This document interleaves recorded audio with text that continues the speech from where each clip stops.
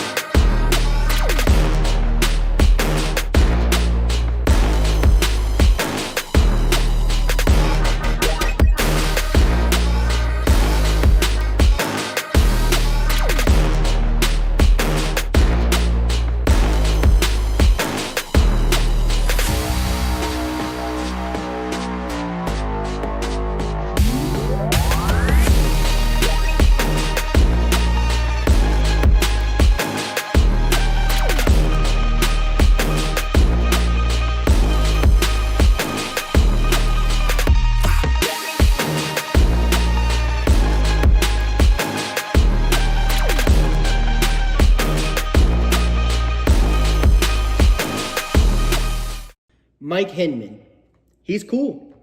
Paintball, that's cool. Making money, that's cool. Kirgo, that's cool. Kirgo is the only sports book in the world that offers paintball. So if you want to get down on some paintball action, make sure you visit Kirgo. It also has every table game from blackjack to baccarat to slots and more. It also has a full sports book with every sport you can ever think of and probably some that you never heard of. The only sports book in the world that has paintball.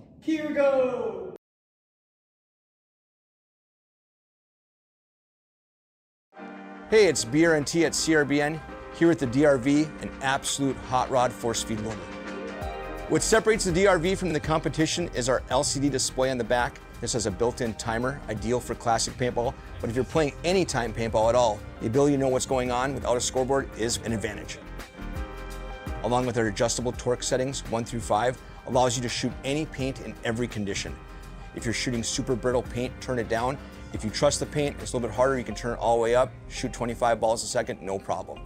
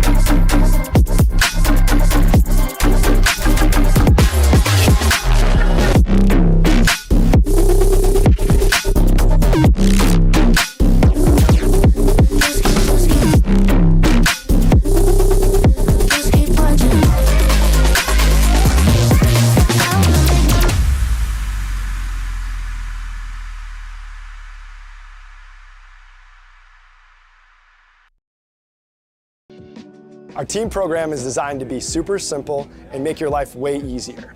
There's no minimums, there's no required packages, and you'll get season-long access to our catalog at a discount team price. Plus, you can design more custom products. The first step of the process is to design your custom jersey. Now, that might sound weird if you already have jerseys or you're going through a different provider. However, this is a crucial step in building out your whole team catalog. So we're gonna use your guys' logo, team colors, and your sponsors to build other cool custom products.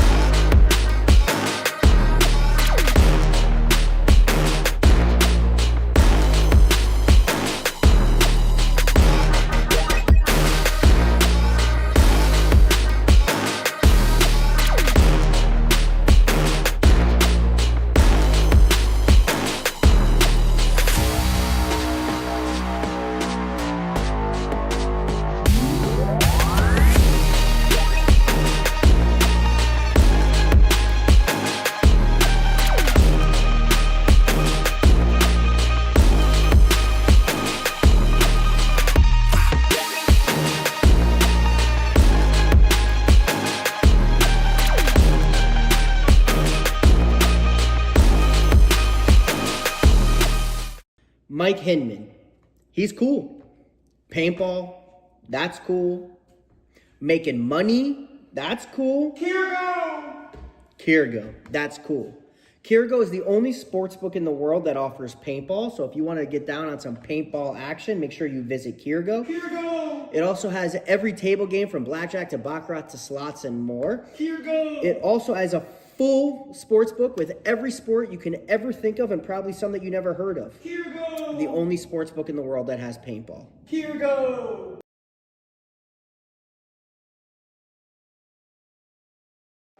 Hey, it's BRNT at CRBN, here with the DRV, an absolute hot rod force feed loader.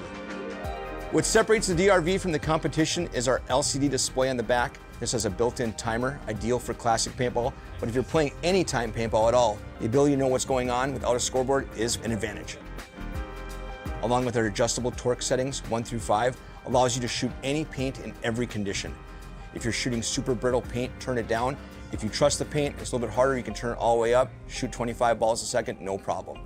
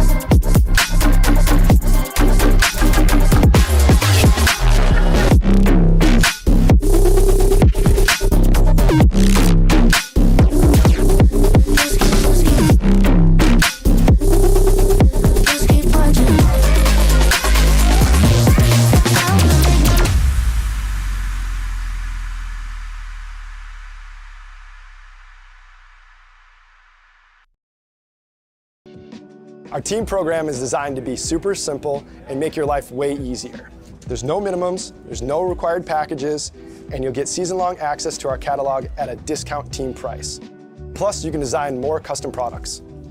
The first step of the process is to design your custom jersey.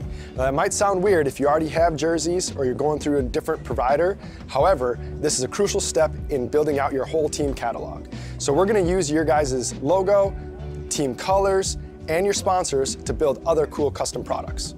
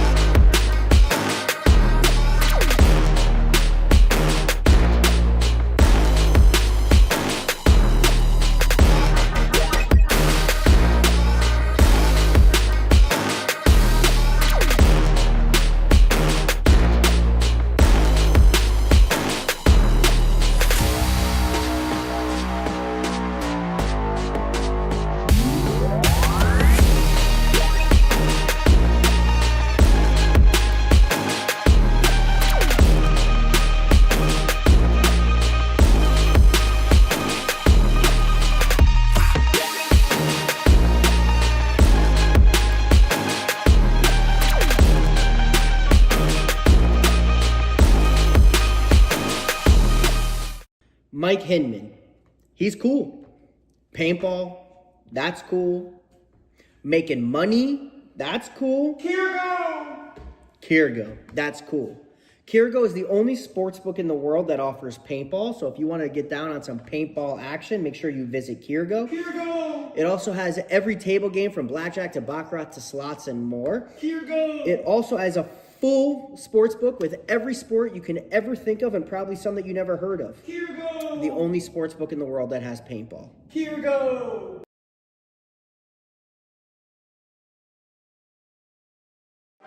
Hey, it's BRNT at CRBN, here with the DRV, an absolute hot rod force feed loader.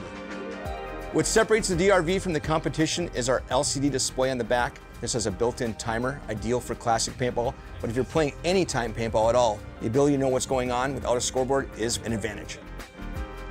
Along with our adjustable torque settings, 1 through 5, allows you to shoot any paint in every condition. If you're shooting super brittle paint, turn it down. If you trust the paint, it's a little bit harder, you can turn it all the way up, shoot 25 balls a second, no problem.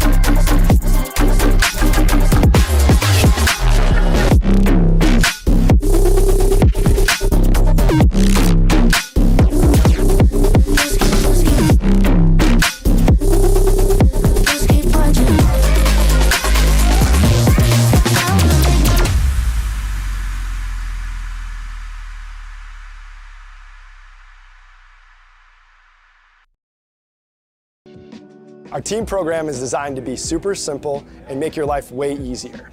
There's no minimums, there's no required packages, and you'll get season-long access to our catalog at a discount team price. Plus, you can design more custom products.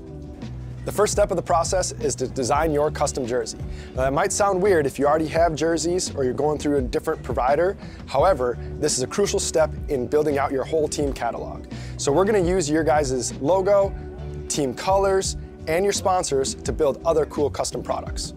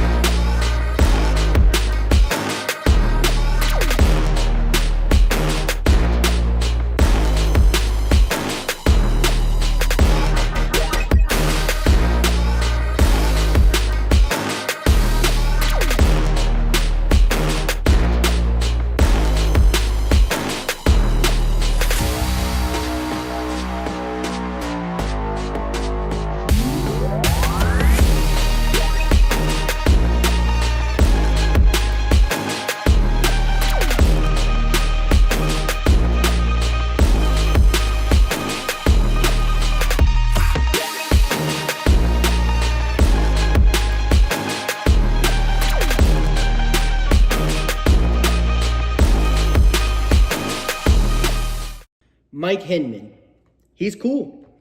Paintball, that's cool. Making money, that's cool. Kirgo, that's cool. Kirgo is the only sports book in the world that offers paintball. So if you want to get down on some paintball action, make sure you visit Kirgo. It also has every table game from blackjack to baccarat to slots and more. It also has a full sports book with every sport you can ever think of and probably some that you never heard of. The only sports book in the world that has paintball.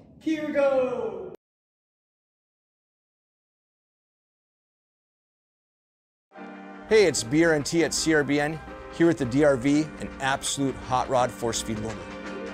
What separates the DRV from the competition is our LCD display on the back. This has a built-in timer, ideal for classic paintball, but if you're playing anytime paintball at all, the ability to know what's going on without a scoreboard is an advantage.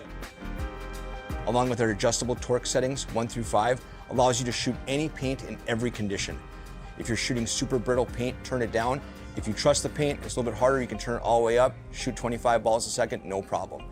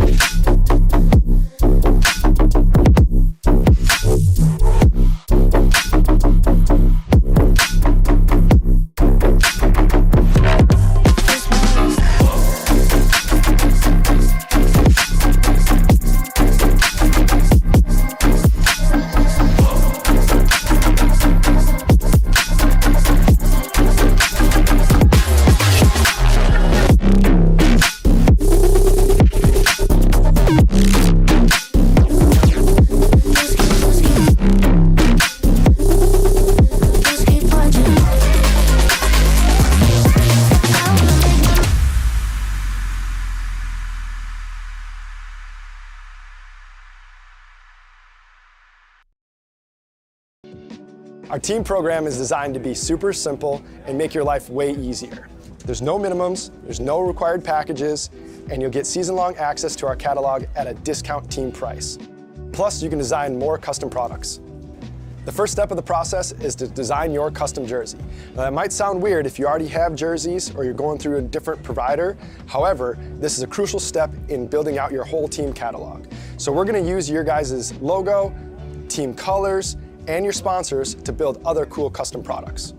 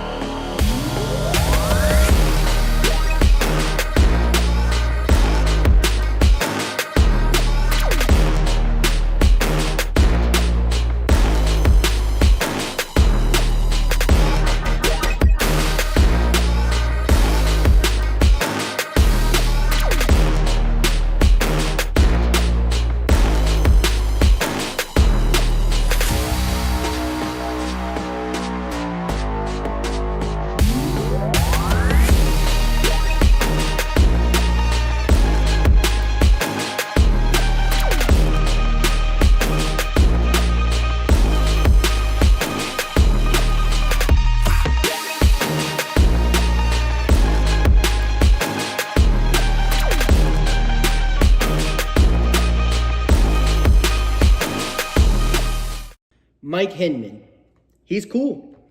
Paintball, that's cool. Making money, that's cool.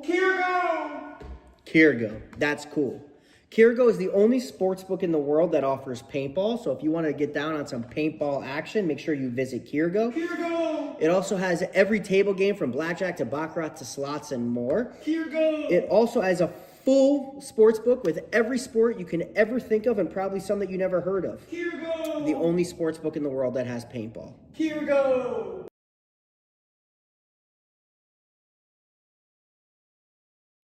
Hey, it's BRNT at CRBN, here at the DRV, an absolute hot rod force feed loader. What separates the DRV from the competition is our LCD display on the back. This has a built-in timer, ideal for classic paintball, but if you're playing anytime paintball at all, the ability to know what's going on without a scoreboard is an advantage. Along with our adjustable torque settings, 1 through 5, allows you to shoot any paint in every condition. If you're shooting super brittle paint, turn it down. If you trust the paint, it's a little bit harder, you can turn it all the way up, shoot 25 balls a second, no problem.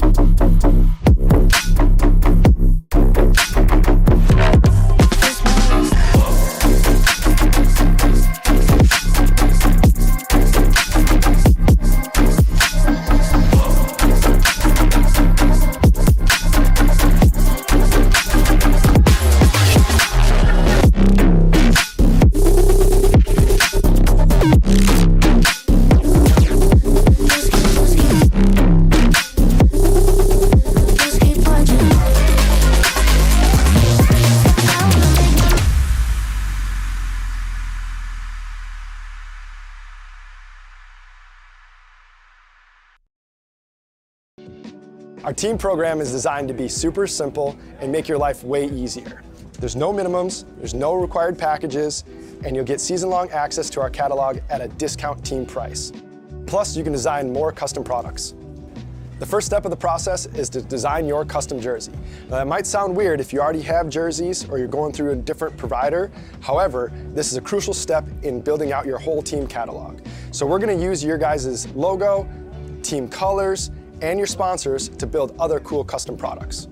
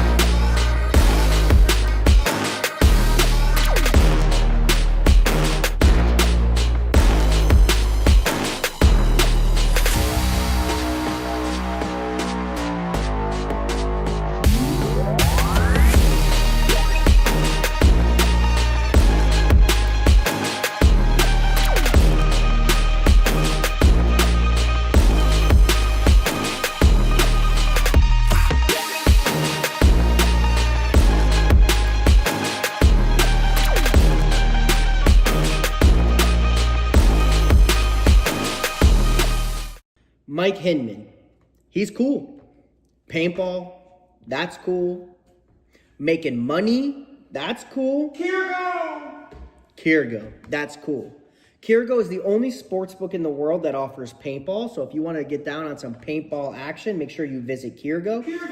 It also has every table game from blackjack to baccarat to slots and more. It also has a full sports book with every sport you can ever think of and probably some that you never heard of. The only sports book in the world that has paintball.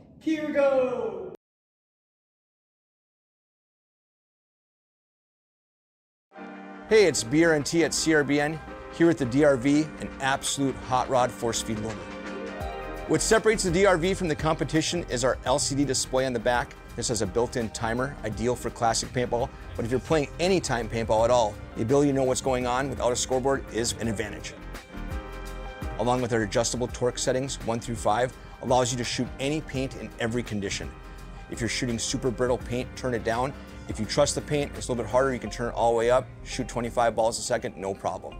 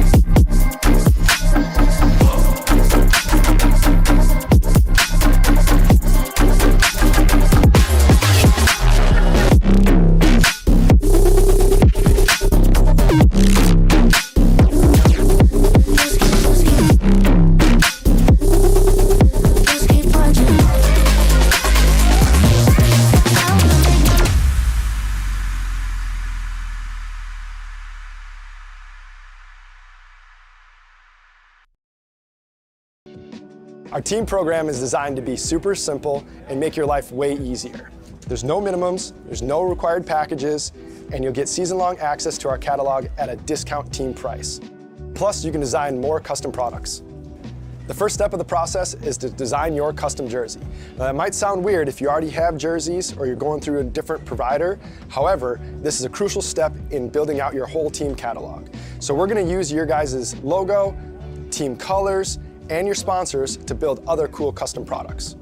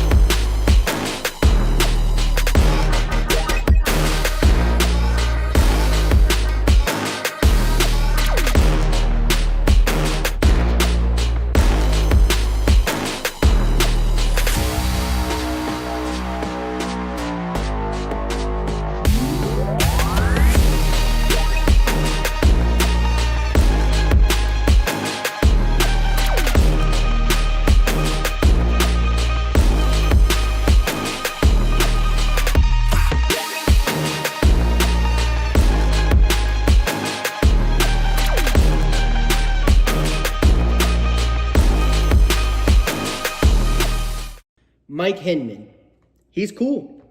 Paintball, that's cool. Making money, that's cool. Kirgo, that's cool. Kirgo is the only sports book in the world that offers paintball. So if you want to get down on some paintball action, make sure you visit Kirgo. It also has every table game from blackjack to baccarat to slots and more. It also has a full sports book with every sport you can ever think of and probably some that you never heard of. The only sports book in the world that has paintball.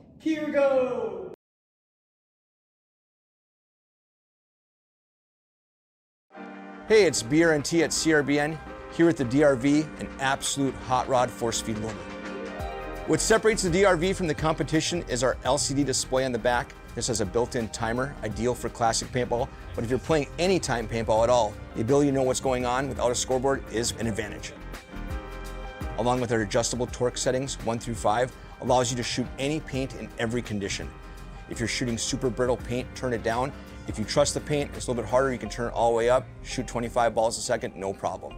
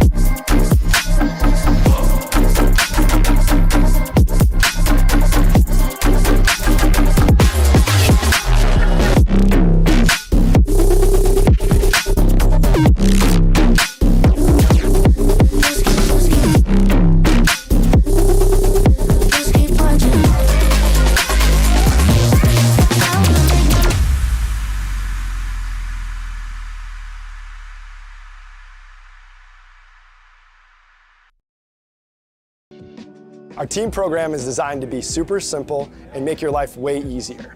There's no minimums, there's no required packages, and you'll get season-long access to our catalog at a discount team price. Plus, you can design more custom products. The first step of the process is to design your custom jersey.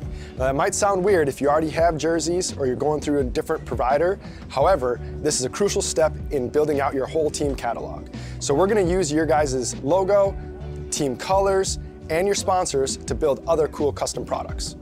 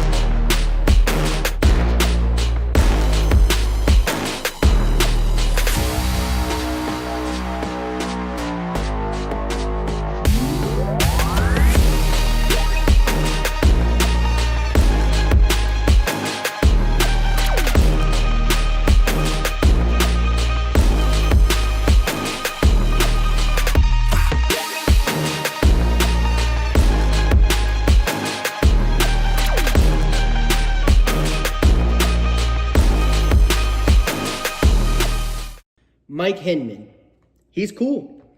Paintball, that's cool. Making money, that's cool. Kirgo, that's cool. Kirgo is the only sports book in the world that offers paintball. So if you want to get down on some paintball action, make sure you visit Kirgo. It also has every table game from blackjack to baccarat to slots and more. It also has a full sports book with every sport you can ever think of and probably some that you never heard of. The only sports book in the world that has paintball.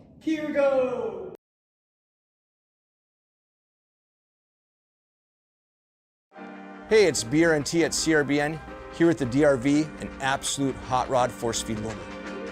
What separates the DRV from the competition is our LCD display on the back. This has a built-in timer, ideal for classic paintball, but if you're playing anytime paintball at all, the ability to know what's going on without a scoreboard is an advantage. Along with our adjustable torque settings, 1 through 5, allows you to shoot any paint in every condition. If you're shooting super brittle paint, turn it down. If you trust the paint, it's a little bit harder, you can turn it all the way up, shoot 25 balls a second, no problem.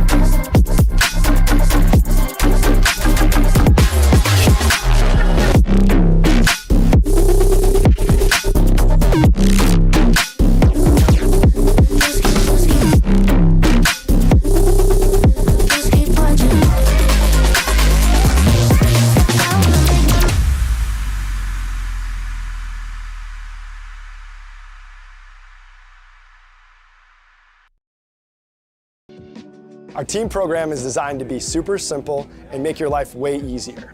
There's no minimums, there's no required packages, and you'll get season-long access to our catalog at a discount team price. Plus, you can design more custom products.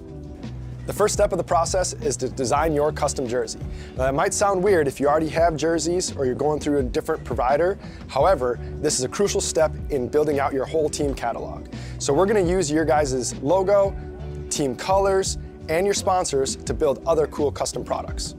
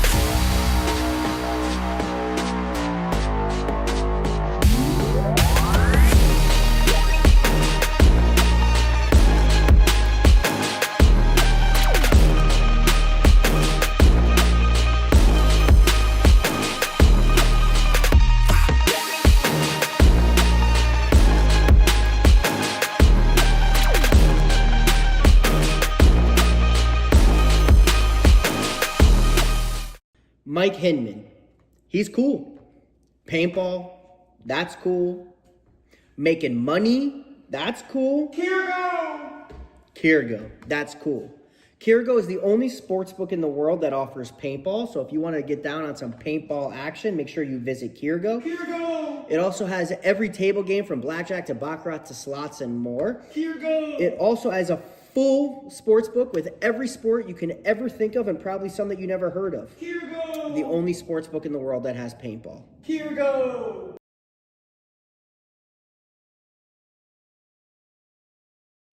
Hey, it's BRNT at CRBN, here at the DRV, an absolute hot rod force feed loader.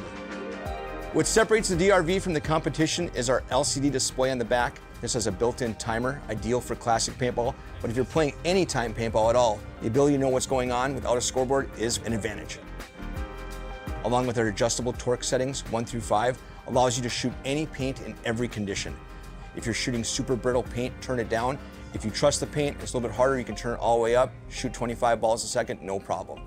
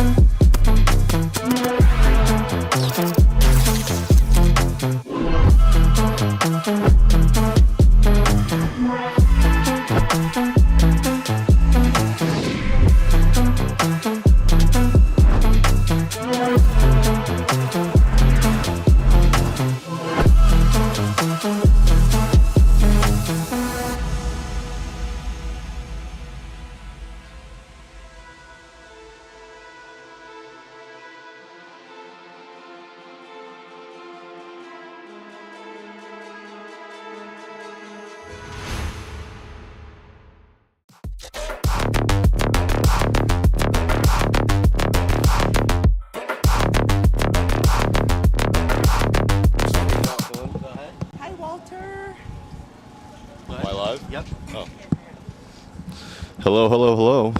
Welcome, welcome, welcome. Thank you, Mr. Ryan. All right, ladies and gentlemen, boys and girls, children of all ages. I don't know who's here. I don't know who's listening, if there's anyone in here at all. But if you are in here, welcome to Event 1 of the Wcppl Season 2026 Stop 1 SC Village. We are live. We are about to get going here with our first match of the day. Is going to be, I believe it's going to be Phoenix Rising. I don't have that information in front of me yet. We're still getting plugged in for the day, but I will get that figured out here before too long. Speak. Hello, hello. No, I can't hear you. You can't hear him? Test, test, test. Trying to bring. Now? How about now? Oh, Now that's I good. can hear Yep. Bean. Yeah. Well, my name's Andrew. Next to me is Mr. Jason Bean. Oh, perfect. Yeah. Member of the Arizona Pole Position D3 squad. He plays here in about an hour and a half. We'll get that going. He'll be on the JT field for all those interested. Yes, sir. But on this field, we're going to have TJ Bastards and Phoenix Rising here in the first point in just a couple of minutes, and it's going to be exciting. This layout looks awesome. I saw a lot of the comments about the layout. Everyone looks very excited for it. We got a W, a WC of the W spelled out there in the snake. Bean, what are you seeing? It's going to be wonky. As surprising as this sounds, we were walking the field and it looks very, very wide open. So I think these are going to be either very slow games if they shoot people off the break, or I'm sorry, fast games if they shoot people off the break, or very slow if it's five across the board. Are we going to see 3 people in the snake? I think so. I'm going to put that down on my bingo card. That'll be exciting. I hope to see at least some double snake slides into what we'll call, see, I was looking at the layout last night and I'm like, I don't even know how to describe this thing to the people viewing at home. I like to describe it as wonky. I meant the actual bunker names Oh. so I can tell people where people are when they're there. The sun is in my screen, so that's going to make it difficult to see as well. I can see the field. Do we got that draw-on screen thing this year? Yeah, later. Okay. We'll have the little draw-on screen thing, and I'll animate some bunkers, and we'll kind of tell you what's what here. But That's awesome. For the sake of today, we're going to call the corners the corners. We'll call the Doritos in order. Dorito 100, 200, 300, 400. We'll call the 100 will be the furthest on the tape side. The 200 will be the inset. 300, 400, etc. I don't really know what to call the snake. There's so many possible snake ones. Yeah. I would just maybe call it what it is, like small snake wing stand-up juice box. Yeah, because those are, I'm sure you guys can tell from here, these are those entry, I guess what we would consider a god bunker if there wasn't an attached snake wing or beam, are stand-up cans, which should be a lot of fun. It'll be really interesting to see how those snake players kind of play that bunker, if they play it a little bit more on their knees, standing up, both sides, or if they use it as a launch point just to get themselves into, I guess, the true snake one down there on the tape. Yeah, it's going into the snake. It doesn't seem to be very rewarding until you really get to their side, but I guess we'll just see how it plays out. First, seeing our new bunker set. We're calling them the crosses, right? I call it the starfish. Starfish. I feel like a starfish has more legs than that. Amputee starfish. Amputee starfish. That's a little bit of an elongated name. Or the cross asterisk. I think the cross works better for the. You call it whatever you want when you're out there, but for the stream's sake, we're going to call it the cross. Cool. So we are going to get going here. I have my puppy here at my feet, Mr. Walter. If anyone's listening and they're around, oh, thank you. Yeah. 30 seconds. Give it to Mike. Cool. And wants to bring me a Diet Coke or a treat to Mr. Walter Boy, come on over. Come say hi. Or if you want to bring me a treat as well, I do like those Krabby Patty candies. I actually have some at the camp right now. So I don't know what a Krabby. What is it? What'd you call it? it's a Krabby Patty. They're just like little gummy Krabby Patties. They're about this Little big. Gummy Krabby Patties. Yeah, they're good. And we're gonna get rolling here. Phoenix Rising on your left, TJ Bastards on your right. First point of the Defy West Coast opener. 5 alive for TJ. Double up the home, split out the Dorito corner, the center 20 pin, and that what would be the God bunker. We're just gonna call it the God bunker. It looks like. It looks like both teams. Oh, TJ's gonna lose one out of the home. They still have a home presence since they doubled it up. 5-on-4 in favor of Phoenix Rising. Oh, that's not gonna work. Yeah. Into the cross goes TJ, but they do lose one of their snake players, so a 53 in favor of Rising. Looks like Rising's advancing up on the inside of the snake as well. TJ taking a big bite on the Doritos, but taken out. So it looks like it's going to be a 4-on-2 in favor of Rising. Possible 4-on-1 as a running Juan comes in to check the home player, but that's says Juan. he's still that is Juan. You can always tell Juan, but you can give the players a really dirty look through his lens. Looks like it's going to be a 32 in favor of Rising. They got another elimination.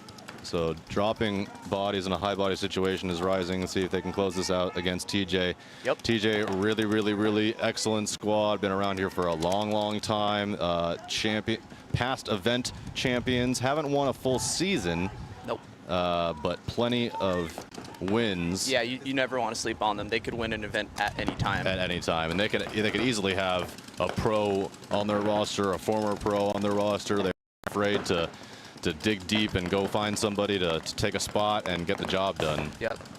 Looks like Mark Meterman is battling the snake here on the wire in those stars. Or crosses, sorry. Still across. Yep. So they just as we said, that former pro Mark Meterman here at the bottom of your screen, and the snake at the crosses. Ooh, home getting eliminated for Phoenix Rising, so now it's a 2-on-2. Bad death. Getting an elimination from the snake too. Mark and dying in the one. snake. Now it's a 2-on-1 in favor of TJ. Good job on TJ, really flipping the table here. The home fills out to the Doritos, and that snake is still there for TJ as well. So he's gonna have to fight for his life there in the snake corner. And that is it. Point goes to TJ. So what do you think? I don't want to seem too critical, but do you think Rising is that, or Yes. TJ they lost that? No, I think it's hard.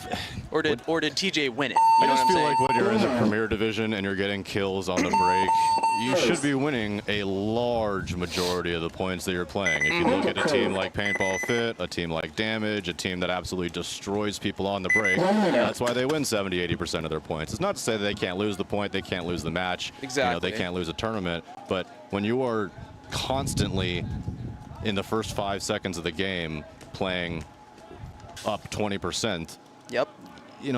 I get that spots are important and intelligence is important.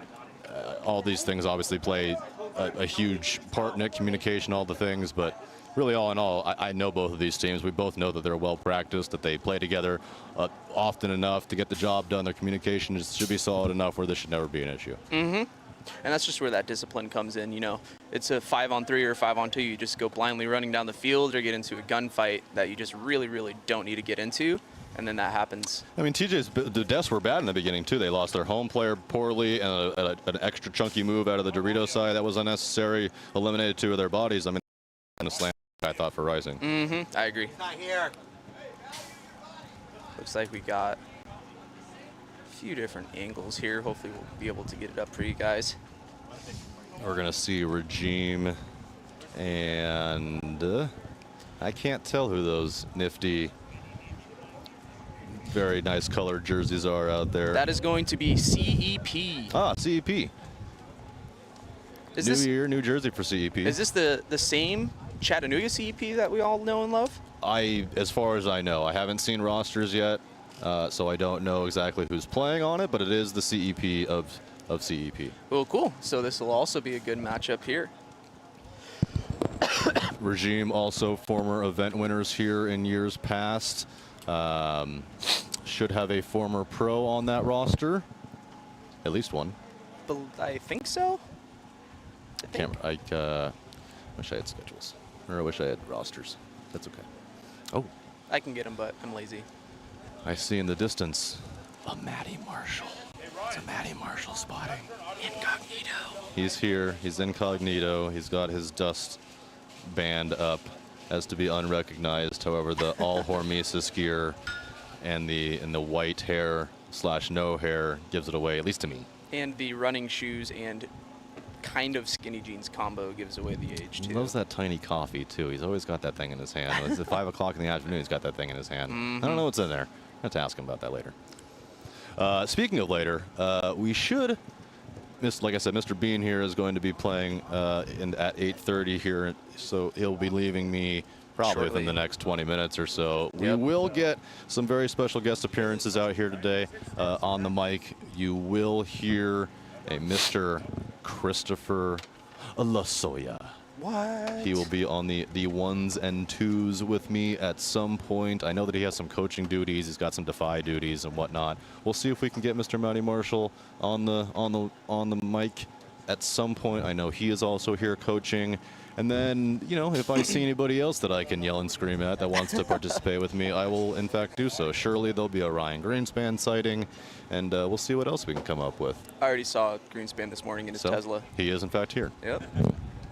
And Rainey is staying at our hotel. Oh, is he? Yeah.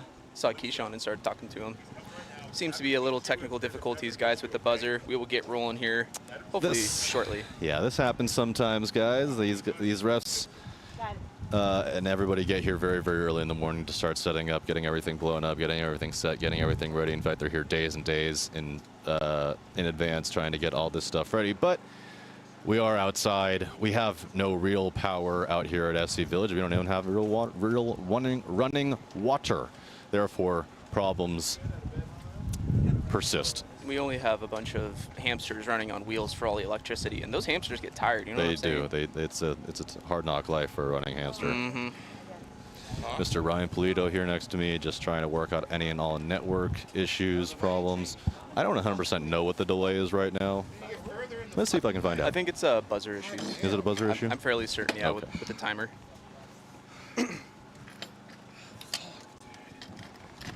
We have a Roderick next to us as well, the most brilliant scorekeeper that's been ever a scorekeeper. He's not happy right now. 10 seconds. But we're going to get going. There we go. Regime, CEP, back on the blocks. CP on your right, Regime on your left. Looks like we got a different camera angle. Snake off the brake for CEP.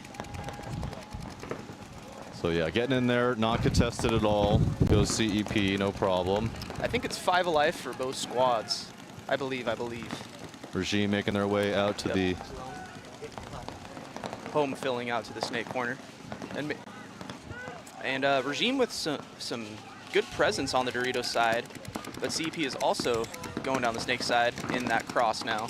Yeah, Regime up to that center brick, also into that tiny W next to it on the Dorito side. I can't tell if there's anybody in the snake for Regime. Oh, CEP snake player getting shot right in the mask. Playing catch over there on the snake side in that cross. Looks like from that 50 brick, or that center brick bunker. Not necessarily a 50 brick. The 40 brick, maybe? Yeah, I call it a 40 brick there. Another CEP player walking off, so just 3 players left alive. It was a tactical retreat. And our first move into the snake 50, now into the cross. Into the CEP cross. Yeah. They doubled up the crosses. So this will be the first time that we see somebody in here. Let's see what kind of angles that they're working with here. Let's see if he's able to get a free shot on that pin. Honestly, not many. And he absolutely dices him to pieces. So that is a free kill there. You know that.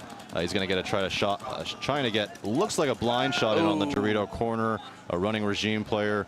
Just getting blown to move. pieces. So it looks like for CEP, they're just in the Dorito and the snake corner, and that is all.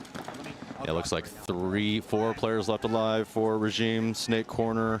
The cross on CEP's side, that 40 brick, and that W over there on the Dorito. Looks just like talking things out. The point has seemed to slow down, and these two CEP players looks like they're going to cross it up and just try to pick off bodies as they come. Looks like, who's got the ball? Oh, there's another body that just went into the CEP's Dorito 400 here. So if he's able to get a cross in on the snake corner, Ooh, Dorito And, corner dying. Yeah, they shoot the for Dorito CEP. corner. And then it's just the snake corner only for CEP. Regime doing a good job at really just holding these zones and winning these gunfights initially. Absolutely and it looks like dices that that is corner kill player. 5. Good job, Prince, flexing on him a little bit as he walks off the field. Regime also known for being a really, really good team off of the break. They have some unbelievable shooters. He looks familiar. Who's that? Very, very tall guy. Former pro? I just can't see. I don't have my glasses on. I can't see either. I just am blind in general. Yeah. 1 minute. Here we go for the TJ Bastards and Phoenix Rising match again. Okay. If for whatever reason you have to pull it down, what you'll do is you'll hit. Looks like we got Jesse Stevens playing for TJ Bastards and Mark Meterman playing for Phoenix Rising.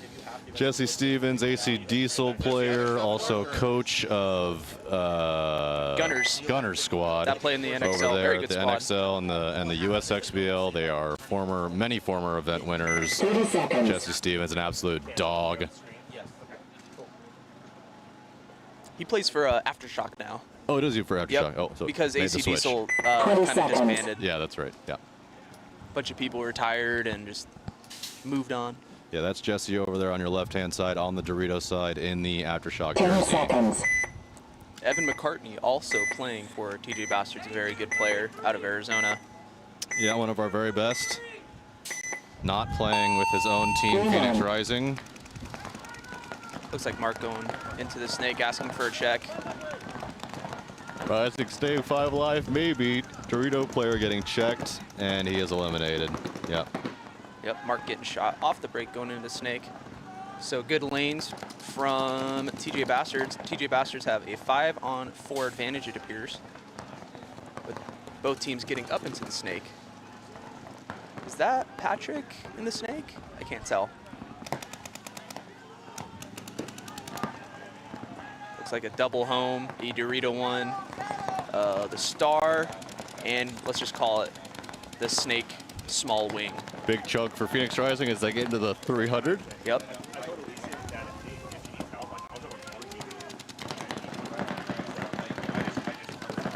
TJ with 2 moves, bouncing out to the Dorito corner and the Dorito 300. Both players making it there clean. Rising taking some bites on the Dorito side, hopefully to apply some pressure on this back center. But that's what I like to see when you're down bodies and you're not necessarily automatically going to defense mode, you know?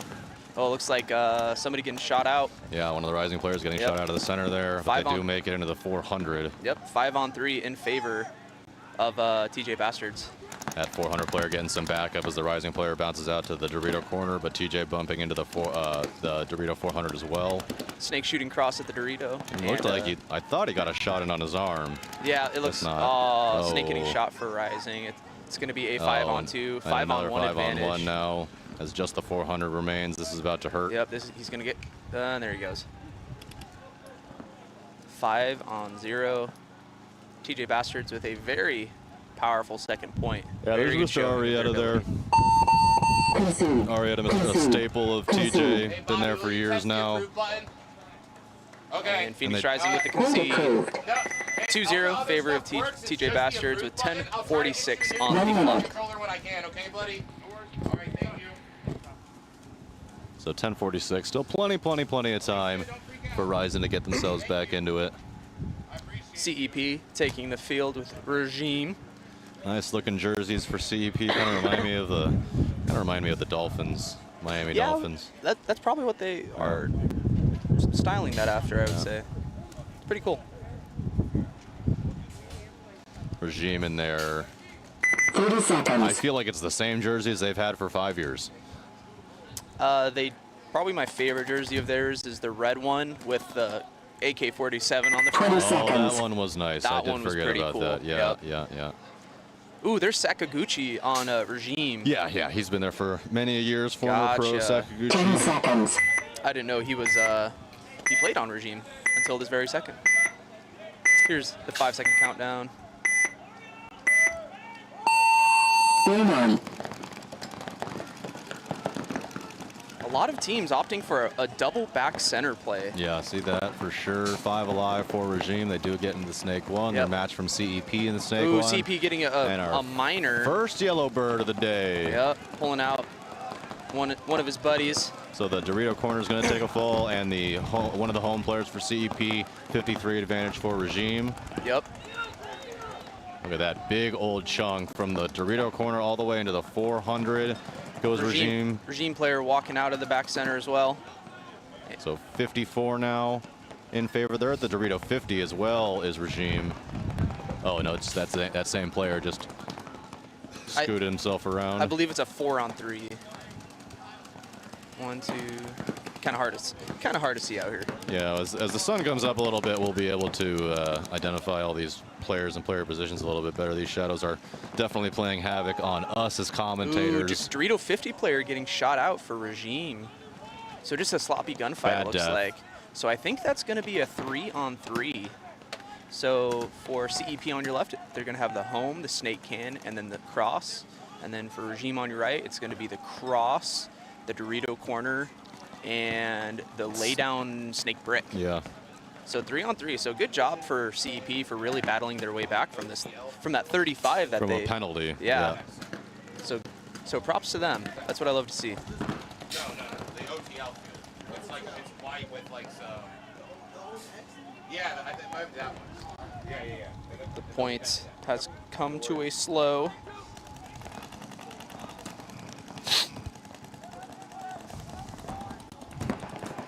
If Regime can get another push on that Dorito side, they might be able to do something with it. As they're only kind of, there isn't any player over there for CEP.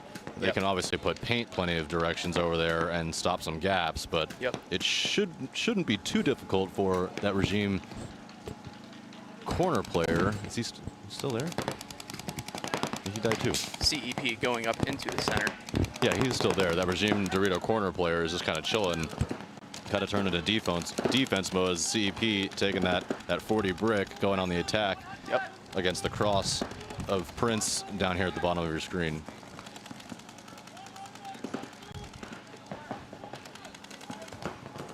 Ooh. This brick for CEP is just locked in on this snake, and it looks like they're mirrored on both sides essentially, minus the home and the Dorito corner respectively. But looks like the brick players, they're both going to try to make something happen here. And that brick player just gave the CEP player, brick player just kind of gave up that shot on the snake and dies from the other side instead. So it's going to be a 2-on-3 in favor of Regime. Good job to Regime. So that's, you got to probably put the blame on that CEP player there. Just stay on your job.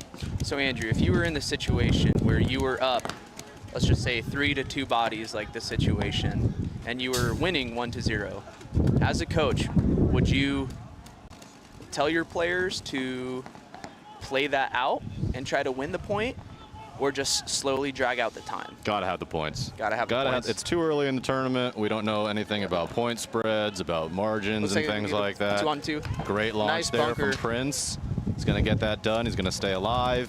Wow, he's gonna get the shot in on the Dorito over there. They're gonna double team him. Looks like that's gonna be tear him to pieces. So great bunker from Prince here in the snake to take control of this point.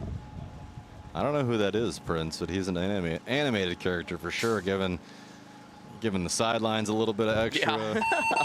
Yeah. Love to see it. Love to see the personality on the field. That's a good point for Regime. Ladies and gentlemen, I need to get out of here to prep for my games. Wish us luck. Thank you, Beans. Appreciate you. Good luck. We'll see you later.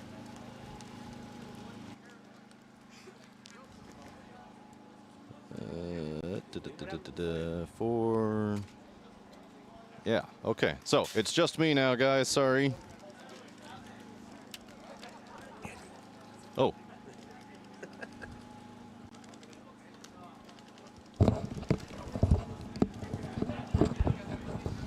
30 seconds. Check, check. Check, check. You're in. All right. How are you, sir? Good, man. Introduce yourself to the people. This is Josh Cheney. Did commentating here a little bit last year, if you guys remember me. It's been a while, though. How you doing today, Andrew? I'm doing okay.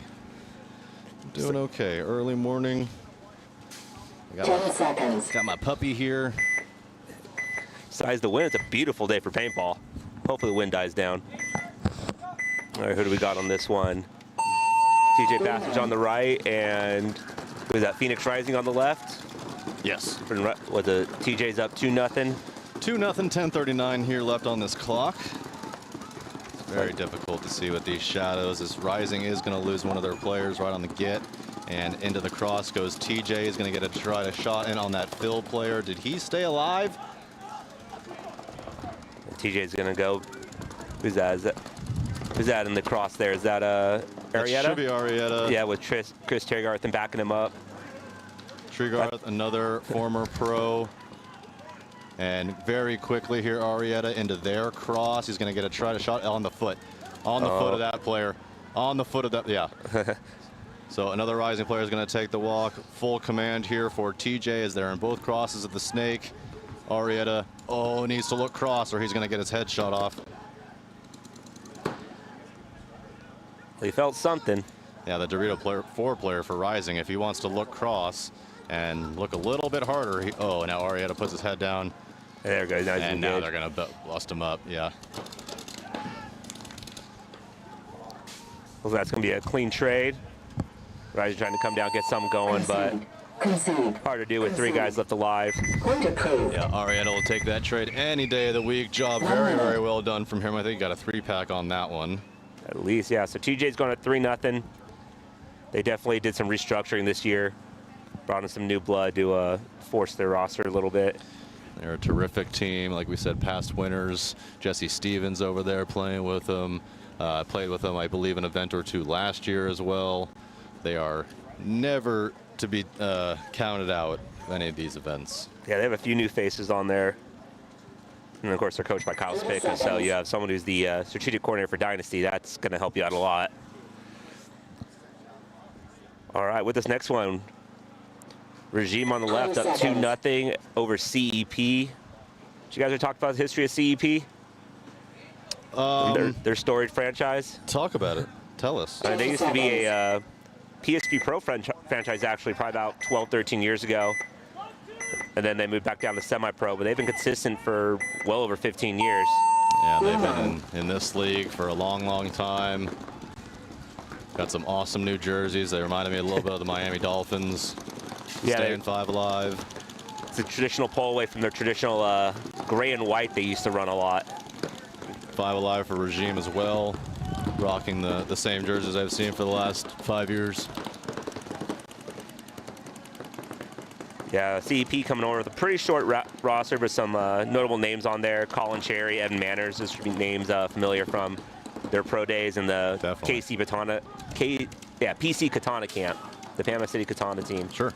The NXL. So they have some players that can play. They just got to pull some stuff back against Regime here. One of their players does take a walk, so already Regime in a better position. Regime at the True Snake 1 snake insert, now at the snake cross here. So both crosses, both teams. Well, they're mirrored here in the snakes. They're trying, CEP player trying to get down the wire, see if he can get a shot on his mirror there. But the way these, the cross kind of stick out a little bit, kind of blocks that wire shot. Yeah, 7 minutes, 13 seconds remaining, down 2-0 CEP. And a minor penalty. That's going to hurt. That's going to be, I believe, a 5-on-2 advantage. 5-on-1 as just this cross remains for CEP. He knows it. He's going to go try above. He's going to get absolutely toasted by the Dorito player. He must have missed practice because this coach has let him out there to get shot up a little bit. He definitely did. Yeah, he left him out there to hang out. Mr. Prince down here at the bottom of your screen. Not as animated as those first 2 points, although less kills this time. But a very commanding 3-0 lead with 6 minutes, 39 seconds to go goes Regime here at the Defy Open WCPPL Event 1. Thank you very much to Defy, by the way, for sponsoring this field coming out here. Look at all those beautiful bunkers, brand new, with the beautiful Defy logo on it. Appreciate you guys. So for those that maybe their first time joining us or aren't aware, here at the WCPPL, we do a blind layout. So the teams don't get to practice the layout beforehand. It was literally released yesterday afternoon. They get to come out here, walk it, figure out their shots. So this is the first time that these guys are actually playing this. So they're still learning their shots, learning what works, what doesn't. As we progress through the day, we're going to see teams, start to solidify their plans a little more. Really lock in those lanes, lock in those runs. But right now, this is just a kind of see what happens and go with it. So here we go. 10 seconds. TJ Bastard's back on the left side with a 3-0 lead over Phoenix Rising. Rising hoping to get something going here. They've been a team WCL for a long time. Rising making a big sprint out to that snake corner, maybe trying to get some control on that side. While TJ holds up at that God bunker. And Rising making their way into that first wedge snake. TJ's going to lose one on the Dorito side. So it's a 5-on-4 now in favor of Phoenix Rising. Let's see if they can push this lead. TJ into the snake 2, now into the snake cross.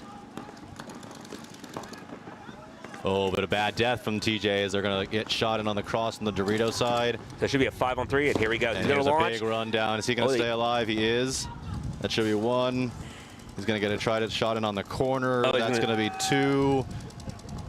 Shots played on the can and the corner, both in that line for that cross. Yeah, and absolutely tore them both up.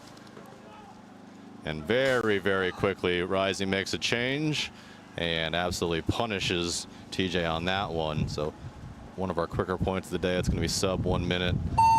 And Rising back in this thing 3-1. Still plenty of time on the clock, 8:32.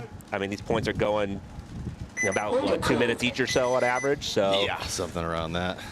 Rising needed to do that. If you go down 4-0 with a mercy roll 5, it's kind of hard to make a comeback. But basically, coming out, setting a statement with that one, letting TJ know, hey, we're here to play paintball still. You can't put us away that easily.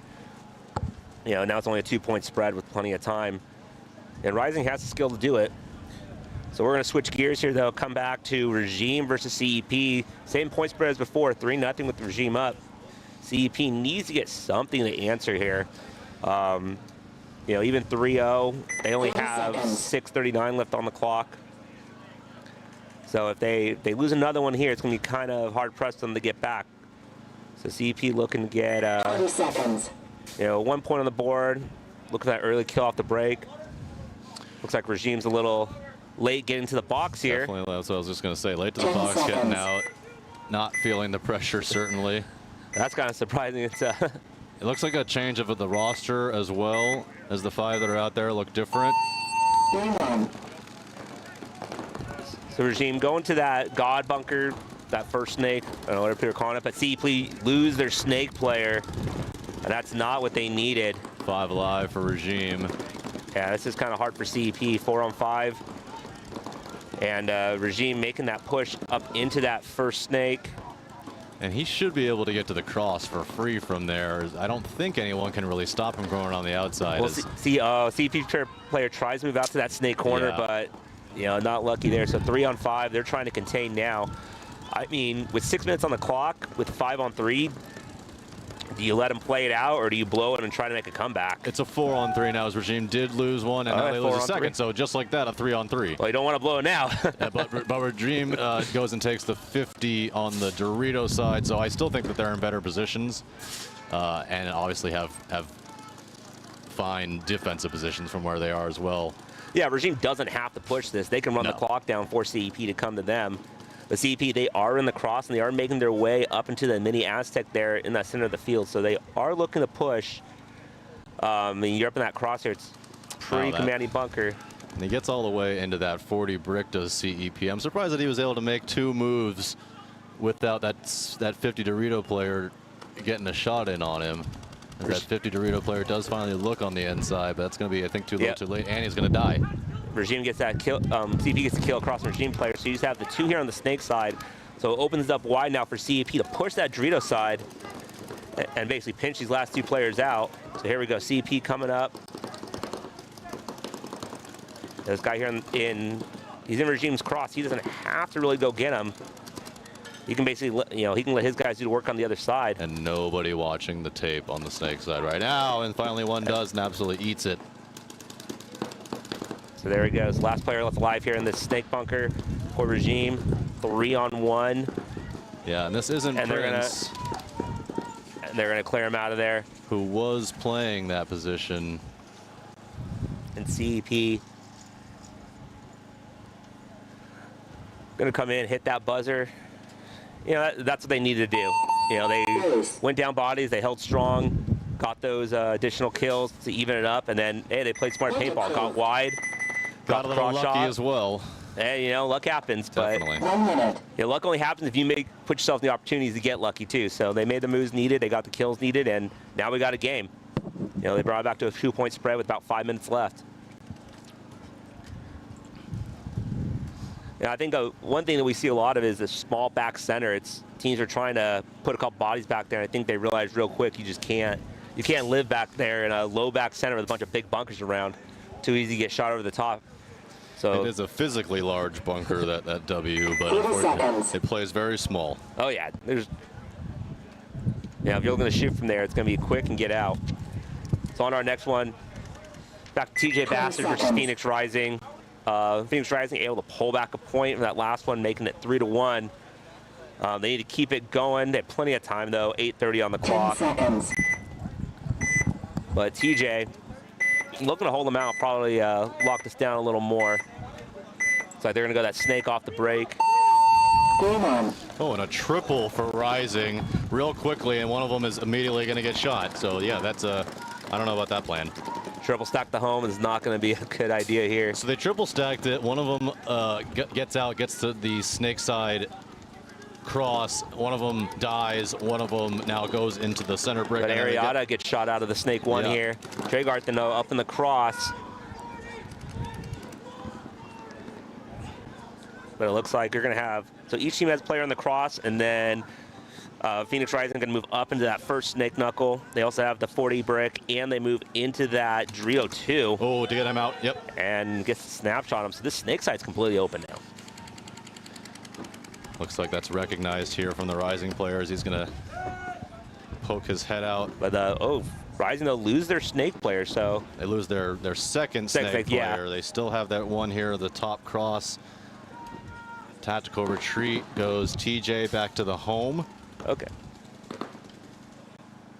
And this will be the last guy that can really stop this snake push. He's able to turn this 50 here. He should be able to get a shot in on this brick from here.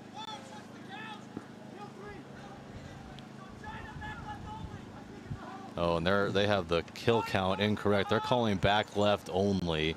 There's nobody in the back left. They're at the home and the center brick. Should be picking up that center brick because he's shooting at somebody, so they should know where the paint's coming from. It's a 3-on-2. Here you go. So Rising crawling into. And this was a good move here, inside out from the regime player, or for the Rising. For the Rising player, yeah. But as soon as he comes around, as soon as he comes up top, he's gonna. Oh, he missed his shot at that center brick player. Here we go. So here we go. Rising's gonna launch up. He's gonna try to bunker this guy out. Oh, and there we go. Nice shot.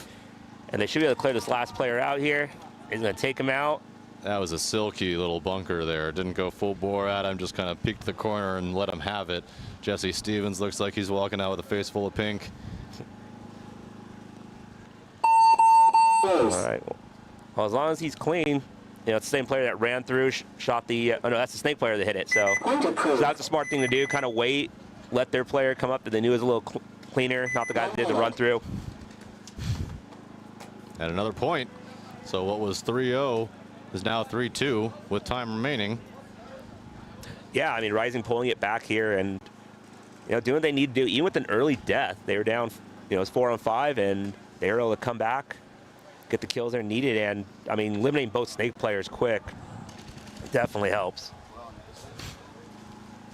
You will be on that side, yes. So here we go. We are back to our other match.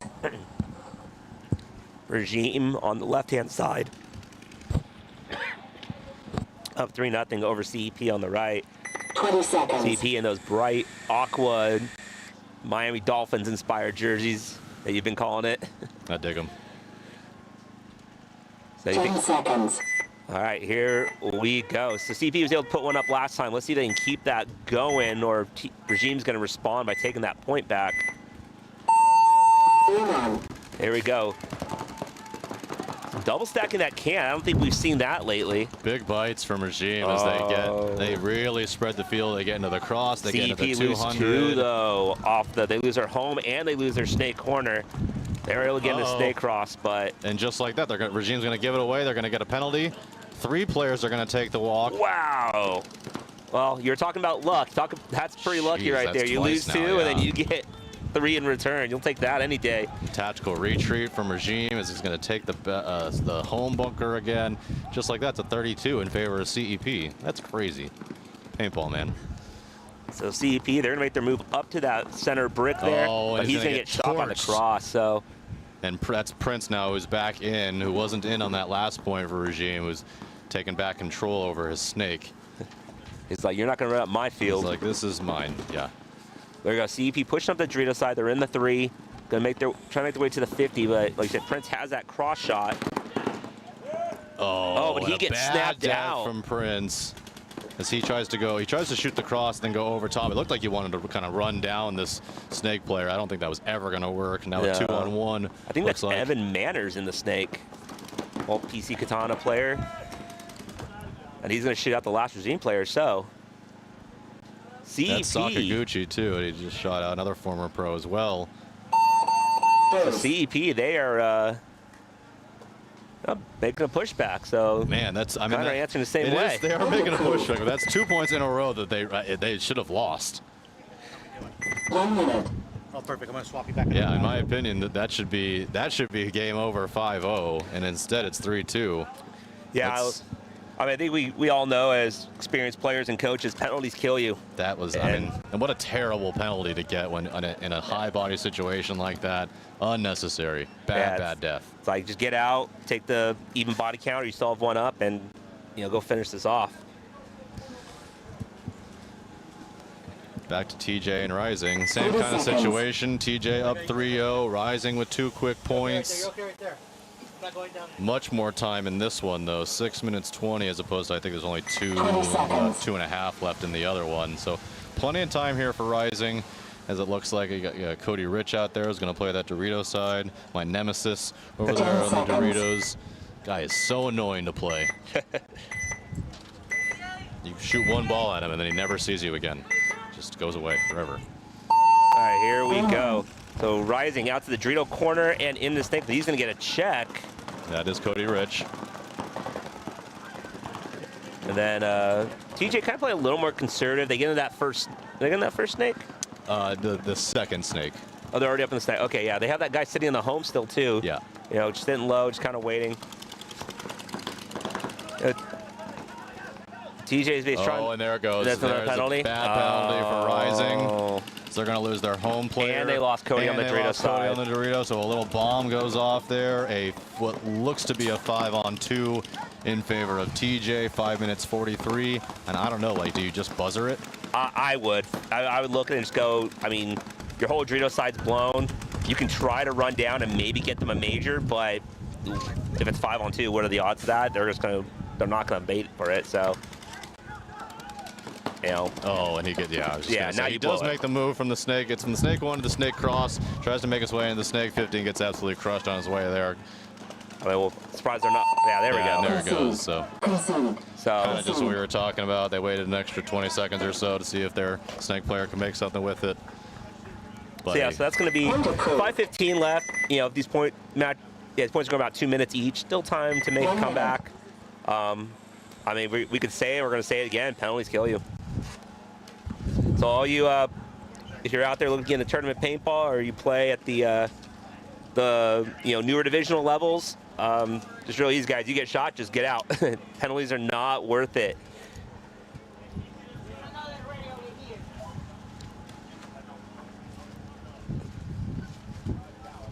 So we're coming back out here with CEP.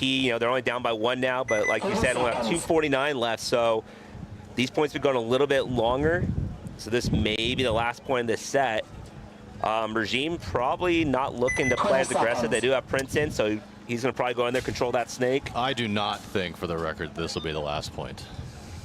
You think they're going to go 1 more? I do. I think CEP will send it on this one, or at least give it the gusto. And we will likely see a 4-2. That's my My calls. 4-2. Regime wins this one. They're going to go up 4-2 with very little time left, but I do think that we'll see one more game. And it looks like CEP loses their Dorito corner side. Regime stays 5 alive. But they are going to get into the 50s. Oh, CEP gets into that 50 Dorito, though. But does he get shot out of that? Yeah, he got shot, too. So CEP down 3 on 5. I mean, do you blow it and try to get 2 fast points? Here's the thing. It's early in the tournament. Do you try to keep a close point spread, right? And you lose by 1. You go to the next match, and hey, at least you can make that up. So that was when I was talking to Bean earlier. We were talking about points, and do you just try to hold it, whatnot. I think it's so early. You need the points. You want to try to get as many points as you can when you get the point. Another bomb going off over there, though. Just a dead player. Time. Just 2 players shot, not a penalty. But I mean, either way. But it's 2 quick deaths, which kind of upset kind of balance of stuff. So maybe that's 3 points in a row that Regime has been up bodies, at least 2 bodies, and given more than 1 away at the exact same time to let CEP kind of get back into this thing. Here comes a running one, and this is good. Lucky.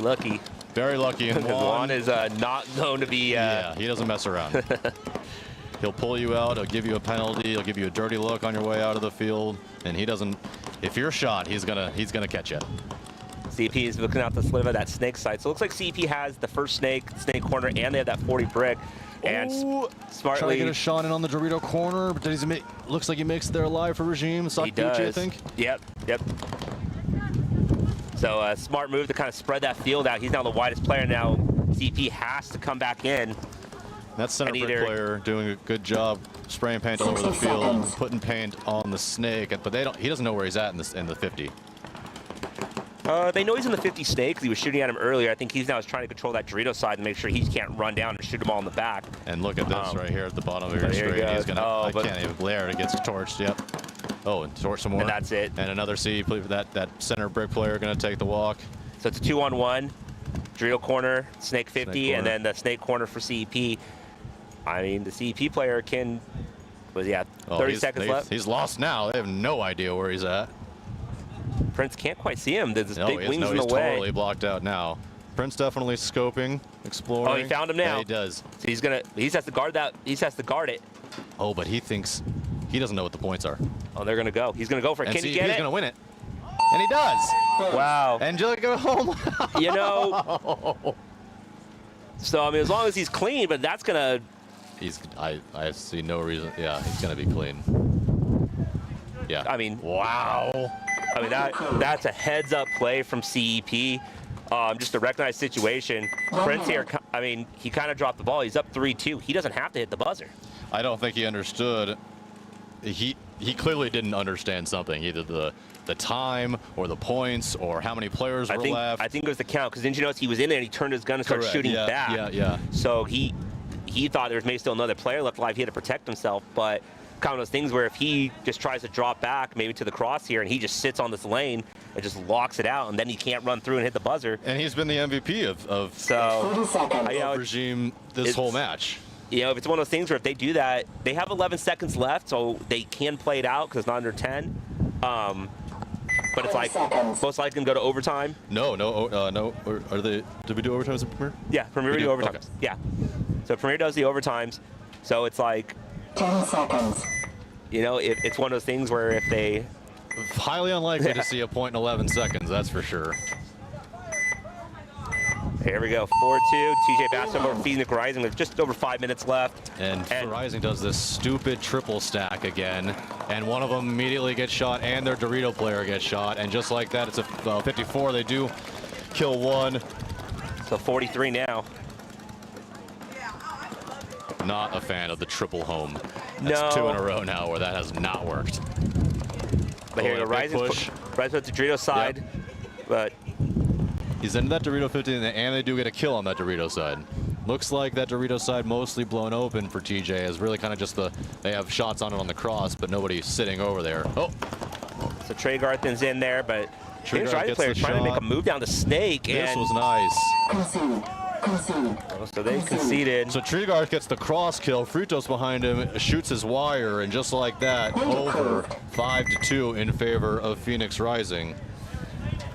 I mean, well done. Yeah, I mean TJ knows how to hold it down. Like you said before, they won an event last year. They were second place, I think, twice. Yes. Last year. So, and then they revamped their roster. They had made some strong additions. So they are definitely a contender out here. You don't want to. Yeah, I would want to play them the first game. No, we were saying earlier, TJ, definitely not afraid to go find a former pro or somebody, you know, high up on the ranks to bring in late. I mean, they have a few players up there with significant experience. And we have, you know, besides Trey Garthin used to play with the Ironman. Eric Arrieta just got picked up by Aftermath. Oh, I didn't know that. Yeah. He got picked up by Aftermath. Oh. They made the official announcement, so we can talk about it. Yeah. If not, sorry, Cody. But I'm pretty sure he said it's okay. And of course, they have Jesse over there playing with them too, so it's pretty solid. All right, back to this one. They are playing 11 seconds out, so I mean, probably just quick breakout, go back, reset. No need to risk a major or anything, right? I mean, that'd be kind of dumb. That would be super dumb. We will see. That player's clean, but he's just making sure, you know, he doesn't want anything, so no point in risking it, right? Excellent job from that CEP player. Thinks he got shot in the head. He just put his gun down. He said, "Ref, come check me. I'm not going to shoot. I'm not going to look at anybody. Please don't pull a penalty." Yeah, that's smart, especially a situation like that. And so overtime it is. Hey, Andrew, are you not coaching this year, or no? No coaching, no playing for me. So I take a step back a little bit. Yeah. You know, it's a very expensive sport. That it is. That's why I don't get to play as much anymore. Kids do that to you. That's my reason. Yeah, I've done a lot with the pole position program for a long time. Not sure. Yeah, no worries. Well, it's great to have you out here. Still, you know, I think we can all say as players that have been around, we always try to find ways to stay involved. It's hard to go away, that is for certain. I do love being out here, being part of the game, watching paintball. Well, the nice part is with that experience, you bring that insight to kind of like from a coaching perspective, player perspective, kind of help people understand what's going on the field instead of just watching it being just silent, right? Yeah, yeah. Instead of being the armchair quarterback, but being the armchair quarterback while with a live audience. So we have Wcppl been running this is its 18th year. We have a lot of sponsors out here, right? We have Defy that sponsors this field, and then who else we have over there? JT. OTL, Carbon, I think is one of the fields, and yeah. I can't remember. It's paintball. P8 ball. Did they sponsor a whole field? They did, really? yeah. Wow, good for them. So, and of course all the other ones on here too. You know, Andrew Lopez Law, Die Precision, Anthrax, Infamous, Max, HK Army, Kurgo US, Woods and Son. That's my boy Rob Wood over there. We love you, Rob. He's probably out here somewhere. All right, here we go. So, Phoenix Rising, did they do that? So, looks like they double stacked the home this time, get that player into the snake. But you have a running referee. He's going to pull that Dorado player out. You know, he's lucky he didn't get a penalty. I was just going to say, he's really lucky because he was running that gun over there. Yeah, he was posted inside shooting, but. Inside out, into the cross goes Phoenix Rising. CJ's going to drop back to that God bunker, but CJ gets picked off on the move. Yeah, double move, but only one of them is going to make it there alive. They do make it to this cross, though. He's in a good position. Let's see if he's able to do anything with it. TJ is going to have some oversight over there from the home as they're still doubled up. A little tactical retreat there goes Rising from that cross into the snake laydown can over in the center area. Kind of giving up the snake. They do. Oh, excuse me. You're excused. As TJ does lose one of their home players. That's Evan McCarthy over there. One of Arizona's best, playing against Phoenix Rising, who he plays with and against every single weekend. Yeah, I actually got to hang out with him at one of the fields out here in Cali. Was it about 2 weeks ago? Oh, Evan? Yeah. Chatting a little bit, so. Just waiting for him to go pro for too long. Yeah, he's definitely on the list. I would say so. Yeah, on the short list. So Phoenix looks like he's kind of ghosting this bunk a little bit. He's going to go into that. So, and he He's acting like he may take him, but referee's watching right out. He kind of had that hesitation. So Rising has that mini wing and the cross. And the 400 over there on the Doritos side. Oh, they are on the Doritos. Yeah. Okay, he's hitting so well there. I can't see him in that shadow. Yeah, the shadow's You there. have, you have great eyes, sir. And then TJ sitting there. They match him in the cross. Into and the 50 goes Rising. So the Dorito side. Here we go. He's Here gonna comes a commit. big rundown to catch him. Oh. That's gotta be. Is that on a penalty? I don't think so. I mean, here's the thing. To be honest, like I didn't see this guy shoot. He had his gun pointed that way, Oh, but he may or may not definitely shot. But I mean, he may have already had his gun that way. That's why the referee didn't pull it. But Very close, that's yeah. for sure. I Either mean- way, that's a big kill for TJ. it could have been too that Chris trying to play the mental game there, runs down, bunkers, and then calls himself out, trying to make the referee think he shot him, and He was tries to definitely get shot the in the major. leg. I saw that. I'm shocked that was the penalty, though. But Oh, and here comes another rundown. TJ's going to take this Yeah, one. yeah.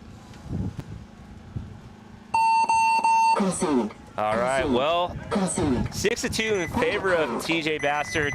Just under 2 minutes left. I mean, 1 minute. at this point, it's kind of like TJ's going to try to push for that 7th point. They want the point spread, the yeah, I mercy mean, rule. if you're TJ, to keep doing what you're doing and see if you can't pull out that 7th point, that 5-point spread. I mean, if you're Rising, do you play defense for that last 2 minutes and you just say, we'll take we'll take the 4-point loss with instead a of minute the potential 50 on 5-point? with a minute 50 on the clock, it's kind of like you kind of got to play it out, in my opinion. Like I would be like, hey, look, have they shot anybody off the break the entire time? Or have they been getting shot? It's kind of like they've been losing people in that home. They've been losing. Yeah, I mean, so it's kind of like don't triple stack your home. that seems like an obvious one. Get your bodies out alive. See if you can lock it down. And hey, if you get a kill, maybe you push, try to shrink that point spread. If you can't, just lock it up And turn to defense. Yeah. Yeah, just don't let them get that 5th point or that 7th point for that mercy rule. But we're not their coach. We let them figure it out. That's true. We can only advise from the booth here on the silly things. And I think Matty Marshall might be their coach. I'm not 100% certain. Matty coaches Alliance over here. They are up next. Oh, he was scouting. Got it. Matty was in front of us with a clipboard. I wasn't sure what he was doing. He's listening to our commentary and making silent notes on how to coach us later. Judgments, yeah. All right, so this is overtime. So we did introduce the overtime in Premier a few seasons ago, so there has to be a winner. CEP able to pull this one back from being down 3-0, getting that last-minute point. It's really 3 points in a row that have been nothing but luck. So we have Regime over here on the left, CEP, and their 20 seconds. fantastic-looking Miami Dolphins-inspired jerseys, we believe. They are good looking. They are great looking. But Regime really has thrown this set 10 away. seconds. Yeah. I mean, it's redemption for them. If CEP can pull it off, good for them. If Regime does it, it's what it should have been. So looks like they're going to go to the snake off break for CEP. Regime's going to play a little more conservative. I don't see. Oh no, Prince gets in that snake as well, but he's going to get checked by the referee. 5 alive for CEP, and they take some big chunks. Oh, but Prince gets shot out of that snake. That is a big kill. That's a big death if you're Regime. They do fill that spot. But still, even if you fill it, he has been a dominant player in that snake. He's not the same. You put I put 3 guns on him to shoot him out. Yep.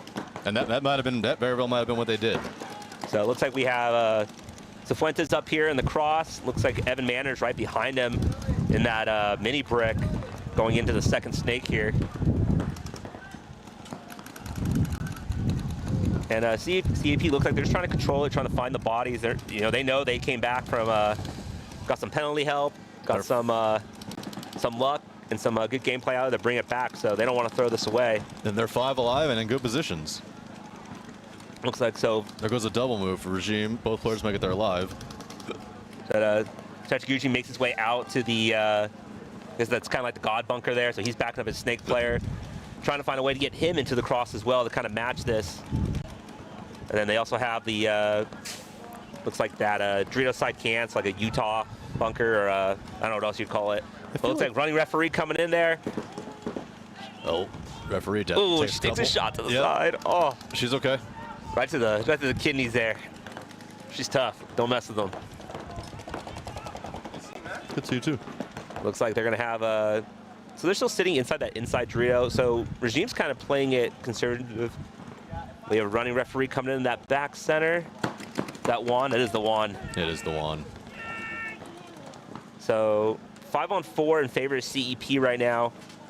They have the mini wall on the Dorito side, the center brick, the home bunker, the mini brick on the snake side, and then the cross. And there, home's going back to the snake side. So it looks like they're going to try to push the snake side a little more. Maybe just control the Dorito side. 4 for regime, 2 on each side. Maybe just trying to find a way to get that kill, even out the bodies. Certainly no rush for CEP. They look very controlled, having conversations out there. These snake players here talking it out. Meanwhile, this regime snake player just sitting here posted, waiting for them to make a move on the cross. Hey, Roger. Hey, Roger. Real quick, if it ends in a tie, do they go to one-on-ones? Yes. Yeah. All right, so with 2 minutes left, don't think the bodies have changed at all, right? Still 5-on-4. They're kind of just sitting it out, and it's where packs start to look empty. You know, so we just wanted to check, but yeah. So if they end in a tie, they do go to one-on-ones to determine the winner. So there has to be a winner of the match. Do a barrel roll. Hey, whatever it takes to get there, right? You got a knee slide, you got a barrel roll, you got to do whatever. It's like, hey, as long as you're in there alive. And he does. Regime gets into the cross there on the snake alive. Huh. Matty Marshall doing us a solid, giving us the Alliance roster. Look at that. It's all who they are, what they're wearing, where they play. He wants us to shout out Alliance. We got you, Matty. We got you, buddy. It's like he knows how to do the commentating from the top level. It's yeah. You know, it was awesome. Last time I was actually up here, Matty actually jumped on the mic for a little bit and commentated the finals for the Premier Field here, and that was, I mean, that's just awesome to learn from that and listen to him go. So. You know, I messaged him during the Olympics, and I was just, I didn't understand how it is that we weren't called to do some curling, you know, announcing for the Olympics. Like, how is it? I figured the skills would be there, or at least Matty would get the call, but no such luck. You know what? Hey, next Olympics are out here. Maybe we will. You never know. Yeah. Oh, here we go. So Regime's going to start making a move down that Dorito side. He goes into the 50, and he gets the kill. So stays alive. If he gets, oh, they're going to shoot him out. All right, so 30 seconds left. If there's any major penalty coming up now, that is an automatic swing point. Oh, another bad death. So just 2 players left alive. 20 seconds. I mean, at this point, you kind of just lock it out and just go to one-on-ones if you're down bodies. No need to push it and try to, you know, risk anything. There we go, 10 seconds left. Is there going to be a rundown? Someone going to try to push, make something happen? Doesn't look like it. Yeah, the CEP player's just posted on that wire. He's waiting for him to come down to try to get him. And I think this is going to be it. Game time finished. And in the second match of the day, we're going to see not only overtimes, but one-on-ones. One-on-ones. And I wish I had rosters out here so that I could tell you who is going to be going out there, we think. You know, I have the rosters pulled up right here, actually, so we can take a look and kind of guess. Gotta say, who would we send based on how we know the teams. Yeah. But before we get to that, we'll get back to this one. So TJ Bastards up 6-2 over Phoenix Rising. 150 left, and like we were saying, it's like, if you're Phoenix Rising, what do? Your chance of pulling this one back is kind of hard. 30 seconds. You know, kind of like, do you try to push for the point? Do you just kind of sit back and contain? Yeah, I liked your plan there. Minute 50, kind of play it out. Maybe try to push a little bit of a side, see if you can't get a kill out of that side, and then push it hard. If not, you know, put the brakes on. I mean, I would say straight up, just throw 3-gun snake side and try to get the 1 kill at the snake side, because that's where they've been killing you. And if Rising goes triple stack the home again, I'm just gonna lose it. Yeah, you are free to. Oh, it looks like the Rising player looked like he may have gotten shotgun to that brick, but he may not have. See, there's definitely a spray in that area, but yeah, he's not hit. Double stack instead. Well, and definitely more of a defensive type of posture. They do get into the cross of the snake. And it looks like TJ does lose one at the Dorito side, and they have 2 in the home, so that Dorito side is actually open for Phoenix Rising to start pushing down. They do have, but Jesse Stevens is focused that way. Out of the snake side can, as is the snake corner. I don't expect Jesse to move from that bunker and shooting that position and doing nothing but what he's doing, just reaching behind him and grabbing pod after pod for the next 70 seconds. He's just gonna, he's just not gonna drop that lane. You can see his pack just dropping like a machine gun belt there. 60 seconds. All right, here we go. Minute left. Hey, look, the TJ only has one gun this way on the snake side, and so looks like Rising's gonna start pushing up the snake, but nobody's looking at him. He just needs to go. These guys need to tell him there's only one gun this way, because there's two in the home still. Rising really doesn't look like they're, I mean, they seems like they kind of want the point, but kind of almost like they're content. I mean, they're gonna try to push right now, maybe try to get that third point, but it's almost like just put a bandage on the wounds and walk away. There's push from Rising now as they do go with just under 30 seconds to go into TJ's side of the field, into their brick, into the 50. So here we go. It's All players he's gonna now run, for he's gonna Rising. commit. It's like, why? Just go. And look at the, oh, and I can't believe that he was able to get that stab Now and he stay gets shot. alive. So they torch up Jesse up there in the center, but that Rising player is going to take the walk. No That's gonna time be it. remaining, and TJ's going to win this one 6-2. Yeah, it's not played out like we thought. I think they could have probably played a little bit faster. Maybe 10 extra seconds, and they might get another point. Yeah, they kind of held up, and I don't know if they recognized that there's only one gun shooting that snake side, and could have pushed a little more, but that's how paintball is. They're still figuring this field out, so here we go. One-on-ones, and it looks like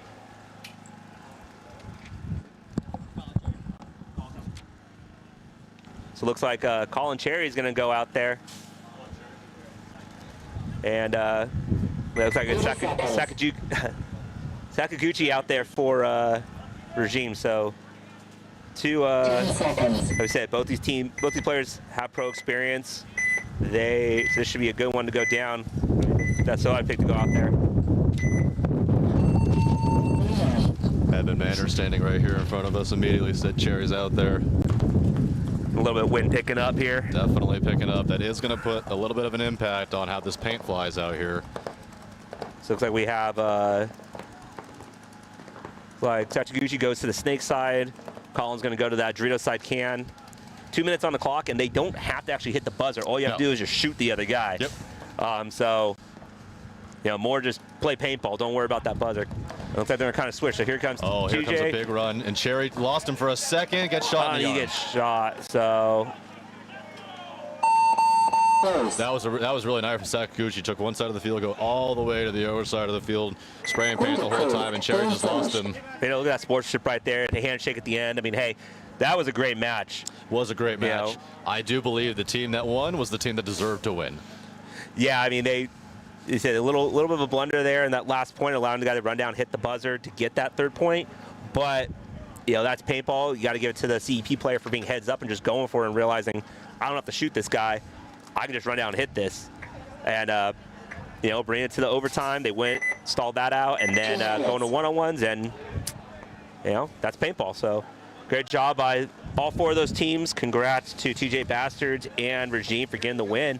And it looks like we're moving right into our next set. We are not breaking at all. Yeah, I mean, it's tough when games when games go to overtime and then go to one-on-ones. It really messes up the schedule. I can tell you that the refs are not fans of when that happens.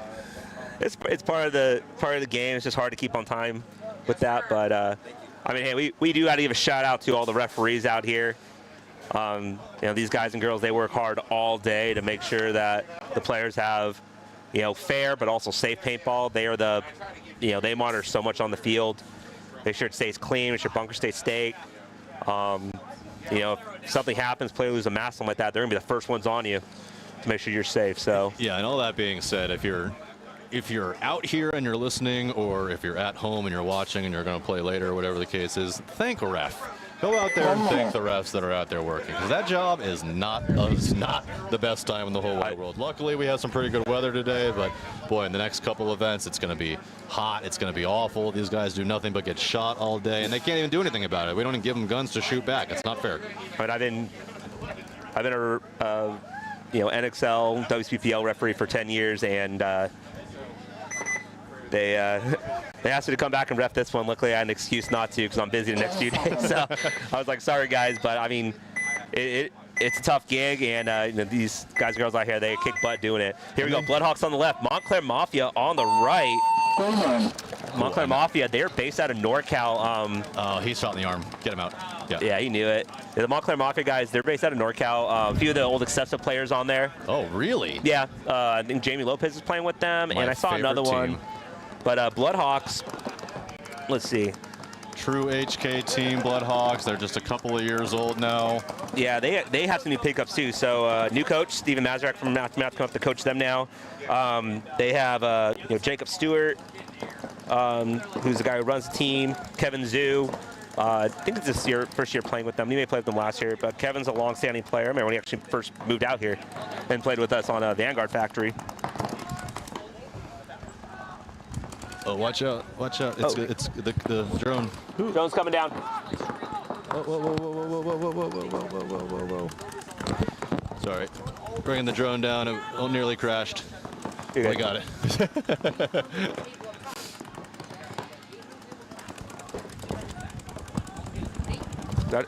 All right. Sorry, we had a little technical difficulty with the drone. We're bringing that down. So Andrew's going to reset that. But it looks like Bloodhawks going to lose their snake player over there. So we have the corner cam set up here right behind Montclair Mafia. They're in the cross, the inside Dorito. Looks like Bloodhawks are going to fill out to the God Bunker, and they're going to make a move to the inside Dorito. But Montclair Mafia getting up into the Bloodhawks side of the cross, and he shoots the snake player on the hopper there. Bloodhawks need to start putting some paint this way. He shoots him right here. There we go. Yeah, so he has a shot on him. Bloodhawks still have that snake corner. He has a 40 brick too. Didn't realize he was in there. And the big Dorito there, inside Dorito. Montclair Mafia are just kind of putting the pressure on, but now he's kind of in a tough spot. Looks like he may be doing some gun surgery there. Trying to stay alive. He's going to go back out on the wire, try to put pressure on the corner. There we go. Mafia player going to go on that instep. Bloodhawks don't know he's moved inside there, so he's going to kind of see if he can get a turn on there. And then they also have a player with a 50 Dorito. He's going to launch as Bloodhawks lose their center brick, but he's going to run down. They're going to trade out of the snake. And Montclair Mafia, they're going to finish off the last player, leaving the only guy left alive on that Dorito side. And they're going to take the first point here.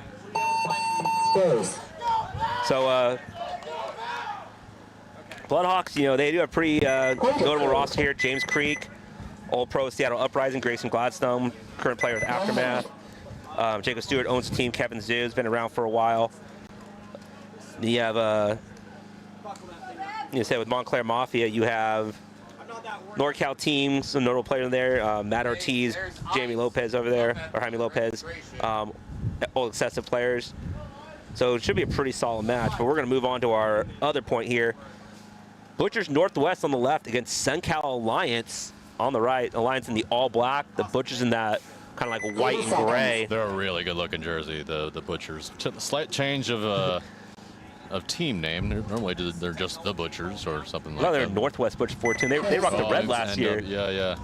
CanCal, we have, well, we got the man, the myth, the legend coaching them, and he came over and gave us a very intricate list of Alliance's roster. Clip Jeff, Travis Turner, Joe Bach, Travis Marks, Rhino Hensler, Steve Hernandez, Gio Coloco, and Dave Marothi. And here they go. Alliance going to the snake off the break. As well, they take that Dorito corner. The inside camera's got a double stack on the home, but you have a running referee checking the snake player. I believe that's Cliff. That's number 4, Cliff, yeah. Cliff. Oh, and he looked like he just got shot in the arm, too. He's going to stay alive. It looks like, I think that's Ryan Hensler going up to that center cam there. Travis my old Turner, teammate from Alchemy. I think over there on the Doritos for Alliance. And he's going to move out to that God bunker there. Is that Joe? Is that Joe back? It's either him or Ryan Hensler. It's one of the two. Trying to get an eye on that jersey number there. But, you know, Butchers are no pushover team either. They have a lot of guys that played with the old Seattle Thunder squad back in the day. You know, you have Will Hansen, Mikey Lou's out there. You know, so Northwest team coming down here. Looks like they're coached by Matt. We've got Matt Chims out there coaching them. Jay Reynoso, one of our really, really excellent players out of Arizona. Okay. Oh, so they're picking up some Arizona guys to come play with them too. Okay. Yeah. You know, that's one thing I do like about the WC here is that since it's a blind layout, you get players that can kind of travel around and guess with other teams and get new experiences. Yeah, and Jay's no slouch. You should see him in the snake down here for for Butchers rather. He is a force.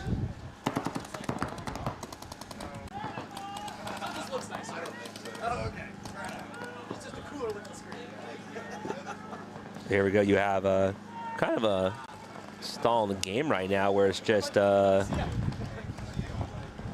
everybody's kind of holding their spots. I don't think there's been any kills yet. I think it's still 5-on-5. That's what I see too. I got Travis Turner and Cliff Jeff over here for the snake and the Dorito for Alliance on the cross. They're just kind of waiting for something to come up the middle. They do have the 400 as well. So the 400, the 300, yeah, snake 1, snake corner. Yeah, they're in that. Yeah, so Alliance kind of pushing that Dorito side, but Butchers are holding on that center, the big center brick there, kind of, you know, locking out the snake side, keeping them in that snake 1. And there we go. So, okay, so Butchers make that push into the Dorito 4 as well, but he gets shot out. So that's the first kill, I think. So patience here, you know, first kill coming. And that's a shot from the snake corner as well. Nice shot from him. Just dropping it right in there.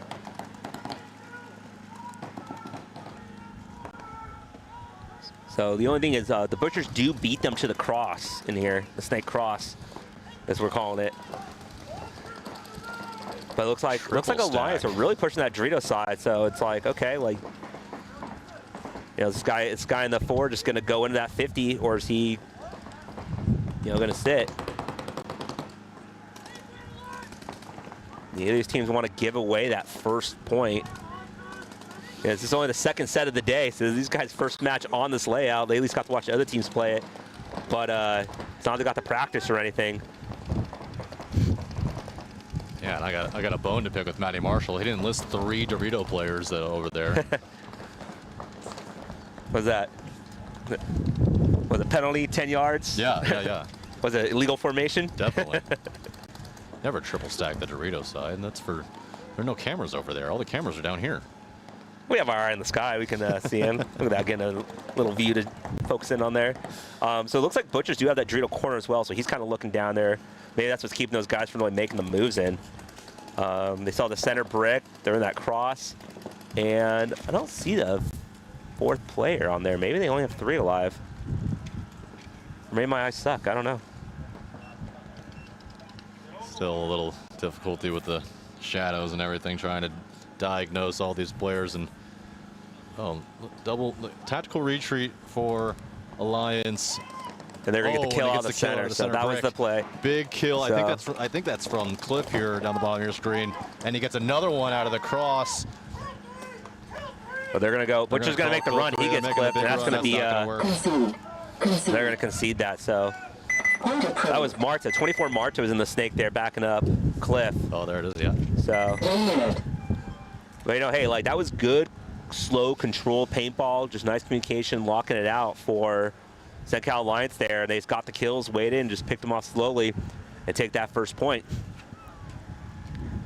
All right, back to our other set here. Montclair Mafia, they're in those kind of those real tree camo jerseys. They're up 1-0 over the Bloodhawks in their traditional red and black NorCal SoCal battle here. So we'll see how that that comes out.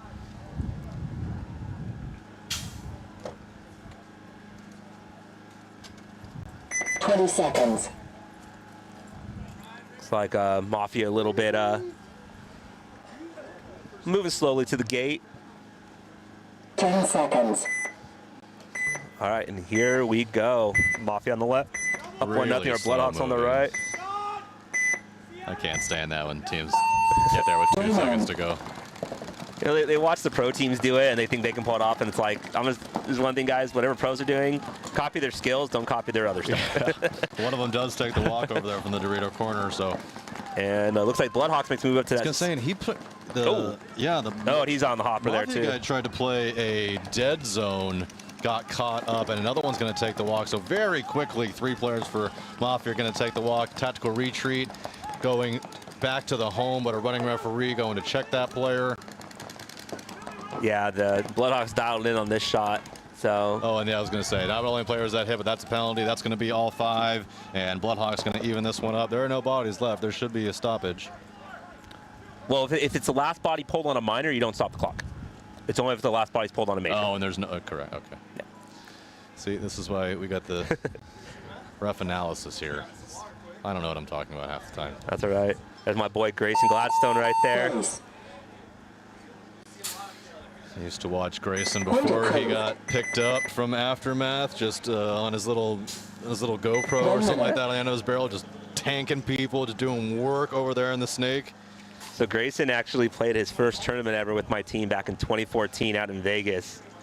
And he tells me the story that apparently he didn't really have a plan to go. We just need a snake player, and somebody told us, hey, like, you guys should pick this kid up. He's pretty good. And we're like, all right.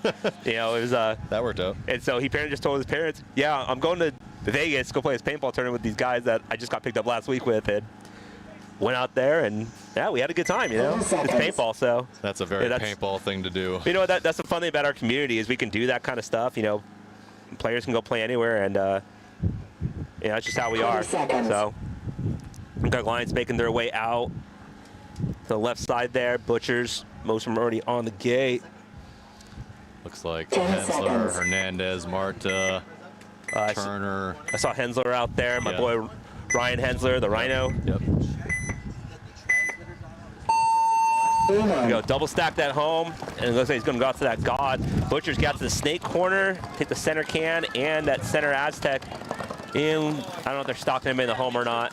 5 bodies left alive for CenCal. They do stay alive. Matty apparently likes that double-double at the home. I think it's 5 on 5. Looks like, who's that making his move to the snake? I can't see. Matty's in the way. This could be Jay Reynoso. No, it's not. It's Wilson. Wilson. I'll tell you right now who that is. Look, he's doing some gun surgery there. So that's like Chris Wilson.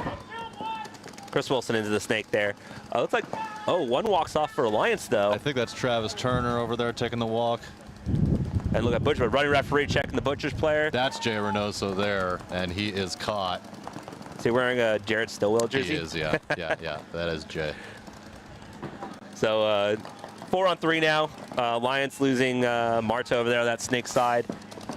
So, but they still have they're mirrored up in the cross, and they're going to even it out. He's going to get the shot on the cross.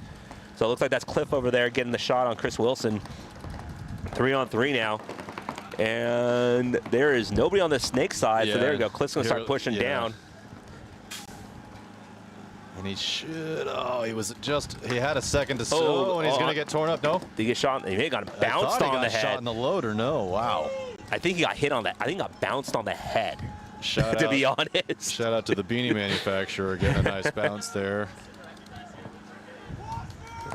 He's going to make him out to that snake corner, try to do some control there for the Butchers, lose another one off the Drito side. Big boy in the snake corner over there. So it should be a 3 on 2. Favor of Alliance, and they're going to move up to that 4 Drito, but he gets shot on the pack. Cliff had that cross shot, and I see the referee's coming to check, and he missed the shot on him. So now it's 2 on 2. This might be Joe Bach over here in the snake. And he's going to get shot, though, out of there, and then, yeah, Cliff's going to get So that was Dave. That was Dave Morothi trying to get clever up there in the center. And he dies, and then Cliff dies as well. Is that all 5? Yeah, that's all 5. So what happened is Dave moved into that wing there at the 50 snake. Yeah. He didn't realize the guy was in the 50 and there was nobody left over there, so this guy got an easy cross shot. Cliff tried to shoot that guy when he was going across in the pack. It looks like he just missed him. Referee checked him, and he's like, yeah, you're good. And he just went in and shot both of them when they're in the same line. So kind of unfortunate they both stacked this side and moved so close. Looks like they thought there was nobody over there and realized, oh, they missed the count. So probably a little missing communication, but hey, it's why we play race to 5. Plenty of points to come back and, you know, make it a game. So they're going to even that one up, though, 1-1. Yeah, good job there from the Butchers. And back to this one, also 1-1. 11:27 on the game clock. lots of time. We got one shot out on the field. I got Kellogg out there on the field. I saw Stretch over there earlier. I think he might have gone to a different field. So all the big media guns out here today. I mean, 18 years running for this league. Shoot, I used to remember we were only 2 fields. Six teams in Nutting Premier, just D2 at the time. Boy, how times have changed. Yeah. Remember D4 was only 5-man. Yeah, it's growing a lot, but hey, it's good for paintball. So, and here we go. So Montclair's gonna go snake runner. They're gonna hold that kind of guy in the ghost. He's gonna all in a snake 2 off break, but oh, they're gonna lose 1. And the Bloodhawks. Bloodhawks gonna lose 1-2 out of the Dorito side. They doubled the home. Break that double home, get to the snake corner, make it there alive, and into the center 40 brick. So 4-on-4. Yeah. Montclair Mafia beats them to the snake, and he's going to get aggressive up in there. Really aggressive into their iron, or into their cross now, uncontested. I don't think they know he's there. He's just going to post up, and he's going to, and he doesn't have anything to shoot at right now, but he should in a second. There we go. Yeah, so he was waiting for that 40 brick guy to pop up. Got him out of there. He's now going to focus back on the snake. Yeah, Bloodhawks stuck in the snake 1, and they're stuck in that home. He's just put a ball in on the corner, missed him. Oh yeah, the snake corner, snake 1, and the home. So they're gonna try to. Bloodhawks does escape to the Dorito corner, and if he's able to turn the corner from that Dorito corner, he could have a shot in on the snake player. Oh, but he gets shot in the gunfight. See, I don't like that from the Montclair Mafia player. You just need to sit there. You've done so much work by getting up there. You got yourself at least a kill or 2. I agree. Yeah, there's no reason to try to gunfight that. But that's gonna be a minor penalty. Looks like they had 4. The guy in the can got a minor penalty, and that pulls out their last one. Wow, so they were up 4-on-3. And an absolute bomb from Mafia goes off on all players, just escape the field basically at the same time from 4 corners of the field. We had a guy from Montclair Mafia over there in the D corner of Bloodhawks. They were on here this side on the snake, 2 on their own side of the field, and all 4 players within 5 seconds going to take the walk. I mean, point approved. Or we can say it. Penalties do what? Penalties, man, killer. Yeah, penalties are a killer. And this is a traveling ref crew, by the way. This crew that's out here. This is Bobby, head ref Bobby, and Alicia. These guys go to NXL together, ASG, WC, USXBL. They don't do ASG anymore. They did last year. Yeah, they do the NXL, all the USXBLs, the WC. So these guys, just like a paintball team, they work very, very, very well together. Their communication is excellent. They don't miss anything. They have, I was like, I'm the head ref for ASG, so I know what the crews are. But no, it's like, they, Juan out there. Juan's been doing this for, I don't know how long Juan and I've been roughing together. He's a former player for a long, long time. But he's him, Bobby, Alicia, they travel around, build. Matt Soma there goes around, builds events too. So, yeah, I mean, these guys are legitimately probably the a best professional crew. referee squad. Yeah, 100%. Here we go. So, looks like Cliff's going to that snake again, and they get out to the snake corner. He's asking for a check, though. Is that Marta? Yeah, it is yeah, he asked for a check, though, so he's not going to get a penalty, But Cliff makes their live. Butcher feels out that snake corner. Snake corner and the snake 1 in front of him. Yeah, so, well, it's... I'm trying to keep this wind out of stuff, man. Jeez. The wind is whipping out here for sure. The dust is blowing. I see everybody in ski mask type of deals. And bandanas and keeping their goggles on to keep the dust out of their eyes. Let's see. So we have what do we got? So we have the Butchers are up there in the cross, and they saw 5 alive, cross in the corner, snake side can, the mini Aztec, and the Dorito side can. Cliff's gonna make his way up to the cross, but you have a referee going to check that snake side can player, and he says he's clean, so it looks like there's an old hit on there. I think that's Dave Morothi from that last point. Yeah, probably. And it looks like they have the Dorito corner over there as well, along with that Dorito side mini wall bunker. So Alliance is just going to try to see, like, can they get a kill back right now and even it up? Yeah, good positions from the Butchers. Looks like Dave's going to move on out. He's going to try to get a... Slowly. Of question is, he stay in that god? Does he try to get to the corner and control it? Butcher's moving up to the center brick there. If I'm him, I'm going to the corner. I don't think that he's doing a whole lot of work from there. He's definitely he can definitely be shot from there from plenty of different places. He went there, and now the Butcher's corner player's just wrapping and putting them in, so he can't really do much from there to back his guy up. But Battle of the Crosses here at the bottom of your screen. So Butchers move into the snake one as well. So they have both snakes. They lost the corner. So now's Dave's chance. Dave should get out to that corner right now. But he's kind of just waiting there. Yeah, it is Dave in there. There you go. Now he makes that move to the corner. Yeah. So. And then, I guess at that wall, maybe Travis Turner over there on that Dorito side mini wall. Into the brick, into the center brick goes Butchers. He's going to try to lock down that Dorito side. Let's see if he wants to play with this player at the cross and the snake. They can battle each other from there. 5 minutes, 28 seconds remaining. Definitely, it's only slower.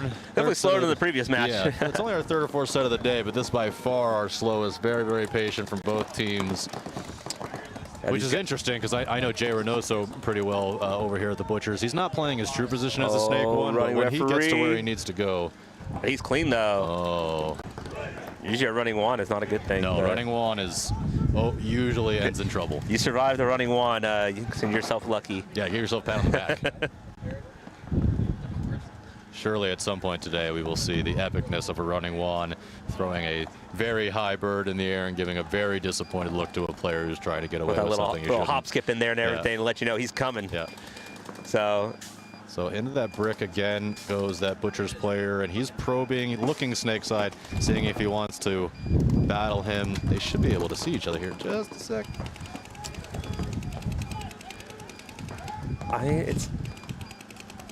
CenCal gets into the 300. And there the Butchers push up into the 400. So they're on that Dorito 4 now. And Cliff picks that up and is trying to get a shot in on him. But you know, it's like, can he shoot the guy if he tries to make a move to the 50? Like, that's the thing. Not from there, no way. Yeah, okay, because like that's like, you have pretty big bunkers there. It's like that guy really doesn't even have to look this way. He's like, hey, you put your gun there. He can just put his head down, use the snake beam, show up at the 50 instead. Yeah. Cliff will turn sides and guard his tape again. Yeah, and he can tell Morothi back there. He can tell Dave, look on that cross and said, oh, and a bad death over there from Alliance. That's number 20. Yep, Travis Turner. Yeah. Yep. So we still have one in that mini brick, though. So it's a 3-on-5 now, I believe, in favor of the Butchers. And Morothi gets out of that snake corner and goes to the snake insert. I don't like the move. I don't like it either, because he's going to chop up right here, and now you're kind of stuck. And Cliff gets chopped up, and he's going to go back. Be bad. Yeah, he should stay there, but really a concession is probably in the works here before too long. Yeah, Maddie's by the buzzer. Oh, he does get a kill in on that Dorito 4 player, moved into the Dorito 4 of CenCal. Looks like Butchers don't 100% understand the count, as this snake player here looking on a cross, trying to get a shot in on the Dorito player that's already been killed at Travis Turner. So see if they're able to identify that. They have that mini wall in there, but it's kind of like, is he going to be able to? And they're going to launch. And does he get clipped? Yeah, he gets clipped in the butt, but there's a concession anyway. They did shoot Turner, or they did shoot Morothi over here. Yeah, that's the end of it. Anyway. 1 minute. Oh, yeah, I was wrong. They didn't lose the count. There was still one extra Dorito player. Yeah, he was in the mini wall there. He was the last one. So yeah, Turner went up from the corner into the Dorito, and he got shot. That mini wall was in there for a while. Looks like they shot Morothi then, which caused the concession. Which makes sense. As soon as you lose this side, this guy can just run down and cause chaos. So, but you know, so the Butcher's gonna come back after losing the first one, take 2 points in a row. Good match here between Mafia and Bloodhawks. Let's see if that Mafia player did a super good job of getting himself into the Iron Cross of, I keep wanting to call it an Iron Cross for whatever reason, I don't know why. Into the cross of the Bloodhawks, and just got there and just started picking fights unnecessarily, in my opinion. Let's see if he's able. You know, I think he thought he had more players behind him, and so he was like, I can go be a little aggressive. I see an Arizona pole position pod. We got to go steal that pod from Josh over there. Go get it back. Yeah. Some premier team stealing our D3 pods. There you go. Bloodhawks up 2-1 though. Yeah, so he's gonna go to that. Oh, he's gonna go into the God. Maybe trying to. Oh, clipped right in the dome. Is that their snake player that's been done? Oh, yeah, they gunned up on him. We're like, we're not letting you do anything. So their coach, Steven Mazurek, was just like, nope, no. And we have a running Matt Soma. Oh, and he backs up. Ooh, you got lucky. If Soma goes for you. Yeah, so maybe Montclair didn't necessarily learn from anything from that last point. It looks like Bloodhawks might have by putting probably an extra gun that way on that snake player. Got the kill, 5 alive, and well done from the Bloodhawks. Yeah, Mafia's been playing. They've been playing well. It's like they lost one. They won the second. He's got shot in the hopper. Yeah, in the loader. Yeah. Oh yeah. It's like they played well. They lost that last one because of some miscommunication, a penalty. You know, if that doesn't happen, they actually take it. But I've heard penalties aren't great. No, you don't want them. No, I've heard that. So they taste bad. You don't bad. actually collect them. It's not a. You don't want that stat. Yeah. We did win a tournament once where one of our players got like 7 penalties. Oh man. We called him 6 flags after we were done. We were just like, "What are you doing, dude? Go get him a free pass at that point." Bloodhawks player takes in the tower. Definitely took some shots. Was able to stay alive. The Bloodhawks all the same jerseys, so it's kind of hard to tell who's who. Like they have their names on them, but they're so small in the corner. So that's Neil. Neil HK. Yeah. Yeah. And in case you don't know, this is an HK sponsored team.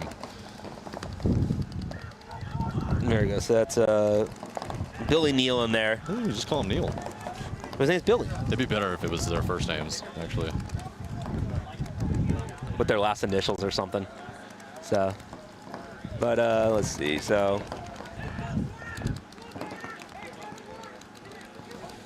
trying to figure out where my boy James Creek is at.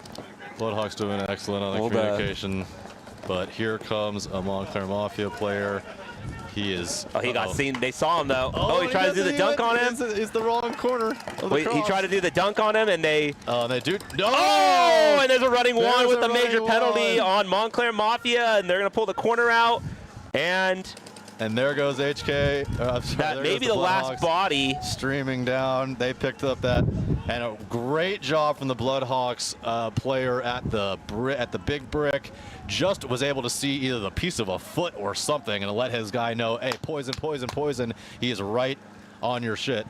Went for the dunk over top, picked the wrong corner of the cross there, but still, honestly, that might have even been better. If he missed the first one, got the second engagement, drew the red flag, there's going to be, well, pending a. Are we having a discussion? No, there's letting the clock run. I thought the major pulled the last body, but there may have been one more body that they shot instead, so the point keeps going. It looked like, yeah, as they shot and they were running down and they were trying to shoot the Dorito corner. I'm not sure if they were going to pull him or. Yeah, I mean, hey, here's the deal. Like, they're the referees on the field. They know what they're doing. They know the calls, so we're going to trust them. But yeah, so they're going to get a concession there. But normally, if the major pulls the last body alive, it's an automatic swing point. Right. So this one looks like they may have been the snake guy and possibly 3 other guys left. So him, 2 buddies, and then Bloodhawks run down and say, sorry, last guy, and put some extra on him, let him know your team just got you screwed. But got Rhodes, Vernoso, Hansen, Greed coming out here for Butchers. 30 seconds. And Wilson. Got Marta, Maroney, Jeff, Turner. 20 seconds. And Bach looks like for Alliance. 10 seconds. Looks like Butcher's on the right here. And now they're up 2-1. Nice slow play on that last one.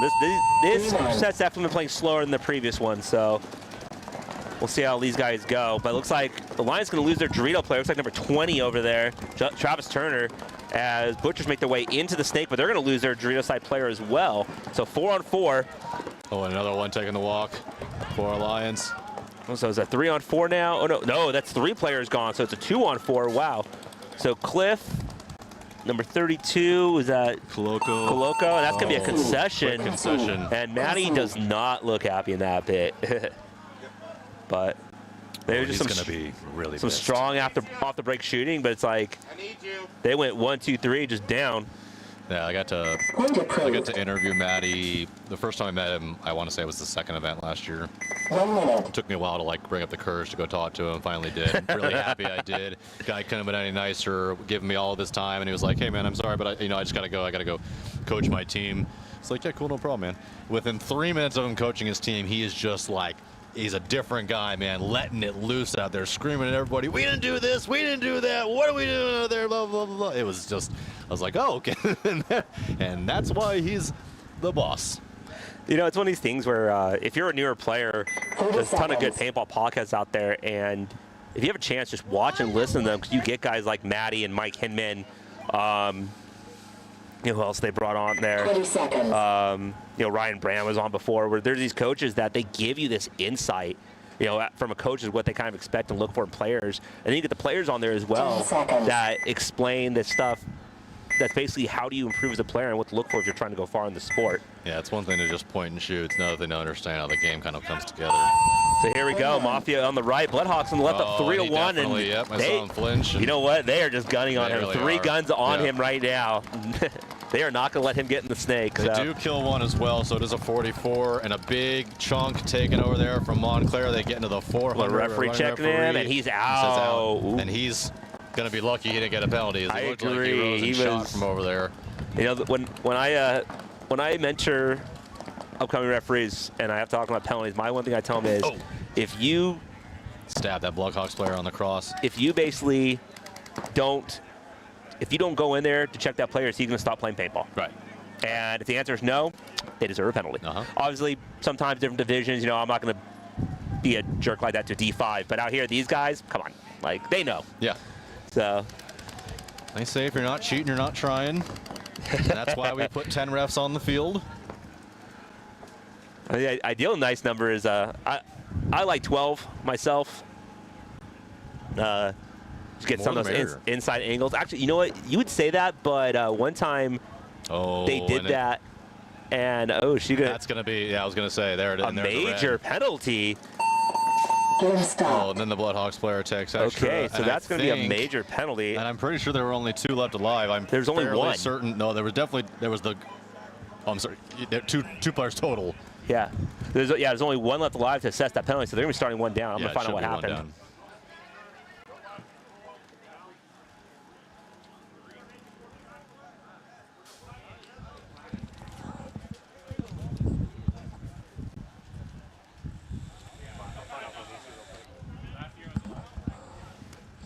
So head ref Bobby just explaining everything to Alicia, to Juan, to the other refs. Then we will get the call ourselves so that we can understand exactly. 2 down. Yes. Major on the Bloodhawks Streeto player. Gross major. Oh. Yeah, so gross major on the Bloodhawks Streeto player. So that's a 3-for-1. Explain to us how we get a gross major, because they're not seen all that often. Yeah, no problem. So gross majors are the main thing you get them for is wiping. You get hit and you try to wipe it. You're in your self pull along with 3 other players. So with that one, there's only. Yeah, so he could have gone for wiping, or if you get hit in something like the pod or some of that and you dump it, which that's what they're saying happened here, right? That's gonna be another thing. You're trying to get rid of the hit. It's my favorite penalty, to be honest, is the pod throw. Is like you're loading, you get shot, you let it go at the same time, and you just hope and pray that a referee hasn't seen you and you've gotten away with one, because it is a terrible penalty. Yeah, gross majors basically like on that, and you know they used to do suspensions with gross majors. They're talking about bringing them back, but bomb going so far off out now for Alliance as they lose 2. They're going to lose. Looks like that was Marta and Bach that they just lost, but they are double stacked over here. Colocho, Cliff, and I think Turner over there in the Doritos. So they are still 3 alive and in decent positions, but the small. Oh, they lost Cliff though. Just like that, a commentator curse. They're going to lose another one, and 1, 2, 3, 4 players at least left alive for the Butchers. So at least a 42 now in favor. And Maddie's going to hit the buzzer right there. So and you can tell Maddie's pissed. Yeah, and Bush just had those off the break shots. That first point, they were kind of figuring it out. And they've been unstoppable since. Yeah, 1 minute. So yeah, back to the Bloodhawks game. So Bloodhawks gonna be starting down with. They're only starting with 3 players. They're down 2 off the break. So Mafia should definitely push this. I mean, you have kill 2 off the break, you know, and if you put your, you know, they have their snake player has been dominant, and they've been having to put, you know, 2-3 guns on him every time. Like, in a situation like this with 5:38, the score's close. Do you concede right away? I mean, who they're sending out? I mean, yeah, I would send out. So if you don't get the kill right on the rip, just knowing the players on their roster, I would send out. They're sending 4 out. 20 seconds. The block sent 4. I don't know if they know if it's supposed to be 4 or 3. 10 seconds. Alicia, they have 4 on the box. Oh, and they did, yeah. And very, very late minute, the Bloodhawks gets their extra player out, so they had no idea. I mean, they were told the coach should know better. That's on them. And a Mafia player is going to get shot out of that Dorito. So now it's 4 on 3, which is what they need to do. They need to get the kill. I think they played it right. Just get in the wide spots. And just 2 control players, the another one for the Mafia. Well, I mean, now you're in a good spot. 3 on 3. You let them play paintball. Yeah, forget what I said about that in the beginning. There'll be no concessions. So, I mean, Bloodhawks avoid some disaster here, because if you start with too many players on the box, it is an automatic swing point to the other team. So that could have been. Time will start and then stop immediately. And we all kind of give you a strange look of what are you doing? You are not Aftershock. You cannot play with 6 on the box. Looks like another Mafia player walking out there. Yeah, it is. And here comes another one, a potential penalty. No, he's going to take the walk before penalty. And Bloodhawks are going to win this game. I don't know. They're in the cross. He's in the cross, and he's looking over there. So he's going to shoot that Dorito side, come in. But, I mean, should be able to identify him very, very quickly. And this is the snake player from Montclair, and he does get one in the loader. So he is their beast of the snake player that's been doing so much work. They've been putting all those extra guns on. They didn't have the guns to put on him this time, which is why he was able to stay alive in the boot. And it doesn't matter.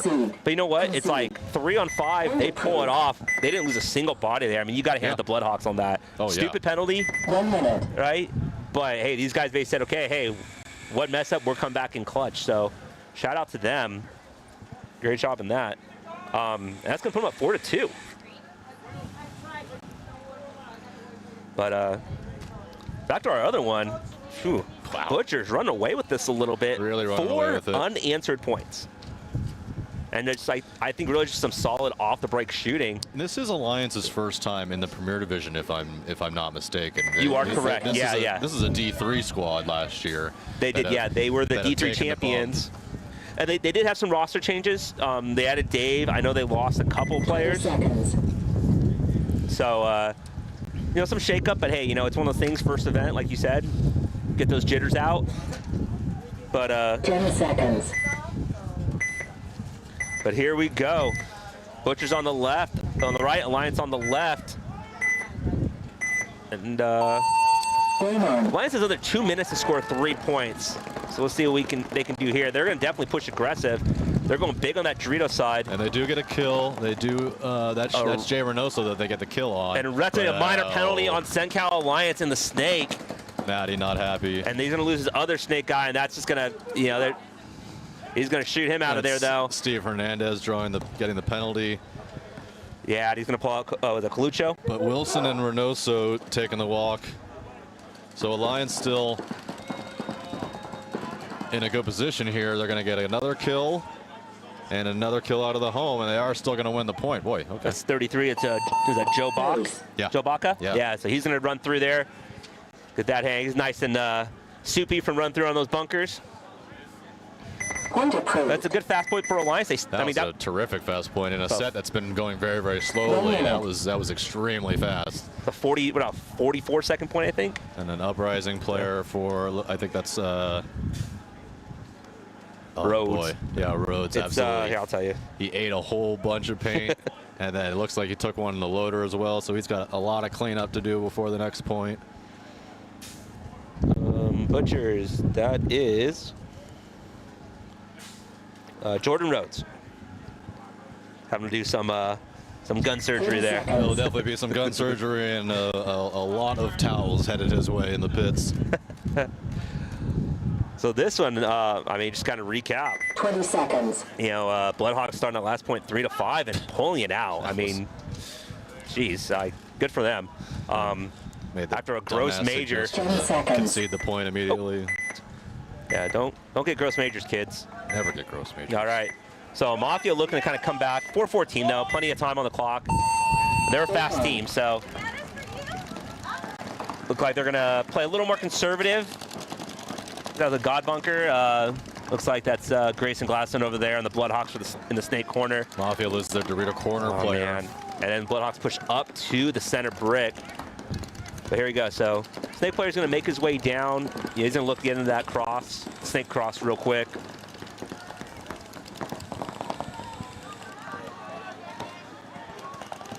Now it's kind of is that, you know, plenty of time on the clock. No need to. Is that like cinnamon toast or some shit? I mixed like 4 flavors. Yeah. Is one of them like cinnamon toast or crunch or something? It's cinnamon-ish. Okay. Yeah. I opened my They're talking about some day players back there. Mafia lose another one out of that side. This is just some coffee and oat milk. There's nothing special. But no, because that hit me as I went to drink. Your mic's still on, Andrew. I'm not drinking a special You're welcome. latte, whatever. You're welcome. Yeah. So Mafia moving their way out to the Dorito side. Gets So the there's Dorito snake corner one, left. the inside Dorito, and the Dorito corner.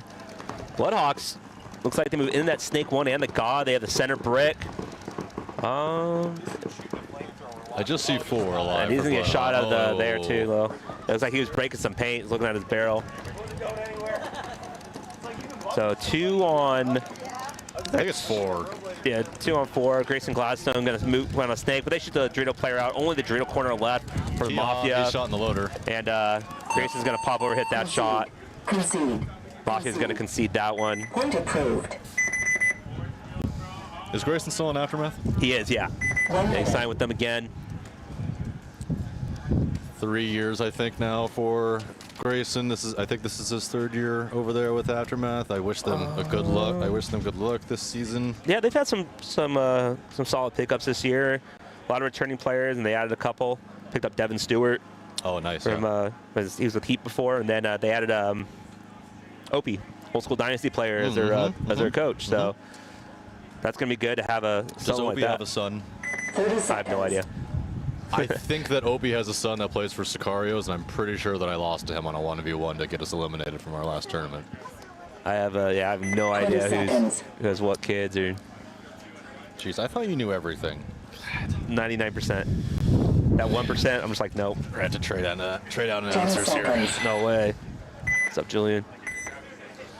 So SunCal just came back with an awesome, very, very, very quick point. Let's see if they're able to replicate that. Yeah, they're gonna In go. 4 seconds though. 60 seconds. There we go. 1 minute on the clock. Butcher's just gonna sit. I mean, they don't need to.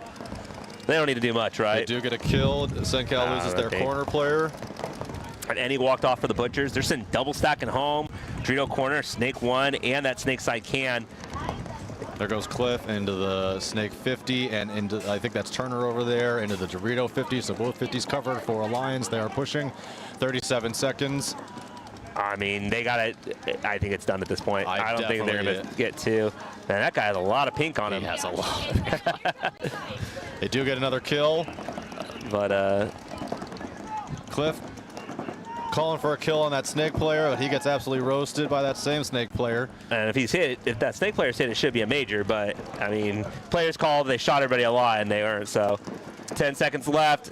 Looks like this one's going to just end out. Nothing really. And a good job from the Butchers, able to hold that one together. SunCal, a nice first appearance Game time for their finished. first match in the Full Premier stop. Division. Not bad. I assume that Matty Marshall might have some difference No of points. opinions. Game finished. We will see if we can bother Matty to maybe if we can 1 get him to minute. talk about what he was able to see from his guys out there. I'm not going to bother him right away, but maybe before too long we could get him out there, or get him up here on the mic.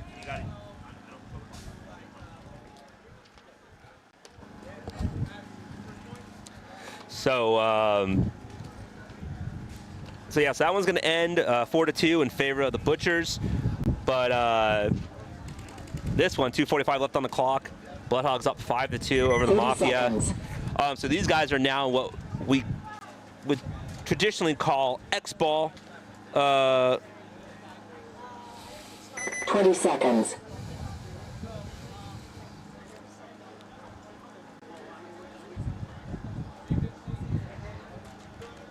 Ten seconds.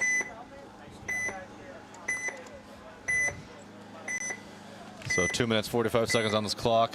Bloodhawks with a pretty commanding lead here, 5-2, 2 minutes 45. Let's see if we get a change up, and we do from both teams actually. Bloodhawks decide to double out the home.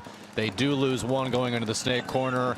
Montclair Mafia gets themselves into the snake, but just kidding. That's their, oh my goodness. And Is that another penalty? Yeah, it's another penalty, and another player had gotten shot on the way. So 3 taking the walk for Montclair. Yeah, so 3 on 4 here in favor of the Bloodhawks, and as soon as they figure out the count, they're gonna sit back and let that clock tick. Yeah, and if you're Bloodhawks, you're definitely well coached and well practiced. You should absolutely understand what is required of you in this next 2 minutes. I expect. Oh yeah, I mean these guys, the players on this team have experience. They know exactly what to do. They're not gonna throw bodies away. They know the count. Oh, the center gets shot out. That's an unconventional death. They still have one player back in the home though. They do, and he was shot out by the snake corner. It looks like long ball shot. Wow, just like kind of wrapped and shot over there. Yeah. Like impressive shot. He's start making a move. You know, we're approaching that minute and a half mark, the 3-point spread. So Mafia has to get on their feet here and get moving. If they sit back, you know, they're kind of conceding, just taking this 3-point loss. Bloodhawks looks like they're looking to kind of just cross it up, just lock this field down.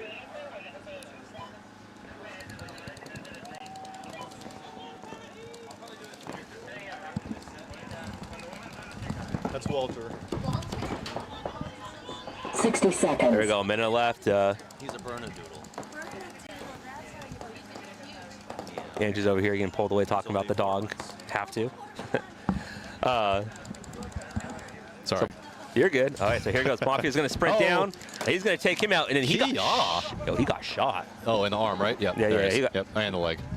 And the guy. Yeah, he got shot by the home player. So yeah, he came around, kind of close, but he basically bunkered him, got shot by the home. You know, trying to make something happen, but I approve. You know, with going down 30 seconds. Oh, we checking to see. What are we checking to see An here? illegal gun? Yeah, we are. Potentially? Yeah.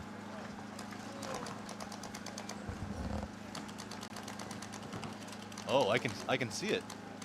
Well, I'm curious what they're checking. Yeah. It's the trigger setting it's the on. Trigger setting. It's not even.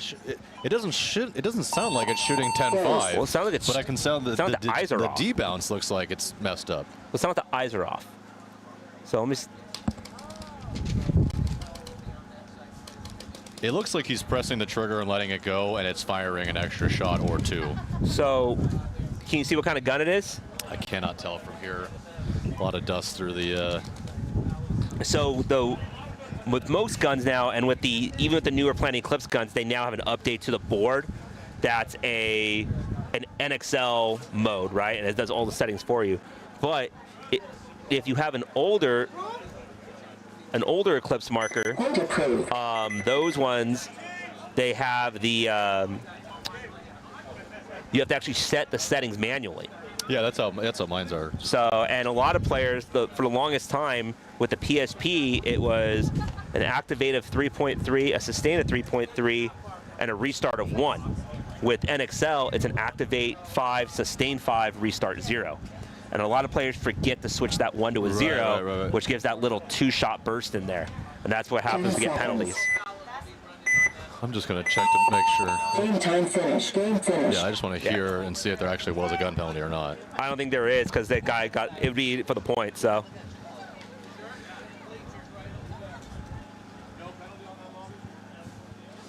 All right, so this match is going to end. Mafia does get the 3rd point, but with under 10 seconds left, we're not going to play that out, so we're going to go right into our next match. Congratulations to Bloodhawks and Northwest Butchers for taking those down. We're going to throw some time on the clock here, and coming up in this next set, we have Phoenix Rising back on the field, and they'll be taking on the Sacramento Ducks.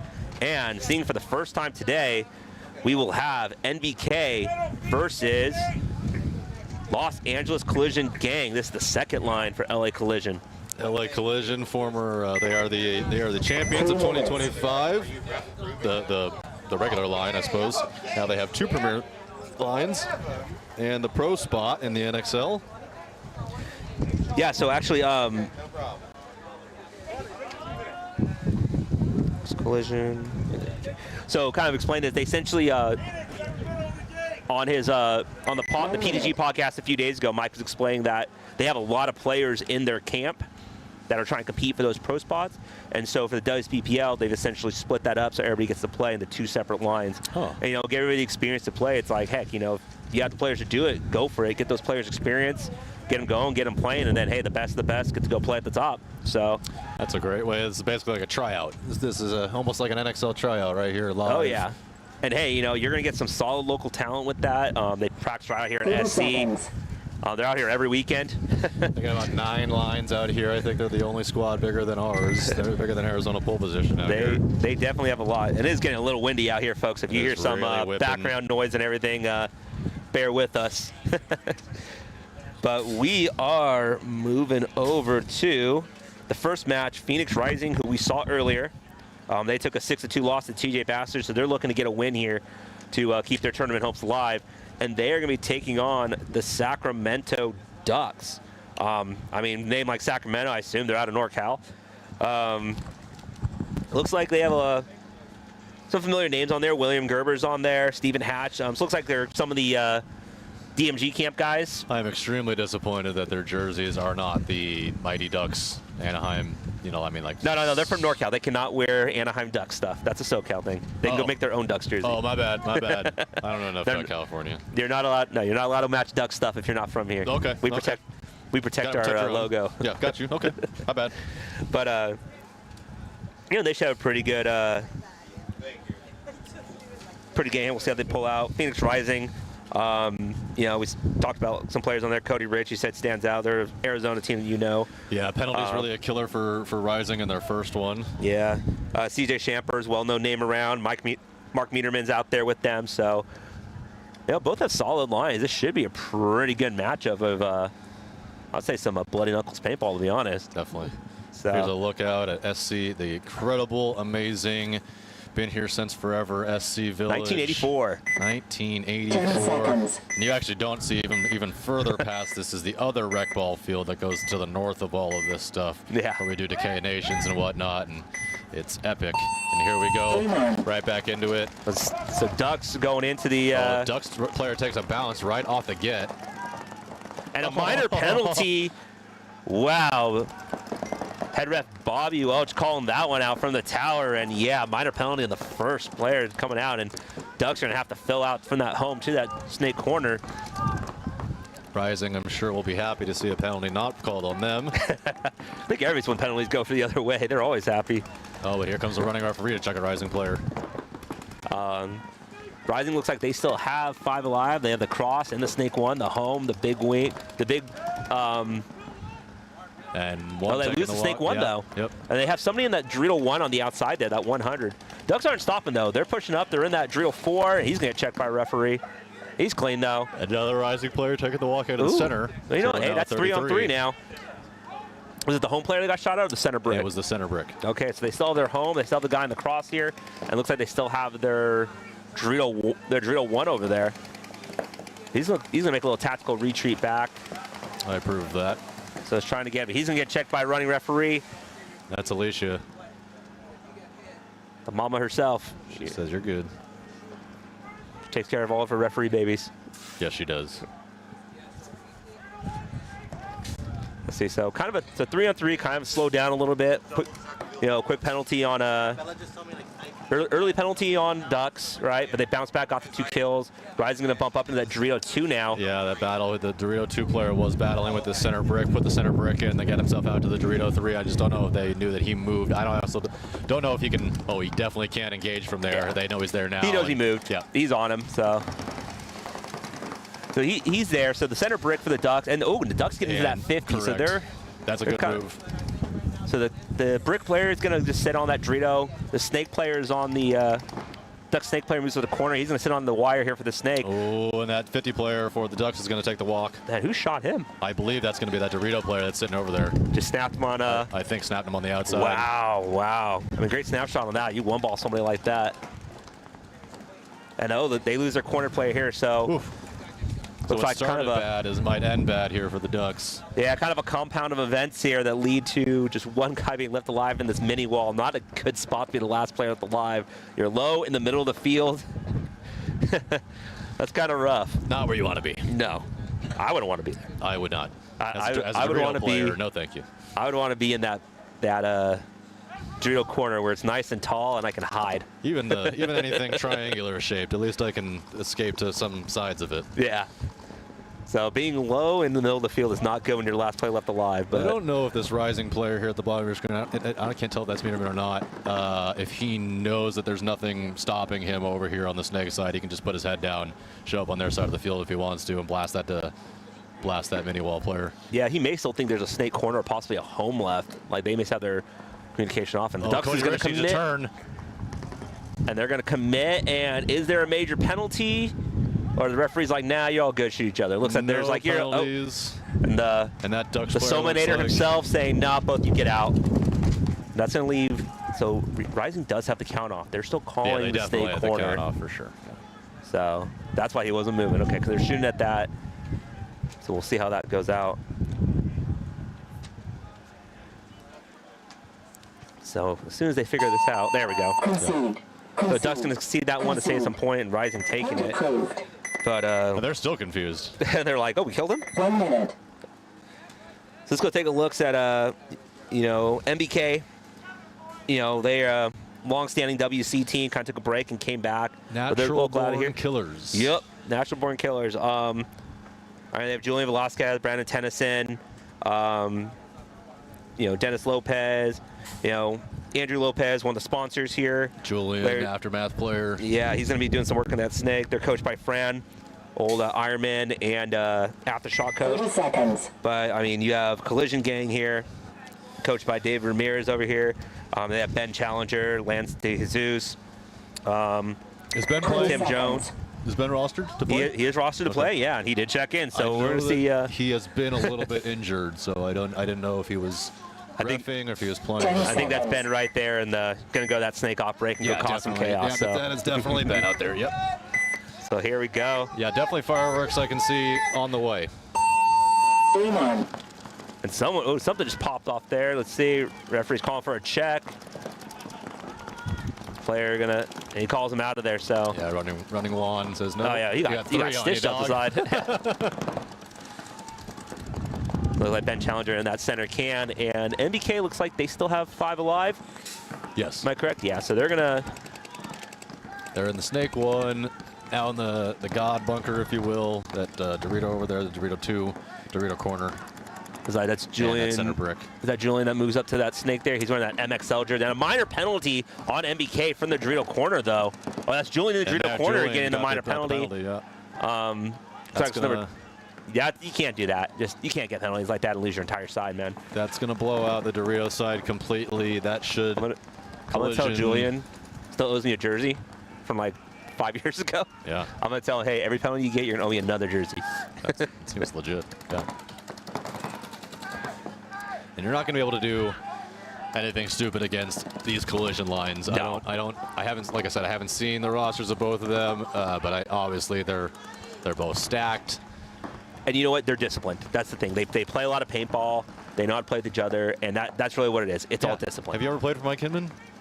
I did try out for Aftermath a long time ago, 2017, when they were to come back to D2.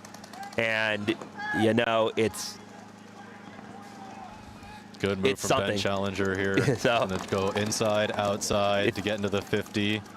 I would say this. If you are a player looking to come up in SoCal and you have a chance to go learn from Mike Hinman, go do it. Yes, 100%. But you better have some thick skin, was going to be my point. Oh, yeah. But you know what? He will coach you to the player you are, too.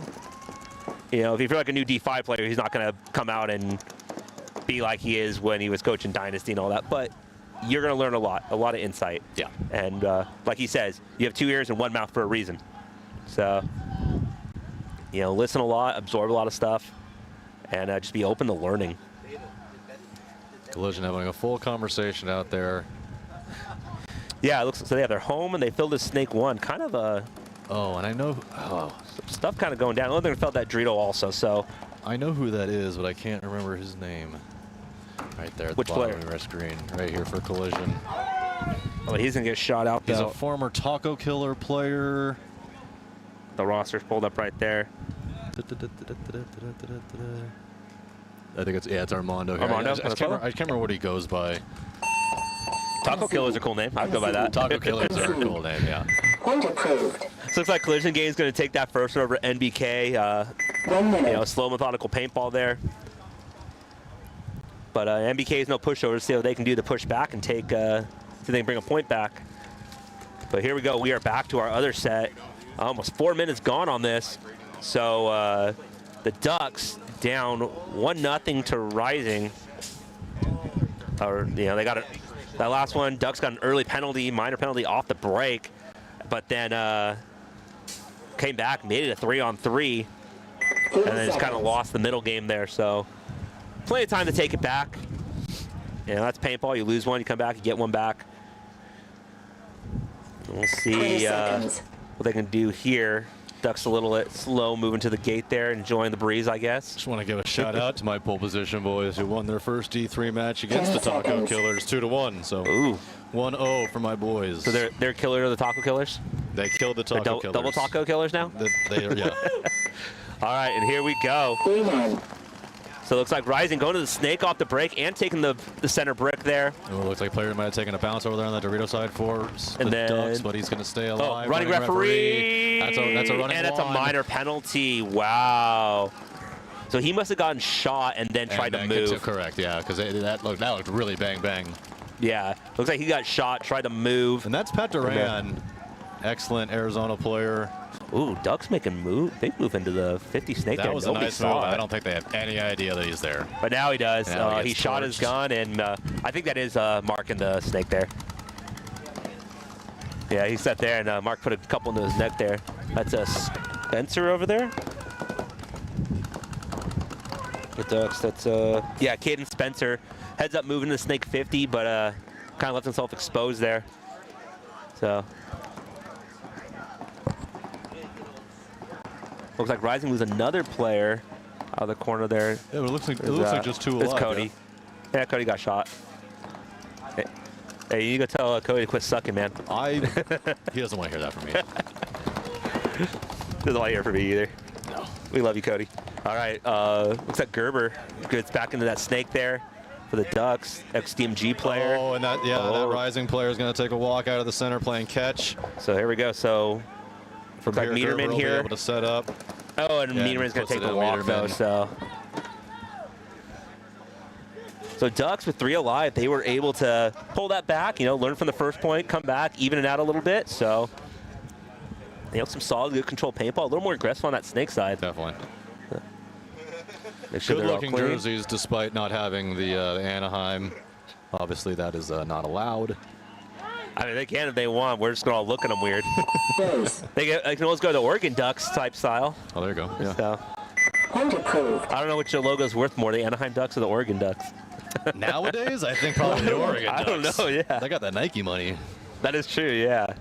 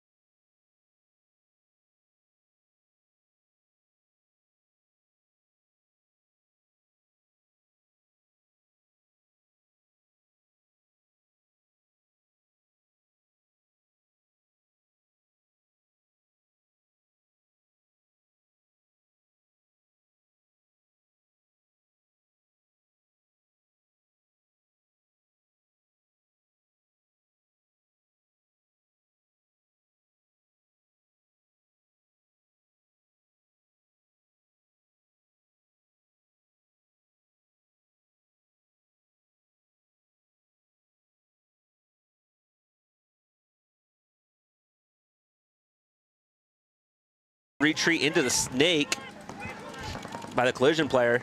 He's going to get up in there. So let's see. So it looks like the MBK moves up into the cross bunker and the snake one. I think that's Ben Challenger here at the bottom of your screen. Yeah. So really pro v pro kind of here at the bottom of your screen. I hear he's a pretty good player. Julian's over there on the other side. Let's see. So looks like, yes, Ben and the Snake's going to get a little bit of support out here from that God bunker. Trying to see who that is in there. He's going to move up and just barely escaped a shot in the foot. And you know, hey, it looks close, but down the line. But referee, the running one is he was watching that right there. Yeah. He definitely has some of the sharpest eyes out there for those kind of shots. Oh yeah. So Ben looking to get a shot in on the cross, yelling at his Dorito guy, getting some information from his back player as well. This is still 4-on-4, right? Yeah. 1, 2, yeah. Yeah, so 4-on-4, so nice control ball. Collision doesn't have to push it. They're up 2-0. But, you know, still plenty of time. MBK, all they need is get one kill and start pushing. Both these teams, their first match on this field, like of this tournament, so, you know, they can watch other teams play, but they're still trying to figure all their stuff out themselves. Referee checking that Dorito player for Collision Gang. It's my boy Dion over there. Check. The man from Kansas. Dion's a good dude. He was calling me yesterday when he was jumping through airports. Figured out if I was going to come out here or not. I'm like, I'll see you in the morning, dude. He's wearing a big old ref chain. Yeah. He's one of those guys been running around with the ref crews with us for a few years now. And, yeah, you know, those are always fun when we get to go travel to events. And we have our own little stuff to get the deal. Oh, the bad death from the MBK as he smacks the bunker. He knew that was bad. But Collision lose one as well, though. So 3-on-3. And I think they're both in this. So we have, Snake. So both snakes for both teams. And then they have the Dorito one over there for Collision. And and the Dorito corner, so. Yeah, it's nearly mirror as that MBK player plays an absolute dead zone out of the far corner, trying to get a shot in on that Dorito player on the line. I don't think that was ever going to work. Yeah, it's kind of a stalemate right now. It's whoever loses the gunfight. It definitely is. I don't know if I give one team an advantage over the other. I just think that Collision Gang is probably more practiced in this situation. The likelihood of them kind of losing their cool and making a move that they shouldn't, I would think is less likely. You know what? I'm going to give it 50-50. Because MBK has been around just as long. They've been the same squad for basically since they were in like D4. That's helpful. So they know how to play. The Collision Gang loses their Dorito player. Dorito side now blown out. So now there we go. So now the Dorito player is going to make the move. And he's going to make the retreat back. Okay, so he's going to go up the middle now. Smart from Ben, yeah, understanding and picking that up that he needs to try to get some coverage over there on the Dorito side. But he gets from the corner into the 300, and then they get into the Snake 50 as well as NBK. So definitely better positioning now. Oh, and he's going to ghost this shot here, see if he can get a shot in on the Snake one. Here comes a double rundown. He's going to get them both. Yep. Nice rundown. That was great. If that's a pet, is he hit? That's going to be a red. Oh, and the worst penalty that you can get. Well, who gets the penalty, though? It's on Collision. It is on Collision. It's going to definitely be on Collision, and Collision's going to start down 2 bodies. Hold on. The referees are talking, though. So who's going to happen? So we are going to. Oh, this should 1,000,000%. This should be on Collision.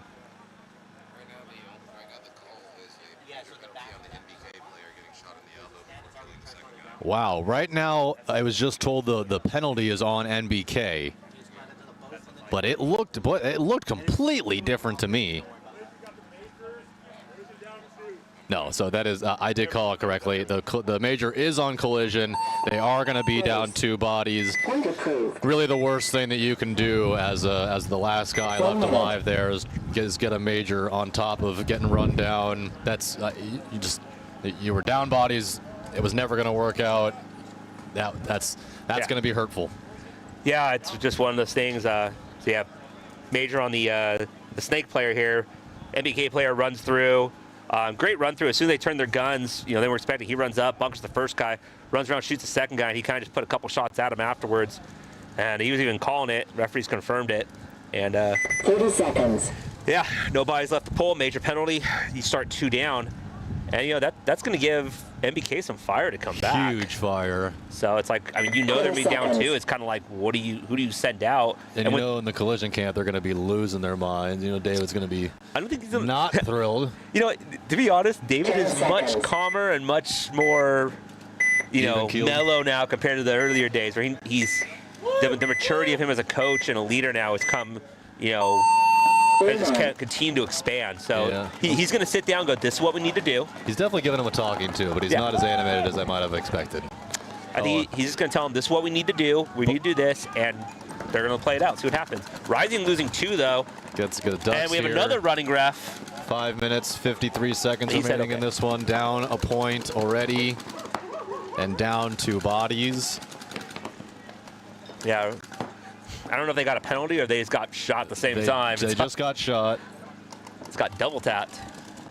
It's like, guys, you can't get double tapped like that. Probably their 2 best players, too, in Cody and Cooch. They still have CJ over here in the cross. They have Mark behind him. I forgot about Mark. Yeah, those are 2. In my opinion, if you have 2 players that you want, those are 2 out there that can definitely deal some damage. If you're in a 3-on-5, it's... As an Arizona player, I'm out there at Battle Zone every weekend, twice a week, and I haven't seen Mark out here practicing with the Rising guys. So it would have been nice to have seen what they look like all together. It's one of the things that bothers me most about paintball is it's a cool thing to have, to be like, hey, we're short a guy. You want to come play with us this weekend, or you want to do something this, blah blah blah. But sometimes you get that guy who's supposed to be unbelievable, but if you can't gel because you don't have the communication, you don't have everything else, your skill can only go so far. You're never going to be faster on a paintball. You're never going to win a 1v5, and it's one of these things where it's kind of the question is, do you put together, if you show up to an event, do you have a team of 5 average players that have been playing together and practicing every week, or do you have a team of all-stars in that division, right? And who will win? I'll take the guys that have been playing together. Yeah, it's like they just know how to communicate, especially like this, a blind layout and everything. They just know how to play it. So this Ducks player here at the 50 is going to have an interesting move. I'm very interested to see what he wants to do from here. I think that's Spencer and their Caden Spencer, because he's got coverage from his Dorito side on that mini wall, looking his way, keeping him in.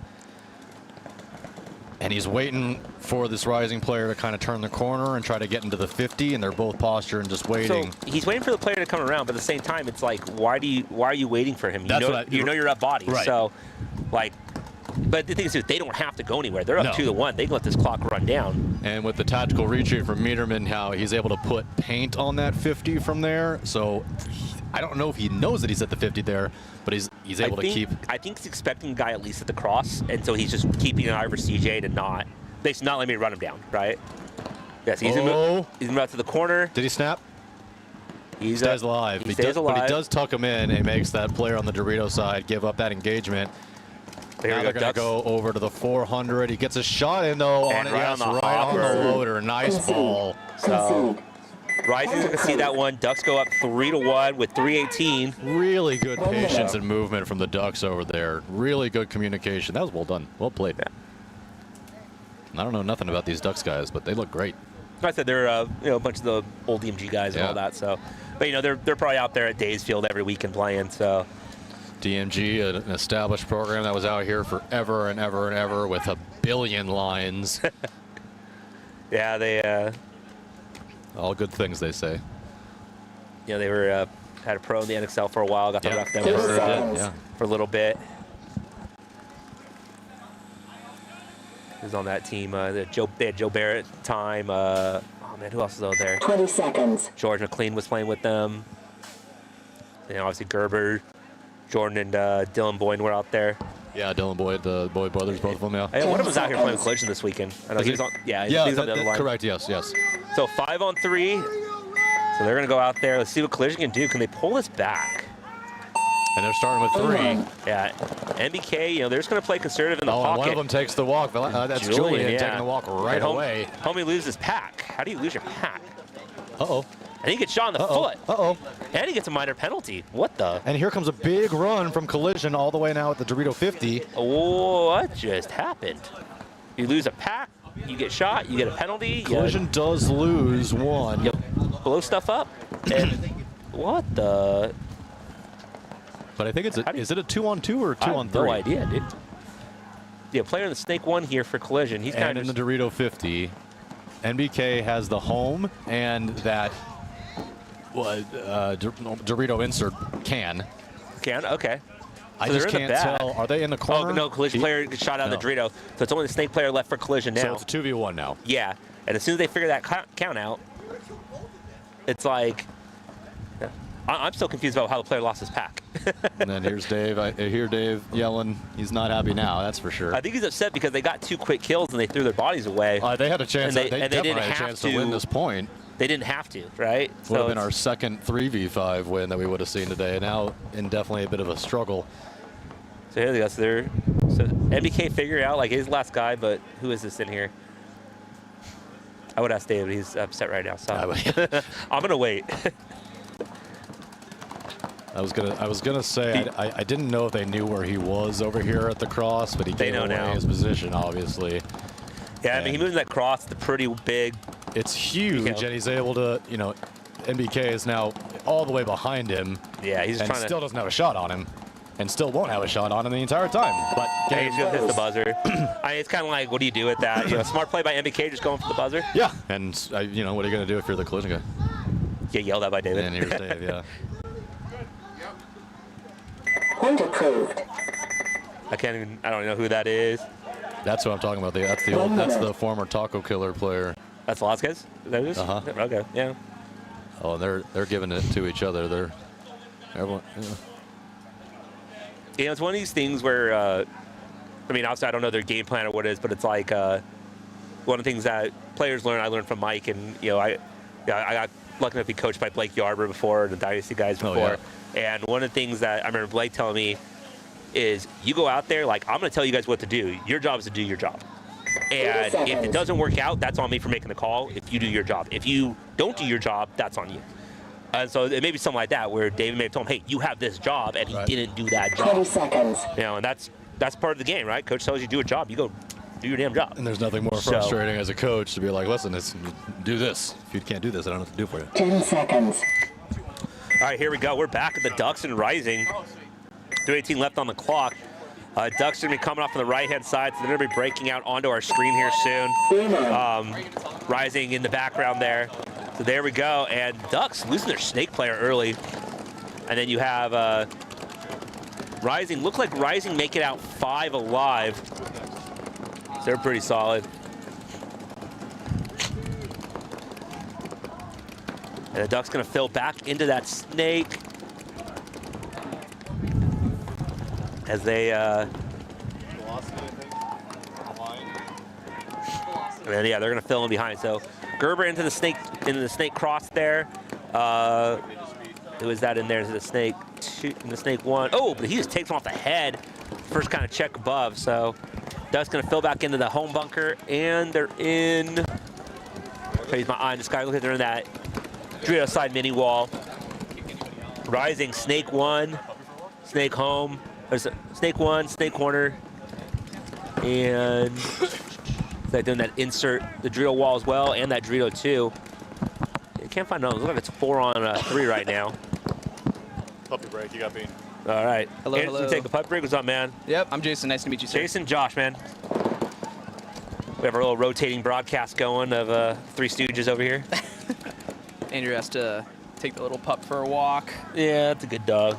Never be upset with dogs until they poop on the carpet. Then you're kind of like, what the heck, dude? My dog does that quite a bit, so it's always fun. I don't have that problem anymore with my dog. I also have all wood floors, so. Oh, yeah.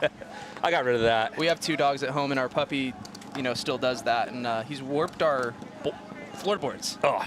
Yeah, so we're walking around, and we just replaced it less than 10 years ago. So. Oh no, where are you from? Arizona.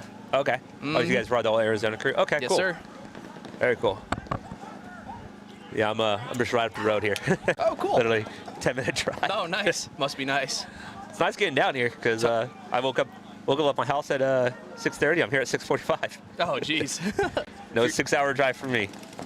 Our home field in Arizona closed, Wild West Paintball. I remember Wild West. I was 5 minutes away from it. So I would roll out of bed, 10 minutes before the first point. 60 seconds. I'm here, guys. So here we go. Back to 6 seconds left on this one. Not much has changed. The Ducks are kind of holding out here on the right side. Rising, kind of looking to push in here, but he's going to go in, and CJ's going to commit. Going bunker, and he's going to be clean. He pulls up. Is he? Is he clean? Referee is not really checking, saying anything, but looks like he's clean. Going to try to shoot out the home in that last Dorito player. that's CJ Shamper. He's kind of like, what the hell, dude? But trying to make something happen, but 30 seconds left. yeah, I don't think Rising has one guy in the middle. I think it's that's Mark Meterman in the middle there. Yep. But I think it's a one-on-one. He's not really too motivated to get moving on it. Like, Nope. Clock's running, Mark. Clock's running. Yep. 15 seconds, buddy. Got to make something happen. Mark's marching down the Doritos side, trying to. Hey, good shot though. Oh man. So Duck's gonna try to sprint it in for that last point. 3, 2, 1. Oh! Game stopped. He did not get it. He did not get it. No points. Game finished. That was close, though. That was a good effort, though. I think they're gonna make him do sprints later and make him be a little faster next time. They're yelling over here. Oh, he said, work on that cardio, boy. So the Ducks are going to take that one, 3-1 over Rising. Good first win for them. Rising, unfortunately, that's their second loss of the day. So. Yeah, they lost against Bastards this morning, 5-2, I want to say. Yeah. No, I think it was 6-2. Yeah, something like that. Yeah. But yeah, still, it was not good. And there's 2 brackets of teams. There's like a bracket of 9 and a bracket of 8, and they're taking the top 4 from each. So, yep, so you gotta get by on a miracle. Yeah, you gotta kind of win your next 2 and pray. 10 seconds. So here we go, back to Collision MBK. MBK is able to tie this one up. Collision won the first 2, and then the major penalty gave MBK the second one. Collision started down 3 on 5, and then they lost that last one. But Collision looking to pull back here. MBK, see if they can keep it moving. Collision player gets shot out of the snake. First one on the right-hand side here, snake, but they're going to fill right back into that the snake side cross. 44 back center for NBK, just gets shot out, but they do have another one. Yep, but he's going to move out to the God bunker there and into the snake. Oh, he's still in the home too. Julian going from the snake can all the way to that outside snake one, so that was a pretty good, solid move to match it up. I mean, dude, I don't like sitting in that home bunker. I understand people want to sit there, but it's so low. It's like you really have to sit in there for long. Like, what kind of shots? Yeah, I'm not playing the field. I haven't even walked there, taking a look or anything. It's definitely good for the first 10 seconds, maybe, and then just try to get out of there. Looks like NBK is going to double the snake. They got somebody in the cross there. I believe so. Yeah. So. No, that's the guy from the home. So the home player looks like he went up and then went into the cross there. Yeah. Collision Gang is also going to double the snake. So they match with the snake, and then Collision have that Dorito side can and that inside Dorito. MBK inside Dorito as well, but they also have the center brick. So neither team really looking to give anything away right now. It's pretty even. Still plenty of time on the clock, just under 4 minutes. Whoever wins this gunfight first is going to be the one that's going to start pushing. Yep, for sure. But it looks like they're trying to figure out what's going on here. Yeah, both these guys are SC teams. So they're out here. I know Collision's out here every weekend. MBK, I know they're out here a lot also. May not be every weekend, but maybe like 3 weekends a month or so. They're pretty dedicated. Collision going into the snake 50. Yeah, I mean it's like there's your traditional snake bunker. It's a small knuckle right there. He's gonna try to go and get a little crafty going that inside, and I mean, here's we go. I think the question is, he tried to do the dunk or not. It's like he may, unfortunately, he may not be tall enough to do the dunk. Just saying. I was walking on the other field, and if those cross bunkers are a little inflated, oh, there he goes. Runs him down. Great rundown. Is he trade? Is he live? Is he live? I don't know. I couldn't see. I can't see. He is He still alive. Wow, And then, that brick was looking the other way, and he just threaded the needle and shot you know, 3 guys, I think. Wow. I think that's. Concede. Concede. Concede. Point approved. Wow, what a move by the Collision Snake player. Going on the inside, bunkering 3 people, essentially. Is that Ben? Huh? Looks like Ben Challenger. Oh, that is Ben Challenger.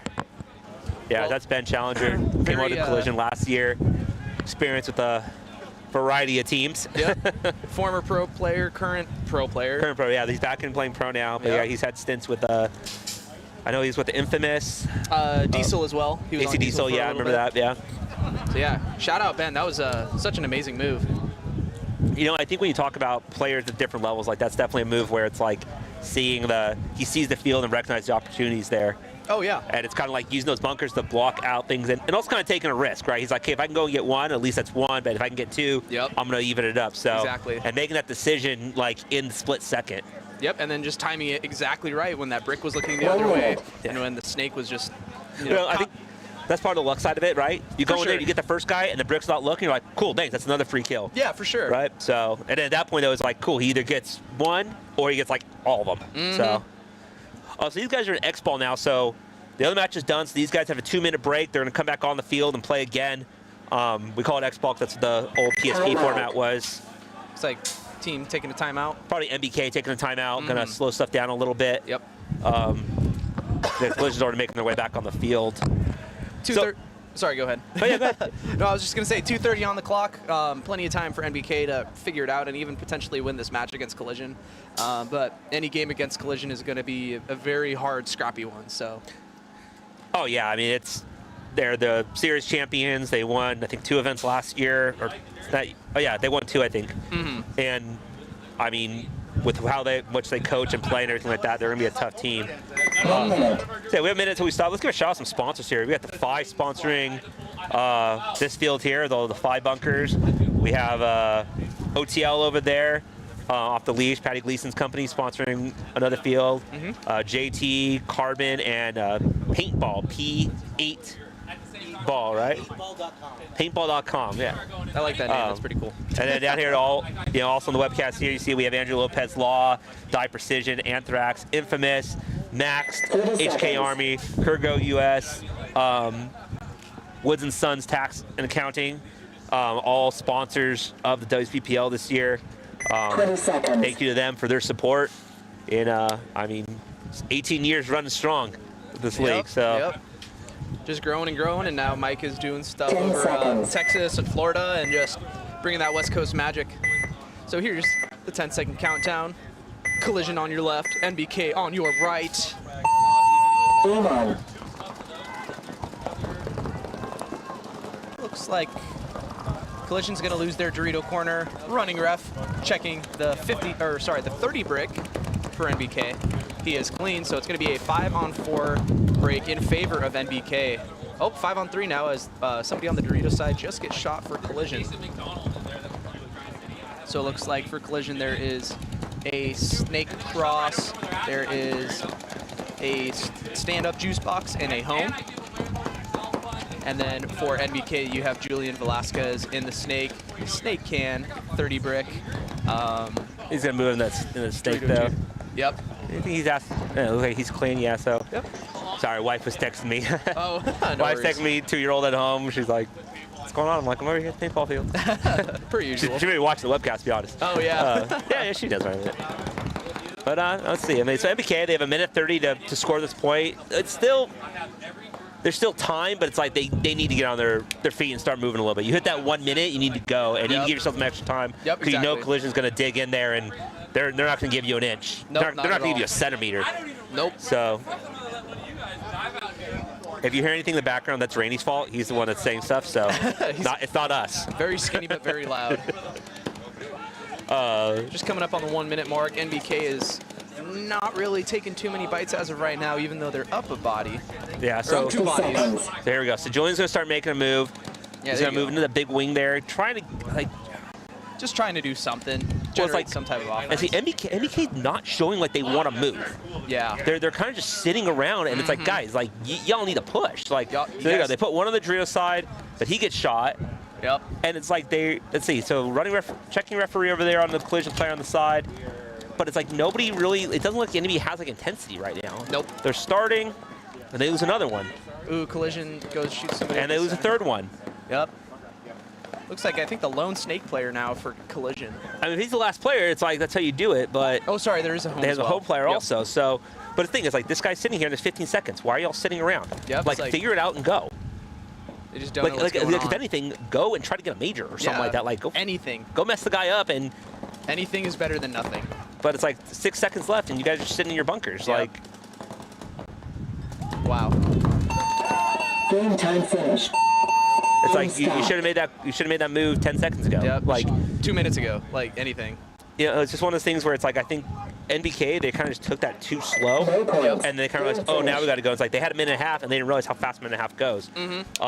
So congratulations, Collision Gang, taking that one down. Yep.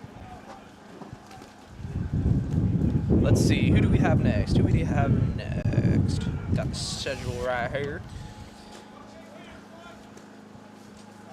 So this is going to be your 9:45 set of the day. It's going to be Bloodhawks versus Summerlin Shockwave, and then Grind City versus DefyPaintball.com. Okay, so let me pull up just telling the wife some updates here. So been pulling up the rosters as we go. So head ref Bobby's like, get your butts on the gate, boy. Yep. So we have Bloodhawks. They've already played their first game today, had a strong showing, taking the first win. They have some noble names there: James Creek, old pro player, Grayson Gladstone, Jacob Stewart, Kevin Zhu, coached by Steven Mazurek of Aftermath. And they are playing against Summerlin Shockwave. I think this was a D3 team last year. I think they just bumped up, if I remember right. Okay. Gotcha. 20 seconds. I know they also have, I think they also have another D3 line, I'm pretty sure. Okay. I'm fairly certain, but I don't know, I could definitely be wrong. So these guys, out of Las Vegas, telling me that the new Summerlin, there's a new paintball park out there, because I know the guys from, who I get to play with, High Rollers, they practice there. Oh, yep. And I'd practice with those guys a little bit. And, 10 seconds. some names out here, like, Nick Hunt, he's an old player for T1 Yungan, Avery Nguyen. David Blanco on there? Yeah, no David Blanco. Oh, okay, that must be their D3 guys then. But, seven-person roster, and they're out here doing some stuff. So looks like a clean 5-on-5 break for either side. Running referee checking the Bloodhawk snake player. Ooh, and he jumped out of there, so I guess he's good. Yep. Bloodhawk's actually losing one, I think out of the back center or the Dorito side, I couldn't tell. So one body advantage in favor of Shockwave. Ooh, home player getting shot for Bloodhawks. Let's see if Summerlin Shockwave can turn this one over and make some magic happen. Looks like a player walking off for Summerlin Shockwave. So is that 4-on-4 now? I think it's going to be 4-on-3 in favor of Shockwave. Oh, okay, wow. So I think. I could definitely be wrong though. Looks like they're just kind of figuring it out right now. Both teams have the center brick there.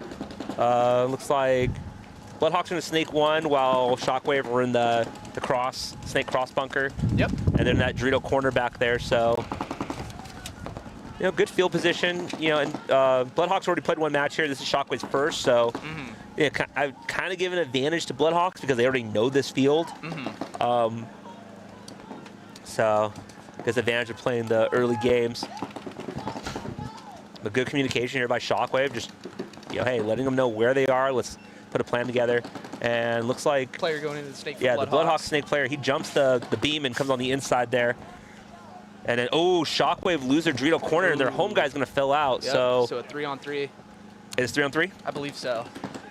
Yeah. So we got Brick, Dorito 2, and the snake crossing there for Bloodhawk. So straight across the line, like that 30 line, basically. And then Shockwave the same, except they have the Dorito corner instead of the Dorito 2. Yep. Pretty good setup here. Classic 3-on-3. Oh, got a lot of paint to the mouth. Doesn't taste good. It's not that banana scented Phil No, stuff. I wish it was.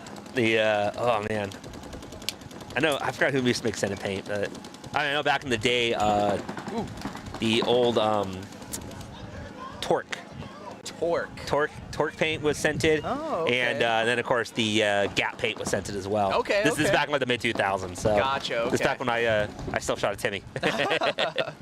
Looks like Bloodhawks are gonna lose their Dorito player over there. So it looks like I can't tell if this. I don't know.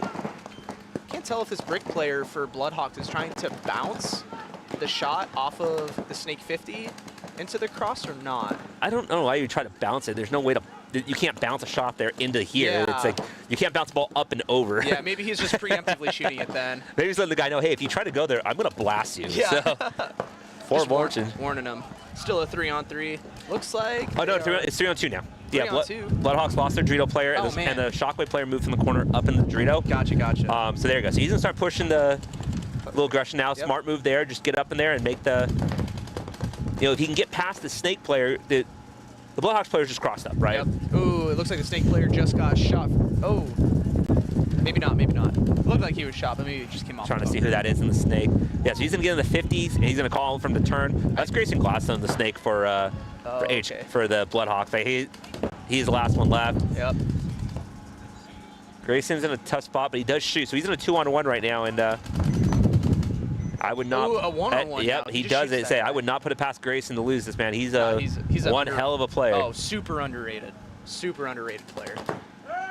But he does lose that one. So valiant effort, but yeah, Very just can't valiant. really do that. Grayson, I'm challenging you in 1-on-1s now because you lost that. Wow, good 4-minute point. Shockwave's gonna take that first one, yeah. Yeah, Grayson and I actually go way back. He played his first tournament on my team back in 2014. Oh, nice. So, Other two teams on the deck, we have Defy Paintball, that's going to be on your right side, and then Grind City on your left side. yeah, so Grind City over here, they say out of Memphis, but look at some names here. They have a lot of familiar names on there. Troy Erickson, former pro player. Ryan Hodgkins, current Aftershock player. Jason McDonald, he's the one that runs the team. He's been on it forever. I saw some local guys on here, like Jake Struck's a local guy. Travis been playing for a while. 20 seconds. Camilla's been out here for God knows how long. So there's definitely a lot of experience. There's a lot of on that experience on there, yeah. And then Defy Paintball, these guys just popping up here, factory team for 10 seconds. Defy. A lot of those guys are ex-Sicarios players, too. Okay, that makes sense, yeah. They picked up Cody Woodruff to play with them. He was with Narcos before. There we go. So here's Defy Paintball on the right-hand side. And It looks like it's going to be a clean... Grind City getting checked out. The God player getting checked on the side, but he is clean. It's going to be clean. Looks like it's going to be a 5-on-5 break for both squads. The Defy team all wearing the Randy Stanzik jerseys. So I see Really? the theme there. Yeah, they're all Randy's jerseys. All number 99. That's so funny. I saw the guy wearing the Impact jersey. I'm like, who's that on Impact? I don't recognize him. Grind City lose one out of the middle there, and they're going to fill that brick. So it looks like a 5-on-4 in favor of Defy. Looks like Grind City is more playing the center and pocket this one, minus Hosky up in the snake. Yeah, I could see them doing that. They do have a lot of center players. But I mean, they're an experienced team. They know how to. They can hold their own. Yeah, not gonna. There we go. Going up the snake. Hoxton moving up there to the cross now. Looks like a lot of these guys are on the 30 or 40 yard line, whatever you want to call it, for Defy Paintball. So they're slowly marching up, making their presence. Getting out of the center there. They're gonna start pushing. Man, that wind coming in. Yeah, it's very windy today. Yeah, I was driving this morning. I'm like, what the heck is up with this? Oh yeah. When I was driving here from Arizona, I was just getting whipped around on the highway. It was scary. Like, I'm not gonna lie, I was scared a little bit. Yeah, it was super hot out here for the past few days, and it's nice. It's cooled down a little bit, so at least the weather should be nice this weekend. I don't think it's going to break 80 degrees, right? Ish. If it does, it's low 80s. Yeah, for sure. It's going to be like this all weekend, nice and perfect paintball weather minus the wind. Beautiful. So. Looks like these teams have come to a standstill. Nobody's really making any moves, just trying to poke some people out of their bunkers. Yeah, it's this is both these teams. It's both their first match on this field. I don't know if they played over on and Hosky gets shot out of the snake there. I don't know if they played over on the OTL field because that's the other premier field that they're running. But if they did, it's like you know this from playing. Like you can go play one layout at a tournament and then go play the same layout at the same tournament on a different field, and it can be different. Oh, 100%. So it's like, they're supposed to be exactly the same, but you never know. So this is their first time playing on the Defy field here, field 1. Yep. So who knows if the lanes are different or not. So they're basically kind of figuring out the details a little more. Looks like, I think it's a 5-on-2 or 5-on-3 in favor of Defy paintball. There you go. He's gonna start pushing that snake there. Looks like Grind City still has that. They still have the snake 1, the insert to the snake 2, and they must have a Dorito player over there somewhere because they're not running down that Dorito side. Just I thought I saw someone walk off. Here he goes. Defy paintball, very much in control at this point. It's just calling the Stanzik squad. Yeah, that's awesome. Randy's boys. So Defy is calling kill 3, so I'm going to take their word for that. Yep, I agree. So they know the last 2 bodies are. Yep. And running 1 over there, getting back in position. Here comes a player. So sorry, we got to bring the air camera down here, but we're going to get some focus on the play here. Hopefully we'll see. Cameraman Ryan here making everything look good. Thank you, Ryan. Ooh, shooting the first and that's going to be a concession. Jason McDonald takes a couple extra, and he's going to give somebody the dead stare. Like, what's up, buddy? Looks like they're going to be chirping each other a little bit. That's how they do paintball here. Yep. They're like, what's up? I don't know. I just generally tend to stay quiet when I play. I don't have anything witty to come back at somebody with. I'll just sound stupid. I let my gun do the talking. Yeah, exactly. Exactly. I'm also kind of like, I just don't care. I'm too old for this. So I've already been doing this. I'm like, I'm just going to go over here and go back to my pit, or even better, I'm just gonna go home and go back to sleep. Yeah, like I have work tomorrow. I can't be afford all this emotional Pretty much. terrain. Hi, puppy. Yeah, I get to go home and get a nice cold beer, and yeah. Wife wants to buy a hot tub, so I'm like, one of those blow up ones. Oh yeah. So I'm like, ooh, that I could go for a hot tub right about now. Yeah. I'm like, okay, that's totally maybe for Christmas I'll get her one as a present. But I hope she's not listening to the webcast because I don't want to promise her that. maybe she is. Protect that. Bloodhawk's on the right, Shockwave on the left. Bloodhawk's looking to come back here. Kind of a little delayed, kind of trying to play in that open zone there. We have a running referee on Shockwave side. Player asks for a check. He's clean. Looks like it's going to be a clean 5-on-5 break. Both teams with a snake presence. And Shockwave opting to get out of the back center, which I don't hate. I really, really like that. Ooh, but Bloodhawk's player getting shot out. I he got shot in the pack, almost like they bounced it off something with that, because he was kind of looking confused when he got shot there. Maybe off of the can or something, or just that's a big random ball. Bounce in there, yeah. That was let's see. Maybe a ball from God. That was. Two snake players for Bloodhawks getting set up. I don't know who that was that got shot out, because they're wearing a Hughes jersey, but that wasn't Hughes. There's no Hughes on. Oh, gotcha. So I'm like, who you guys doing? Sharing jerseys and such. Hi, pup. Hi. But Grayson Glassman's going to fill that snake in there. But Bloodhawks lose another one over there. Wow. Just trying to see who that is. So it's kind of unfortunate deaths. It's like, it's just silly ones. Just getting shot out of your bunker, you know? Yeah, you can't do that. And Shockwave's going to move into that 50 Dorito there. Shooting the snake out, shooting the back center out. That's it. Yep. They should call that. It's a 5-on-1, 4-on-1 or whatever. So. Yeah, Grayson gets shot out. Kevin Zhu was the one that got shot out of there. Being stupid. Sorry, Kevin. I'm calling it as it is. Gladstone asking his boy, what the heck happened, man? Yeah, they kind of just went 1, 2, 3 in a matter of a few seconds. Yep. So just Gotta be just sloppy deaths, and those last two were that, I believe that Dorito 50 Yeah, player for Shockwave.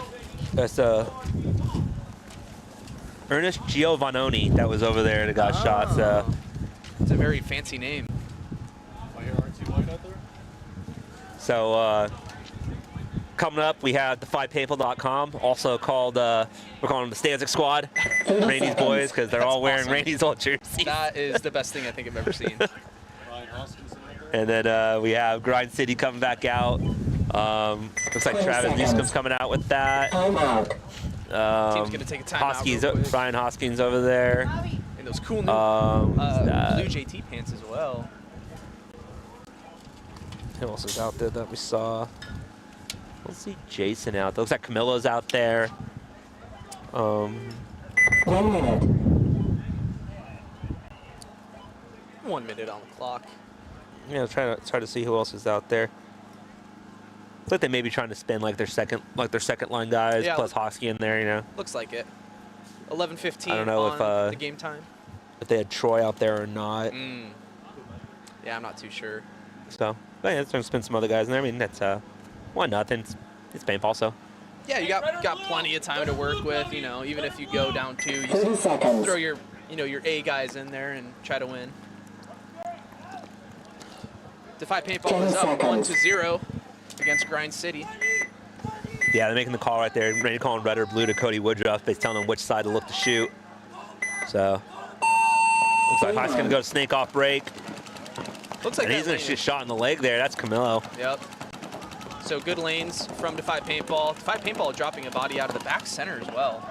And a running one. Go get him, running one. Go get him, running one. Running one. Oh, running one says you're okay. You're lucky. Ooh, Hoskinson eating up the back center. Yeah, he's going to go to work now. Ooh, but getting shot.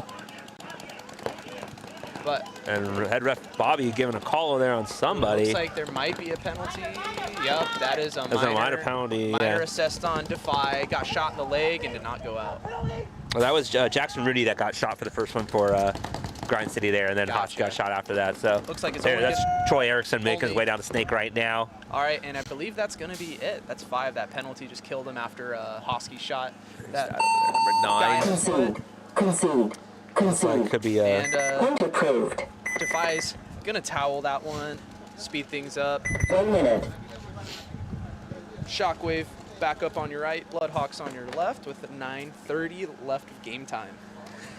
Yeah, Shockwave had this name as the, you know, you would think Bloodhawks have a little advantage playing this steel, but Shockwave's just been dialing they're his just 2 killing points and just, I think we were saying before, they just lost gunfights and they got shot out. Bloodhawks got shot at their spots when they shouldn't have. Exactly. Right. That all comes down to discipline. And it's like, and it happened that last one. They lost the guy on the Dorito side. It's like, okay, you lost one, and then it was like 2, 3 back to back, and it's kind of hard to recover. Yep. You lose one guy, you can shift real quick. Okay, let's lock it down, get that kill. You lose 3 within like 10 seconds. It's really hard to do that. Totally.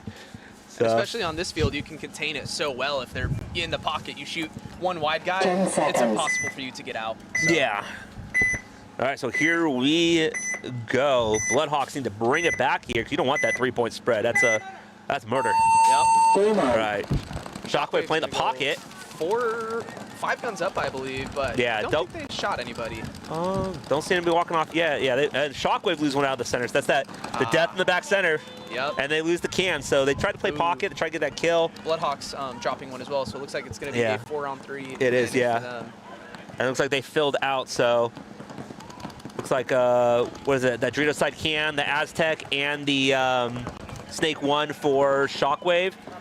The Aztec, the inside Dorito, the Snake 1, and where's the other one for? And the home for Bloodhawks. Yep. There we go. And for Summerlin, it's going to be... They're in that. They're in the inside Dorito, the Aztec, and the Snake 1. Gotcha, So they're mirrored up, except Bloodhawks have an additional player in the home, basically. Yep. But they're going to make that move up to that center brick there to kind of that control bunker almost. Yep. Try to call it like a command center or something like that, or for a lot of teams. Looks like Summerlin is trying to get Oh, a shot they lose on a this Dorito monster player. guy. So now it's 2-on-4. Yep. Here he's going to go. He's going to get in that Snake 50. Gonna get in the Snake 50, look inside, and most likely shoot this brick player. It's like, yeah, he did. Oh, but on the top of the head. Oh. Wow, what an unlucky death. then here they come. They're gonna just. Yep, they're just gonna eat this last dude alive. Night night. Ooh. Hope you like eating pink paint. That's what you get. Yep. There's some CTE for you. So good point by the Bloodhawks. Good off the break. I'm sorry, not good off the break shooting, but good job just engaging in gunfights, shooting those guys out of their bunkers and cleaning it up. Yeah, I mean, they lost. With that one, it's like it seems like Shockwave played the pocket, trying to get the kill. They didn't get the kill, and Bloodhawks were allowed to get wide of them, and essentially they couldn't get out. Yes, exactly. And so, you know, it's one of those things that for those watching that are newer to paintball or learning how these guys are playing, you got to get wide. If you stay in the middle, it's kind of hard to shoot guys out when they can just piece down on you and put pressure. So you got to get your guys wide. You got to get wide if you can. You got to spread that field. You know, drill to get those done. Yep.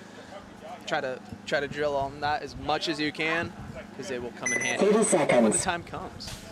So back up, we have Defy Paintball tied 1-1 with Grind City with 2 minutes, or I'm 10 minutes minutes left. Wow. and 22 seconds left. I guess I have a speech impediment today. So that's okay. It's the week. It's paintball weekend. Yeah. 10 seconds. So here we go. You know, these teams seem pretty even, so we'll see what kind of happens here. Both have a lot of solid players. Yeah, both very good squads. Looks like they're gonna go double snake for Defy. Oh, on his hopper, yep. Ooh, yep, on his hopper. Good eye by head ref Bobby Welch there. Shout out Bobby. In. So. Grind City looks like they're coming into the snake, almost shooting Hoskinson in the foot. They're gonna come on out here, so. Looks like Grind City is getting a pretty good field spread as of right now in all the spots. Yeah, it's gonna be running referee on the coming to the Defy paintball side though. And a minor penalty. A minor penalty on Defy paintball there. I think that's on Cody Woodruff. Yeah, it's Cody. Oh, gotcha. Sorry, Cody. Yep, here comes Hoskin. He's going to try to come down the center and maybe get a guy. Yeah. Trying to shoot that snake. Yeah, he's going to take him out. Wow. So, what a wonderful point by Grind City. Able to just shoot out all those guys. And, you know, that penalty just turned the whole tide. Yeah, they lost one early, then you get the penalty like that, you're down. I think it may have been 2-on-4, and it's still like, you know, you're not going to be able to come back from that. Yeah, so. for sure. And not even that, you're also up the field. It's not like you're in the corners or anything, so you kind of have to live behind your gun at that point. Yeah, and the last one too, the Defy player was trying to retreat back to the God here. Yep. But it's like he had his face down, and as soon as he did that, he just launched and took him out. Yep, that's what allowed. You can't do that. That's what allowed Hoskinson to go bunker that guy. Yeah, like at that point, you kind of just got to lock in where you are and, you know, zone it up and kind of just hope they run into your gun. Yeah. Just pray, pray, pray. Ah, everything's flying away. So here we go. Shockwave is up 2-1 against Bloodhawks with 8 minutes on the clock. Plenty of time with this one. Bloodhawks looking to pull this back. I don't see what happens here, you know. Bloodhawks breaking out. They're going to go to the God.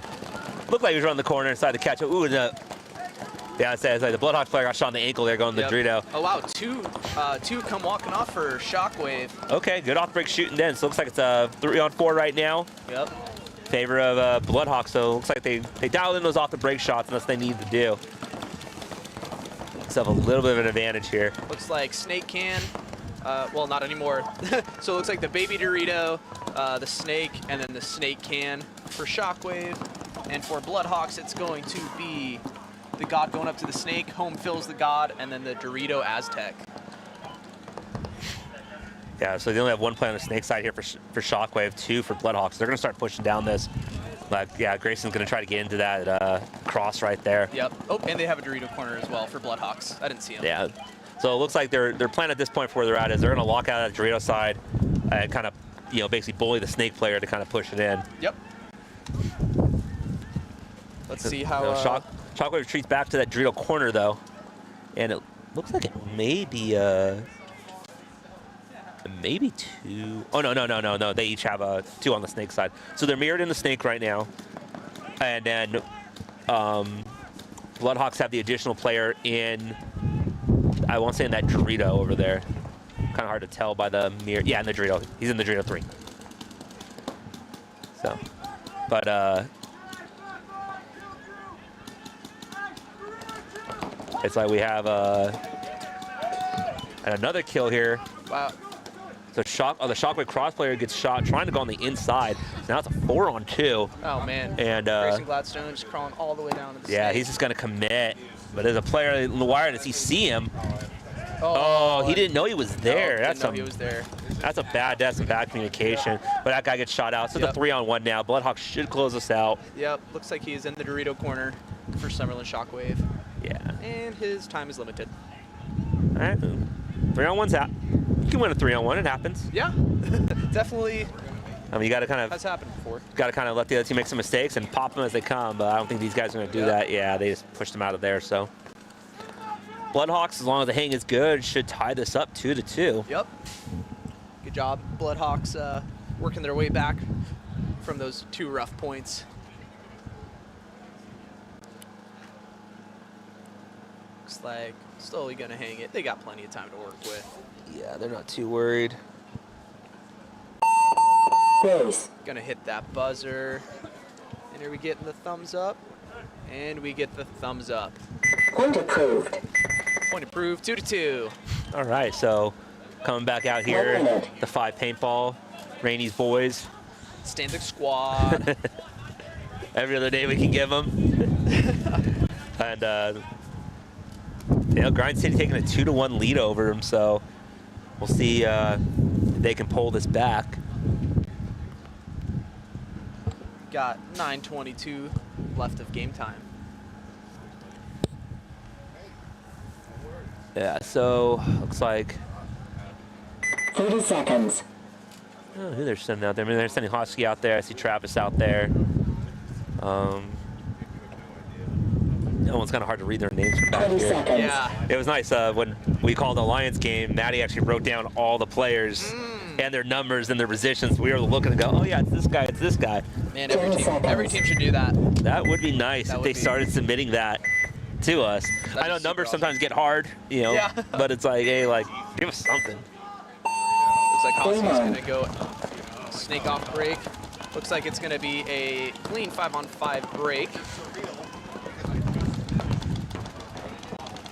And it looks like they're gonna lose number 11 out of there. Oop, and the center player for Defy just got shot as well, so it's gonna be 4-on-4.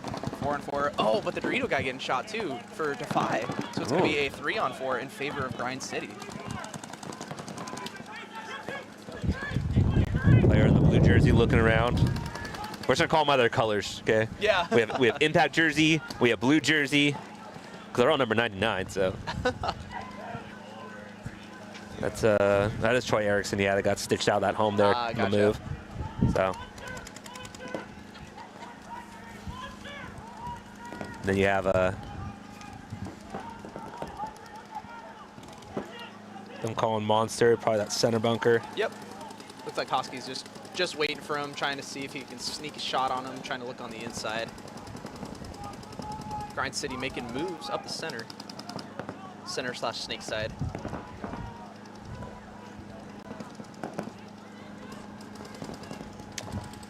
So for Grind City, looks like we have a Dorito 3, a Dorito corner, the snake cross, and then the lay down brick. And then for Defy Paintball, we have a snake, a center brick, and then a Dorito corner. So let's see if Grind City can piece it together and try to make some magic happen and get a point up on them. Sorry, you can kind of hear the wind coming in right now. Yeah, it's coming in hard right now. It looks like Grind City is really just content to stay in their spots and let Defy Paintball come to them. I mean, they're up 2-1. There's still a lot of time on the clock, though, so it's like you can sit there, but you're going to run out of paint eventually, and it's like, what do? How long can you hold it out for? That's true. That's true. It looks like Defy Paintball just moved up in the snake to the cross. Yeah, so they're...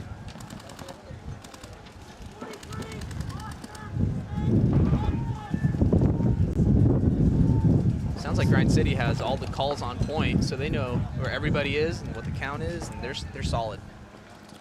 I mean, it looks like right now they have. They're looking at, so they have the Dorito 3 insert to the Snake 2, and he's going to go up the middle to the 50. Yep. And then they have the Snake Very cool the cross. And then Defy has the same thing, the cross in there. And they have the monster, the center brick bunker. It looks like the Dorito corner. Yep. So Grind City's still being a little more aggressive. Defy's kind of just hanging back. Yep. 6:30 on the clock. Yeah, I mean, whoever gets the next kill is going to take this point, you know. Yep, 100%. We have a running Juan. Let's see what. He's repositioning. Oh, he is? Oh. Yeah. I thought he was checking someone out. Oh, and Grind City still has their Dorito corner player. Yep, they do. I was like, Juan, stand in the middle. I'm like, Juan, you're getting shot in the head, bro. Like, don't do that. Yeah, it's just kind of just stalled right now. So it looks like Hotski's getting on his feet, looking like he's going to try to make a move. Yep, doubled up in the Snake. They do have that inside Snake wing as well. Just waiting for that Snake cross for Defy Paintball to pop up. He's going to kind of step out. He just commits. Ooh. The question is, did he shoot him first or not? Yeah, that's a great question. Yeah, referee says that he bunkered the guy and then he got shot, so. Yep, looks like it was a clean, so good move by Ryan Hoskinson, getting that guy cleanly. Yeah, it was kind of risky. If he had shot the Snake guy first, then it would have been a major, but referees are there and they are. Dorito corner getting shot out for Defy. Monster center player getting shot out. And good job, Grind City, for breaking that one open and getting the point. So they're up 3-1 against Defy Paintball. 1 minute. 5.5 minutes left on the clock. Bloodhawks on your left, Shockwave on your right. They are tied 2-2 with 5 minutes and 15 seconds left.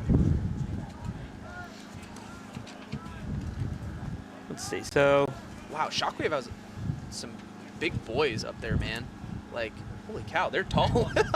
Yeah. I'm jealous. Well, they should be able to get those off the break shots pretty easily. Then just shoot over everything. That's how you get those home shots. Just shoot right over the 30 seconds. The monster bunker or whatever it is, and well, surprise him a little bit. Yep. Oh, tangled up with the dog. Just wrapping me up. Hi, puppy. Got Walter here in the studio with us as well. He is adorable.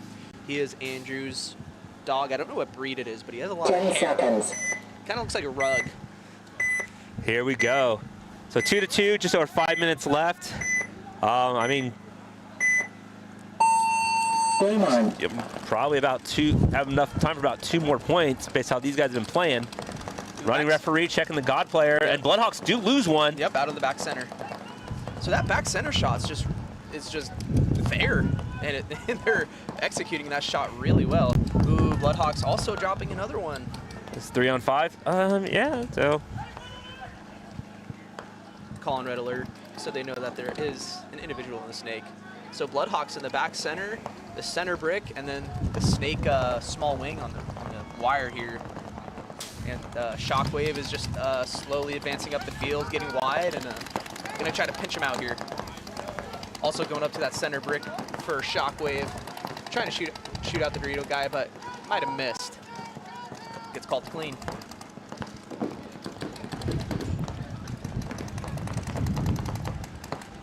We have a wild bunker being blown around on the back left over there. What do you mean? The Dorito can. That Dorito can over there was almost at 45 degrees. Oh, I see. Looks like it came unstaked on the back line there. That's how serious the wind is out here, man. Can't sleep on it. Oh man, there's been some tournaments where the bunkers become unstaked, and you're like, what do you do? Yep. There was a tournament at ASG where one of the canopies flew up into the air and hit someone in the head. Yep, so. I was there. Oh, jeez. Yeah. Can't even imagine. That's wild. So looks like Shockwave gonna move into the cross here. Yeah, and there's other players hitting on the God. He should be probably looking to make a move out to the corner here. Give a little more oversight down that wire. Yeah, Shockwave also in the 300, so it looks like they're gonna try to apply the pressure on that 200 or 100. Concede. I think that's a concession from the block. The Bloodhawks, the give. Yeah, they're gonna give Shockwave the lead, but still 3:22 on the clock. Plenty of time to come back. Let your guys, get paint, clean them off, let them rest, so you can get them back out there. Well, it's also like, how much time do you want to waste if you're down bodies? You just want to you want to draw that clock down and kind of hope that you take it can come back, or do you want to say we're just gonna cut our losses and just come back and Yep, exactly. Just forget about the last point. You'll bring it back with plenty of time. Give yourself time to get something done. Yes, sir. Referees over here fixing the that Dorito side can over there. It looks like they're gonna go do some surgery while the teams move on the field. So the 5 paintball on the right, you know, we call them Rainey's boys now, Stanzik squad. Yeah. And then Grind City making their way back out. They're on the left-hand side. They have a 3-1 lead, 5:22 left on the clock. So while we're on this little break, so some of us, if you're new to paintball, you're listening, we're saying certain things like the 200 or the 300. Those are just kind of like bunker calls that we're used to using, and those usually refer to like the Dorito up there. So like the first one that you see, we'll call it the 100. The second one, next line is 200, 300, etc. Same thing with the things like 54, 43. That tells like how many bodies are left on there. So if you're kind of wondering what those are, that's what we're doing. All right, here we go. Shockwave, they're going to go fake that run to the corner and come on into the God. They're going to kind of play a little more pocket. Oh, sorry, Defy playing a little more in the pocket. Looks like a clean 5-on-5 break for both squads. Yeah, double at home for Defy. Bloodhawks, or Grind City, I keep getting mixed up. Making their way into both snakes and into that can, but Grind City's going to lose their player out the snake too. Yep. So 5-on-4 in favor of Defy paintball. 5-on-4, yep. The Rainy Brigade. Double back center for Defy still. They have a Dorito one and then a snake cross. And the big run out. It looks like the 5 players asking for a check on the flip up. Ask for a check. You know, he's out of there. So, okay. Hey, player asked for a check, and referee said, hey, you're out. So, 4-on-4. And head ref Bobby calling it out. Somebody, and he runs after him. So the player may have been trying to hide something there, and the referee was like, all right. He was like, ah. I saw that. I'm going to run away. Ooh, another player dying for shot out. So 3-on-3. Oh, wow, there's a ref doing some gymnastics over there. That's Matt Soma, man. He is really? He's super ref. Oh, okay. Yeah. I think he refs pro, I'm pretty sure. He does, yeah. He's the, him and I actually started reffing the pro field together on the same day. Gotcha. Sorry. And we have a dog trying to sabotage our setup here. He just wants to control the drone. Yeah, he was actually my, when we first started, him and I were roommates when we would go to the events. So. Gotcha. Cool. So it looks like Grind City and Defy paintball, they're trying to battle each other out, but there is a Dorito 3 for Grind City. Oh, wow. Oh, he doesn't know he's there, yeah. It just gogs it. Oh. And the Grind City player, I mean, Defy's going to concede that one, giving 4-1 lead to Grind City. Wow. And that's some great Dorito, just some great play on the Dorito side guy, going forward, back, making himself unpredictable, making himself hard to shoot. So they're up 3 points with about 3.5 minutes left. So that's a tall order. Like. Yeah, it can be done. We saw one team score about a 40-second point. Okay. Yeah, the game that I personally played myself, we won a 50-second point or something. So yeah, it's possible, but you have to be aggressive. You have to kind of play it right. You got to get those kills off the break. Totally. That's the thing. That's crucial. So 20 seconds. That definitely what opens it up on the side, on the wires. Hi, puppy. Hi. 10 seconds. There we go. 10-second count. Bloodhawks looking to make a comeback. Plenty of time on the clock. Let's see. Looks like they're going to low shooter there. Game on. And the big dive belly flop and run referee to check in. He may have taken a shot to the pack. Nope. He's clean. Sorry. Player walking off for Shockwave. Okay, so Shock. The Dorito side. Oh, so they get the 1 kill, and Bloodhawk's going to push up into that Dorito. Wow, they're all the way at 300. Oh, but it looks like he got shot, yeah. So it looks like it's going to be a 44. Grayson Gladstone filling out to the snake corner. Yeah, they fell from that double home, which is good. You don't want to stay in that home bunker too long. Yep. But it is 4-on-4, and they're going to move their way into the command center now. No, I think Shockwave. It's a 3-on-4 now. Yeah, you're right. 3, because 3 are walking off. 4. Well, yeah, 3. So it's a 2-on-4 now. Yep. A little hard to see, but Looks like we have a Snake 1 player for Shockwave, and I think another Dorito player somewhere for Shockwave as well. I think the Dorito quarter. Dorito corner, gotcha. I think so. I think that can kind of. Oh, no, he was in the home. Now he just moved out. Oh, okay, gotcha. I was just predicting the future, you know. I was saying this, you should go to the Dorito corner if you want to live. If you stay in that home, you are going to die. Just let you know. Yeah.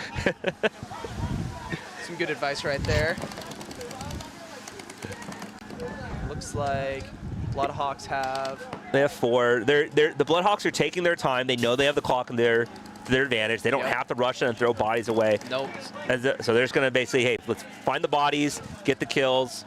Like, we don't have to rush this. We can tie it up because they know at least they tie it, and the time runs out, they can still go to overtime. Yep. So no need to throw your bodies away doing dumb stuff. Yep. Shockwave player going into oh, I'm so sorry. Bloodhawks going into Shockwave side, but then get shot They throw a body away, though. Yep. It's like, you can't do that, guys. Like, nope, because then you're just at square one with, you know, a 2-on-2 or a 3-on-2 or whatever. Yeah, it's like you just threw a body away instead of trying to figure out, like, how, I mean, he tried to make a move through this gap here, and I'm guessing the tower just shot down into him. Yep. But again, it's like, why don't you tell somebody, hey, like, can somebody put this guy in so I can make this move? Like, yeah, of course. It's you know, pretty straightforward, but I think he was getting into a position where he wanted to run the Shockwave Snake player down because the other player's in the corner, and no way you're going to be able to shoot him before he gets bunkered. 60 seconds. You'll shoot him after for sure. The one thing I'm listening with the Bloodhawks guys now is like they're not talking. Oh no, not at all. They're being quiet and they're trying to just put together. But like nobody's trying to say, hey, like let's go get this guy, let's go get this guy, let's do this. Yeah. But they throw another body away. Yep. So now it's a 2-on-2. So they've thrown 2 bodies away for no reason. And it's like that. It's like, come on. I mean, great on Shockwave for holding the line, but it's like you guys had the advantage. And it's like so Grayson got just the 1 shot on them.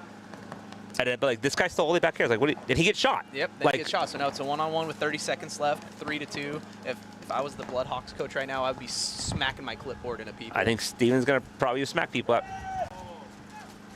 Ooh, it looks like Grayson Gladstone's begging for a penalty on that, but I think they're gonna call that a clean trade. So. Game stop. So this sucks. Okay, so here's the question, because it's like, when they eliminate each other, there was 12, 13 seconds left on the clock. Mm-hmm. But now it's like there's 10 seconds, so are they going to play that last point or not? So head ref Bobby Weston go over and talk to the boys on that side. They're like, hey, what happened here? Because, yeah, I think you're right. Grayson's like, hey, I shot him, and he shot me. And if you shoot somebody when you're hit, that's a major penalty. If you get a major penalty under 60 seconds, it's an automatic swing point, no matter what. Yep. And they have to start down the next point bodies. So suddenly it goes from being a I may or may not get this to now it's like, hey, it's tied with a short amount of time, but they only have 3 bodies. You can run them down. Oh, yeah. So it's a big call. Luckily, the Bloodhawks already won their first match pretty convincingly. Mm-hmm. So if this one does not go their way and they do lose it, it's like, it's not terrible for them. It just sucks, right? Yeah, for sure. But hey, that's paintball. The best way to avoid and stuff like that is shoot the other guy first. Yep, just win. And don't throw your bodies away. Don't even let it come down to that. Yeah, that was ridiculous that they allowed that to happen. They were 4-on-2 and just threw bodies away for no reason. Like, that should never have happened.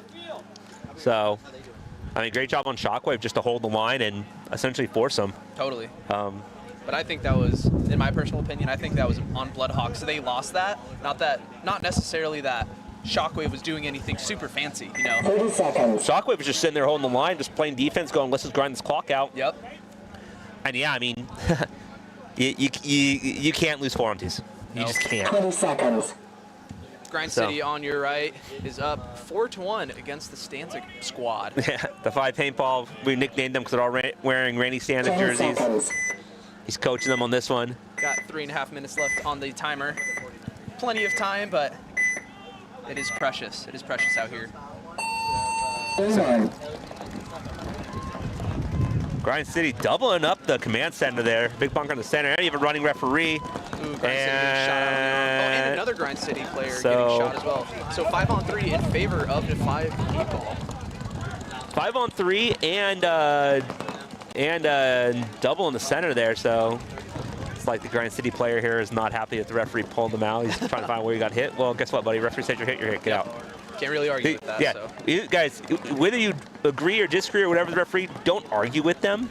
That's how penalties get thrown. Yeah, the best thing to happen is go in, talk to your coach, and be respectful about it. Yep. And let your coach handle it. If you yell at a referee on the field, it's not going to go your way. Nope, never. I don't think it's ever gone in the No, favor. it never does. And then they just kind of, just don't do it. Looks like this last player. Oh, and he's going to get chopped torched. up. Yeah. I think that was Defy Paintball had 5 guys alive. They did have 5 alive, yeah. So that was a really good, solid point. They just need to do that 2 more times. Clock's not stopping. Close. So,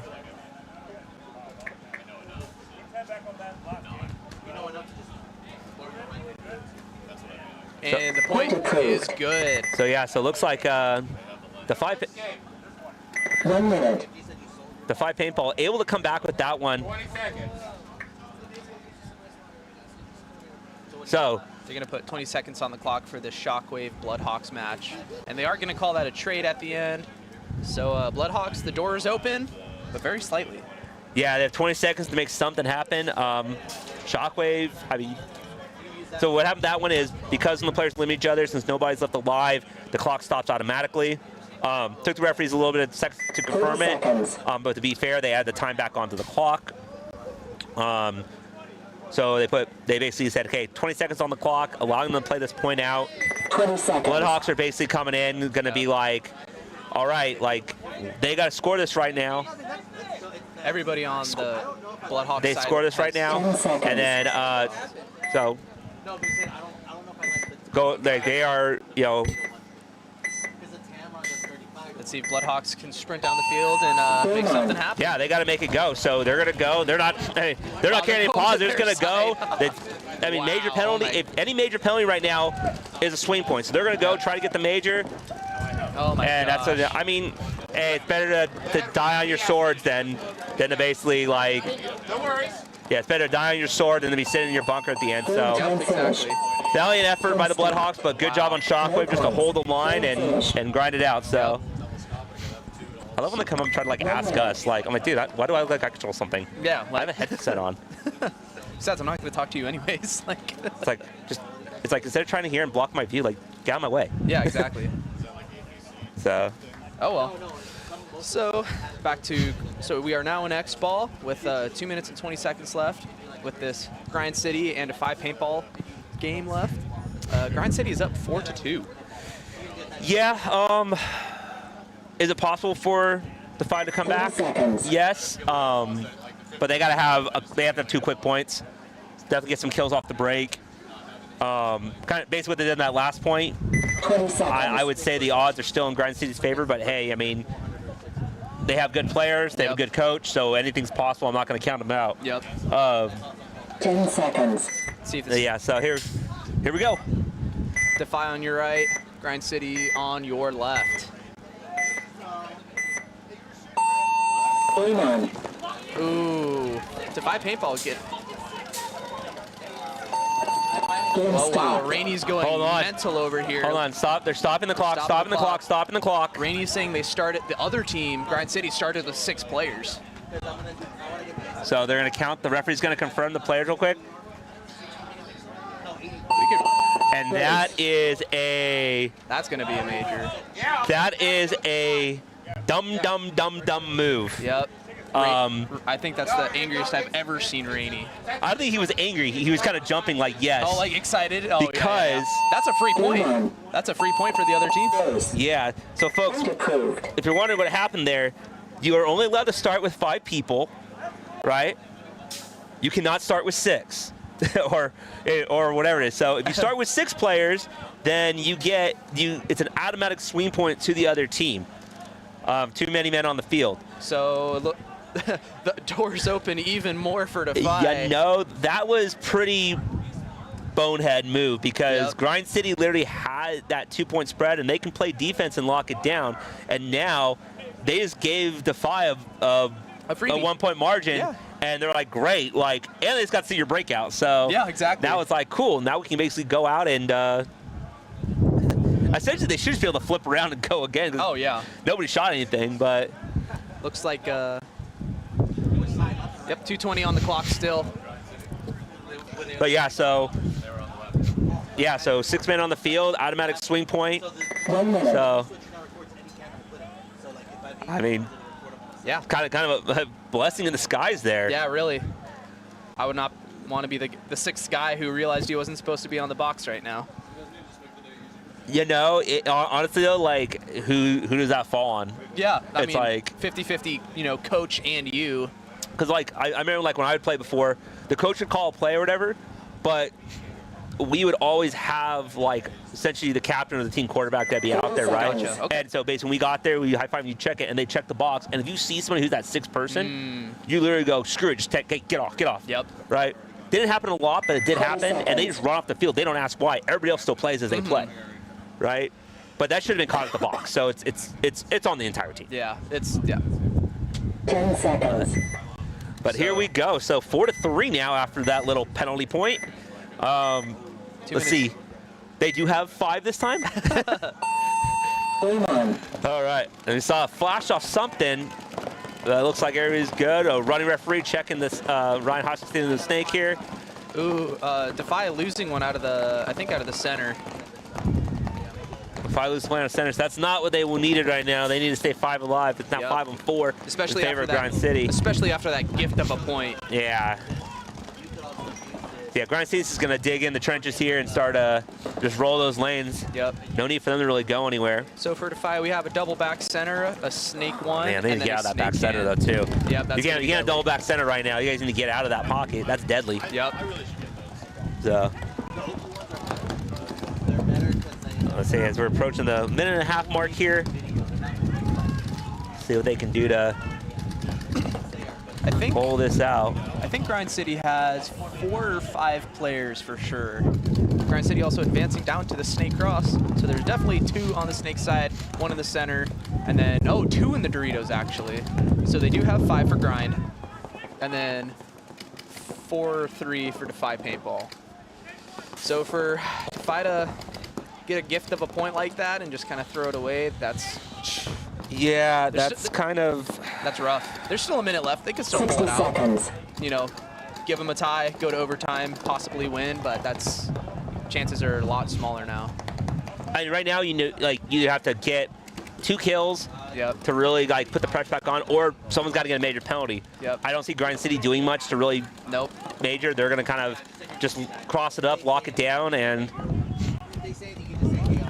hey, essentially just make Defy run at them. They can just sit there and but a back center player for Defy getting shot. And that you can't live in that home. Yep. You Trade on the snake side with Hosky. So a 2-on-4, I believe. I mean, it's 20 seconds left. I don't think there's much going on here. Nope. Defy player filling out to the Dorito can. Well, it's like the guy in the cross here and the guy in the brick they're just going to lock it up. There's no need for them to do anything. Yep. We saw in a previous point those 2 guys locked at and shot out 2-on-4 basically. Yep.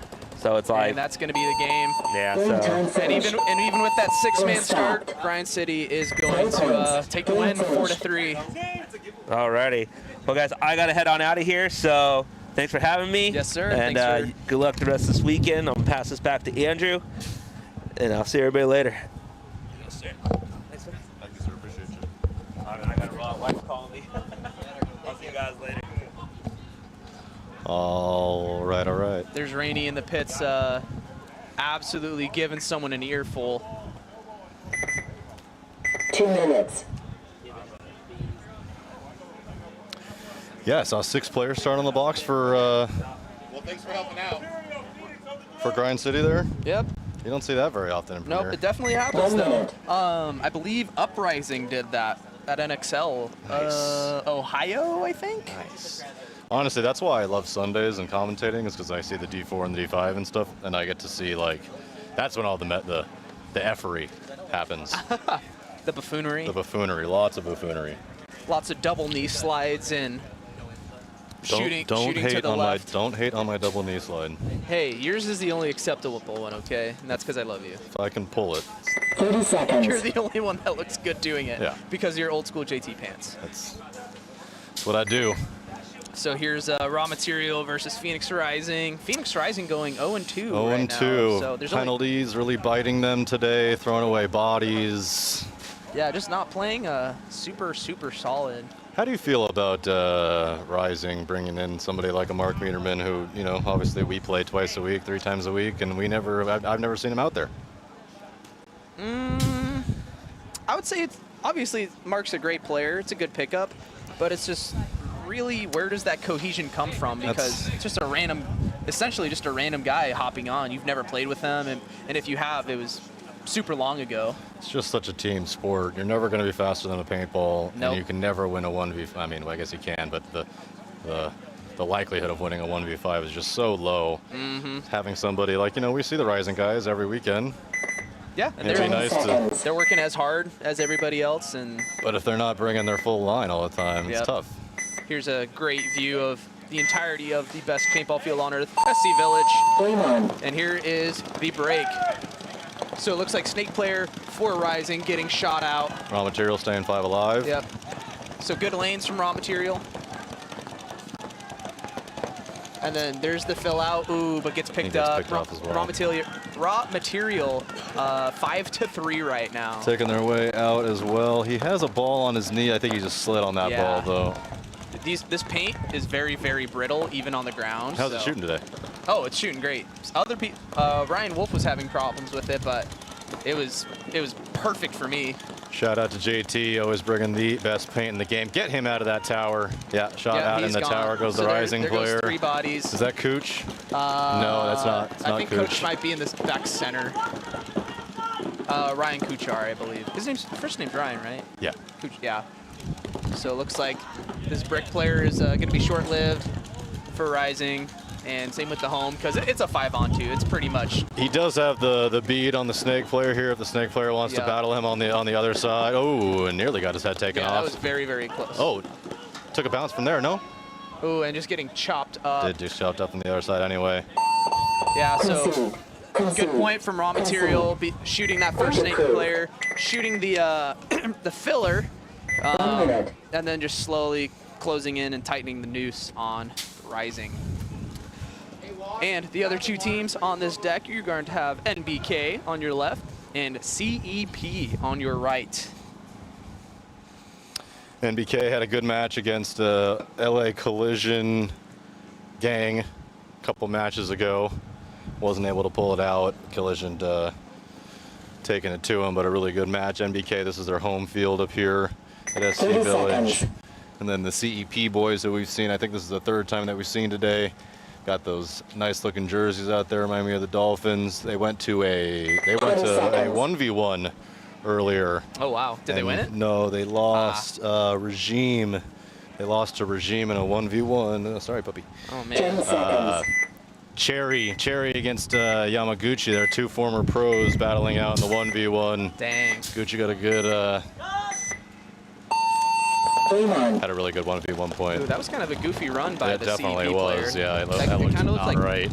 That player certainly looks like he has a hit on his loader in the center, and there he goes, and that's going to be a penalty. That's going to be a big old yellow. And 3 yellow birds go flying. Juan just tosses an extra. He's going to take a look at the Snake player, and another penalty. Oh my goodness. So an absolute bomb goes off. 4 players take the walk for CEP in the first 33 seconds of the game. That was 2 bombs. Wow, just wholly unfortunate. So 1 body left alive, and very nice of the CEP coach to save his Dorito player a whole lot of pain. 1 minute. I usually get offended if I'm the last guy in like a 5-on-1 and no one concedes it. I'm like, really, guys? Like, come on. Like, yeah. Like, what are you doing to me? Like, I'm going to get buried by 5 dudes. And we're, you know.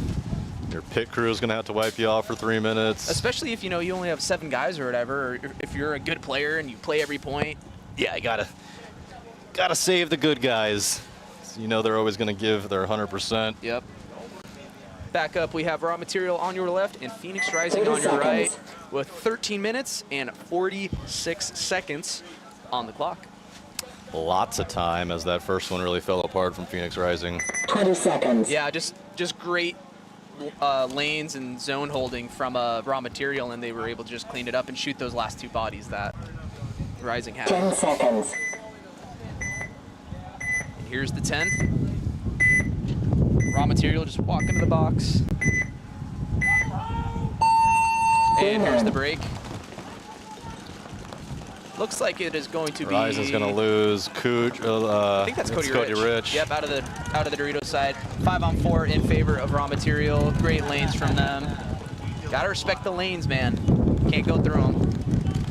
Wind is whipping out here. Back center dying for raw material. I have seen more back center players get shot today. And really quick. Than ever. And really quick. Yep, ever. I saw Rising triple stack the home on multiple occasions, and it literally never worked. Yep. So you know what we do? We do it again. Do it again. Definition of insanity. So it looks like there's going to be Snake 1, a large brick player in the center. Whoa, audio kind of went weird for a second, sorry. And a Snake can player. Looks like they're gonna sit. Sit. Sit. 4-on-2 in favor of Rising. Oh, there goes the last one. Another body, and there's just going to be one more body left that's going to receive all the brunt of this man's paint right here. Oh, looks like they're playing a little ring around the rosy right now. Oh! Nice shot. Nice shot. Had no idea that raw material player was there. And Nope. is it now a 1v1? No, 2-on-1. Well, that Dorito player's walking off. No, Cooch is over there. Oh, there's Cooch in the 200 there. Yeah. Looks like Sammy's trying to Look at him. He's lost him. He's just waiting for him. He's going to turn around and, oh, looks like they're coming back. He saw him finally there, pick yeah. him up. So, good point by Phoenix Rising, losing some guys quick and then just being able to really recover. Looks like this raw material guy is not doing too hot. A little bit of a struggle bus, yeah. Got up slowly and not limping, I don't think, but just very, very exhausted from crawling down to their side. Lucky the weather's good, so shouldn't play too much of a factor. Nope, it is beautiful out here minus the wind, but that's California for you. We had, I'm sure you remember at E4 last year, the OKC boys in D4. Yep. They came with 5 guys in the hot heat. And then they won, right? And won the tournament and with 5 guys. And 5 guns. Yeah, 5 guys, 5 guns. Came all the way from OKC. So obviously, you know, you want you'd like some backups and some people to fill in, but certainly not impossible to come out here and win a tournament. Not my first choice, though. I think 7 is the magic number. 7's the number. 8 is also good, but, you know. 10 seconds. Here we go. NBK on your right, CEP on your left. They are up 1-0. Both 3-letter word teams. Game on. NBK, Julian Velasquez over there, former pro. No, he's a current pro. Is he still with Aftermath? Yeah. Okay. Current pro still with Aftermath, sorry. It looks Julian. like taking big bites for NBK. Oh, but get shot out of the Dorito for NBK. Took a big Julian bite. started on the Dorito side this morning. They've since moved him over to the Snake side. Yeah, that's his bread and butter, so that's a more appropriate spot for him. Looks like CEP is getting up into the Snake and going to try to get crafty here. Gonna have a battle of the iron crosses here down at the bottom of your screen. Looks like, I think 5 alive. Double back center, Dorito corner, a Snake can, and then a Snake cross for CEP. And 5 alive, I believe, as well for MBK. I see people, maybe that's just a ref. Maybe I'm just tripping. Ooh, we have a running ref. Going to check somebody out. Throw that flag, no? More Clean. repositioning to the back line so we can get a better angle on these 2 Snake players over here. Shout out to the refs, man, doing an amazing job. Standing out here all day in the heat, getting shot at, getting yelled at by angry people who are wrong. We don't even give them guns to shoot back. Oh, No. that Dorito player is gonna. I thought he got scalped up. No, NBK Dorito player died, so I think it's 5-on-4 in favor of CEP. But NBK is stacked on the Snake side. Oh, and just like that, the tactical retreat is going to unstack this side.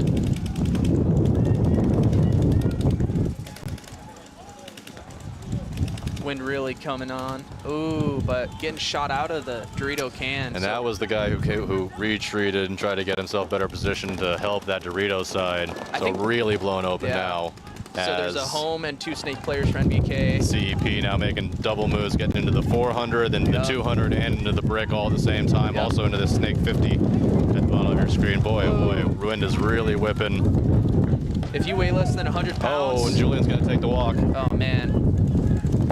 If you weigh less than 100 pounds, you might get blown around out here. So it looks like the snake player is going to. This snake player is about to get very, very hurt. Yeah, this is going to take. Yeah. I think that was. He got a little lucky, actually. MBK got run down, but there was a poison on him and a cross shot on him. And CEP is going to take this one before too long, even this one up with a little bit over 11.5 to go. Got ourselves a good game here.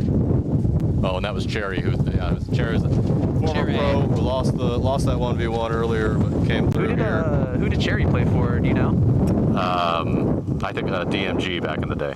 Oh, okay. DMG's still around, right? They're playing semi-pro, I want to say. I don't remember. I don't really keep up on teams. I remember when we started, they had like 8 lines. I think our first tournament out here when we were in D5, it was like a huge camp, one of the very biggest. That's cool. And since then, I remember seeing them at Decay and all of their good stuff. Wow. And whatnot, Okay. Awesome. Well, buddy, I think I'm gonna get going because we play soon. Okay. So I will come back later. Good luck. Go get that W. I'll try. I want her. So sorry, everybody, you are stuck with just me.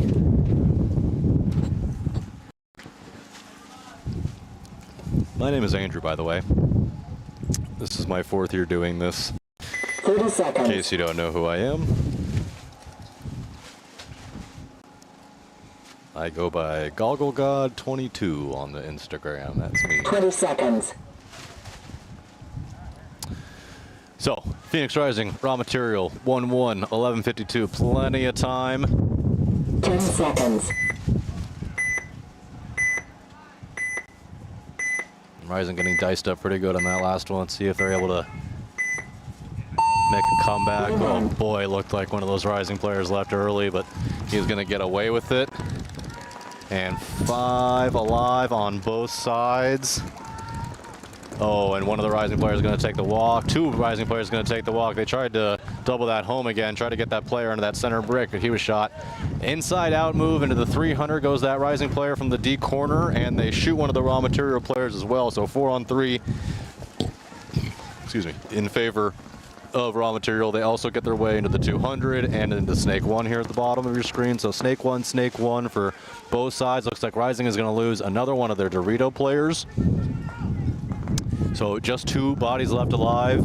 They're at the raw material, the 400, the 300, the Snake 1 here, and the Dorito insert can. See those bunkers whipping. That is just the wind. Great job from this referee crew, keeping everything staked in. Raw material just kind of trying to figure things out. They might have lost the count. Into the 400 of Phoenix Rising goes raw material. Here's where he'll be able to put some extra pressure on this Snake 1. That Snake 1 is really bunkered in there, looking on the cross, trying to keep him out of there, trying to battle, and he does take the walk, gets shot from there, and just 1 body, the home left alive. Shouldn't be too long before he gets roasted up. Instead, a concession and a 2-1 lead for raw materials. They make that one pretty quick as well. It's like pretty much back-to-back 1-minute points. Out here at the beautiful, beautiful SC Village. Great weather, a little windy, but great weather out here. Enjoy it while it lasts, because the next 2 events are going to be not pleasant. Bring your air conditioners.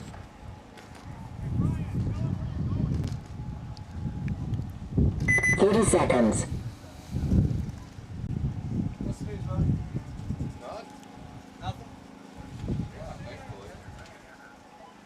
$20 seconds.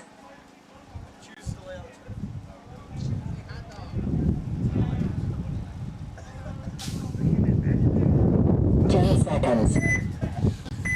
Julian out there again for MBK on the snake side.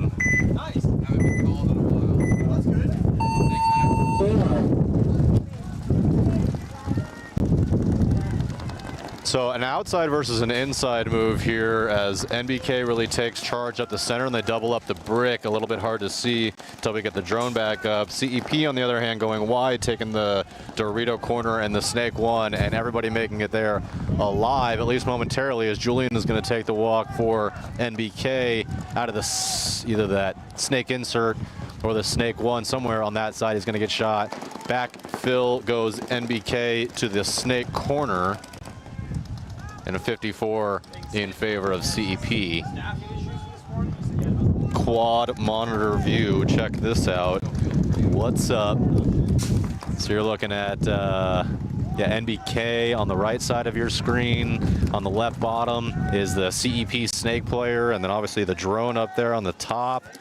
This is a nice, cool new view that we have for you. Looks like we might need to get one of these cameras a little bit wiped down, but you can still see what's going on. Not bad actually for 4 hours or so into the match, or into the day, and it still doesn't have a full hit right in the center of it.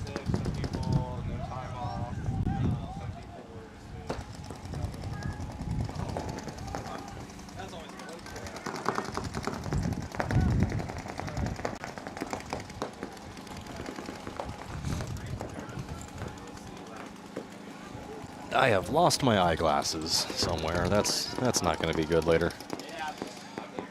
Find my contacts at some point. NBK getting themselves into the cross. CEP also into the cross and into the snake one for protection behind him.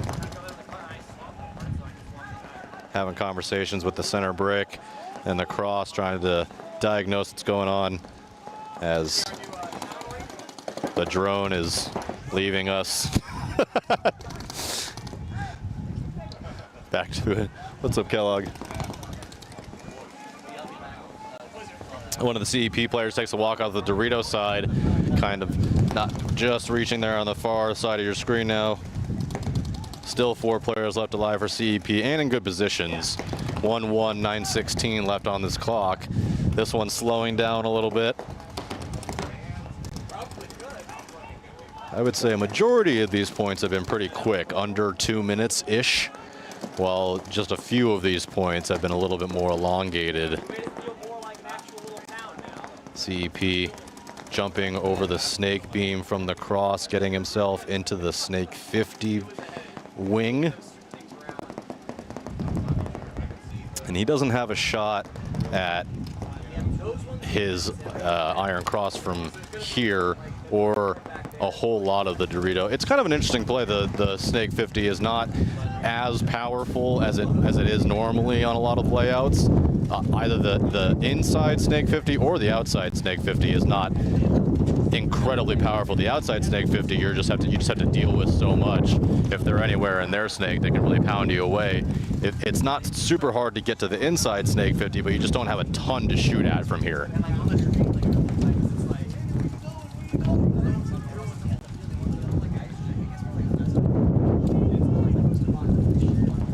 Another minute and a half taken off the clock, down to 8 minutes now. Well, there goes that move into the, oh boy, wind is really whipping. Into the 400 goes NBK. That's really the one lane that this snake 50 player can watch, and he missed it.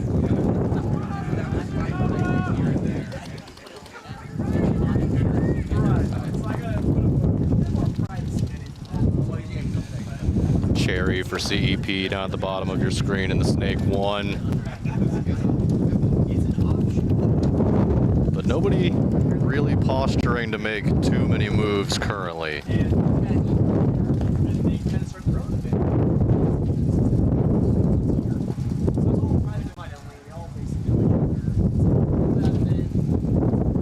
Likely to expect these kind of wins the rest of the day, which will definitely make things more difficult. It will change a little bit how those balls fly.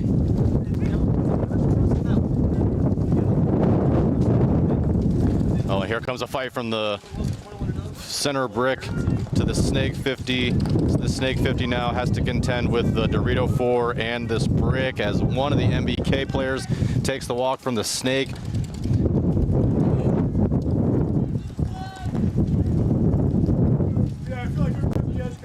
Yeah, so that camera angle there, that's Cherry down there at the bottom. He's going to try to get tape control. He doesn't really have anything to worry about now. He can go to the iron cross, to the cross if he wants, basically for free if he just keeps his head down. The Snake 50 player, on the other hand, has to contend with the Dorito 4 and the center brick. The center brick definitely wants a piece of him.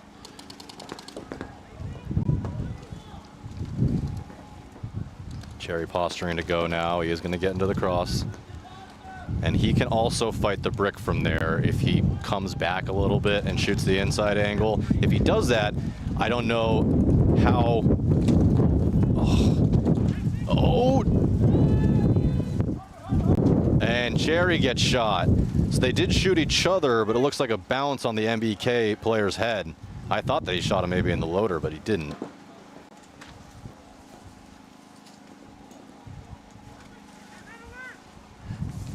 Two boos from CEP as they get into the 300 and the center brick.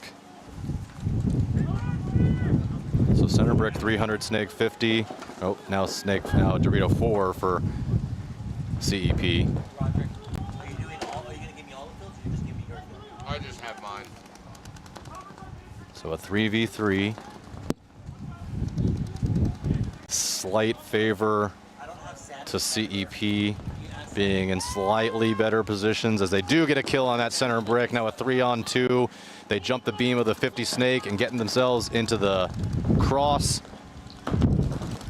Oh, that's got to be a penalty. Yep. Oh, and a yellow. That's got to be a red, right?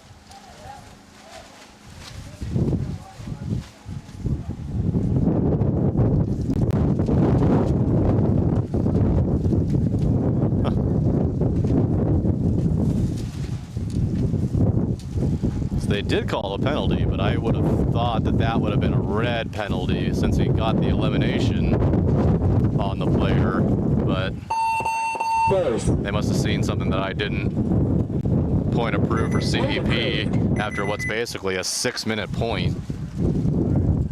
1 minute.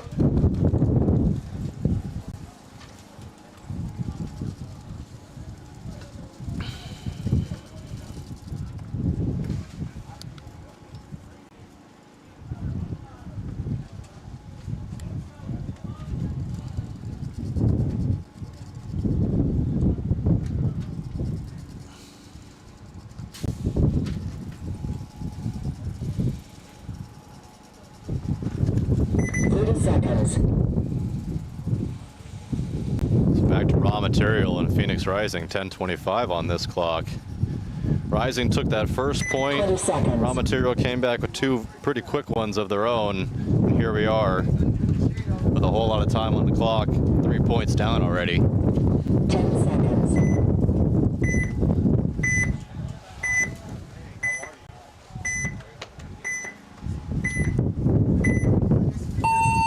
Game on. Rising doubling the home, sending Cody Rich a little bit short this time. He's able to stay alive. 5 alive, looks like, for Rising. They break that double home and get into this. Oh, and then Cody Rich takes a bad death over there on the Dorito side can.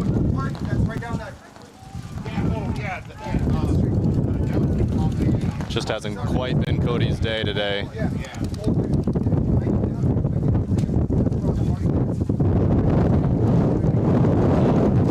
That wind is really going.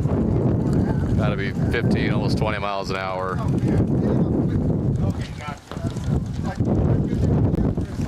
So I'm sorry if the audio is a bit of a mess, but not a ton I can do for you. I even got my screens moving. I got my floofy puppy at my feet. He looks like he's about to blow away.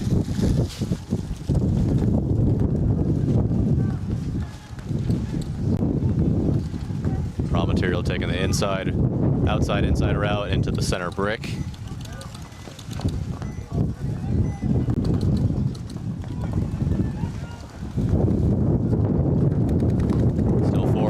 left alive for Rising.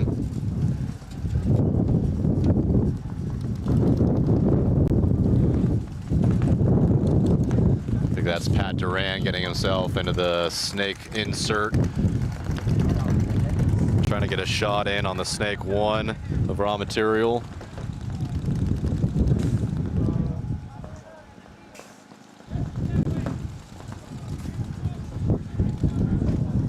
Raw material dives into the 300, makes it there live. And this game, like the last, started to really slow down. Far too early to be playing Sunday paintball.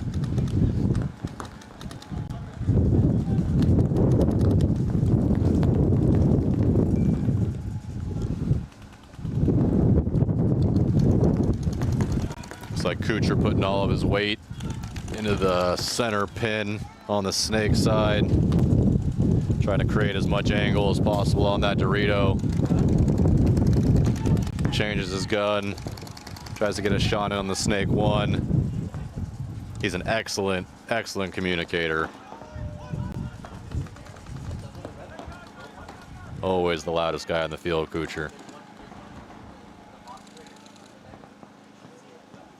But not a lot of talking going on at this current moment. Not a lot of guns rolling.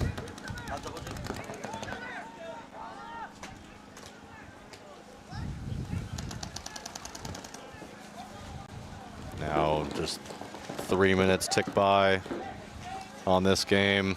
Still plenty of paint I'm seeing on players' backs. 3, 4, 3 pods. Oh, and one of the Dorito players slaps the Dorito 2 and takes the walk from raw material. It looks like that was the cross shot from the snake 1 here.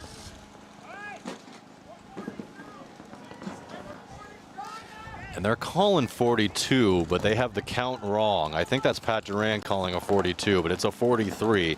So I don't know which body that they don't know, but there's the center brick, the snake 1, and the snake side pin for raw material. And clearly one of those guys, Phoenix Rising, has lost.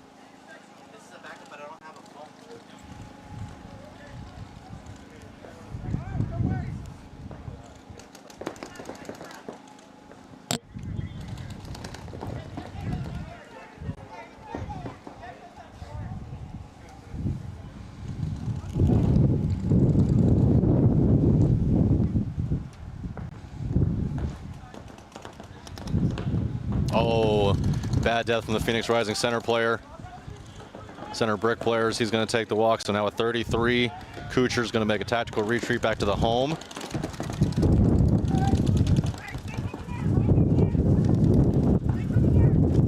Duran bounces out to the snake corner. Oh, but the snake's going to die for Rising. And now a 32 in favor of raw material.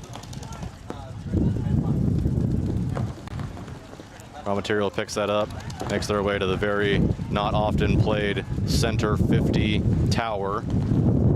And they shoot Duran out of the snake corner. So now a it's a 41 in favor of raw material.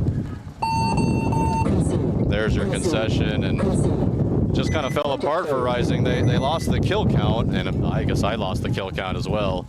And slowly, those deaths just come walking off the field.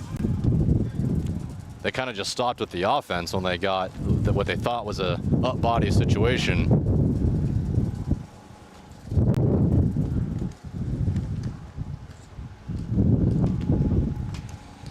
Rising on a bit of a struggle bus today. Not over yet. When do you think you want to take your lunch? They still have a chance. They lost the first 2 matches. They still have a chance to go 2-2. They still have a chance, obviously, to win this game, win the next one, get themselves into the playoff. 2-2 is tough, though. 2-2 is always tough. You kind of leave yourself up to the paintball gods, as we say. 3-1, you can almost guarantee yourself moving on to the playoffs. But 2-2 with a, depending on their point margins and stuff, it can get very, very tricky. Depends on, who's in your division, point spreads, things like that. So that's why I said yours first. Not only does Rising need a win here, they need a win on the next one. But back to CEP and NBK after they just played that very, very, very long game, almost 8 minutes on the last one. CEP was able to come away with it.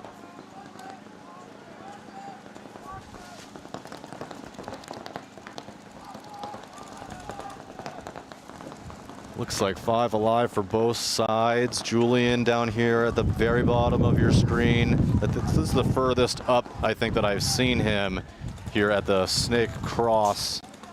Trying to get a shot in on a Dorito player, now into the center brick. I think that's Cherry for CEP. CEP also into this. They're also in the Snake 1, the Dorito side can, the Dorito 300.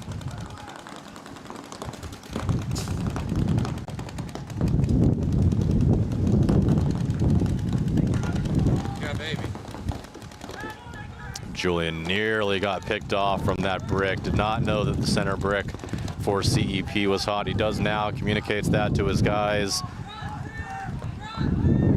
Movement from CEP as they put another body on the Snake side.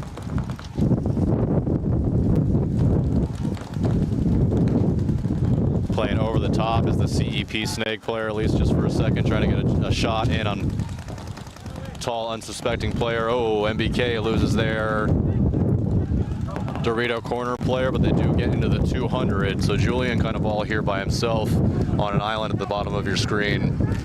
If he dies, it'll all fall apart. Let's see if CEP is able to recognize that and pick on him a little bit. CEP trying to make that move, yeah, into the 50. He can be picked up from that center brick.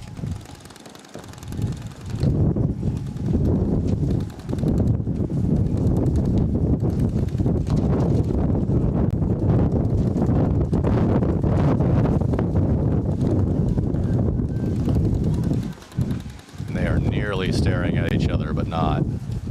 CEP, that center brick player. Oh, and they do shoot Julian. That center brick player shoots Julian. Let's see if now the CEP player on their side.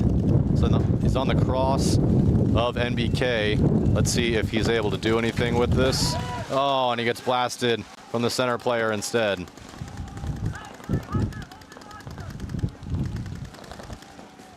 So 3 bodies still left alive for MBK, but the Snake blown out. And CEP does have that Snake player right there, 78. Gets himself into the cross. Just going to try to make a move. Oh, another MBK player dies. That's the home player taking the walks. Just the center brick and the 300 now. That's CEP Snake player. He's behind the tower here. He's playing over top of the cross here. He's trying to get a shot in on the center brick. He can't see him from here. So he's going to have to wrap a little bit, and he can play in no man's land, kind of off to the sideline. I'm just not sure that he knows that. And there's a concession there. It's really, honestly, it's a good concession from NBK, as there's only a minute left on the clock. Now they're down 2 with a minute and 2 seconds remaining, which will be fun. We should see some nice fireworks in that match with a minute and 2 and needing to score 2 points.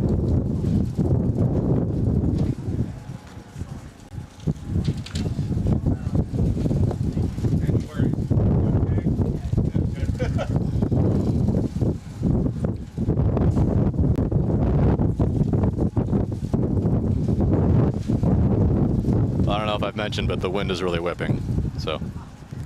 30 seconds.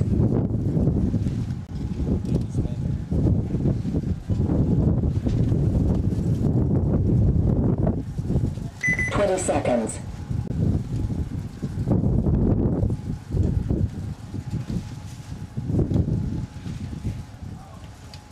10 seconds. Quad view back for you.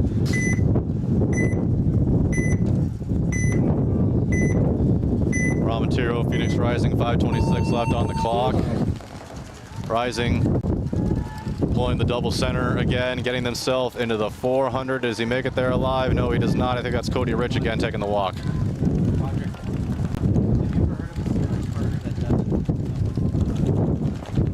Into the Snake corner goes Raw Material, makes it there alive. He's going to try to put some pressure on that cross, tucks him in.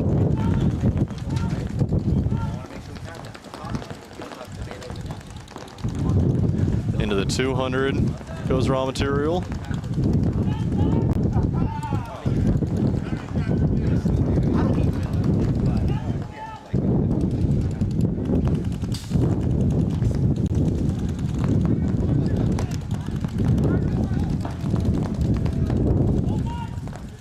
No, home player takes the walk for Raw Material. So 44-43 though. It looked like Pat Duran is going to take the walk for Rising, and now another home player. There's a concession. 4-1 lead now in favor of Raw Material. 4 minutes 29 seconds to go, and it's really starting to unravel from Phoenix Rising today. 1 minute.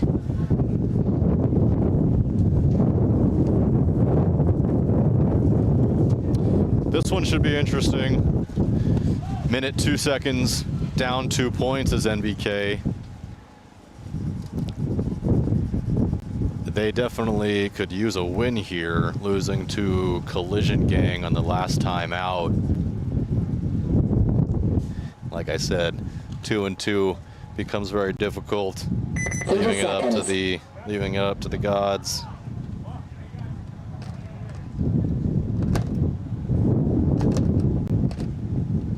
20 seconds.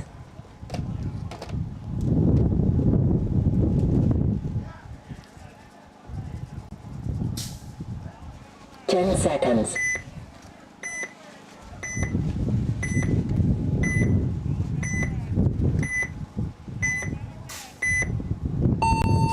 B1. And immediately one of the two MBK players take the walk.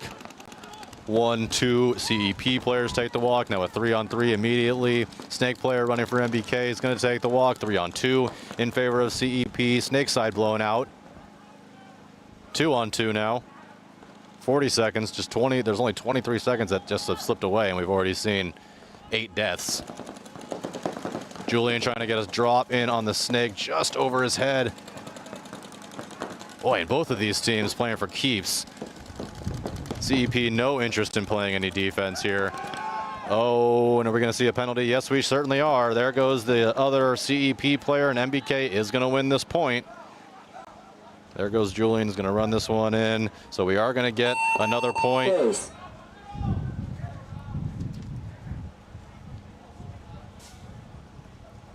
CEP should start full. Should start with 5.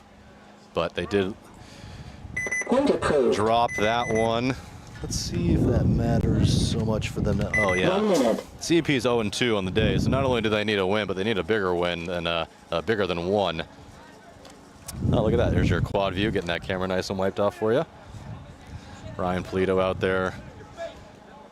Yeah, I see you, Ryan. That's Ryan's face. It's Ryan's forehead. It's too low, Ryan. You can't hear me, but yeah, it's Ryan's forehead. Ryan Polito, in case you guys don't know, in charge of the webcast and many other things that go along for the WCPPL. So much of the electronic stuff, he is in charge of all the posts and things like that. Does an excellent job trying to help grow the league and all the things. So if you see Ryan walking around, give him a thank you. 10 seconds. As he messes with that camera some more. See if we can get him shot. See if he stays there while the game's gonna go. Oh, he is. Nice. So that's a little bit tilted. That's okay. 4:27 left to go in this one. Rising down 3. Need to put some pedal to the metal and some shots on some players. Good move here, getting into the cross. I think fairly unnoticed as he dices the home. Dices the Snake corner as well for Raw Material. Gets his way into their cross. Oh my goodness, and then both players look away from said cross. If he peeks out now, he gets more free kills. But good job there from Johnson, just doing a good job and just keeping his, just staying alive. Gonna pop out, get himself a 3rd kill. 1 body remaining for CEP for Raw Material over there in that corner. So a good job here from Rising, putting some good work in, making quick.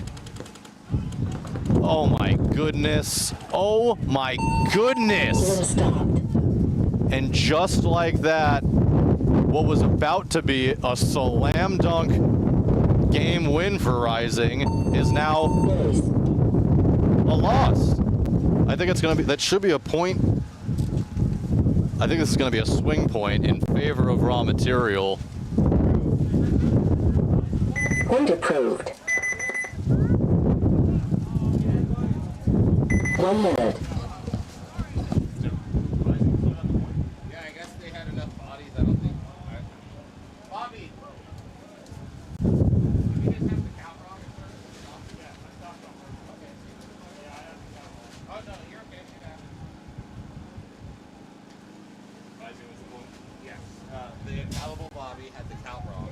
Went to stop it because of the major, but they still had a guy allowed to make the flag. Got it. All right, so my momentarily outrage for Phoenix Rising has been muted, as they did have enough bodies to pull that red flag penalty. I think that was from Cooch getting the red flag, pulls 3 bodies. But they did still have an extra body remaining to hang the flag, so they are going to get the point, and they are going to start 5 alive. But boy, that was on the brink of disaster there for Rising. 10 seconds.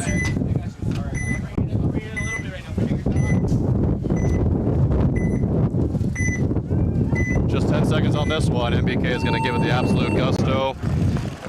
5 guns up, 2 bodies dicing through the center, all the way through the center. Gets to their brick and stays alive. Oh, but 1, 2, 3, going to take the walk. 4 going to take the walk, and that is going to do it.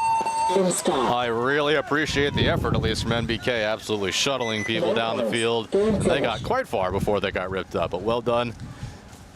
1 minute. And CEP in them good-looking uniforms going to take the win. They're going to get the first win of the season, of the tournament. They're going to be 1-2, so they absolutely need another win on the next, on their next set. NBK going to be dropping again. They're going to go to 0-2 after losing to Collision Gang the first time out. 30 seconds. Meanwhile, just to keep you updated on the brackets, TJ, so there are 2 brackets in the Premier. So far, Narcos in the first spot. They are 2-0. We haven't seen Narcos today. Collision and TJ rounding out the top 3. TJ in second place, Collision in third currently. 10 seconds. But we got a lot more paintball to play. 11:25 in the day, and many, many, many more sets. Game on. So let's see if Rising was able to unlock something, as they did that last one, absolutely screaming through raw material. They do shoot 1 body from the snake. They get themselves, that's Cooch, into the kind of rarely played center 50 tower. Just haven't seen it played a whole lot today, as the tower's now going to take the walk for raw material. Home player going to take the walk. Johnson down here at the bottom just scraping people alive. 4 players taking the walk, and just a Dorito corner left alive for raw material. 2 minutes, 53 seconds remaining. They're going to waste him away. They're going to go hang this flag, and they got plenty of time. Looks like Pat Duran going to hang the flag with 2:43 to go, pending a clean check here, down just 1. So definitely a back and forth in this particular match, as we're going to stay here, I think. Yeah, so we're going to stay here. We are in X-Ball, which for those who weren't listening earlier, X-Ball are going to, hold on just a second.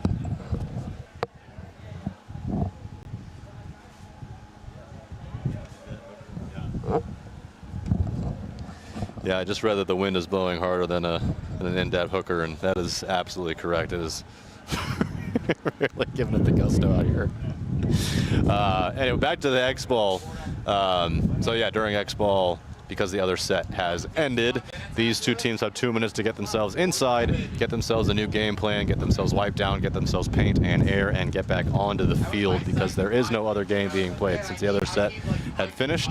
We are just going to see Phoenix Rising and Raw Material play for the next 2 minutes and 43 seconds of game time, or, well, actually that's exactly what we're going to see, because we're not going to see a big enough point spread. So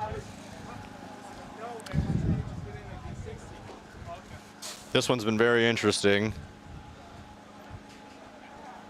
Was really kind of Raw Material's way.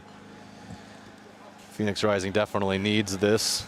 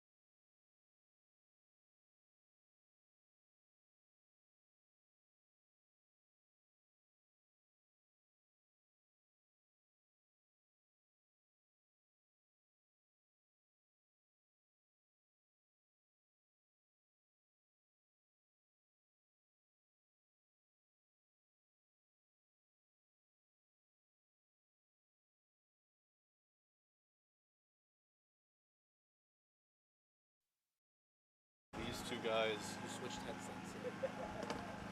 Something happened with the headsets. Talk? Oh, yeah. Talk. Can't hear yourself. There, that's why. Oh, sorry guys, I had the darn button, the mute button pushed. I apologize. What I was saying though was that Phoenix Rising clearly figured something out here in this match. I think they've won now 3 points in a row. It was on the brink of this whole tournament kind of falling apart from him. Reinvigorated here in just the last couple minutes of gameplay. 2 minutes to go, plenty of time, as they've put up 2 or 3 points extremely quickly.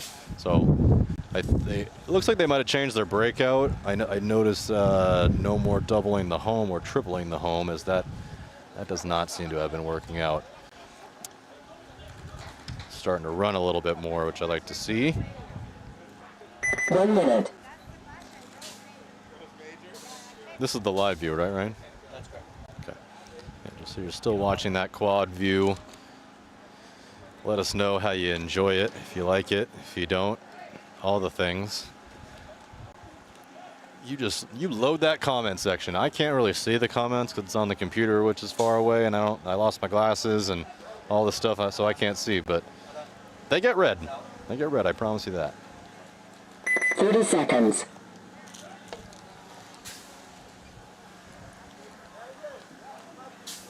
Timeout. One of the teams calling a timeout. Each team awarded a timeout with the match. It is a 90-second, 1 minute. It is I mess that up every single tournament. It is a 1 minute timeout. Gives you an extra 60 seconds to get your game plan, or get some paint, or get some air, or get some water, or get whatever it is that you need. The video is paused, but the chat will start running, so you now see all future chats. Oh, okay. Now I can see the chat, I think. Once they start chatting. Once you start chatting, I guess. So yeah, if you guys are in the chat, is anyone watching this, Ryan? Yeah. No. Good. How many? 20,000? Yeah. 25,000 is that what you said? Wow. Wow, 25,000 people watching this stream right now. We are really blowing up. 30 seconds. Fix the OTL field camera. Quad box needs to be the default. You think so? Quad box needs to be the default, they say, Ryan. They like the quad box.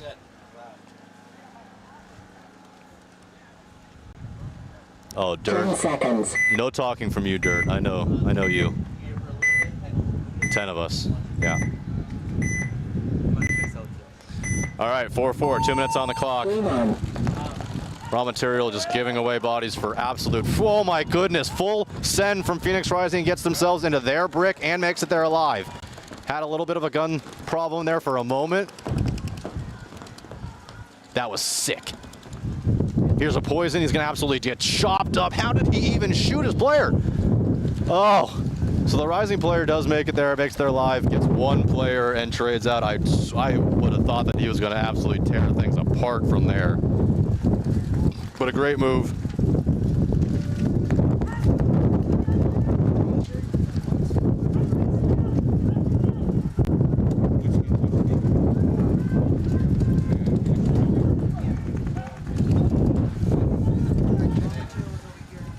.112 on the clock.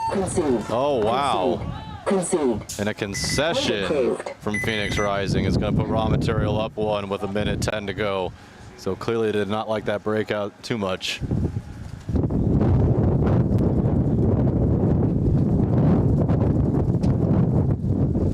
That's Ryan with the coach.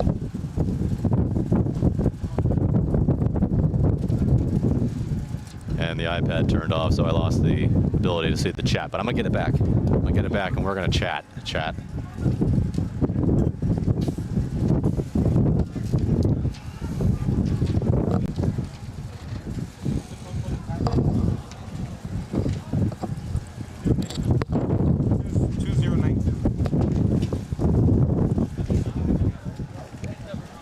All right, got the chat back.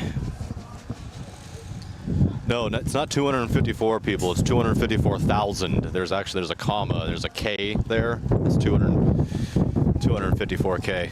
1 minute. Well, John, I can't help that you're watching from a phone. Get on your computer, dog. What are you doing? Turn it on the big screen. Stream to the 65-inch and put it up there. Jesus, this wind.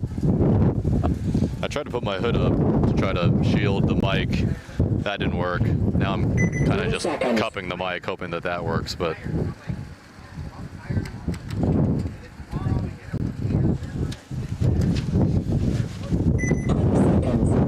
I feel like we've been watching this match for 30 minutes, but Raw Material, Phoenix Rising in again, and yet another timeout. I think that's from the Rising side this time. So they only have 3 out right now.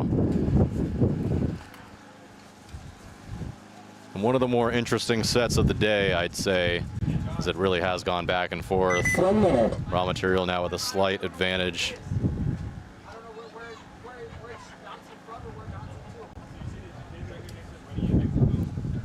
Can you turn the screensaver off or something so it stops turning off on me?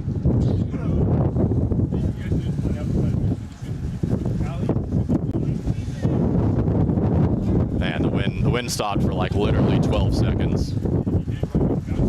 Yeah, it was a timeout from the Rising boys, so they needed to get Duran loaded up properly. So I expect a defensive point here from the Raw Material boys. 20 seconds.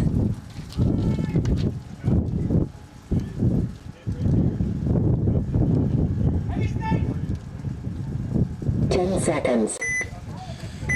Raw Material, this is their second match of the game, of the day. They are 0-1 so far, so definitely could use a win here.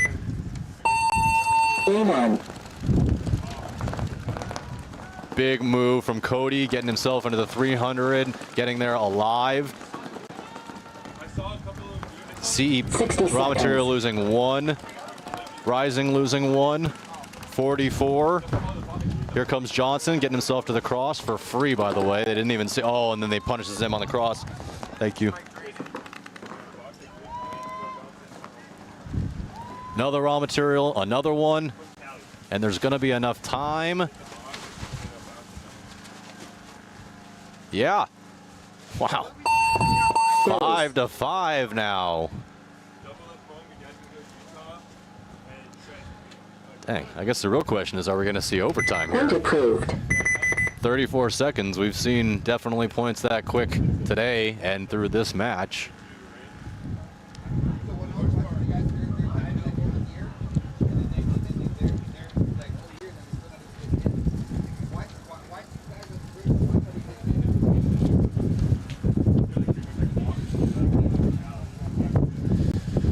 So who you guys got? 34 seconds on the clock, tied 5-5. Are we going, is someone winning in regulation? Are we going to OT? Are we going to 1v1s? We had 1v1s earlier. Regime and CEP. It's like the second or third match of the day, which is, you don't see that. You don't see 1v1s all that often, and I feel like rarely do you see it so close to the start of the day, which is kind of what we saw, which made things very interesting. Dirt says Raw's gonna win. I mean, it's not a bad pick. Rising having some difficulties so far out here. 0-2 on the day. Raw Material gonna go 1-1. I'd say Raw Material had this match initially, and I don't know if it's a combination of Rising changing their breakouts or lack of good shooting lanes, but we've kind of seen it all out here, which has been 30 seconds. Super fun. People dying on the, uh-oh. Do we have 20 seconds. 3, 4, 5. Oh, okay. I saw 6 Raw Material guys on the box for a second, but and one ran off. I thought we had a gun problem. We are good. It is 5v5. 10 seconds. Raw got it in regulation time, says Dirt. Not a bad pick. Raw's on your right side. Rising on the left. Game on. Oh, and that did not look offensive at all from really either team. It's both kind of spread right, but they do get a kill out of that Dorito side. Raw Material right away going to charge up the center. That's not going to work. crushes the snake player. Snake player and center 50 player are going to trade out. 14 seconds remaining. Raw material going to lose another one in the center. Another one on the Dorito side. Just one body left alive for raw material. 1, 2 bodies left alive. 4, 3, 2, 1. Game time finished. Game stop. They saying he got it or not? Close.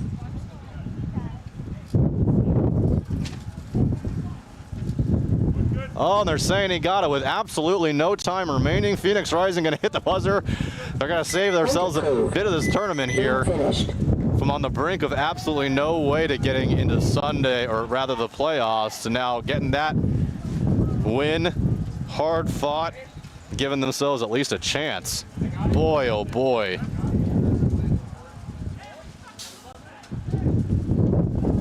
Raw material not loving that.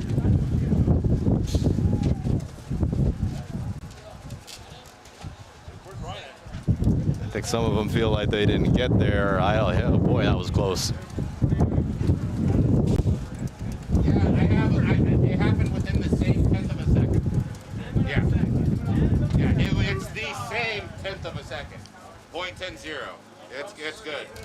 An official ruling from Roderick up here in the score booth saying with a 1/10 of a second able to hit that buzzer. Kia.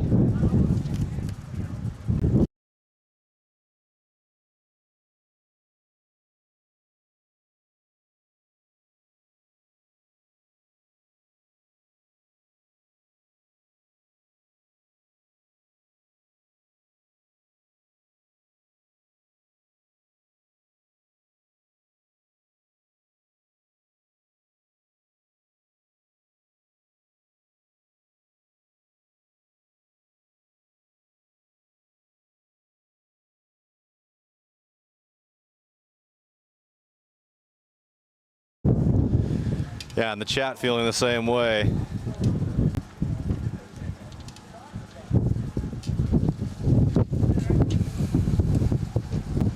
Whew.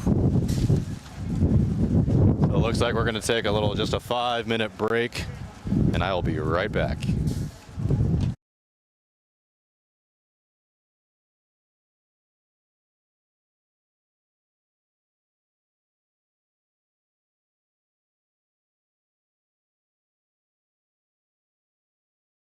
Yeah, I'm just gonna mute Amanda. So I smoke a little vape here, so sometimes I'll mute my mic so that I can hit my vape so that you guys don't hear me doing that. I am gonna put the mic on mute for the next couple minutes, and I will be back for the next set.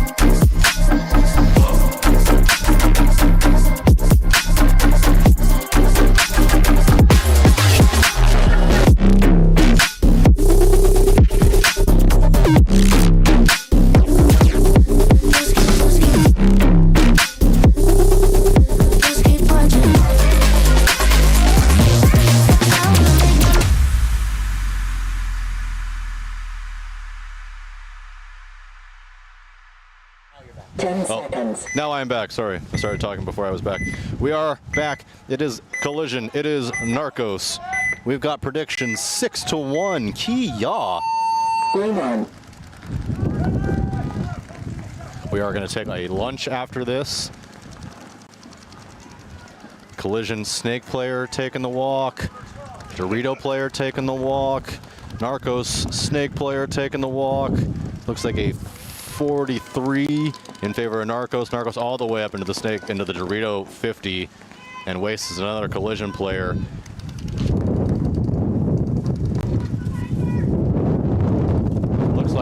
Looks like Collision with just the home remaining. Huge gust of wind tossing those bunkers around out there. That Dorito corner is just being punished by the wind. Another Collision player, yeah, officially just the home remaining for Collision. So that's 6-1. I don't know. I thought this was the pro. I think this is the more premier line, the Collision line. So I know that we kind of talked about it earlier. They have the two lines out here, the Collision and Collision Gang, and they obviously have that Pro NXL spot. So more or less is what I'm hearing is that this is kind of like a tryout for that NXL line. So put both. 1 minute. Ooh, Narcos players talking. Narcos players. This is JT versus HK at its finest here. Oz Rios letting Collision bench hear it. That could spell trouble for them if they get up on Narcos here. Defy paintball back out here, coached by Rainey. Everybody out there in a Rainey jersey. 30 seconds. Hey Rainey, is it just Rainey 1 through 5? 760, the Rainey 2017. 20 seconds. If you could point each one of them out for me so I'm able to... Can you tell me, oh, that's the 2017 Rainey? Wait, RT is in the 2026, right? 10 seconds. That's the 2025 Rainey? So big RT White over there on the Defy team. They're all in Rainey jerseys. Their jerseys did not show up in time due to the wars going on. Defy did lose their Dorito side attacker over there. They do shoot one of the Butchers players out of the Dorito, so 44. But yeah, the Defy guys didn't get their jerseys in time, so Rainey just gave them all Rainey jerseys from all different years, different teams, different stuff. Looks pretty cool. Butchers with a very cool new jersey this year. I like it quite a bit. But the jersey doesn't make the player. They all played like Rainey out there. They never lose.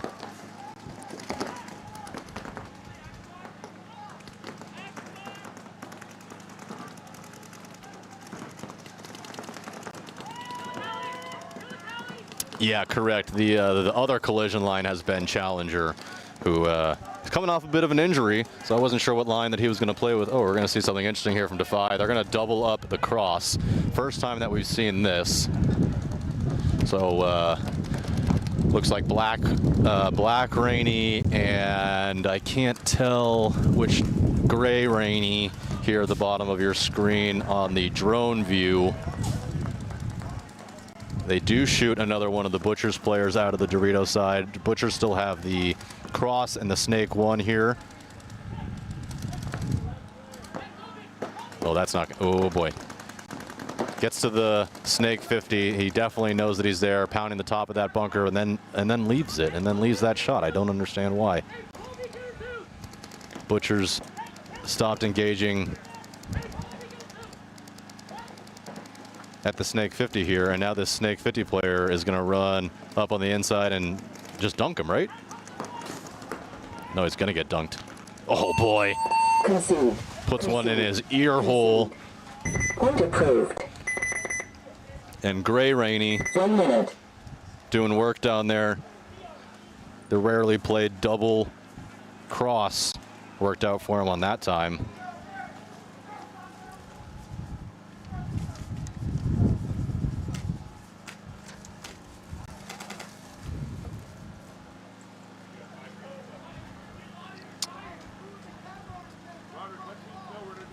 I don't think this line has been. I don't think this collision line has been Challenger. I think he's on the collision 30 gang seconds. line. Yeah, people calling for Narcos. Glad you love the stream, Ryan. 20 seconds.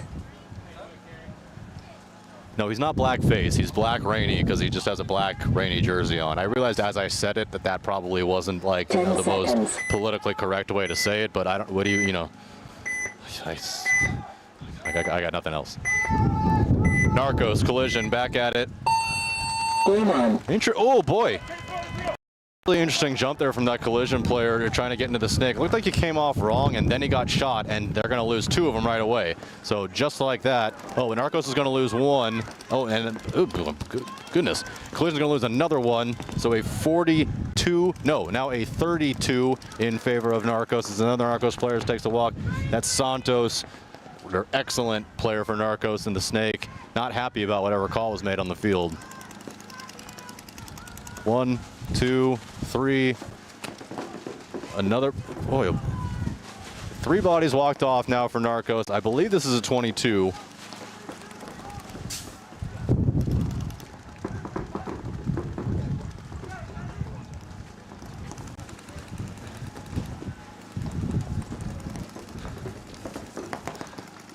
Snake 1 and Dorito corner for Narcos.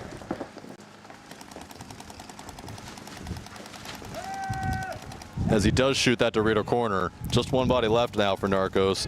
And collision in a 2v1. Yeah, and he does pick up the call. He's picked up the 21, but he doesn't know where the 1 body is.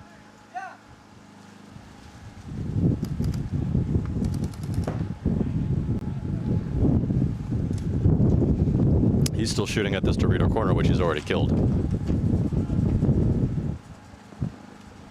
The Snake 1 just absolutely sitting for Narcos, not giving his position away. We're at a near poison here. Oh, and gets absolutely crushed by that Snake player. Didn't even get a ball in on him. And now a 1v1. And I'm not certain that collision player knows where that Snake. Oh, yeah, he does. He's getting paint on it now. Battling. Into the 400 goes collision. Into the Dorito side 50. Battling the Narcos Snake player.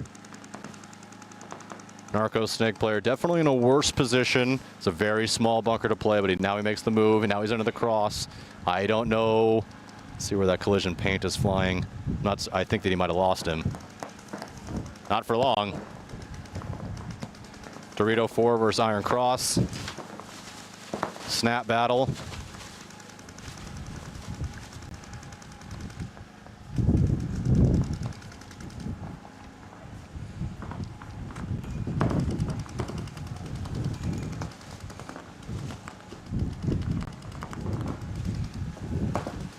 Still fighting, still pushing. This collision's now in there 200. I don't know if the move was really necessary, but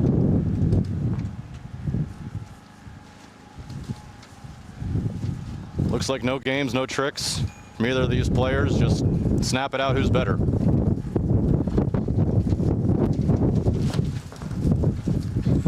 Another move from the collision player, and now he's at a pin, which I don't love. He does have a slightly better angle. Oh! I thought he got him in the loader. Looked like it broke just before. Oh, and look at this. Collision now at the home. Oh, and he gets the shot in on the Narcos player. That was a really good job.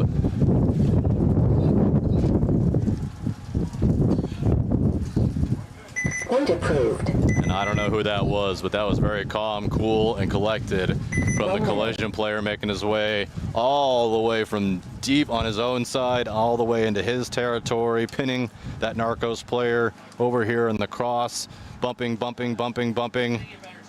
Not only did he get the shot in on him, hits the buzzer, ties this up 1-1. Well done.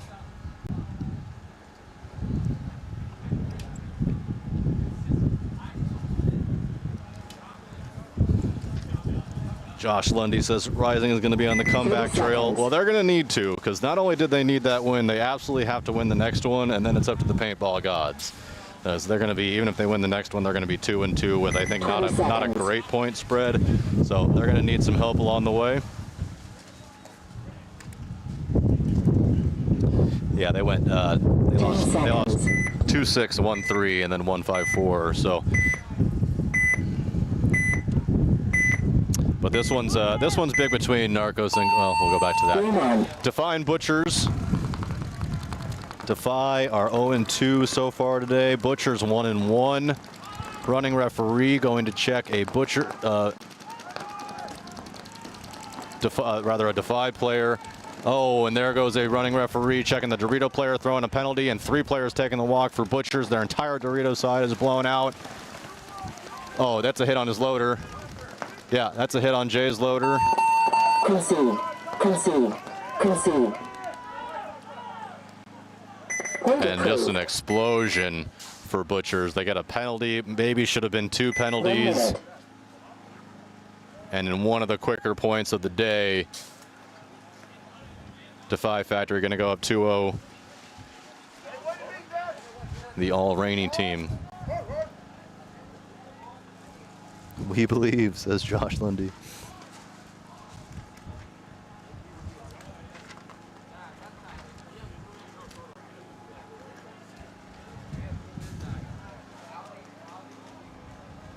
Seconds.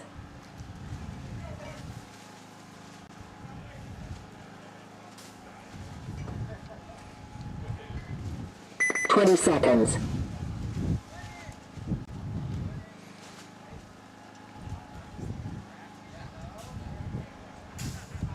10 seconds. Collision Narcos, battle of the top teams so far. 10-18 remaining. Game on.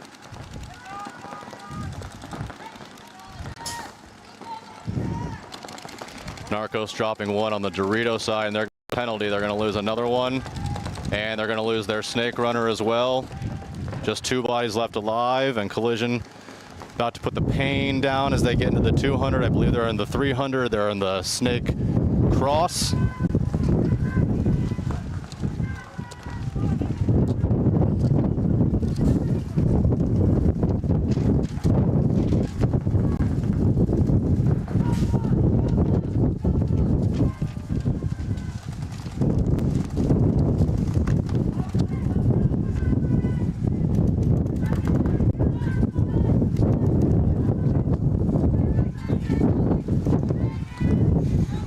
Collision losing players, though, on that Dorito side.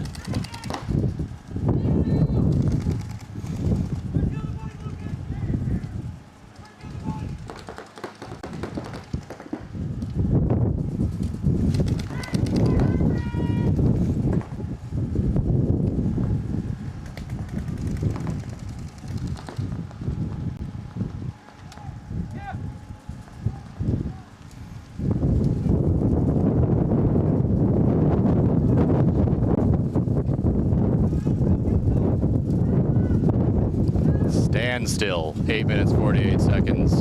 Collision had this one wrapped up. Now into the 400. Wind whipping. Oh, and he gets a shot in on Santos at the bottom of your screen.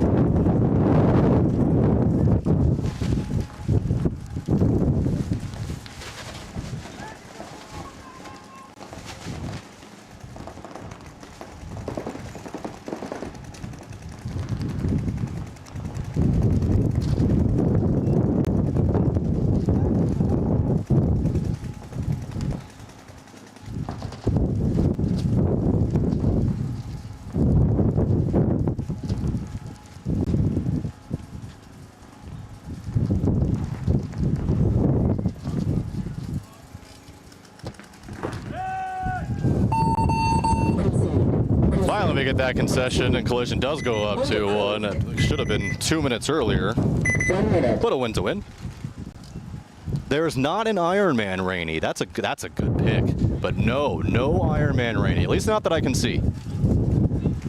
We've got gray Rainy, gold Rainy, black Rainy, multicolor Rainy. He's like he's a black and gray Rainy. Wait, is that even a Rainy jersey? Is he going against the grain? Aw, man.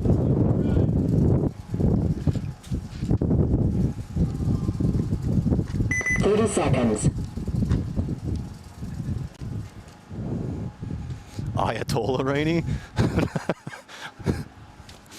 I don't know. I need the Defy guys. I'll look at them after this match when they're shaking hands and see if I can identify which one of these jerseys they're all wearing. I would ask the man himself, but he's deep into coaching.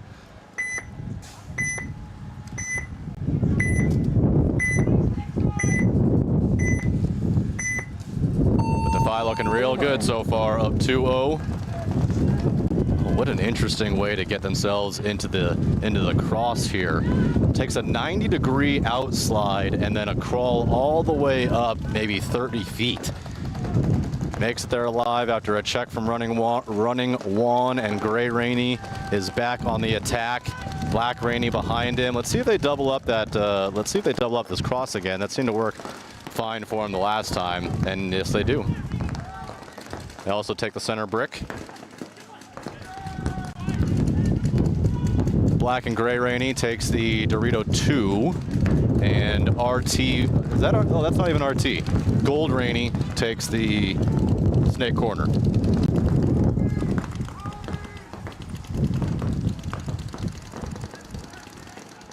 Still calling that 6-1, huh? Okay, we'll see.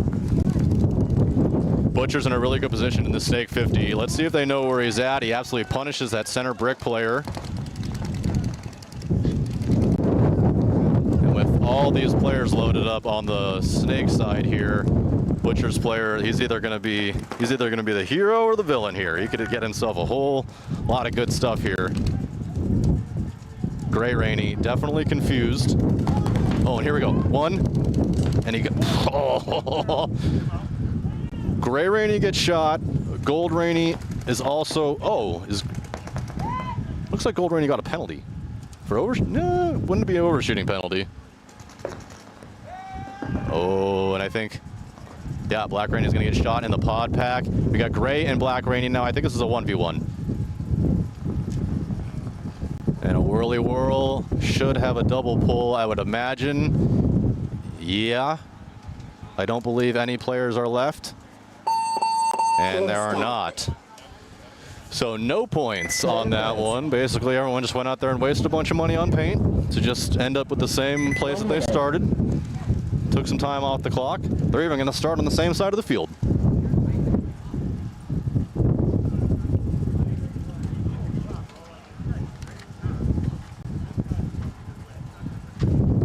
Yeah, Oz was definitely doing a little bit of chirping. HK versus JT. I assume that these guys don't see each other that often, as I would imagine that Narcos plays primarily at ASG, and obviously Collision plays here. I don't know what their relationship is like off the field. But definitely, you know, for whatever it's worth, it's the #1 versus the #2 squad as the standings currently sit. So obviously Collision, premier champions last year. I think they won 3 events. 10 seconds. Oh, it was a lot. They might have even won all 4. Quite a dominating fashion.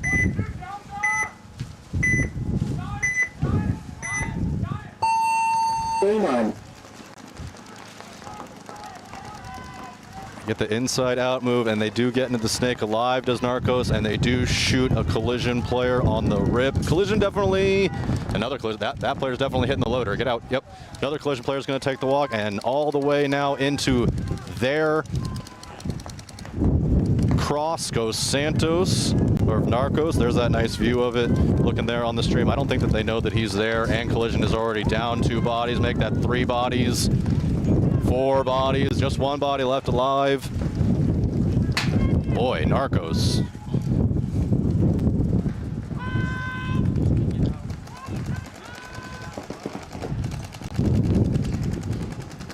Not looking to save his home player any pain. His Collision, you will take it and you will like it, and you will hold down for as long as you can, which is apparently that long.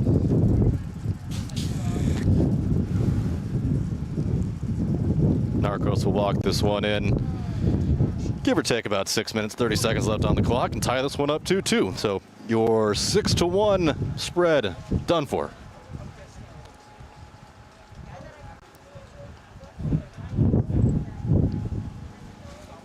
No more 6-1. Whoa, whoa, whoa, whoa, whoa. That's my puppy. It's okay. Base. My puppy just went from sleeping to a barking fit. Point approved. You're okay, buddy. You're okay, sweet boy. Oh, okay. 1 minute.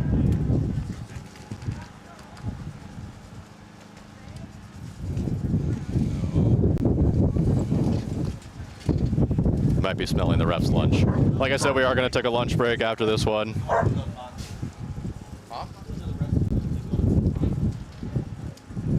Probably a 30-minute break would be my guess. I will let you guys know when that time comes. Stop it. 30 seconds.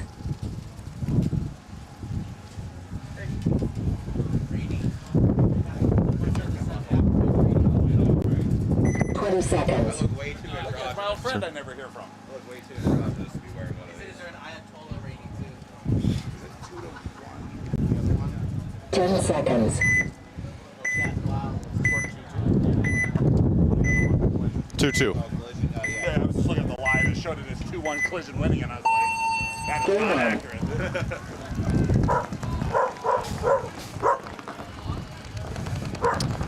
Defy over here, starting on the same side as they did last time due to the tie on that last game.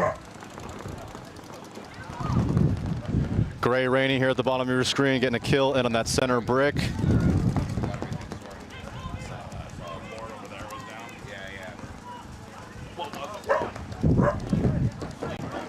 Oh, that's what he sees. He's another dog.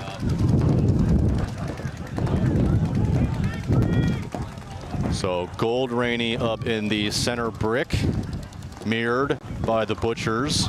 Got Jay Reynoso down here at the bottom of your screen for Butchers in their cross. And then fighting Gray Rainey here. Black Rainey staying, oh, and gets absolutely punished as the home player.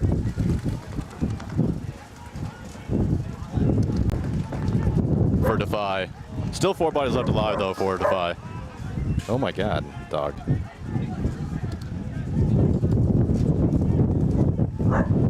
So gold, black, gold Rainey, center brick, gray Rainey, multicolor Rainey over there in the Dorito 200, and then black Rainey over here at the tower. He sees the dog over there. Shush. Jay Reynoso fighting down here at the bottom of your screen. If you can get a shot in on gray Rainey and make his way up, he is an absolute fighter. I mean, I see him every single week at home. Do not give him an inch. He will take a mile every day of the week. And he does have overcast from the center brick from Butchers. And he wants to go. Jay's definitely posturing. He wants to make something happen.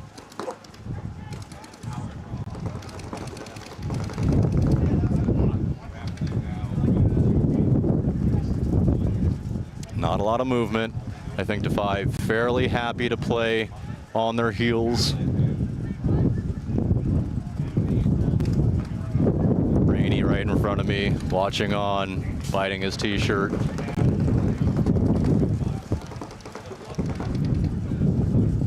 Kind of just a stalemate out here. Everyone kind of engaged in their own battles. Really, Jay, I would say, is the player most wanting to get on his horse for Butchers, wearing the Stillwell jersey.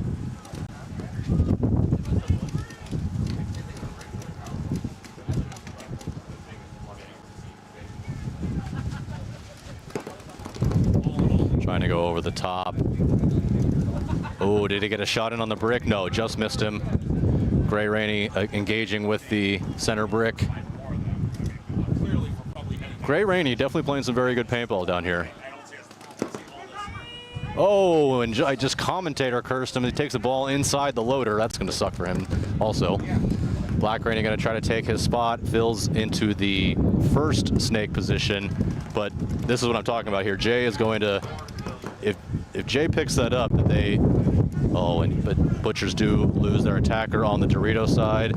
And Black Rainey gets himself into the cross. And now we have cross versus cross. down here at the bottom of the snake.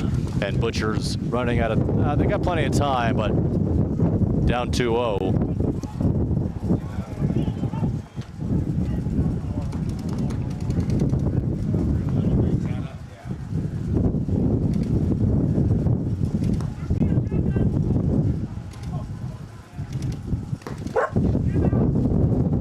Oh, did he get another shot on the? No. Jay calling for a check-in on the snake player, but stays alive.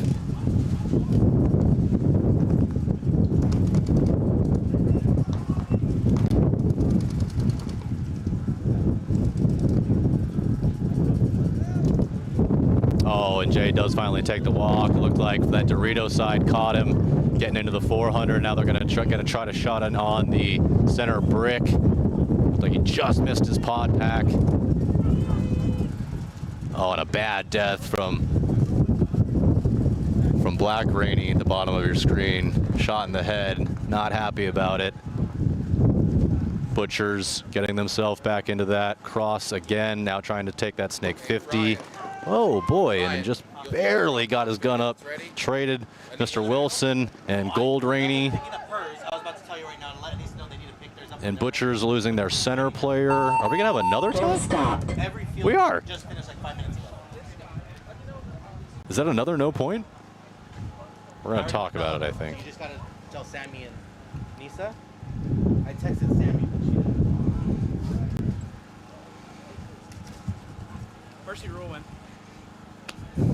And I totally forgot this over here. Big congrats to my pole position D3 boys, getting another win. Now 2-0 on the day. I love it.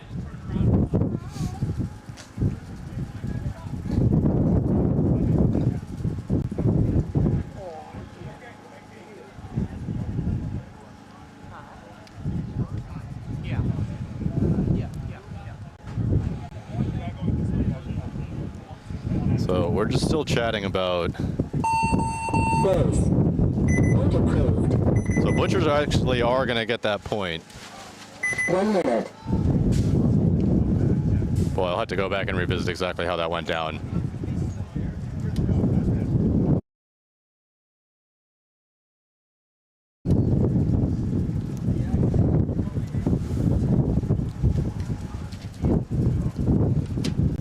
But here's the big one. Narcos and Collision tied 2-2, 6 minutes, 24 seconds left on the clock.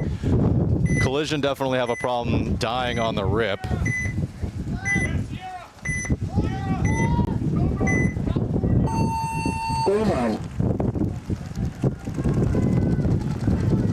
And just like that, they stay 5 alive and get 1, get 2 for themselves. So a 53 in favor of Collision early.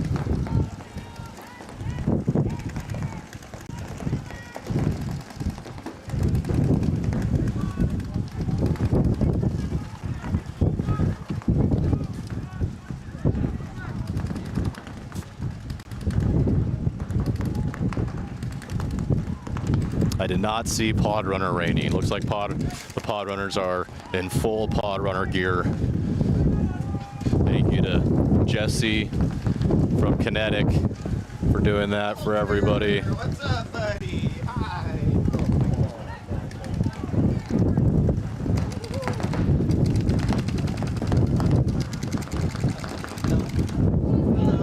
Collision, small tactical retreat to the Dorito side corner. Try to better position himself to get himself deep in there. Also into the 200.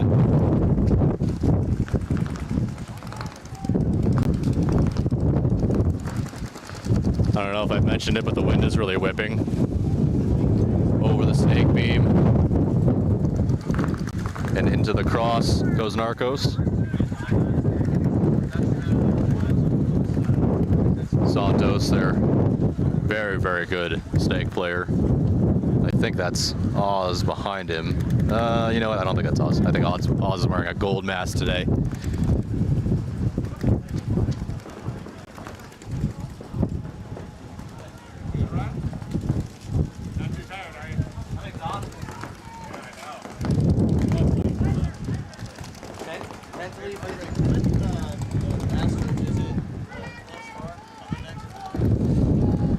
Yeah, there goes that Collision player getting himself into the 400, 300.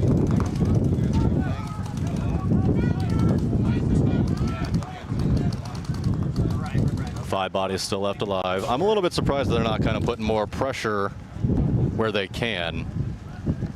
Systematically kind of taking them down instead. 4 minutes left on the clock.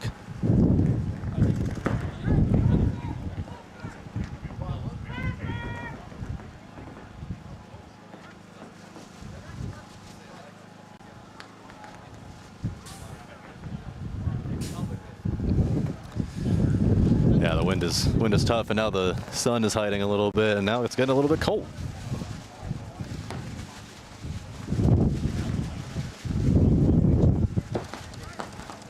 Now into the 400 goes Collision. Guns were pretty quiet there for a little while. Here's a rundown. Here's gets 2. Turns around. He's going to get 3. Lights them up. Goes that Collision player and absolutely puts it on. There's Oz. Puts a couple in Oz's ear hole. 1 minute.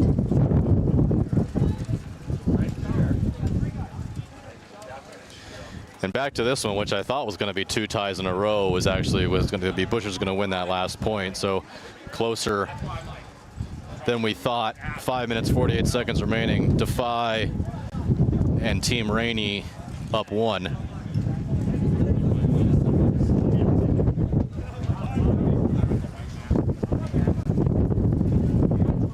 Seconds.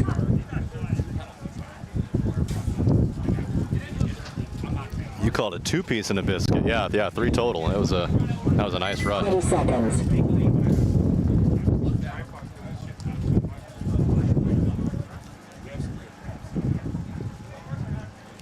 10 seconds. Oh, not okay. That's why. It's because they're down players. Defy only with 3 players. Let's see if they're able to do anything with it. We have seen a 3v5 win earlier.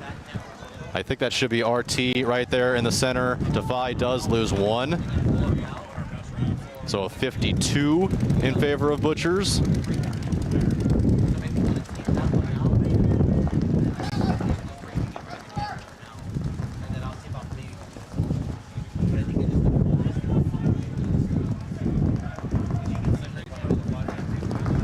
RT trying to engage the Snake 50 here. One of the best 2s out there. I mean, it was definitely probably the best 2 in the D3 division last year. But I don't know if he's going to be able to keep this one up, as he's going to trade, stay alive, trade with one of the Butchers players, and yeah, that's going to be a concession. And 2-2 now with 4 minutes 49 seconds. So what was really close to being almost a 3-0 game in favor 1 minute. of Defy has now switched to even.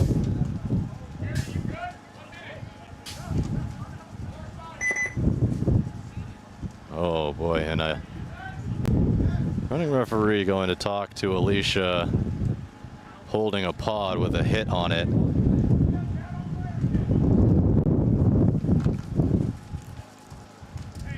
Having an internal discussion about it out there. I don't exactly know how those things go.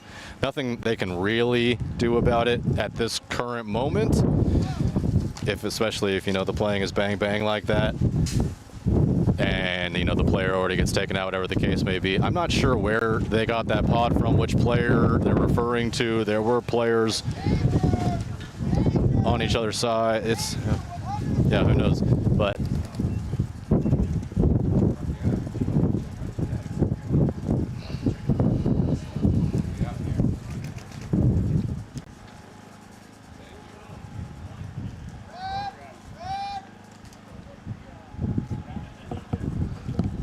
wait, another one?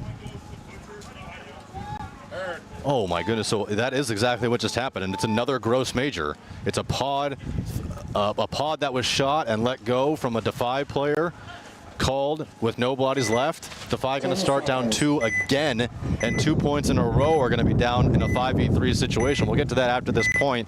Collision and Narcos, 3 minutes 19 seconds on the clock. Oh, yeah, and just like that, a Collision loses their snake player right on the get, but Narcos loses their Dorito side attacker. But here comes Narcos on their side of the snake now. Looking for bodies. He's going to plant one at the home. He's going to shoot two and get taken out, but not before 4 players have left for collision. And then there was the no point 2 points ago. They know where he's at. He's shot as well, and we are going to have a tie 3-3 game with a little bit under 2 minutes 30 seconds to go by the time they hit the buzzer. And living up to expectations is the number 1 versus the number 2 team. Yeah, that's definitely what I'm seeing. When Collision can stay alive on the rip, they are often winning. When they are getting shot on the break, they are often losing. Funny how that happens. Rose. Point approved. Back to this very exciting match. 1 Butchers minute. and Defy. What started out as 2-0 in favor of Defy could have been 3-0, has been drastically changed by penalties. Defy just giving it away. They're going to play 2 points in a row with just 3 bodies.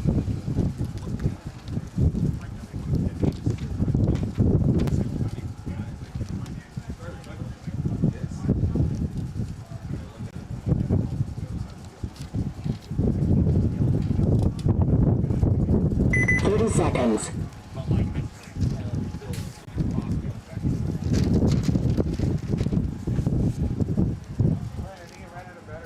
20 seconds.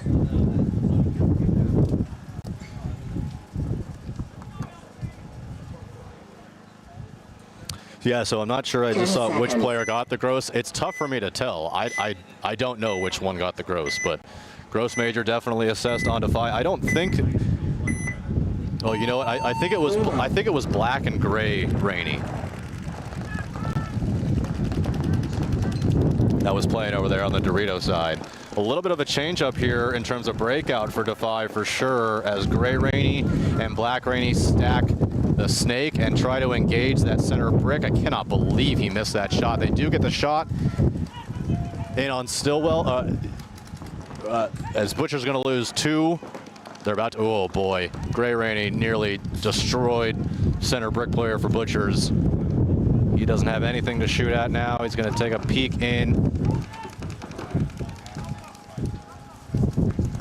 Oh, and shots that player. Oh, I thought he shot him right in the balls. 3 players take the walk. Another player's going to take the walk over there on the, oh no, that player stays alive for Butchers at the Dorito 50.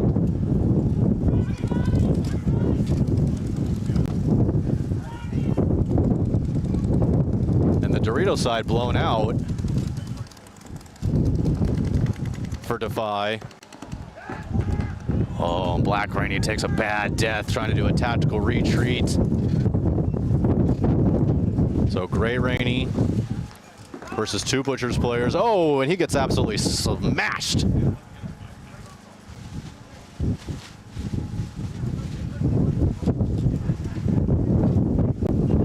Three minutes, 20 seconds to go. 1-on-1. Oh, and a fight to the line, and the Butchers get it first.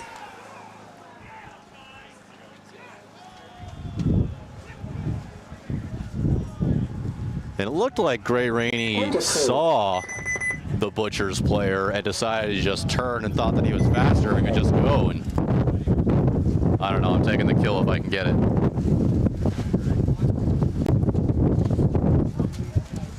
So Defy's going to lose 3 points in a row.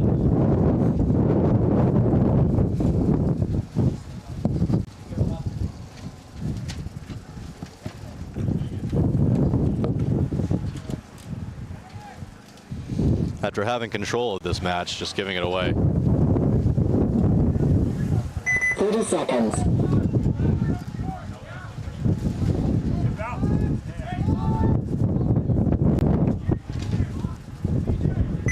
Seconds.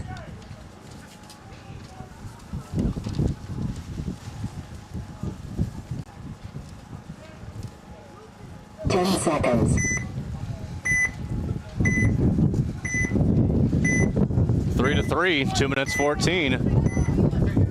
Collision on the left, Narcos on the right. Let's see if Collision can stay alive. They certainly cannot, as one gets absolutely wasted on his way out to the snake corner. Maybe 2, as I think that player is going to take a bounce shot on his way in. Running referee on both sides.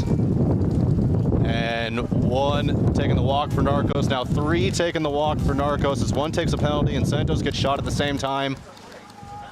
So a 43 in favor of Collision.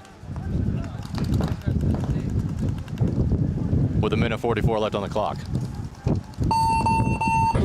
Not a bad concession there from Narcos. That's not a bad play. Yeah.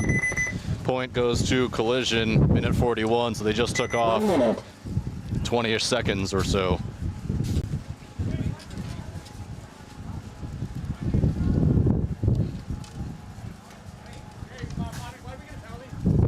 Guy in the center temple got hit in the head.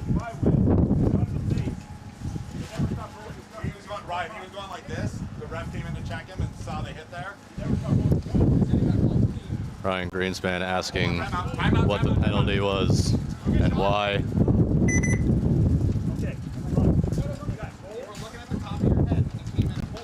It's one of my favorite things during tournaments is I got Mike Hinman over here. I got Ryan Greenspan over here. 30 seconds. Ryan asking for a confirmation of penalty, which always drives Mike Hinman absolutely bonkers. You want to go home? 20 seconds. Keep going and I'll throw you right the fuck out of here. Try me, motherfucker. I don't give a fuck who you are, Ryan. I'm tired of pro motherfuckers like you with the big mouth. 10 seconds.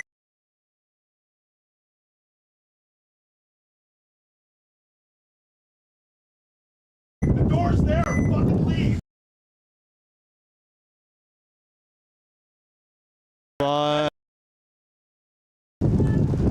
Stays 5 alive this time, and 5 players alive, which is always helpful. Running referee going in to check Defy player. Says it's clean. So 5v5. Still, Snake player just barely avoided the tape player for Butchers here. 2 minutes 42 seconds remaining. Butchers do lose their primary attacker on the Dorito side. Interesting from Butchers, taking the Snake 50 up a body and up a point.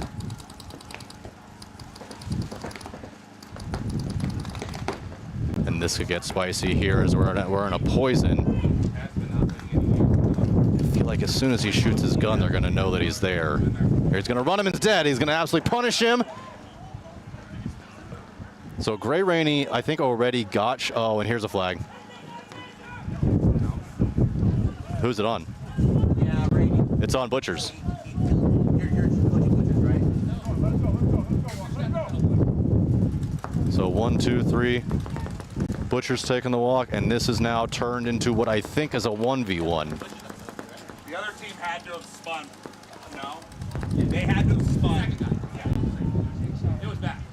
Oh, and Butchers takes a walk from the Snake side.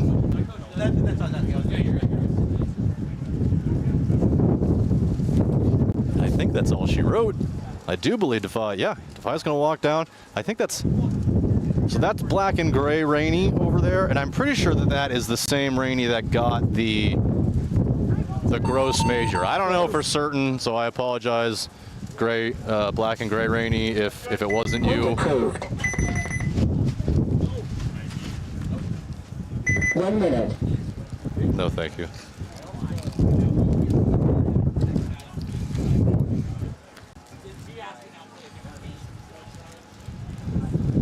So Defy, all things happening in that Defy set.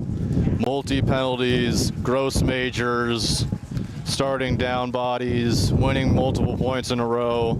They've seen it all, so that's always fun. Back to the Collision and Narcos game, number 1 versus number 2, getting very spicy. 30 seconds. Sealing the side like I might have pressed the mute button for a second.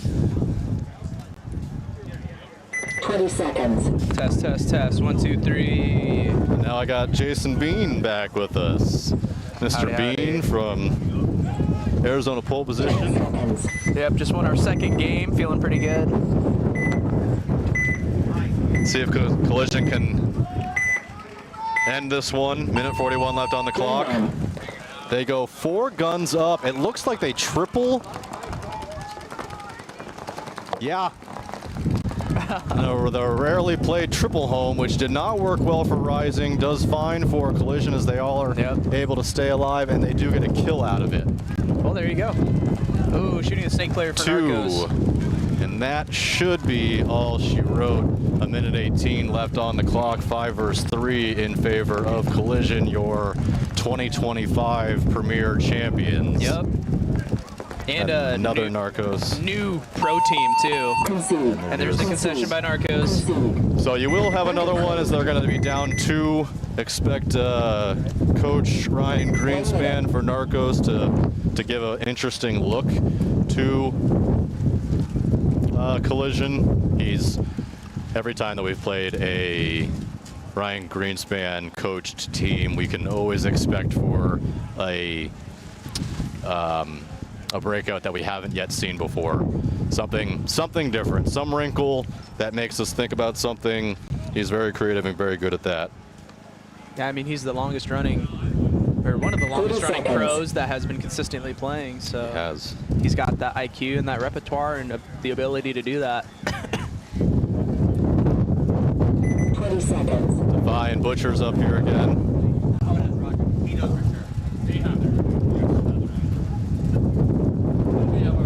Rainy Stanzak over here, chatting it up. Boy. Butcher's on your left. Wind is crushing. Yep. Butcher's on your left. Defy paintball on your right. Kind of difficult to see, but I think there's a... Oh, check him on his head. Yep. Gray Rainy, top of his head, yep. Yeah, don't act like you didn't know where you got acts shot, like he bro. doesn't. Like, sorry, I didn't feel a paintball. It just hit me at the ref places Gray Rainey's hand on his head, says that's where you're at, dude. Oh, another body walking off for Defy. 3 bodies left alive. Jay Reynoso here at the bottom of your screen for BTA. Oh, he's playing for them? Yeah.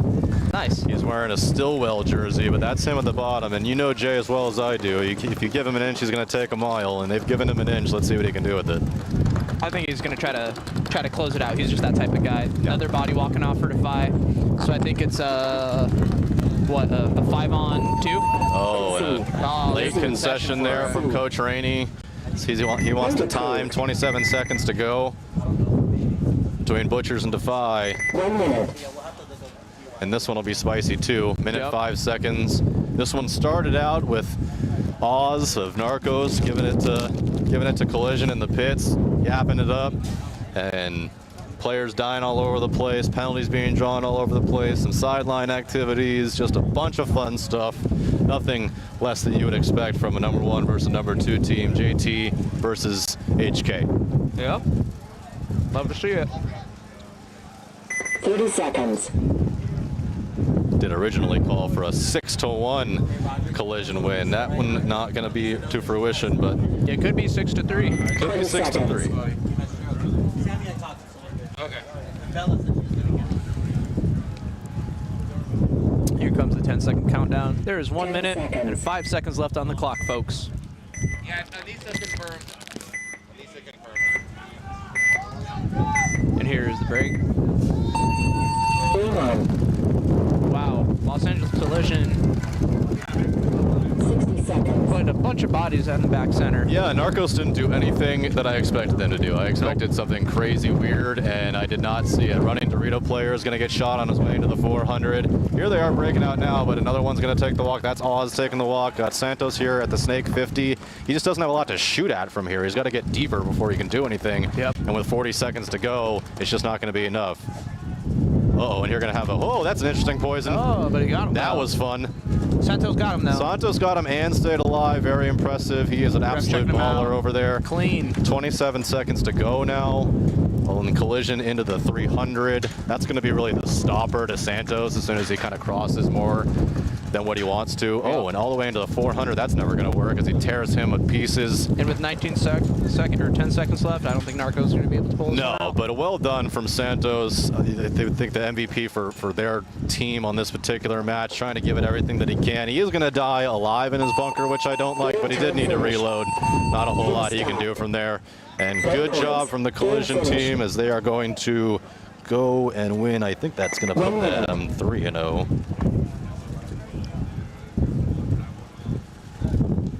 Yeah, that's going to put them 3-0 on the day. That's going to solidify their place into the playoffs. Narco's going to go down to 2-1. So we have also LA Collision Gang looking down the barrel of a 3-0 start as well. So the number 1 and number 2 teams as it sits this second, LA Collision and LA Collision Gang. 30 seconds. Just kind of shows you how good the camp is, you know? I mean, I've heard a Mike Hinman camp is normally pretty good. Yeah. Turns out that's in fact quite correct. And if you're not good in a Mike Hinman camp, then you're not in a Mike Hinman And you're camp literally, for much longer. you're not invited. Yeah. You can't sit with us. Nope. 10 seconds. So 27 seconds left in this, then we are going to go to lunch. Let's see if Defy can pull it back. They've seen it all in this particular match. We have a team full of Rainies out there. Teal Rainey making his way to the center brick. Gold Rainey. Here's Gold and Teal Rainey making their way and absolutely getting crushed. Ooh, yeah. I think that's RT Rainey. Making their way down the snake. Black Rainey here at the bottom of your screen. Do some damage. He's only got 10 seconds, though. Ooh, it's just not going to be close. enough time. Ooh, Oh, but there goes a penalty. He might be able to run it in. He needs to draw something else. He's not going to get it. Just needed 5 more seconds to pull that point I off. applaud the effort. It's a lot of the Sicarios lying down there from that Defy paintball squad, and we know them well. This is their first time in Premier, a lot of these guys. So not bad from them. We are going to take a lunch now. I believe it's going to be about 20 minutes or so. We will keep the time on it so that you can see, and we will be back when that is done. All right. Take care, folks. Paintball, that's cool. Making money, that's cool. Kirgo, that's cool. Kirgo is the only sports book in the world that offers paintball. So if you want to get down on some paintball action, make sure you visit Kirgo. It also has every table game from blackjack to baccarat to slots and more. It also has a full sports book with every sport you can ever think of and probably some that you never heard of. The only sports book in the world that has paintball.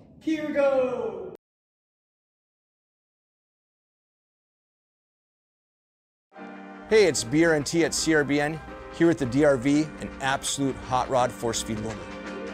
What separates the DRV from the competition is our LCD display on the back. This has a built-in timer, ideal for classic paintball, but if you're playing anytime paintball at all, the ability to know what's going on without a scoreboard is an advantage. Along with our adjustable torque settings, 1 through 5, allows you to shoot any paint in every condition. If you're shooting super brittle paint, turn it down. If you trust the paint, it's a little bit harder, you can turn it all the way up, shoot 25 balls a second, no problem.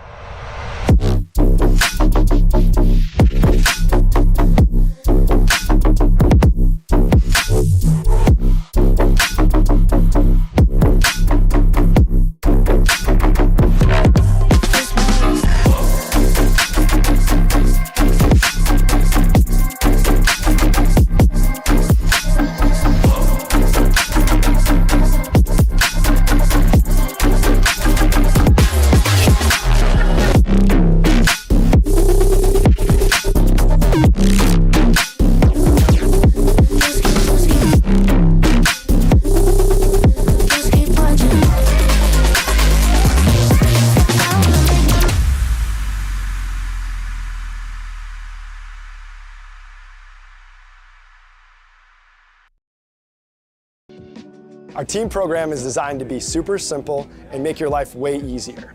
There's no minimums, there's no required packages, and you'll get season-long access to our catalog at a discount team price. Plus, you can design more custom products. The first step of the process is to design your custom jersey. Now, that might sound weird if you already have jerseys or you're going through a different provider. However, this is a crucial step in building out your whole team catalog. So we're going to use your guys' logo, team colors, and your sponsors to build other cool custom products.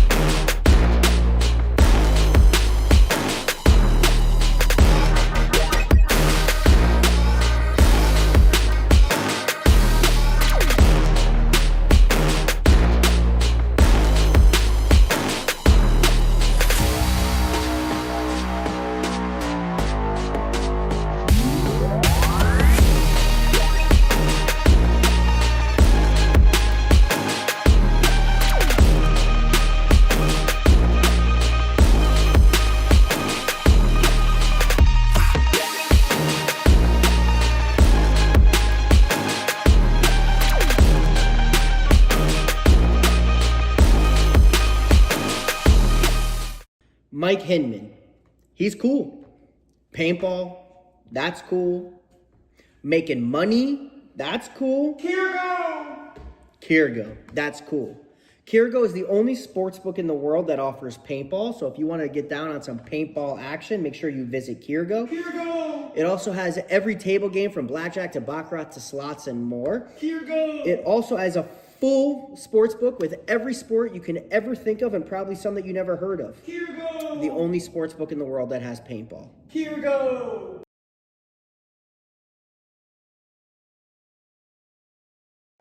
Hey, it's BRNT at CRBN, here at the DRV, an absolute hot rod force feed loader. What separates the DRV from the competition is our LCD display on the back. This has a built-in timer, ideal for classic paintball, but if you're playing any time paintball at all, the ability to know what's going on without a scoreboard is an advantage. Along with our adjustable torque settings, 1 through 5, allows you to shoot any paint in every condition. If you're shooting super brittle paint, turn it down. If you trust the paint, it's a little bit harder, you can turn it all the way up, shoot 25 balls a second, no problem.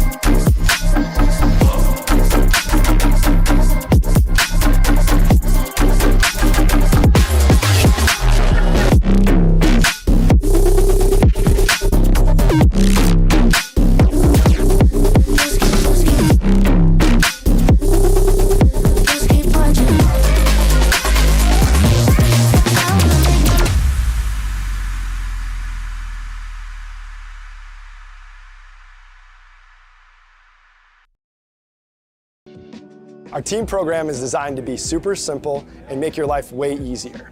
There's no minimums, there's no required packages, and you'll get season-long access to our catalog at a discount team price. Plus, you can design more custom products. The first step of the process is to design your custom jersey. Now, that might sound weird if you already have jerseys or you're going through a different provider. However, this is a crucial step in building out your whole team catalog. So we're going to use your guys' logo, team colors, and your sponsors to build other cool custom products.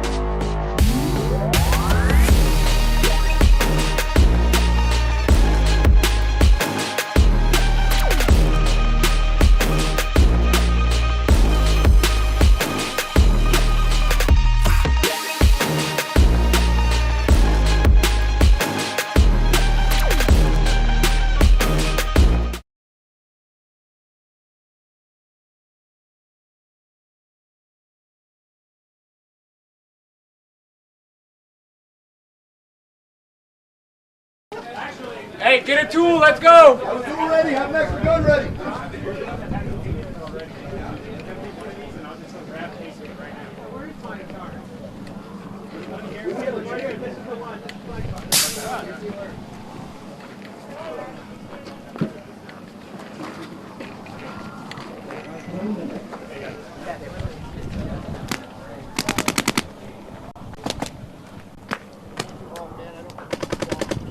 Here.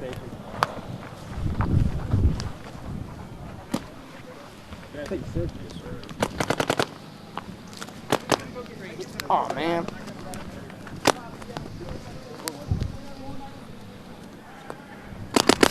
Let's go, boys.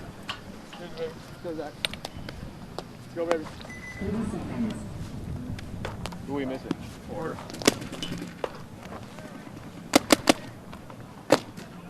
Let's go, boys. Yep. Talk it up. 30 seconds. Let's go, baby.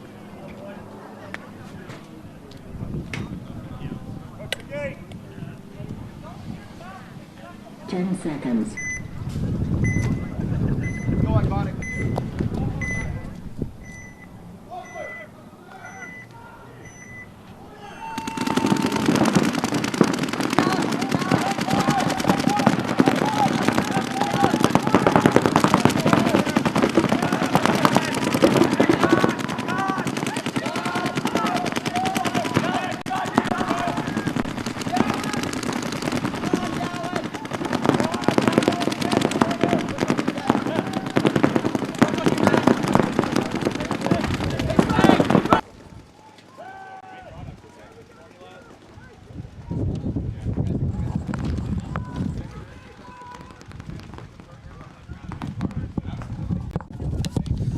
Mic check, mic check. Mic check, mic check. Why are these all on? Hey guys, sorry. Messing with some stuff here, trying to get some cameras going. Andrew's not here. God, why is it so windy? What is going on? There we go.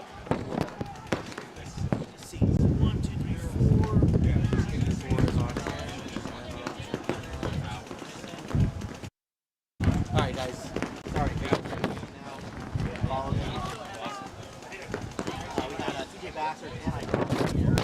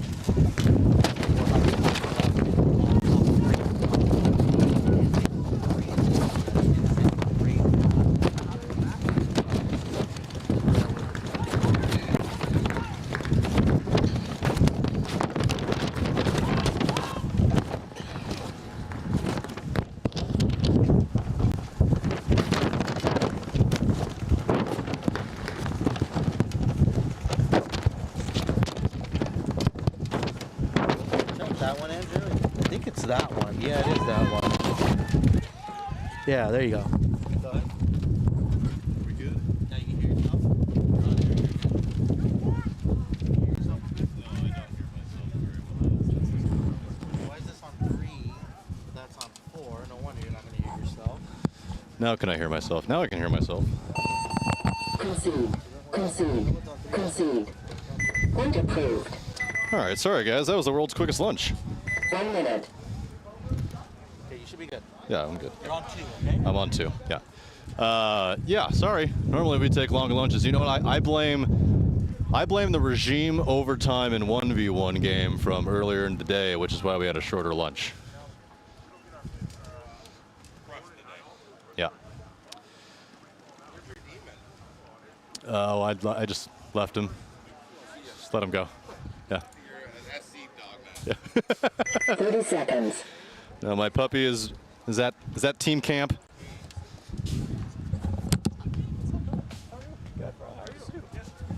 20 seconds. Yeah.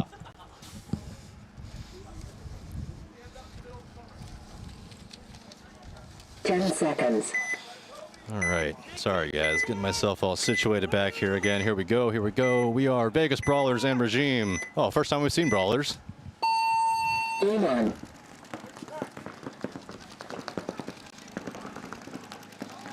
One player for Regime taking the walk, running Juan, saying, no, sir. Second time seeing Regime today. Like I said, their very first match of the day went down to a 1v1. That was awesome. Got the W. Did Regime. Let's take a look at some of these scores of these teams, see where we're at. Vegas Brawlers, definitely not the same Vegas Brawlers that have been in past years, reforming, new players.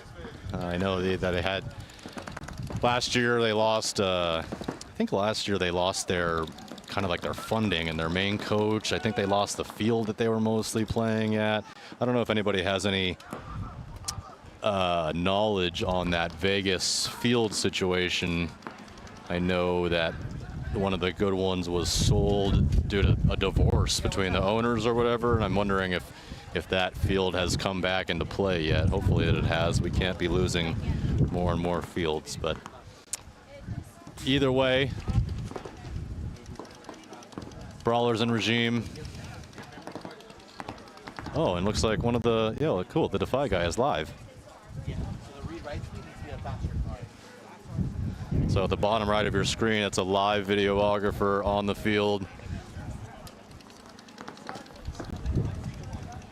Can we color grade his stuff? I can't. So the videographer is shooting in RAW, which kind of drains out the color so that he can add it later post videography, which is why the color is the way that it is.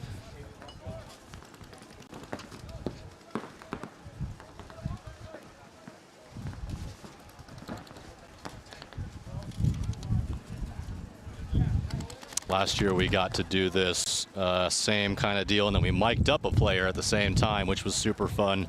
Hopefully we get to do that at some point again this year. We are also working on getting me on the field while having a live commentary mic via a GoPro, so I can basically do sideline reporting in game while talking to you, which could be fun. I could probably end up getting shot a lot, which I'm sure the rest of you would enjoy quite a bit.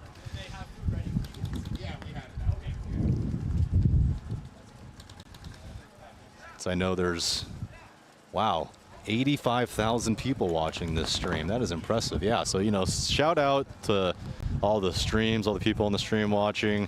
But go ahead and give us your opinions, man. You like what you see, don't like what you see. Tell us what you want to see. Tell us what you want to hear.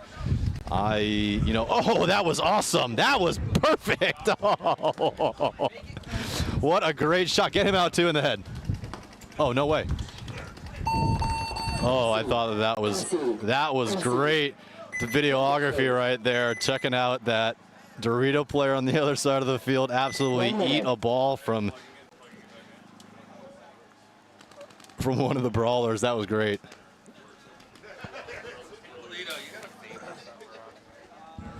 That was so money.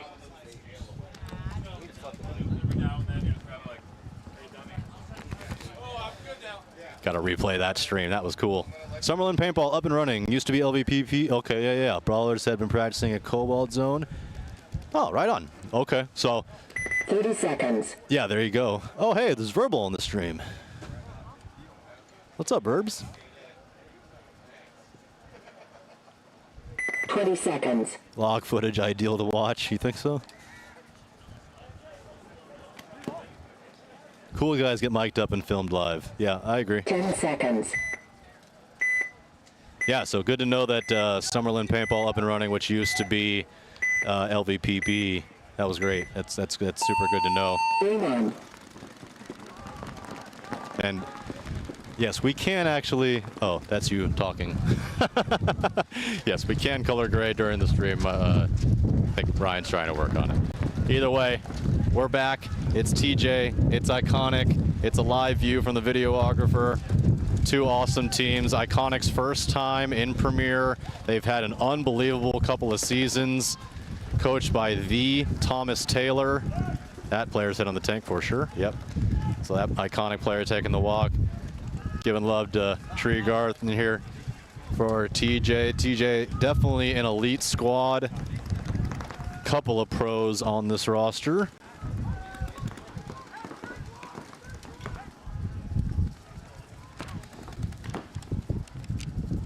Oh, wait, Corey Sepulveda's Corey James? Corey James from the Texas team, Corey James? Let me know.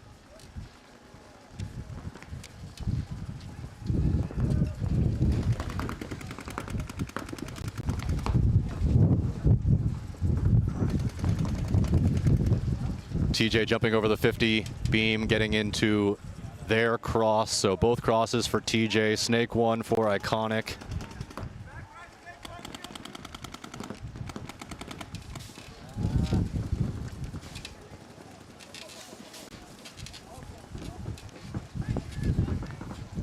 Yeah, from Gunners. Okay, it is him. Corey James, yeah, from the Gunners. One of my favorite guys actually to watch and commentate on when I'm watching him. I call him like almost like a Swiss Army knife. He can play. He'll play the home and then get into the Snake 3 like before you know it. Plays a very, very smooth game of paintball. We were talking about Gunners earlier actually. So, shout out Corey. Shout out Gunners squad. They got their coach out here playing for TJ. Right? He is playing for TJ, I think.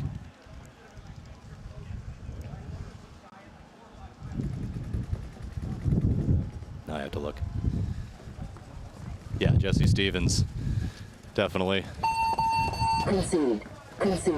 So with Arietta getting picked up to pro, I think that they basically, TJ has 3 pro players on their roster, which is super helpful as they are in technically first place as the via the schedule sits right now. They are 2-0, fighting for 3-0, up 2-0 here to start. So in a good position here. They could definitely come out here and win this tournament. Well, since we're, yeah, TJ, yeah, Iconic. 30 seconds.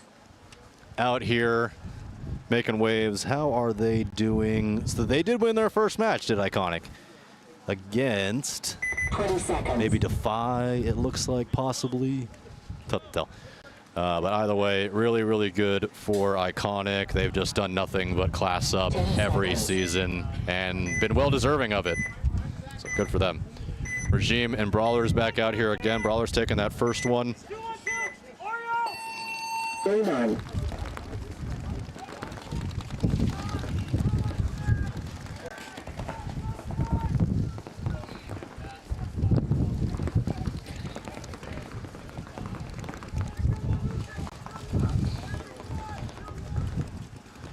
One player taking the walk for Vegas out of that D side. Another player, did he just get hit in the arm or no? Maybe a bounce. Oh, that's a logo. Just kidding. Another Brawlers player taking a walk out of that center can.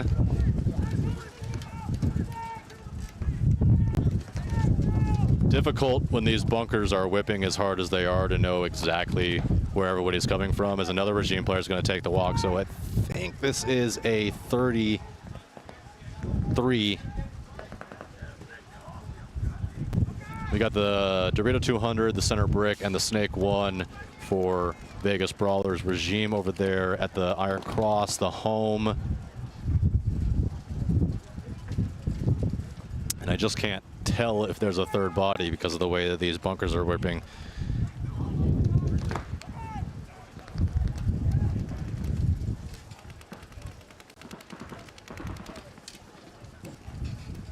Who do you guys pick, by the way, to win this whole thing?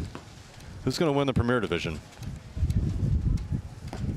Oh, here comes a nice run through. We're going to get another little poison right here at the bottom of your screen. Kia.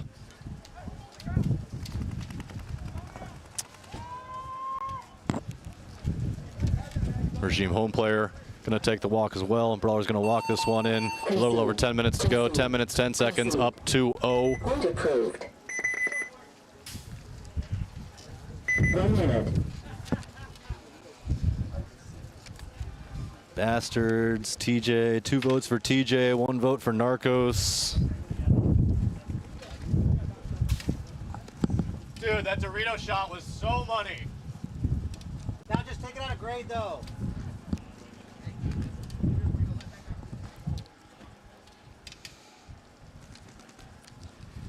Yeah, I mean, TJ looks very strong out here so far today. This is the second match that I've seen from them. They look great.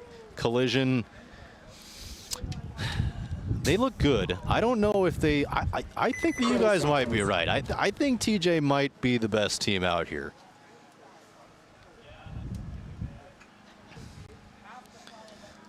Seconds. Former winners around here can never ever be slept on. And here we go, TJ and Iconic. Coach Thomas Taylor out here in front of me. Taking notes. Got a running wand diving in, checking this Snake player. Did he get shot in the pod? That certainly looks like a hit to me. Yep, sorry, buddy. Bottom of the pod pack for the Iconic Snake runner. Needs to get a little bit lower when he's diving in. Another, oh. So 3 players now taking the walk in total for Iconic. Just 2 players left alive. They got the Snake 1 and the home.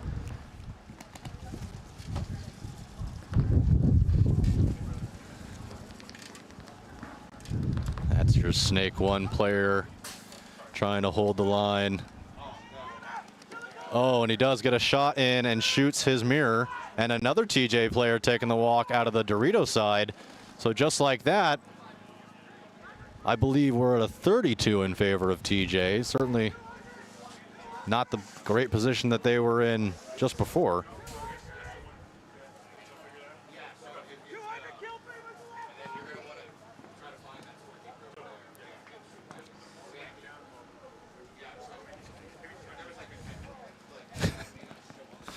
Leakage everywhere out there, guys. Oh, Iconic trying to get a shot on that Dorito player. He's actually already dead, but he's going to give him some extra.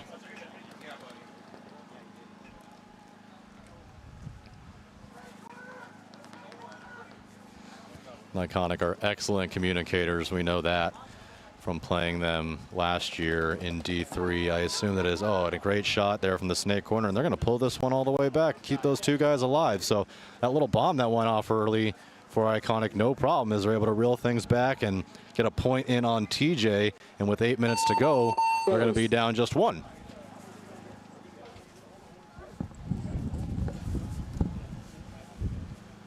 Point approved.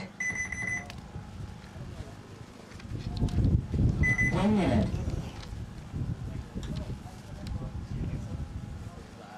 What's up, Frank? Fucking filming now, huh, bitch? Yeah, you ain't doing shit still. Watching you fucking get shot in the corner. You sitting here like a lazy fucking yeah, because I'm moving my cameras. Yeah, lazy bitch. Oh, Frank, I'll go with that Sabo. How are you? Nice to meet you. Nice to meet you.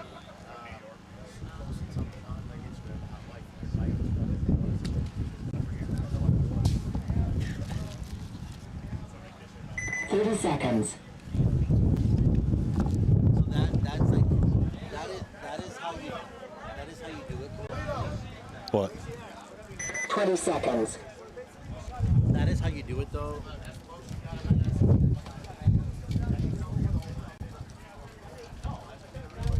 Seconds. Brawlers and Regime back out here again. 2-0 in favor of Brawlers. 10 minutes, 10 seconds left on the clock. Game on.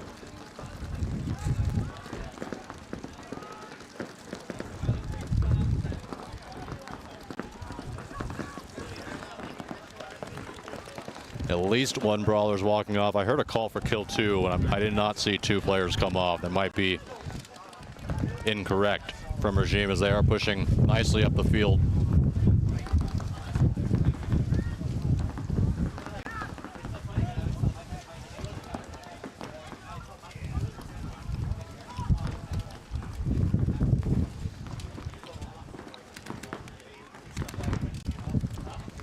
Yeah, throwing away a 5v2 was TJ there in that last one. Bad. Talk about tightening up.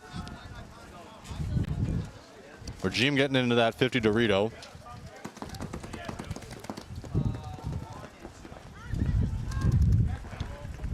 Trying to get a shot in on that 200. But that 200 looks inside, and he's got nothing to shoot at.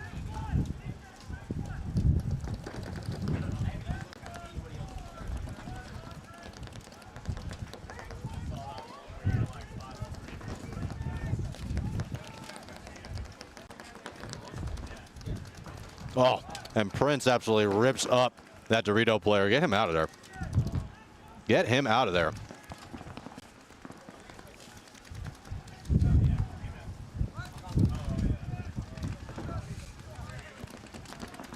Somehow stays alive. I cannot believe that. And now we have a poison here at the bottom of the screen. They have no idea that he's there. Oh, and this is David for Brawlers. Great move there. Gets a trade. Oh, still 2 bodies left alive. Yeah, Mr. David from Vegas Brawlers came over to Arizona 2 years ago to play in the Hormesis tournament. Had an amazing, amazing showing.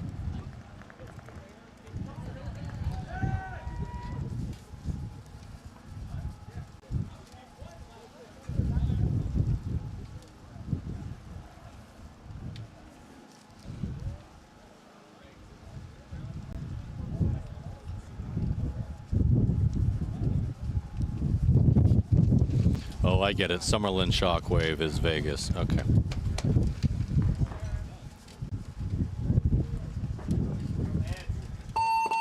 Base.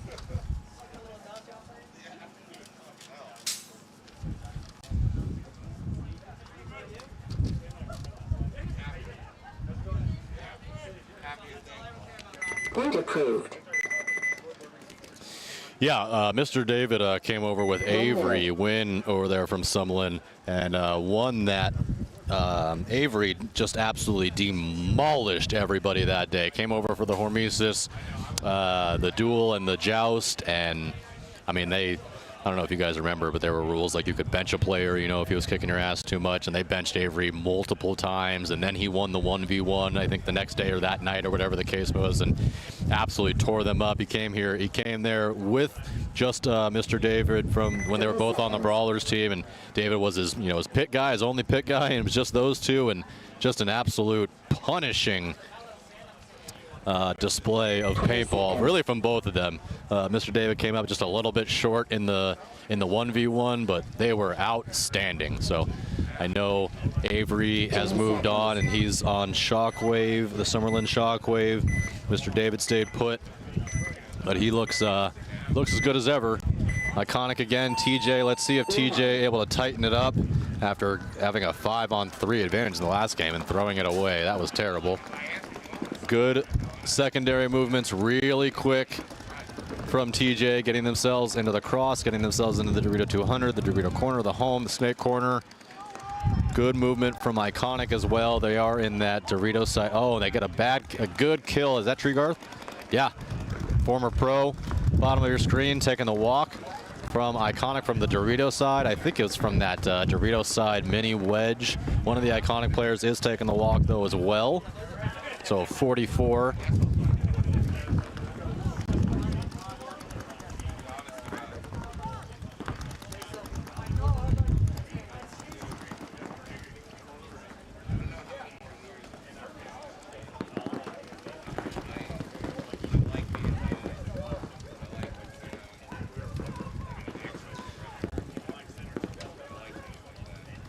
I'm constantly cursing the best teams while eating.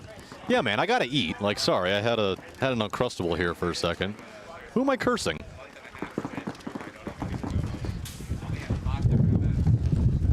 I agreed with you guys. I just simply said that I thought J-Team was probably the best team out here, and then they go and give away a 5v3. I didn't do that.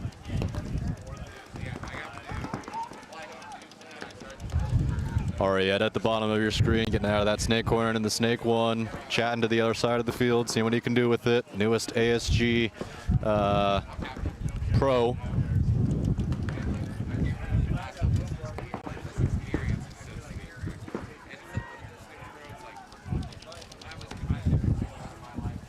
Oh, did that TJ player get? Nope, bounced off the top of the bunker.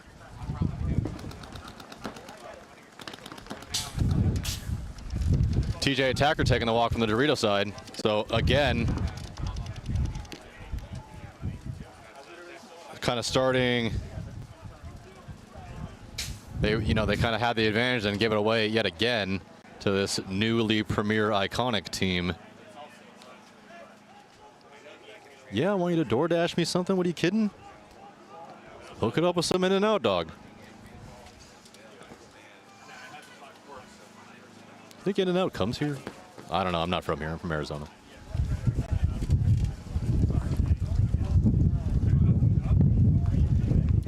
Iconic in really good position here with 4 alive.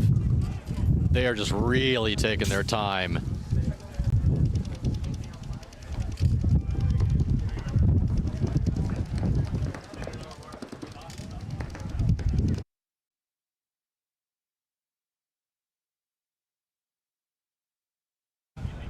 And they allow TJ to get over to the Dorito 300.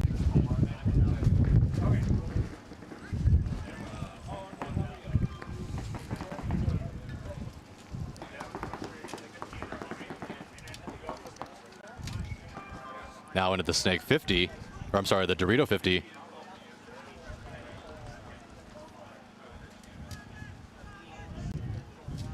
Oh, that, he plays for Grind City. I thought that was Hodgkinson for a second.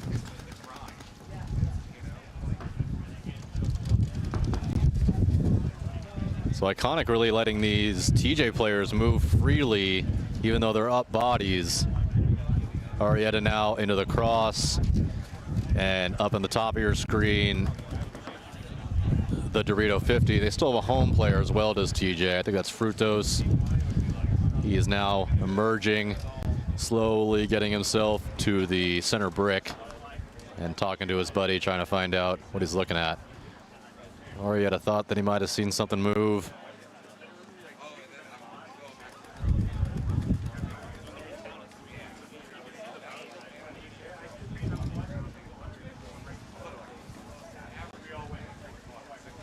Oh, and then there's the death. Over there for TJ.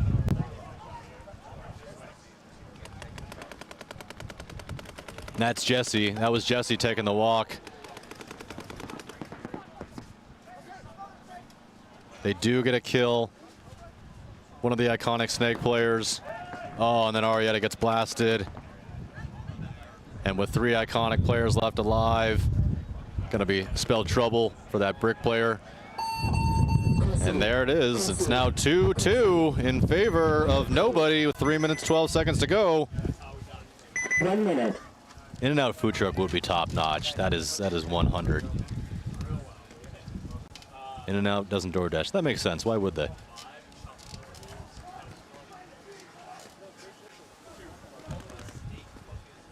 Who looks the best out here? Yeah, that's kind of what we were just talking about. I know that it's weird to say it, but kind of up until this match, I would have told you that TJ looked as good or better than anybody out here for sure. Collision although having a very, very good record so far.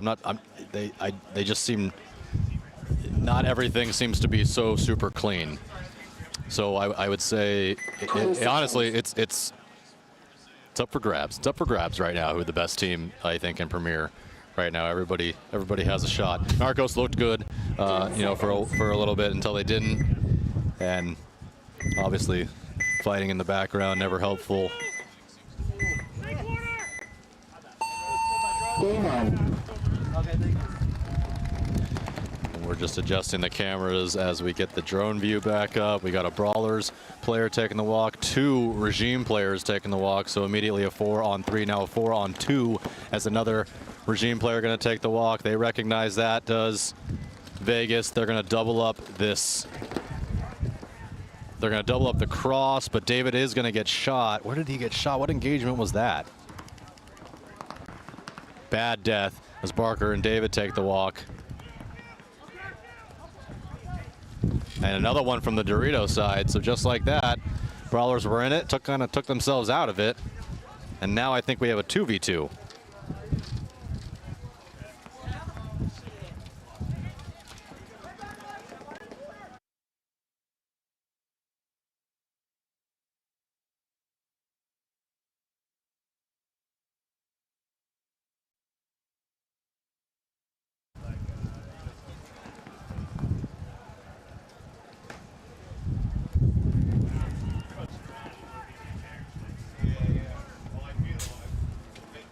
So Regime with the snake corner and the Dorito corner, the two good defensive bunkers, but now Chambers here at the bottom of your screen. Or that's not Chambers, I'm sorry, I can't. Cashman?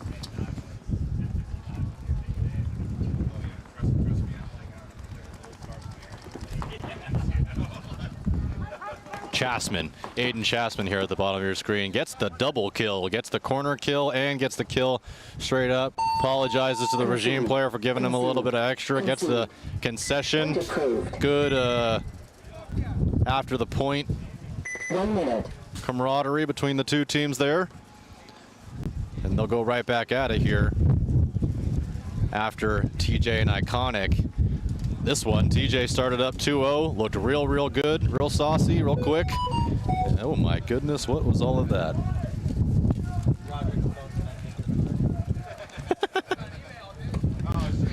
Getting some emails over here on the webcast. Need a good old Mexican standoff like the DOS series manager again. Was that on video? I mean, that was sick though. Guy wanted to talk.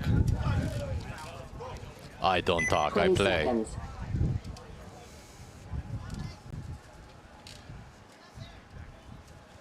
Yeah, I love a good Mexican standoff. 10 seconds. Drives me crazy when people want to talk all that smack. Like, let's just handle it on the field, guys. You know, they gave us guns and 1,000 paintballs to hold on our backs. Like, we don't need to talk about it off the sidelines. We can deal with it right here. That is what TJ and Iconic will do right here. The score says 0-0, but it is 2-2. Not like it really matters. Tie game is a tie game. 3 minutes, 5 seconds. That is the correct time.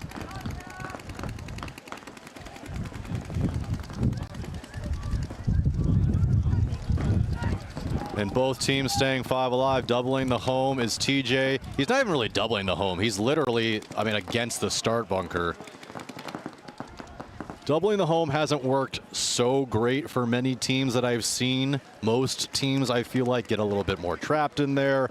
Definitely some early deaths from back players as well. But TJ able to hold the line and not die on this one. Unfortunately, though, not anything rewarding for them, as it looks like all 5 of Iconic players are still alive. I don't know. It looks like the Snake player for Iconic might be going through some gun surgery.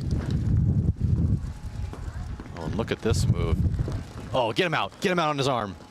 Get him out on his arm. Go check him. Which arm? Forearm. Oh.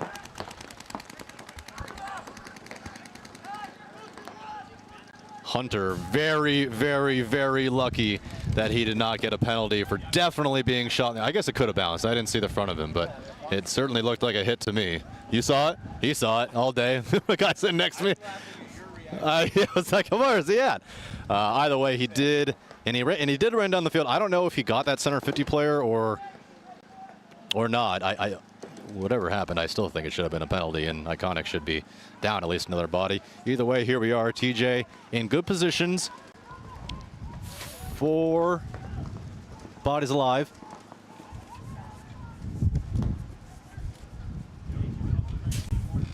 Over the beam and into the 50 goes Iconic. He just doesn't have a ton of shots from there. He does have a shot in on that pin if the pin wants to play off of the snake side, but he is hunched down sitting on that Dorito side. And this 50 brick player, he can't really do a whole lot from here. He can go inside and get in on a poison. The best that he's going to do is get a trade. So we got Arietta, and I believe that's Frutos down there for TJ, locking down the outside and inside. It just appears like TJ is plenty okay with going in for a tie and going to overtime.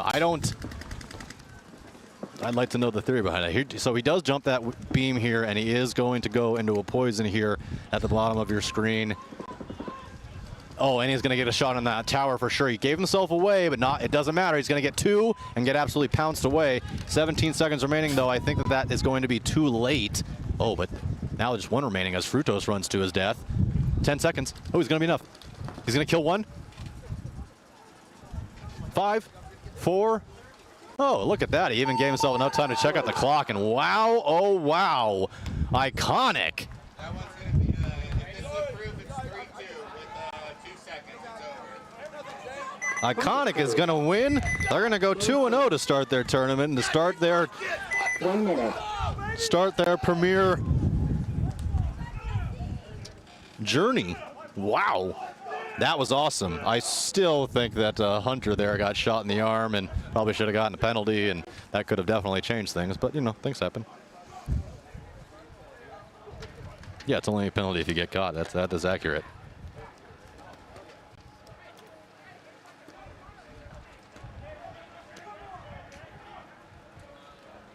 $30 seconds.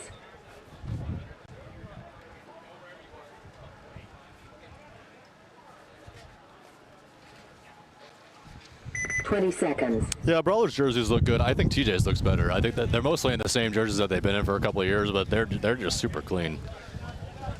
Yeah, see, you guys thought it might have been a penalty as well. Hey, 2-1-2!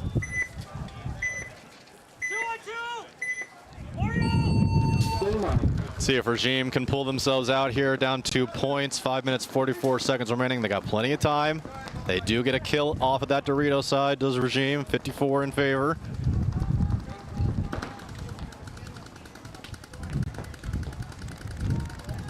Mr. David at the bottom of your screen for Vegas into the Snake 1.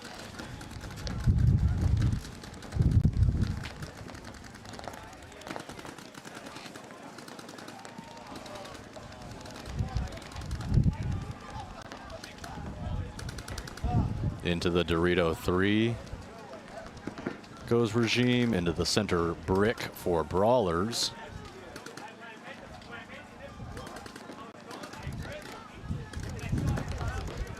Double move for Regime as they are still 5 alive, get their way out of the home into the Dorito insert, now into the Dorito 200 and the Dorito corner. Good movements over there. Brawlers doubling up that center brick. Haven't seen a whole lot of that. Another double move for Regime as they get, oh no, and he gets clipped going into the Dorito 50. Now another Dorito player. Is he shot? They are giving him a solid check over there on the 400. No, he is staying alive. So it's a 44 now.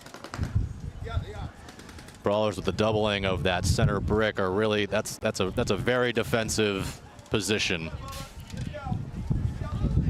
And with 4 minutes, 16 seconds to go, they know Regime has to come. You got Prince over here at the secondary bunker on the Snake side with Regime. He's been an absolute killer the matches that we've seen him out here, doing great work in the Snake. You got Ergiza, his Snake 1. He wants to pick a fight with that center brick, and I think the Regime player doing a good job of not fighting all too hard. Kind of, if he wants to allow that regime player to take the 50. Like, go for it, dog. You come get me, but you got to come at some point. I'm going to sit here and stay protected. And that is kind of what he's doing. He has stayed very, very tucked as that Brawlers player, kind of just looking at that small 50 brick.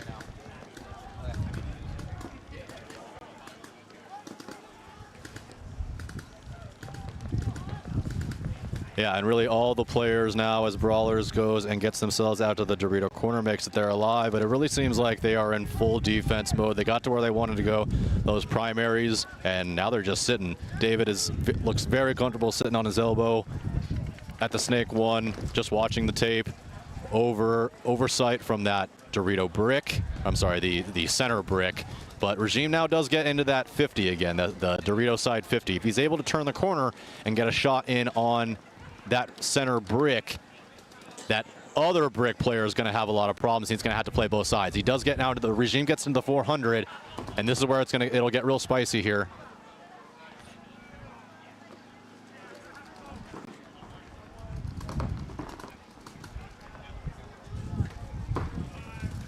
Oh, and here comes a nice, this is going to be a nice run. Yeah. Does he stay alive? He does not stay alive, does the Brawlers player, but he takes away the immediate threat. And that's what's most important, and the double brick is able to stay.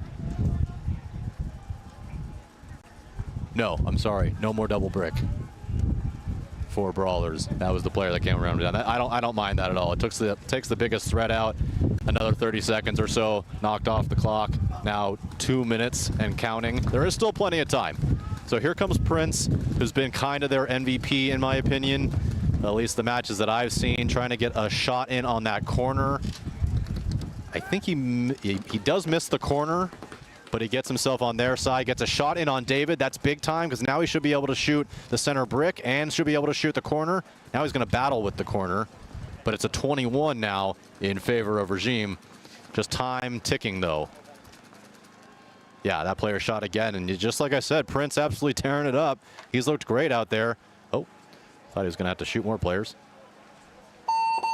So they do get the point, does Regime. They are only down 1 now, minute 26. We've seen plenty of minute points. So they do have time. We are in X-Ball, as that other set has concluded. So we're going to see Brawlers and Regime out here again. That TJ iconic, a really great match, the last one. We spent 3 minutes talking about how good TJ was, essentially, and how they were probably as good as anybody come out here to win this thing. And then an iconic brand new team in the Premier comes and shatters that dream really quick. That's pretty good.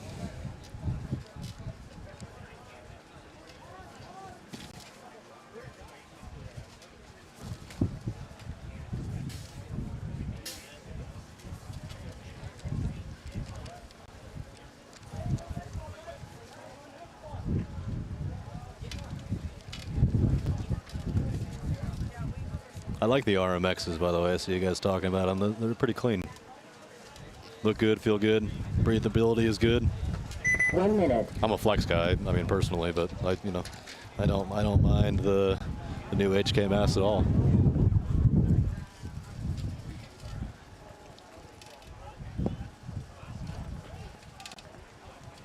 I like the EVs as well. The new EVs. I got the clear EVs with the red. You can't really breathe well in them.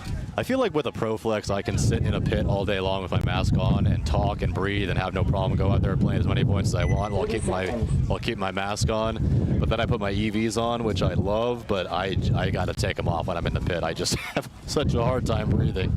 It's like trying to breathe into a brick. Time out.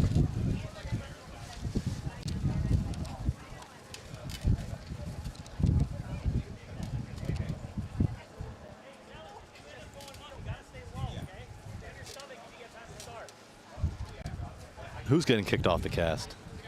1 minute. Wait, me? Am I getting kicked out?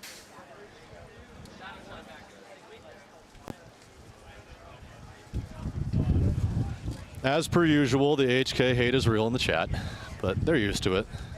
They're strong. They know they got good products. Best pack I've ever worn in my life is the HK pack, the new one with the double, triple, quadruple strap that they got going on, whatever that is. That thing is the best pack I've ever had in my life. I have tried the carbons. I like the carbons. I had a carbon mask for a while. They're nice. Carbons are quite nice.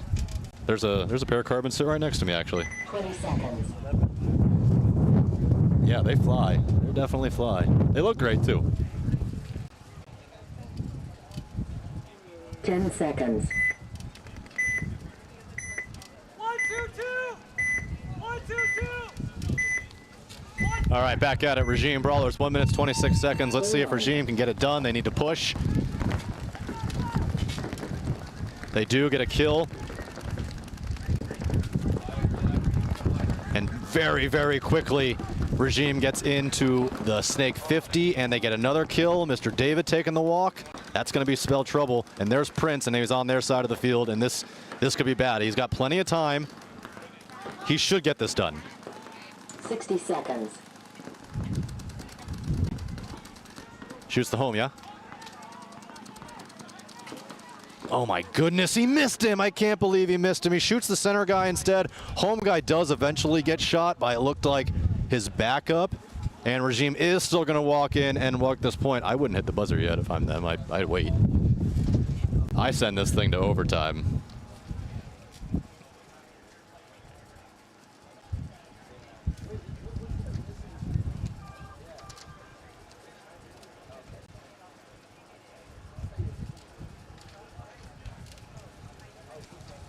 Shout out Reds 4v1. That's nice. Sorry, HK. That's what I'm talking about. Yeah, the Reds pack was legit back in the day for sure. So 10 seconds, 9 seconds. Okay, someone hit the buzzer. Go ahead. You don't have to wait that long. Don't do it. Don't wait till 1. Yeah, it says right now, says the player. So anything under 10 seconds, by the way, we typically don't play. If you're new here and you're watching and there's a game with 10 seconds, you're like, why didn't they play that point? It's literally, it's almost impossible to sprint from one side of the field to the other in 10 seconds, much less, because I mean, all these guys are super slow, right?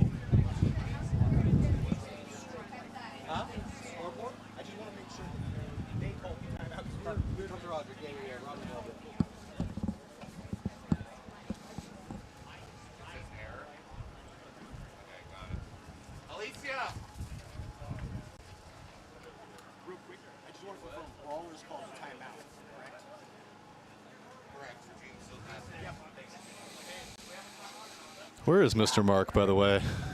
HK? Usually we got Mark and all of his high energy rolling around on the live view. Getting in everyone's face, no?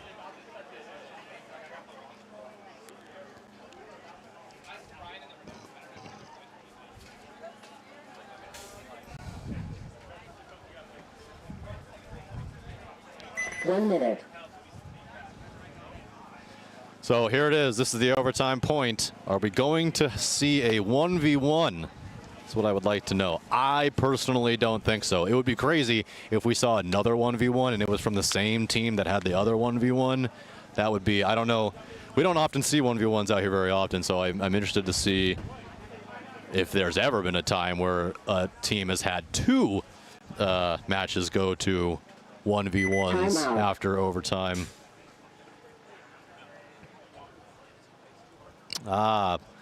Black Ops paintball this weekend, live streaming the big game. So basically what you're saying is you guys picked the big game over the Wcppl. Okay. Okay.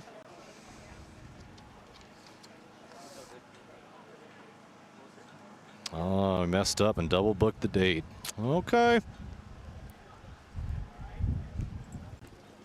Sounds like excuses. That's all I'm saying. I'm just kidding. I'm just kidding. You know I love you guys. I saw B Short out here earlier.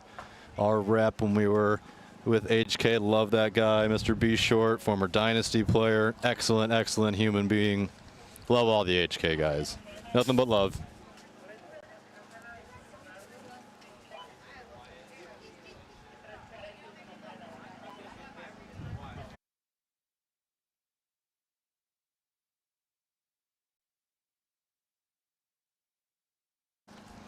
Yeah, I agree with you, Adrian. Regime, if Prince stays alive, Regime is very likely to win. He's been outstanding.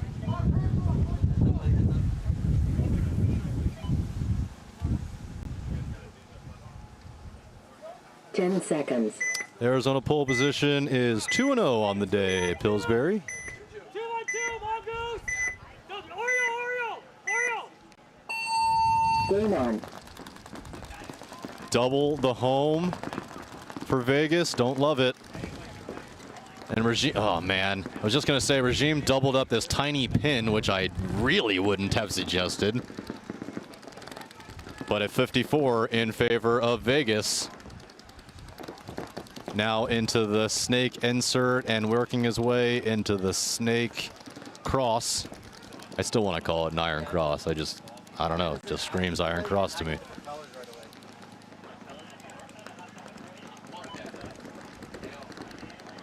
And this is Prince here now at the bottom of your screen, getting his way into the snake one, and that is 100% necessary. If they're going to win this point, he's got to be alive and he's got to be in here doing some work. There just hasn't been a whole lot of big push coming from any other Regime members. Oh, one of the Regime players smacks the bunker as he plays catch over there on the Dorito entry pin. They does allow the Regime player to get into the 400.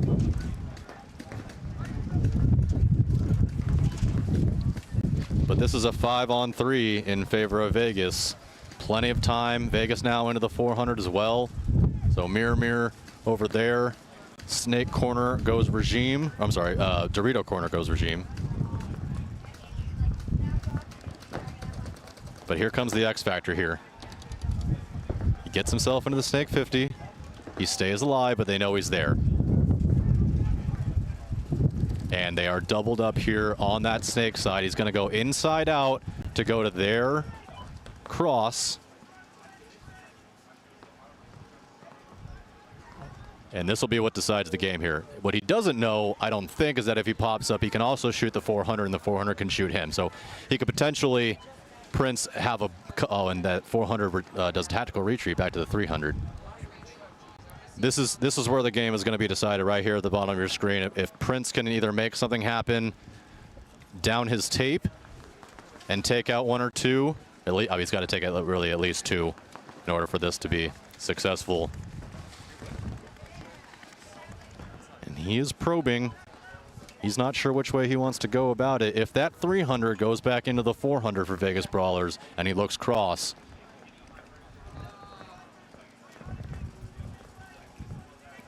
and Prince actually can have a shot in on that 300 if he wants to back up just a foot or two. There's a tiny crease in between the brick and the wing. Oh, and that Dorito player gets shot anyway, so Regime now going to be able to push harder. That Dorito side's going to be blown open. They are still doubled in the home, but there's no way they're going to be able to escape from that double home now. Oh, and look at this move. Look at this move. He gets the launch. He stays alive.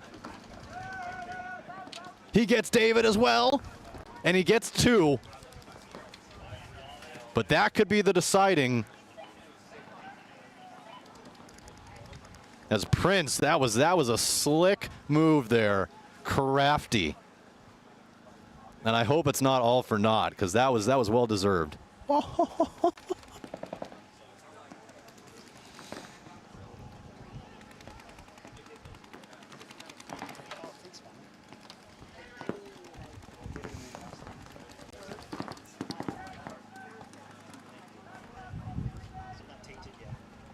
So just those two buys left alive for Brawlers, 1 minute 17, and we are inching ever so closer to yet another 1v1 as Regime crosses the 50 on the Dorito side and gets into the 400 of Brawlers.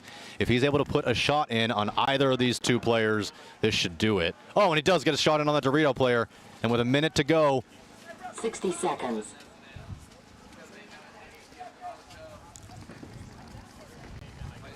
I have a very special surprise for you guys after this game. Oh, and they do get a shot in on him. And Regime's going to win it. Hey, Prince. MVP for sure, man. We're giving you a shout out all day. You've been outstanding. Go check the chat and stuff. They're saying if you're alive, you're going to win the whole thing. You're outstanding.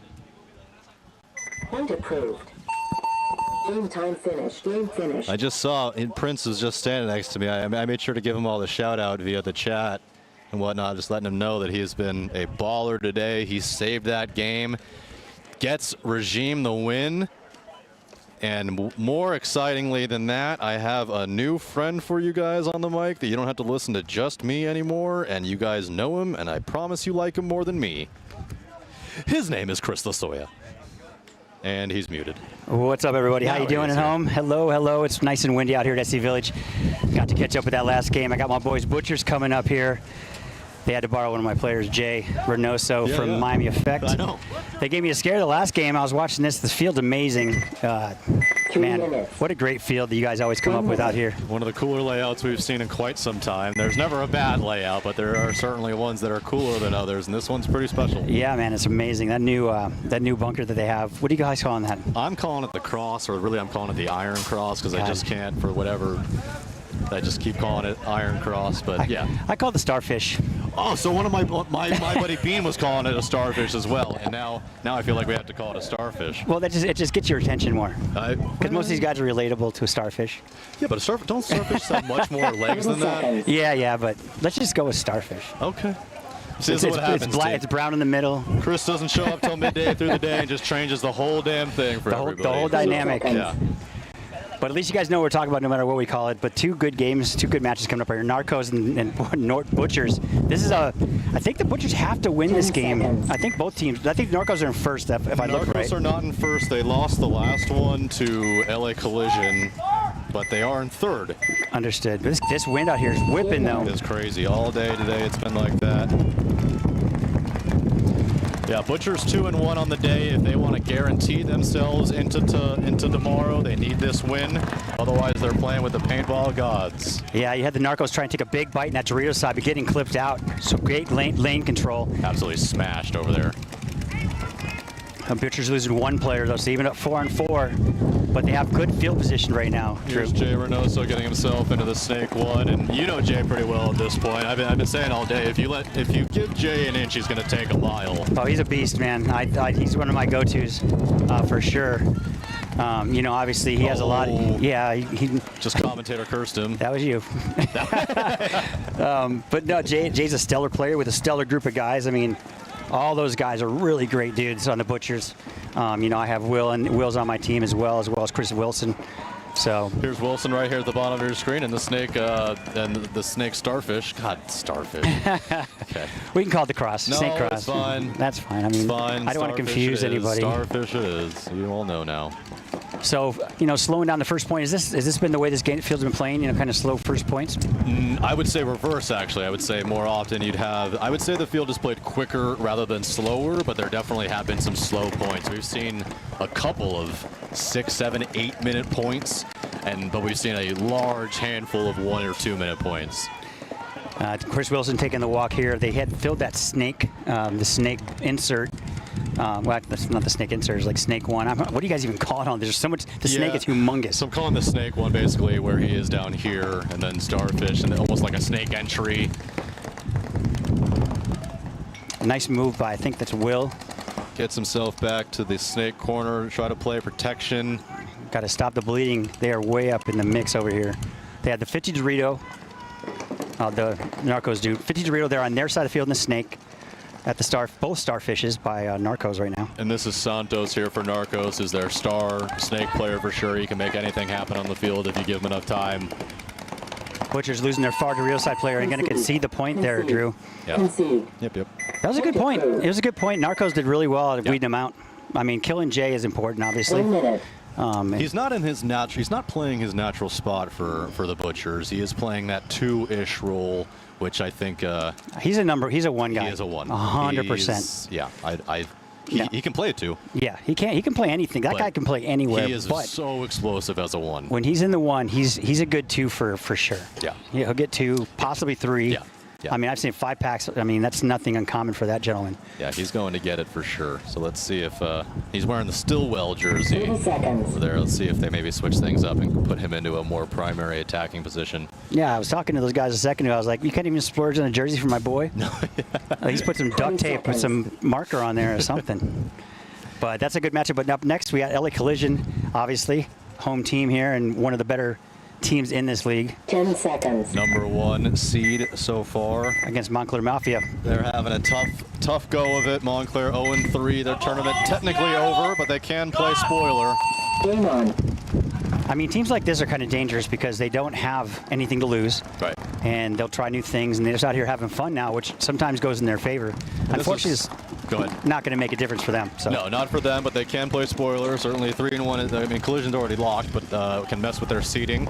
If you're Collision now, do you take this opportunity to do something different, spread out some lines, you know, do different breakouts, or maybe just not show your full hand?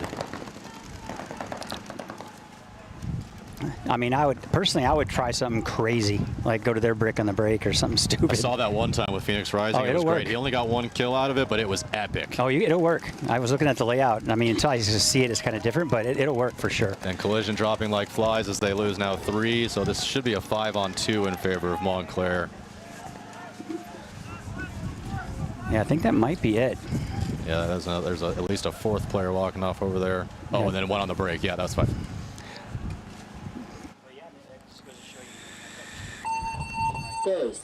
Make the cut because you're 0-3. I think they're 0-3, yeah? 0-3. Unfortunately. Yep. It's an unfortunate situation, but this league, I experienced that. I think Miami came out here some tryouts that we had at the Premier League, and we got 0-4. We got our asses handed to us because the competition out here is so good. Yeah. It's just, you don't, I can't say I didn't expect it because Mike doesn't put anything, his stamp of approval on. It's not going to be equality. So I was surprised that we got our ass kicked as bad as we did. Well, it's like I was talking to the CenCal Alliance guys, coached by the man, the myth, the legend, the announcing genius. But this is their first time in Premier. Going up against the Butchers, and it's a tough climb to go from D3 to Premier. Some of those guys hadn't even played any higher than D4 up until then. And I'm not saying that your crew wasn't certainly elite, but coming together out of different players coming together, bringing up something, and then trying to come out and compete against these Premier teams that some of which are extremely outstanding, very, very well skilled. 100% I agree. So Butcher's on your left, Narco's on your right. Game on. Nice inside out move. If you're looking at your loader, then you're probably hitting it, right? So losing 2 on the break, but a big bite in the far side of the field. They got almost that Dorito 3. Gonna lose 2, does Narcos.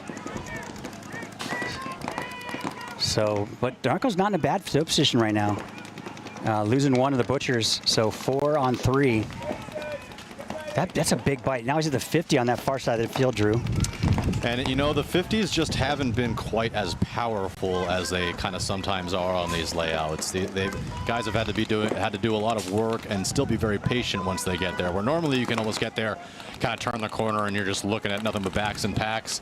Where in this particular layout, teams have you got to go 1 more to really kind of put a lot of pressure on guys in the backfield. Seen a lot of players getting clipped out of that Dorito 50 spot. There's just so many places to go in this. I hate naming bunkers in this field. It'd be a nightmare. Yeah. Difficult from a broadcasting standpoint. Just be like, that's the Dorito insert, and then there's the inside, outside Dorito, and all the there's a lot going on. Well, thank God we got this stellar broadcast that Ryan was so amazing to put up for us. Yes, Mr. Polito does a great job. Amazing. Wherever he is. Too bad the drone isn't up, but that thing can probably be in Chula Vista by now. If it was. It's up. Oh, that's the drone. That's the drone? Yeah. Oh, nice. Yeah, no, our drone are strong. I'm telling you. It will crush this wind. Dude, I was talking to Travis Lemansky, and he's like, yeah, I was trying to land, and they had to take back off. They couldn't land. It was so windy. Eat that for breakfast, does our drone. Oh, does he get a shot on that inside wing? Just missed him. He blew that shot. Can't believe he missed him. He had the whole body. He did. Now they're going to fight. He's going to give up that fight and try to look tape. Oh, and then he gets a shot. Bad when you blow a shot like that, you kind of deserve to get shot, though. Yeah. I mean, he had his whole body. Mr. Jordan, unfortunately for Narcos.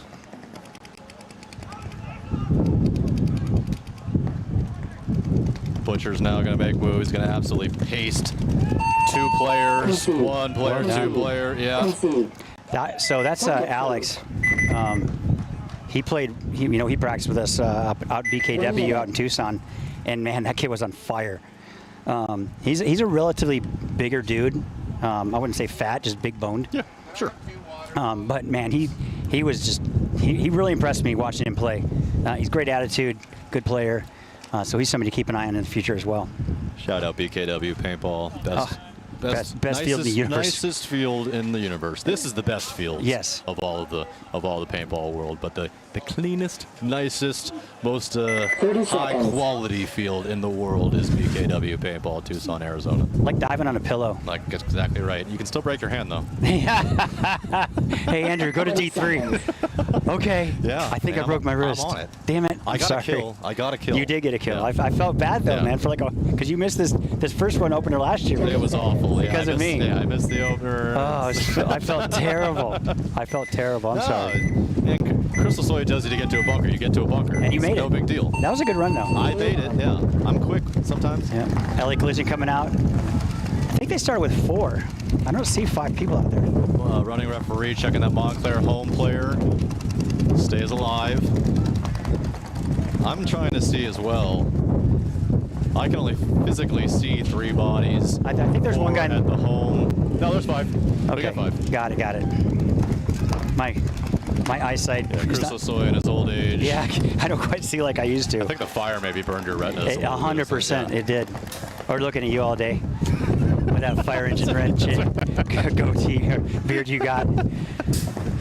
Staring deep into each other's eyes in the broadcast booth, in case you're wondering what we're doing, yes. Got somebody got to keep you warm. But here we go, LA Collision making some moves on the snake side of the field. I love that run, man. I can't believe you made that. Collision has been great when they stay alive on the rip. If they've had some issues. Oh, my puppy's back. Yeah, Collision locking it down. You can see that guy, the center brick, just locking down this starfish, waiting for him to cross that gap. But they seem pretty content where they're at right now. This is kind of dragging on a little bit. Yeah, Sorry for the wind, guys. I know you probably can hear it through the broadcast. Yeah, they were saying the jokes about the wind were pretty damn good in the chat, I will say. Yes. Right, the Collision losing another player. So I think that might be their first loss, though. 4 bodies still left alive, yeah, for Collision. They don't have any Dorito presence, but they do have that center brick, as well as the starfish, the snake one behind him in the home.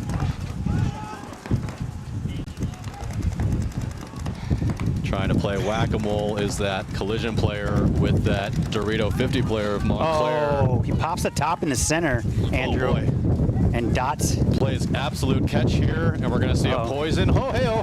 Nice. Wow. Doesn't stop. I like that quite a bit. They're going to get another run down here, and what a cool point. That was a good point right there. That was awesome for Montclair. Man, Montclair, where were these guys earlier? That was fun stuff to watch. And this is what I mean about Collision, is that they're 3-0 on the day, but they just have a lot of points like this where things just kind of fall apart for them. Yeah, but I've seen them go down 3-0 and come back and win. I have as well. It's not, it's not unusual for a team like that. I mean, they got a Boynham brother out there. Wow. 1 minute. I see a lot of people I haven't seen in a while here. Want to get into a Mexican standoff, you stay the hell away from that guy. I think you said about half the people out here. So, I mean, really, it's one of the best videos I've ever seen is that damage video, or the DMG video, where they go at it and get pulled. Both of them get pulled at the same time, walked off the field. Oh. You can tell you've eaten. Yeah. Uncrustables. Uncrustables got you. See, that's a true friend. 30 seconds. You know, when you walk up to a friend and they have a booger and you're like, hey man, you got something, you got a booger. Yeah. That's a true friend. Other people a really good friend will leave it there for everybody to laugh at you. I appreciate you not doing that. Of course. I just got here. Give me a day. Yeah. So Butchers now 1-1 with the Narcos. Looking at 10 Jay seconds. Reynoso out there. I hope he goes first. For Butchers, it doesn't He's look not. like he's laying. Yeah. No, he's not. Game on. Oof. Oh, and that home player definitely getting shot right away for Narcos. Yeah, he got shot in the foot. Jay got shot diving got out. But listen, man, when you have Jay out there, I'd put 4 guns on him too. Uh-huh. But Narcos losing 2 on the break. Yep. So Butchers losing 2, Narcos losing 2. And absolutely dotted is that Butchers player playing catch over there. Another Narcos player taking the walk. So it's 2. Santos screaming for a check on a player. It's 3-on-2, I believe. He really wants a check in on that pin. He says no, dog. Shoot him again. Got Chris Wilson and the Starfish trying to lock them down. Oh, and he just had a shot on the cross into that 400. He's going to miss his chance, and that 400 is going to disappear over there in the Dorito. And is going to let Santos get himself into the Starfish as well.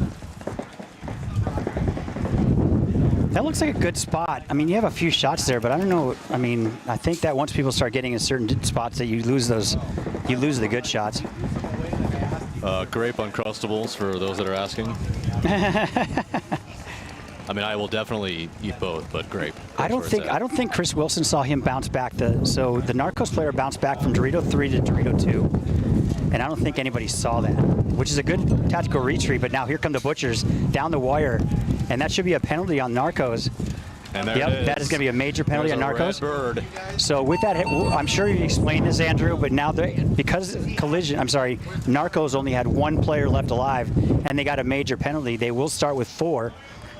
Bad penalty. Or they should start with 4. The refs have been on it all day. Very good about keeping control and making sure that everybody's marked appropriately and the correct number of players are coming out on the field. We did have a team come out here and start with 6 earlier. Did it work? No, it did, no, it did not. Yeah, not something you see very often in the Premier Division. But you got to give them a plus, or A for effort. Yeah, give it a try. Yes, hey man, listen, if you're not cheating, you ain't trying hard enough. That's what I was saying earlier. This is Walter, by the way. Hi, Walter. Walter's fluffy. Yeah, Walter's very fluffy. My puppy is here with me, Walter boy. Getting into stuff. Stop being a goober.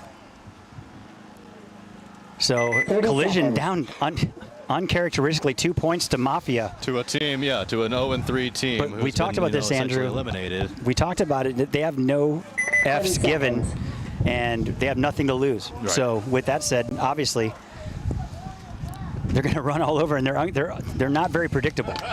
No, they have not been in this match for sure.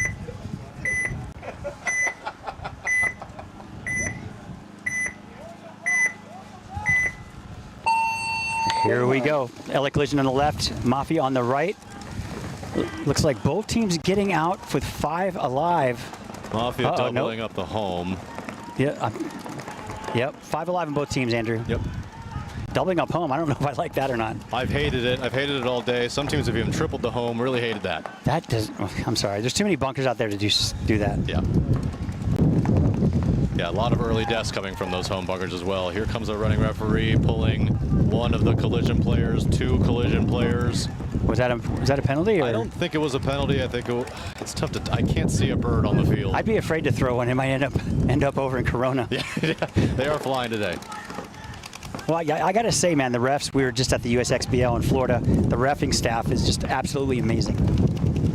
Yes, they are. We were saying earlier, this is a traveling crew. This particular crew that's out here.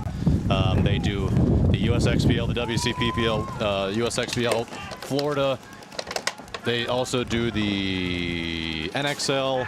So this crew is very good, very tight-knit, as good of a team as any team that's out here. I would agree with that, 100%. And the thing they don't see is the before and after. They're out here setting the bunkers up. Mafia. 1 minute. Wow. Yeah, and I do not know where this team was for their first 3 matches. Oh, thank you for saying hello to Walter.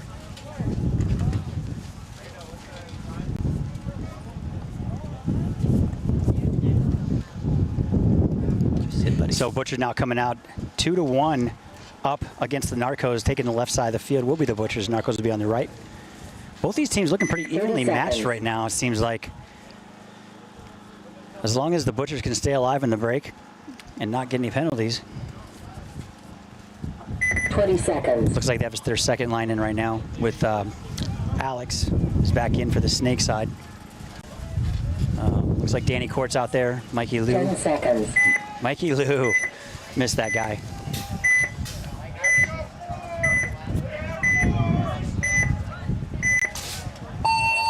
Game on. Oh, yeah. There's a lot of people in the back center, I think. Yeah, that's, yeah. Double it up both teams. Well, here's the thing that Butchers, I think because they're up by a point, they're going to try and grind some time off, but they're not very good at defensive play. And there's just way too much time. Yep, I agree. And on this field, if you're not up in the mix, it's too easy to get down to bunkers. Right. They do get a kill, does Butchers, on that 50 attacker on the Dorito side. That guy just tried to take too big of a bite. He should have chilled out a little bit, let everybody else catch up. Oh, but Butchers do lose their primary attacker on the snake side, and snake side mostly blown open. Out here, that's not good, especially if nobody's even looking over here. Oh, now we got it. Looks like Alex is looking over here now. So that's okay, but that's Santos is I think is too good to be left to just having to battle. See, that's the problem. He's gonna shoot that pin. That's a great move on the inside. Yeah. And now, this center brick player can fight him if he wants to, and Santos can play with him if he wants, but now he's got two guns sitting on him between the snake one and the center pin. Oh, and immediately comes up, tries to get a shot on the center pin, misses him, puts him in. Yeah, he blew that shot too. Narcos loses another player, looks like, on the Dorito side. So this could be a 2v2?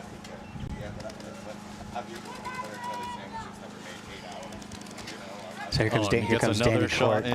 Look at Danny Court going to work, getting two. Look at this. Look at Danny Court, owner of DBS up in Seattle, doing work. Concede. That was a good move. That was a great move. Great timing. How is your two not playing its tape on you? They're going to look at that. That is your job. They're going to go look at that and go, oops, damn. That's your job. You're looking at the same. You're looking almost at exactly the same thing. Yep. So good point there by Butchers, up 3-1 now. And if he was watching the tape, he might have even saved Santos. Oh. Yeah, that was a pretty decent move, man. I'm not going to lie. Santos missing that center brick shot, though, is that kind of hurt a little bit. That would have made things a little different, I think. That definitely did, yeah, for sure. Because he wouldn't have had tunnel vision on that guy. He could actually opened up a little bit, looked down the tape. 30 seconds.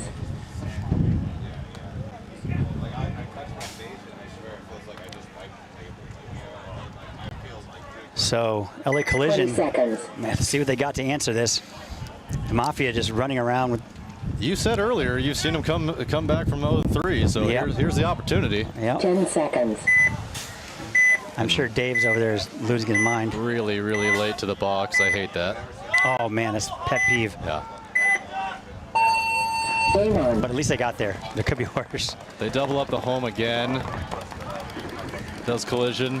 Everybody stays alive. Oh. They get him out of there. Oh, and then add some more. Two players going to take the walk. Oh, three. And that's a major? That's a major. Oh, that's going to pull out the other two. So that I think there's going to be just enough players left alive. Yeah. So they have to start down. Yep. So now they'll win this point. So it's going to be 3-1, but convincing 3-1, and they'll still start with 5 though. And that was one of the quickest points that we've seen today. Yeah. Well, that guy was in that wedge or that snake one insert to Starfish bunker for quite some time. Base. I can actually just check the generator. Point approved. 1 minute. Yeah, it just needed, like, it fell over. So beautiful day out here at Defy Open. Out here at the Wcppl at SC Village. Mike Hinman just doing work.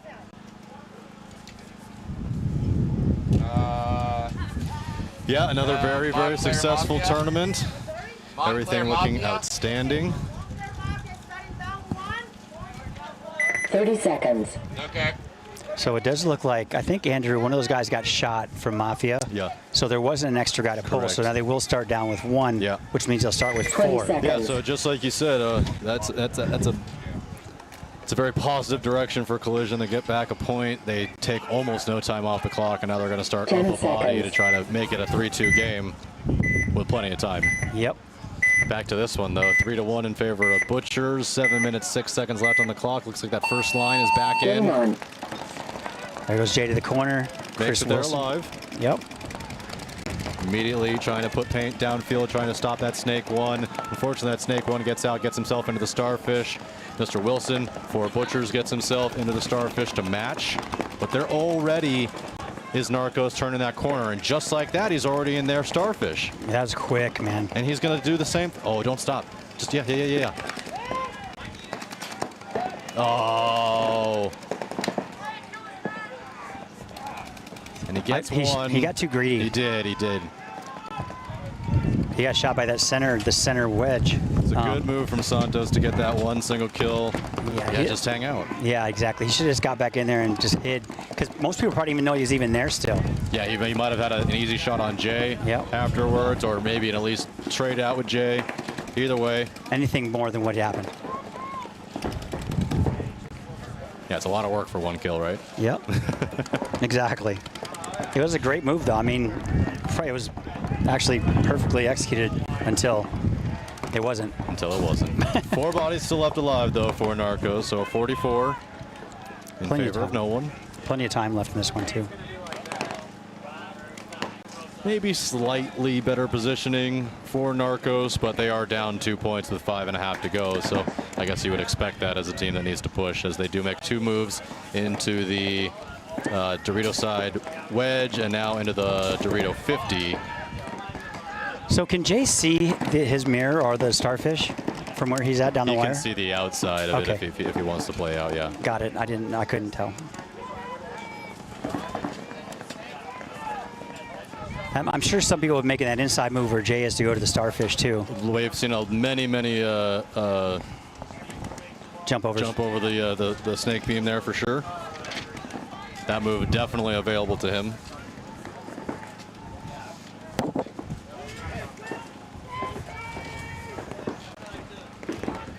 So the tone slowed down a little bit here after the breakout. I mean, I don't mind Jay not taking that more primary position as they're up on points. They're trying to play some defense here. I agree with you. He might get a shot across the field in that Dorito guy if he tries to get up there.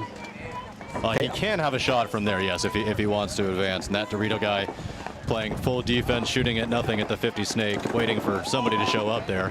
Oh, Jay just snapshot his mirror at the starfish. Yeah, so that's what a shot. Concede.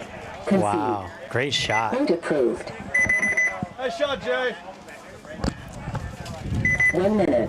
But they had actually, Narcos had made it all the way up to that 50 brick on the Dorito side, as well as Dorito 2, I'm sorry. But I mean, that shot from Jay just put the nail in the coffin, because that game would have been over anyway. Yeah, it's like I said, it just hasn't been the deeper. You have to get real deep down this field to get those multiple 2-3 kills and stuff like that. Whereas before, you get a little cheeky, you find a nice 50 and you can wrap it and get a few, cheap kills. Looking at backs and packs, but not so much on this layout. No, and I like that. I mean, I'd like the ladder snakes, but when they're just a snake that you can go all the way down and just pop up and shoot everybody, that kind of, I mean, I don't like it, because I usually get shot by that guy. Yeah. So. Yeah, I'm always in the Dorito taking one in the eardrum, so I feel you. So situation now 3-2 with LA Collision down by 2 points, but able to come back with that one unanswered point against Mafia. Collision's going to be down a body. Game on. Mafia's down a body as well. I'm sorry, I meant Mafia. Okay. But Mafia stays 4 alive and get pretty deep. Get themselves into the 300 over there. Center brick. Now Dorito corner. He got clipped in the pack. I thought he did too. Looked like it. Oh. Guess not. Yeah, whatever doesn't break on you makes you stronger. But you saw what I saw. I saw what you saw. Okay, good. Well, getting up in the snake one over here for Mafia, and they have that center brick, which is super key to try and lock down this snake side, I'm assuming. Into the starfish is Collision, but Collision does lose one. I think that's a Boynham brother out of the Dorito side. So 4 on 4. 4 on 3, actually, because Mafia loses one on the Dorito side. Yes, they do. Their primary attacker over there was in the 300. Gets clipped out. Oh, and that Dorito corner as well, who likely has an extra hit on him from making his primary move. He's finally going to get shot, and Collision now in a more dominant position, up 4 bodies to 2. If I can make an observation here, if you think you got shot, don't stand in the same spot and hold your arm up and just look around. Get in the bunker and check yourself in the bunker. Yeah, it's probably a good plan. I'm just watching these guys. They're standing there. They get bounced. Then they put their arm out, which makes them more accessible to get shot. Just get in the bunker and then check yourself. I mean, it seems like a good observation. I'm just kind of spitballing here, but it sounds like a good idea to me. Spitball things. You know? Yeah. See what happens. Ooh, the rarely played mini pin at about the 45-yard line over here for Is that Collision. Frank? Is that Frank Antomaso? I don't think it can be anybody No, I else. don't. It looks like him. His body language. Well, Frank's a big guy. He is a big dude. I think that's him. It looks like his body language. He's a good dude, man. I got to play 10-man with him with Infamous. He's a good dude. That was a great pickup by those guys. He's just chilling. He's like, they know where I'm at. I'm gonna stay here. You go do something. But we talked about it. Collision now. Yep. Barring something absolute nuts happens. Oh, and Tomaso looks like his gun is not totally working properly. I don't think they conceded the point yet because everybody's just standing there. They have not. That is still a live point. Collision, I think, definitely knows that, but there's still plenty of time. Yes. But, like we said, don't ever count Collision out because now it's 3-2. And they looked, frankly, bad the first 3 points. They did. They did. If you didn't tell me, if I didn't know it was Collision, I would have never guessed it was Collision. Exactly my point, yeah. Base. But they just want to keep it interesting, I guess. They're doing it for the people, Chris. Yeah, they're doing it. Yeah, they're doing it for our thousands and thousands of watchers. Oh my goodness, 500,000 people watching this stream right now. You amazing. Guys, that's just amazing. 360,000. That's just. Oh, sorry, not 500,000. Yeah, 300. That's just crazy. Oh, we got a TDSM guy in here, Mr. Ramirez.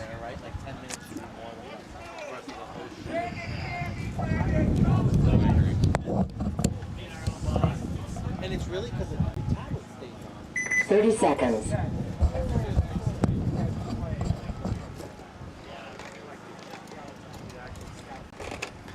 So much talk in the chat. 20 seconds. So 4-1. I love people that interact. Oh, it's the best. Sorry. Especially like when you're not here, or I'm at like the USXBL by myself in my own 10 little seconds. booth. You have to have somebody to talk to. Sometimes I even tell the chat, I'm like, can you talk to me? 'Cause sometimes I feel like I'm going crazy. So 4-1 right now in favor of the Butchers. Commanding Here we lead go. here. Let's see if they can put a nail in a coffin here. Yeah, Narco's on their heels. Running referee going to check the snake corner. Yep. That's gonna lose. I think that's Mikey Liu taking the walk. I can't really tell. Stays alive. That Narcos player clearly taking a bounce. Now into the 300 goes Narcos as well. Oh, but he does take the walk finally from that corner. So that first re-engagement afterwards. I don't mind when people get shot. I hate when they make their spot and then get shot. Yeah. That just because they come right into a ball. I tell it to my guys, especially my guys in the lower divisions all the time. Like, you've done the hard work to get where you need to go. Just relax. Yeah. Take a breath. Accept the gunfire. Go talk to your buddy behind you and tell him what you see. And just relax. Yes, exactly. They make the bunker there for a reason. It's inflatable so that you cannot be shot if you're behind it.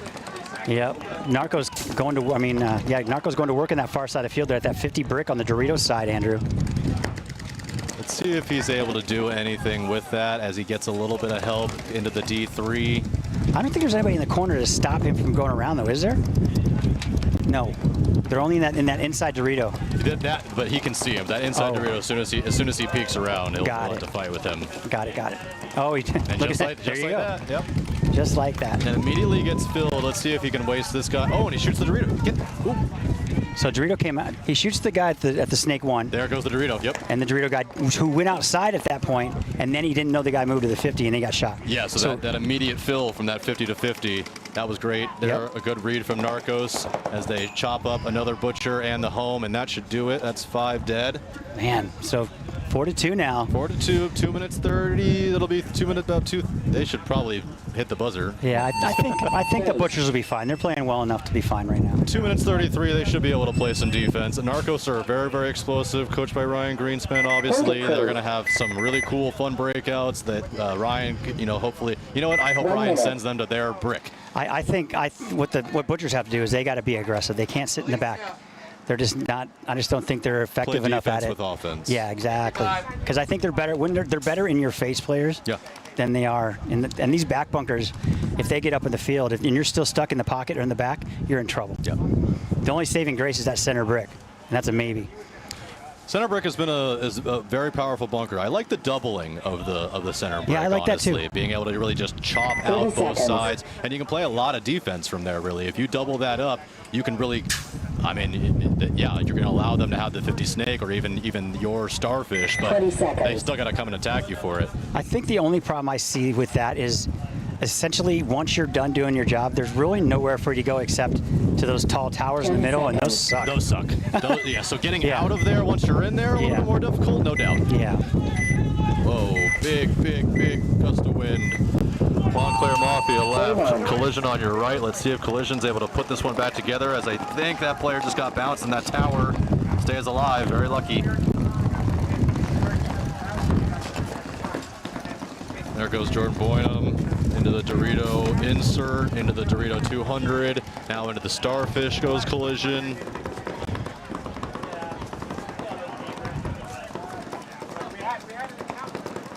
Oh, head ref cam. So we're kind of working on head ref cam. The only issue really is that, well, if you know Bobby, you know, I don't think that he really wants to do that so much. So we can, you know, we are working on getting some streaming via a camera on the field of some sort, you know, separate from our media guys that go out there and do a little extra for us. But the answer is we're working on it. Like I said earlier, they're trying to mic me up so that I can do some on the field reporting.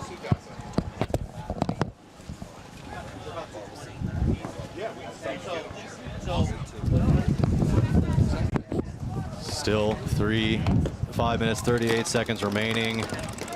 Collision still down a point, but into the 400 goes Montclair. He makes it there alive. Running referee's going to take a check, but no, he is. Oh, and then he gets absolutely crushed. Oh, and a minor. So he takes the 4 or 5 extra balls, and then he gets his buddy pulled. Wow, this we talked about it, man. You never count Collision out, man. No way. And just like that, the Dorito side's totally blown out. There's only 2 people left from Montclair, all only here on the Doritos or on the Snake side. And yeah, a nice highway move from the highway master Chris Lasoya is calling for it. Yeah, that'll work all day right now. He wants to do it. Oh, nice shot. Interesting. That's a nice shot instead. Yeah, I think it came from the Dorito side, though, Andrew. Did it? Okay. I think so. That was an awkward angle. Yeah. So that highway move still available to this Snake player here. Really, anything is available to him if he wants. Yeah. It's a 4 on 1. I don't think he knows the Dorito side's gone, though. We got the guy in the home, just one hand shooting back there, standing high above this bunker. Oh, he moved back to that. He did. But I don't know if that's a good move or not. Well, the highway move definitely taken away, but there's still a. I don't really know why you. I don't know why you'd move back, though. That doesn't make any sense to me. Stay. I mean, that bunker getting really small, and you're better off just. You're better off getting in. Sorry, puppy. You're better off getting into the Starfish, because at least they have to come around to get you all the way. But nonetheless, LA Collision coming up now to tie it up 3-3 from a 0-3 deficit. Yeah, from 0-3 to 3-3, and Collision looking like Collision again. With 3 minutes 56 seconds remaining, plenty of time. Still a lot of time in this whole event to go. First day of the event, 2026 Defy West Coast Open at the Dub C out here at SC Village. And the arenas. Yeah, Verbal saying with the wind, every bunker looks hot. That's the problem for us too. Between the shadows and the bunkers whipping, it's sometimes difficult to tell exactly what's hot and what's not. Yeah, I mean we rely a lot on the third member of our broadcast, Ryan from the Eye in the Sky. Without him, I don't think we could see anything. No. When I'm on other fields and we don't have the drone, it's like I promise there are players over there. I just can't see where they're at, but they're definitely over there. So 42 Butchers with 2 minutes and 30 seconds left. Got Evan out there doing the work. Jesse Stevens close by, next to us in the pit, looking very determined. Here we go. Same breakout as always. Jay Reynoso going to the corner, Chris in the middle, and similar breakout for the Narcos. They tried something a little bit different. He tried to go outside, and round the Dorito corner to try to get into the 100, and it just didn't work out. He got shot on his way out. But they do get into the 300, and they do shoot a Butchers player. They shot one of the back centers up because there's 2 of them, and they lose another Butchers player on that Dorito side of the field. So now down to 3 players and coming hard. Oh. We just lost the stream for a second. Promise it's. Yep. And we're back. And we're back. They are. Narcos is in the Dorito 50 over there. Took a chunk from the 300 to the 50. Should be doing some work here. He also took the inside in this on the Starfish. And Santos again now on into their Starfish of Butchers. 1 minute 40 seconds to go. So desperately running out of time is Narcos. Nice shot. And here's a poison right here, and he's going to turn the corner. Oh, stay there, Jay. Yeah. Oh, so Jay gets shot trying to shoot him, but that's got to be a pedal. No, that was close, but it was. Oh, okay. It was close. That certainly looked like Wilson took one to the dome first. It was real close. I'm going to give him the benefit of the doubt. I'm sure you will. Oh, but the last Butchers player going down, but still only 1 minute left now. That's going to be 4-3. So now Norco's going to pull back within 1, 4-3 now.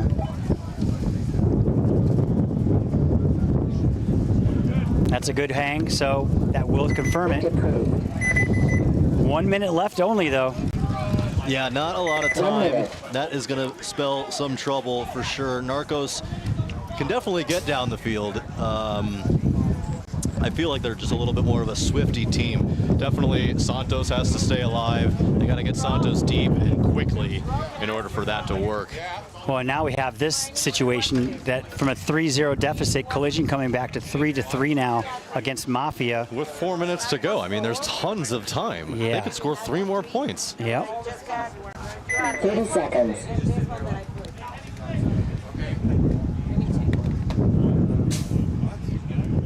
Quad view. They want the quad view back. 20 seconds. Give us some quad view, dog.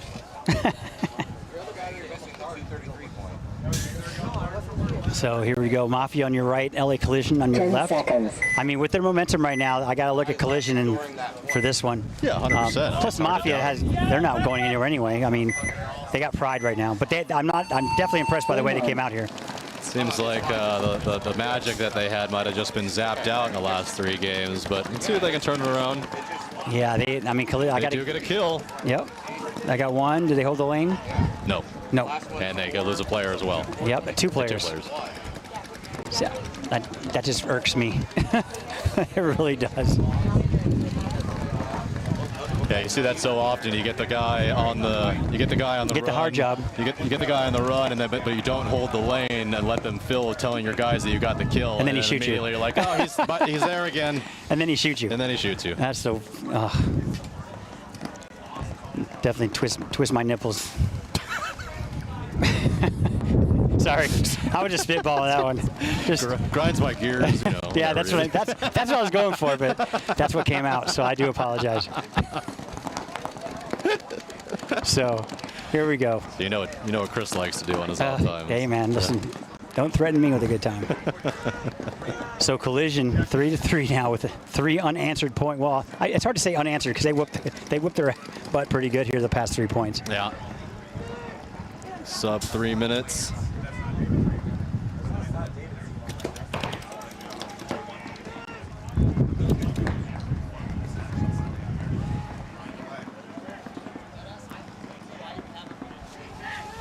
Sort of slowed down a little bit. Very much so. I was just going to say I don't see anybody really posturing that they want to be making moves over there. I can't see what the 300 is doing over there. Surely he wants to get moving. It looks like that tower, that center pin is kind of holding him in place. Yep, he goes to the corner. So Collision making that far side corner on the Dorito side. All right, we got quad view, kind of. We got 3 or 4. So on the bottom left, you see the Collision player in the corner. Oh, we're trying to get this this GoPro going. Oh, it works. And they also have the starfish. So snake one and the starfish up here, Andrew. Running referee, that's never a good thing. It's not one, but a running referee. Uh-oh. Still bad, There it and is. still a penalty. And that's going to blow the game open there. Yep, that's going to... Collision going to be really quickly pick that up. There's Ed Tomaso down there in the snake one, it looks like. Yep. Looking at the time as he's running up the field. Yeah, pure confidence. Boynton brother up there in the center. They know what they've done. They're going to slowly go down, hit this buzzer. And I wonder if Montclair, they are going to concede. They still want to play more paintball. I don't blame them, we actually. appreciate that. But this is the game at hand right now. Mafia and Collision. That was a great set. You know, I think hats off to Mafia for sure. 1 minute. But they're not down and out yet. So but now Butcher's up 1 point over Narcos with 1 minute left. I really would like to see Butchers come out a little more aggressive than they have the last few points and playing their kind of paintball.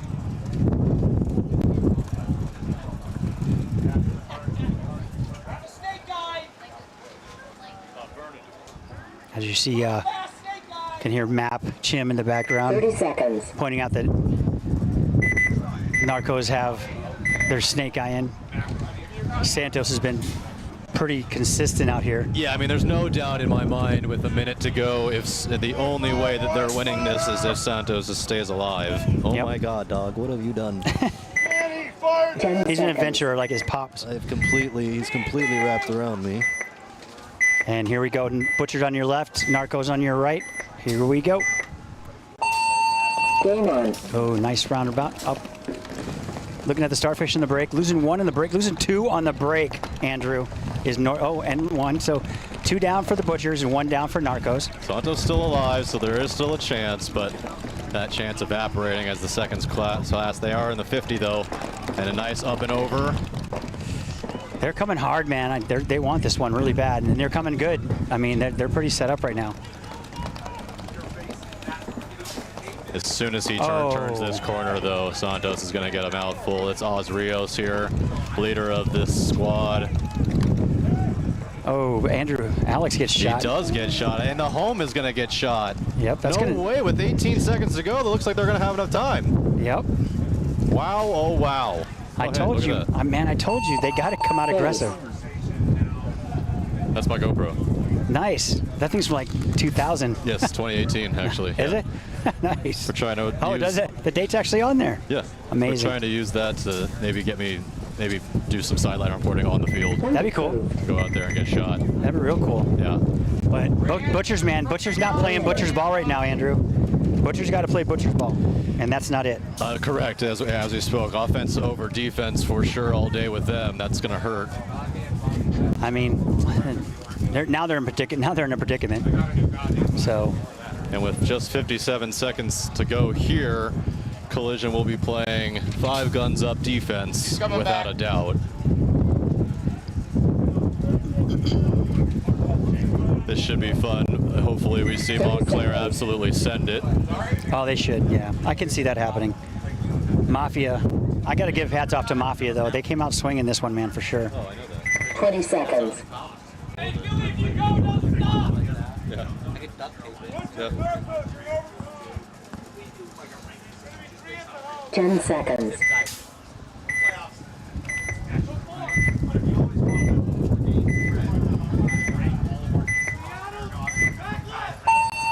Game on. Looks like a triple home there, yeah. And 1, they're coming 2. beefy. Oh, minor penalty. Flag, 3, 4. That's going to do it. Well, they got 2 3, left yeah, still. There's 2 still. I'm not sure. The snake player just gets beasted. And just the center 50 player left for Montclair. The rarely played center 50 tower. Yeah, that thing's I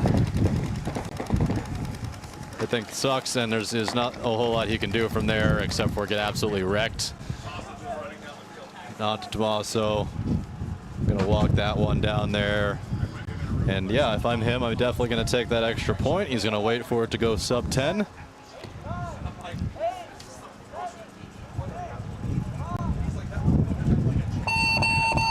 Frank must still be on New York time. Definitely.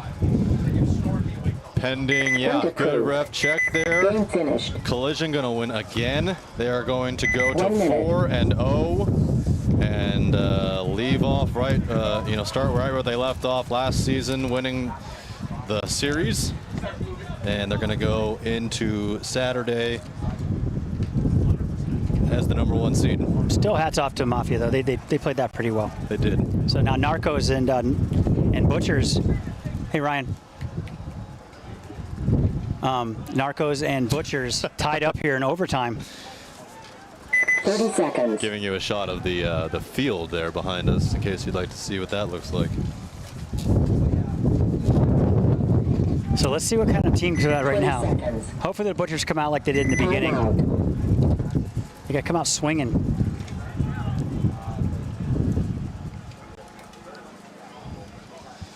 Yeah, a win for the Butchers here puts them at 3-1 and basically guarantees themselves a chance for tomorrow. 2-2, you're playing with the paintball gods, not the place that you want to be. And really, it's for both of these teams. Both of these teams are 2-1 right now. So this is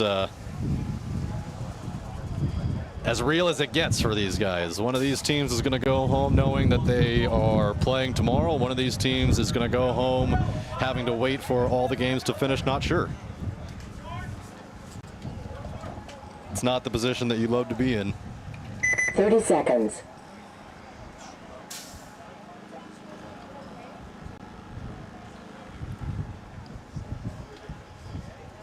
$20 seconds. 10 seconds. Deciding this right now. Here we go, Andrew. 5 minutes on the clock, overtime.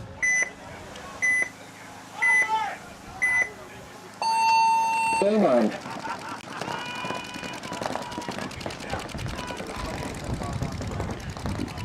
Jay getting out to the snake. Also that center brick for the Butchers, but here come Narcos.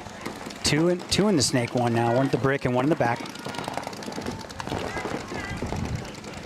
The same breakout for Butchers. Wilson in the 1, Jay in the 2.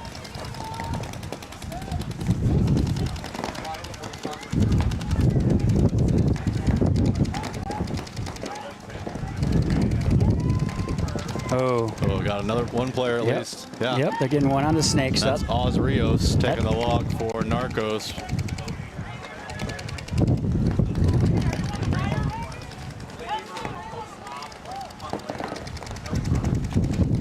Ooh, looks like a Butcher taking the walk from the Dorito side. Oh, he gets shot out of the snake one. So now that one's going to be tough. That's Santos. That's going to hurt. That's going to hurt quite a bit. And he's their real wrecking ball over there. So with 2 bodies down, just 3 bodies left alive. They do have the snake corner, does Narcos, so Wilson won't just be able to just peel his way down, although he is going to get to the snake 50 for free. Now he's going to get to, and another Narcos player is going to take the walk. Now it's all but not, looks like.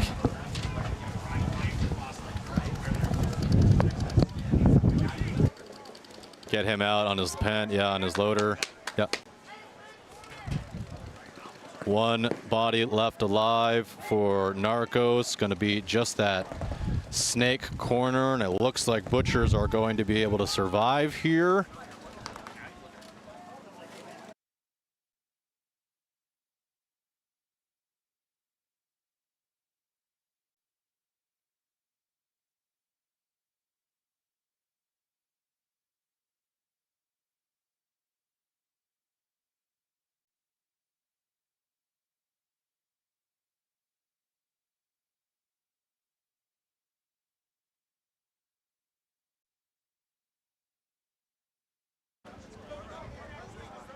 I muted my darn mic again, forgot, sorry. So yeah, it looks like Butcher's here in a really good position. 4 bodies left alive. You got a Boynton brother, I'm sorry, that's not the center Butcher player. They just don't know where this last body is. He's in the snake corner. You got Mr. Wilson sitting here. He's looking inside. He's kind of looking outside. They just don't know. They're going to pull down into the Doritos, and they have located him now. It looks like in the snake corner as he gets a shot in on the Dorito player streaking down for Butchers. Gave that Narcos player away. He's going to get run down. Jay's going to give him the sauce. Butchers pending a review. Yep. Point approved. Bobby. They're going to win this one. They are moving on to Sunday. Nice job, Jay. One. You got a minute?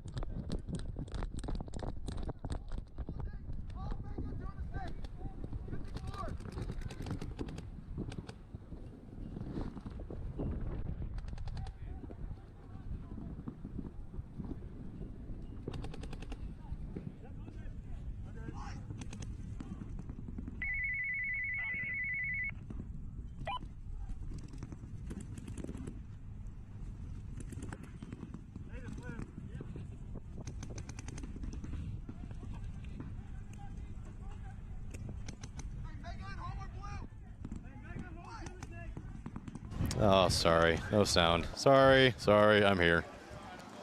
Quad view. And we got running one. He is mic'd up. Oh, I'm sorry. I am mic'd up. He is camera'd up. So that is one on the field. That is a backline referee. That is the view of a backline referee. As this game hasn't progressed a lot, you're not going to see him move right now. Just keep watching. Just keep watching. This should be fun. Into the 400 are the Ducks as well. Now into the Snake 50 goes TJ. Oh yeah. Oh, and a bad death from TJ. They lose that center brick player. And that should allow that 50 Dorito player, if he wants to just go and show up on their side of the field in the 400. But an inside-out move. I think this is from Arietta here, trying to get into their starfish, which he does. And that's one. Oh, and there he does take the walk. That's Treegarth. Pro player. He's going to get clipped. Had a lot of guns facing his way there.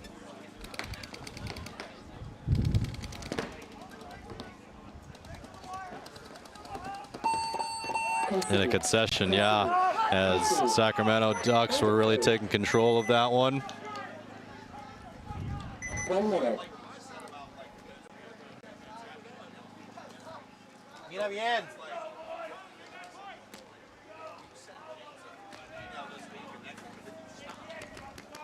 Show Bobby. That's head ref Bobby right there. He doesn't care. He does not care at all that Juan is.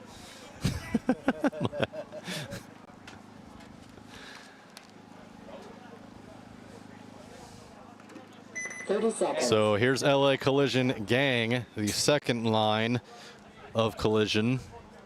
It's in 1K now. 20 seconds. I got 180p out there. Yeah, TJ definitely got to seal the leakage. It's good. Definitely not airtight. Things have come undone. Meanwhile, LA Collision Gang, I believe they are in second overall. Yes, they are. They are 3-0 going into this one against Vegas Brawlers. Brawlers are 1-1.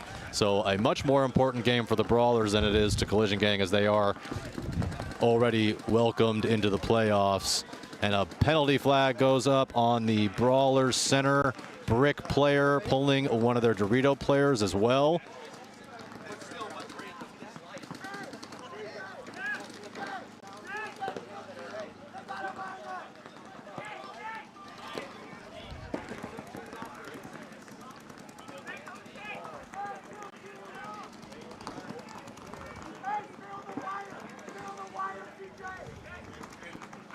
Got Ben Challenger out there somewhere. He is an absolute force to be reckoned with, but is that him? I don't think that's him, but either way, both Snake players are going to take a walk and a penalty for Collision Gang. As this one, I believe this is now 1, 2, 3. A really nice move there from the Brawlers, getting all the way to their side of the field very quickly. Gonna get a shot in on the home. Gonna get a shot in, trying to get a shot in on that Dorito. If he peers up just a little bit more and looks cross, he can get a shot in on the 400 also.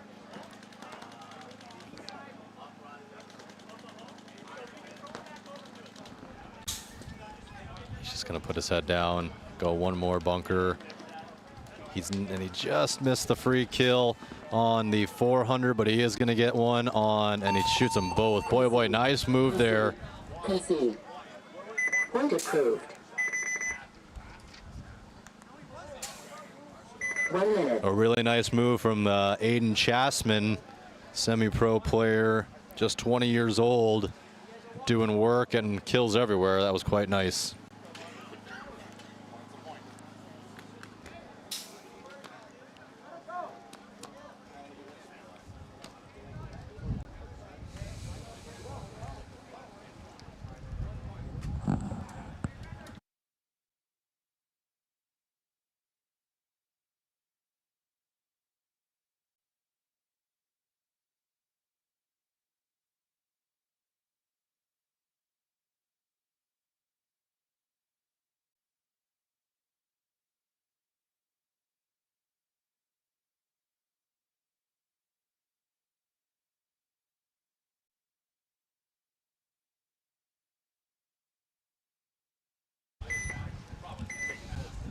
Ducks, TJ. TJ trying to get airtight. It's been kind of falling apart for him the last match and some change. They do get a kill. 2 kills goes the Ducks, but 1, or is that 3 kills? Yes, 3 kills now goes the Ducks, and 1 TJ taking the walk. A huge bite for TJ on the Dorito side, getting all the way into the 400 from the corner, and he makes it there alive and into the Starfish. Goes Treegarth. And they are just walking down the field. Nothing stopping them. Home player still left alive for the Ducks. That's it.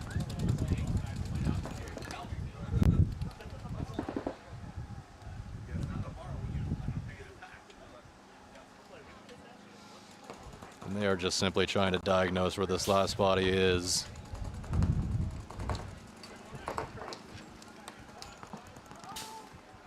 Oh, are there two?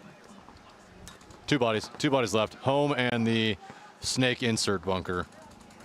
They are the Sacramento Ducks.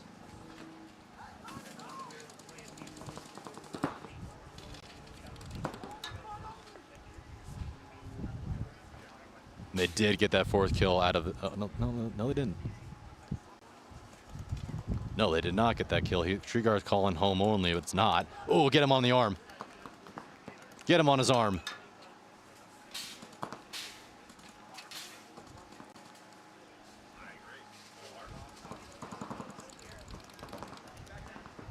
And he's going to destroy 1, and that home player is still able to stay alive somehow. And for that, he's going to take a whole bunch of extra, kind of really well deserved. Fructose, go ahead and walk that one in.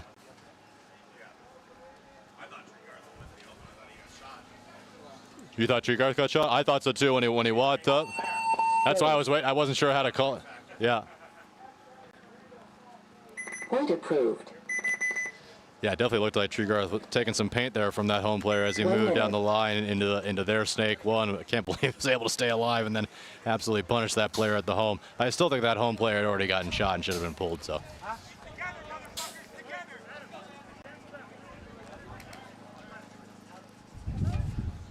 Collision Gang out here again versus the Vegas Brawlers.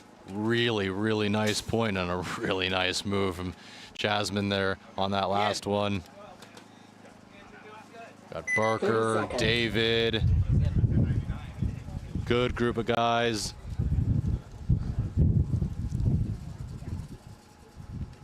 $20 seconds.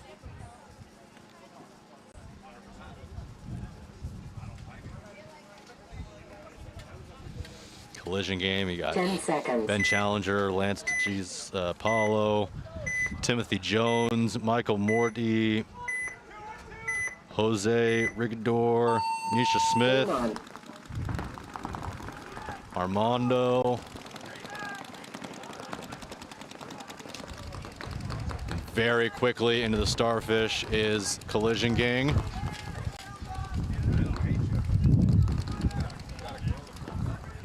Waiting for David to come out of the snake 1.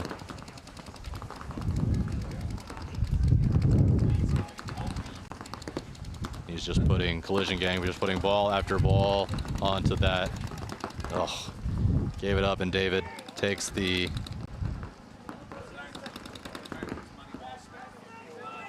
Well, David had the primary on the snake side, was able to. Oh.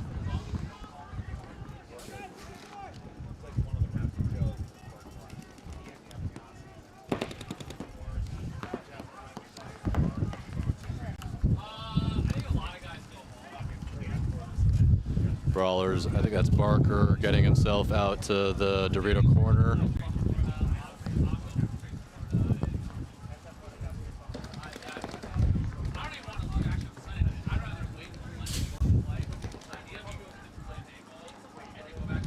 I think this will be Jasmine here at the bottom of your screen. That's the running wand cam.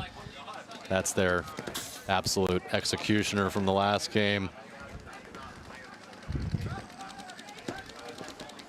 Trying to get a cheap kill out of that Dorito side.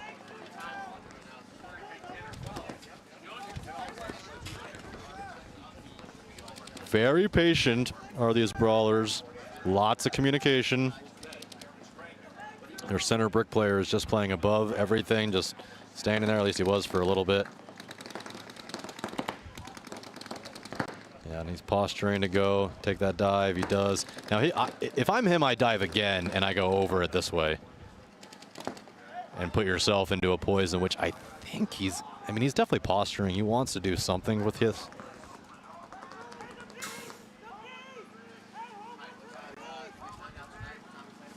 And that, yeah, the highway move, if you will, is now gone. But he can jump this beam if he wants and get directly into a poison. Oh, and he shoots another collision gang player out of that Dorito set. Yeah, there's the concession. Yeah, Brawler's doing a really good job at just staying 5 alive, talking about everything. 1 minute. This is a team that used to have Avery Wynn on it, who was a Hormesis 1v1 champ. He left, but they still look very strong.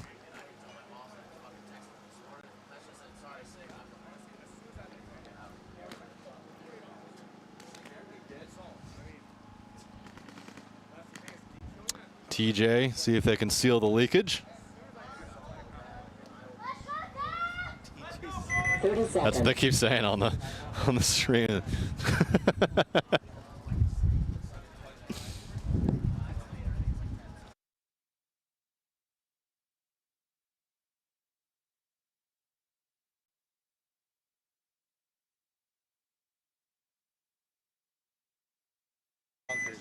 What?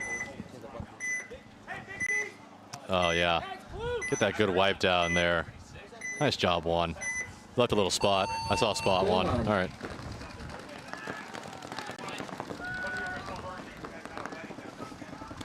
Looks like 5 alive for both sides. Into the starfish goes Treegarth.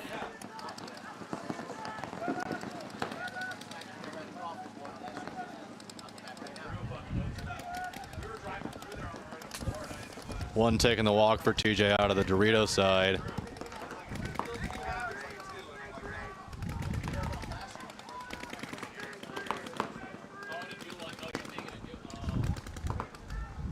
That's Jesse Stevens taking the walk out of the Dorito side. A couple of times he's had some bad deaths over there. And I think you can tell by the way that he walks off the field, like really slowly staring down the other side, just pissed.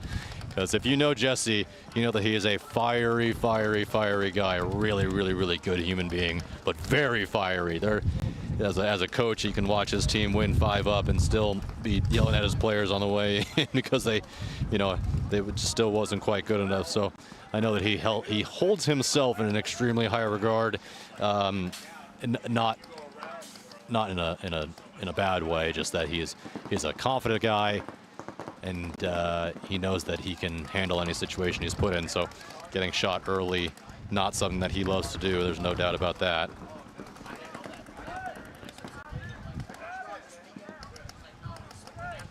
I think, I can't see, I think that's Treegarth getting himself into the snake 50. Now he can pick a fight with this center brick player if that center brick wants to change directions, but it looks like he's posturing and now he is gonna change that direction. If he wants to come out a little bit more, oh, and this will be good here. Now they're doubled. Now they're into the starfish.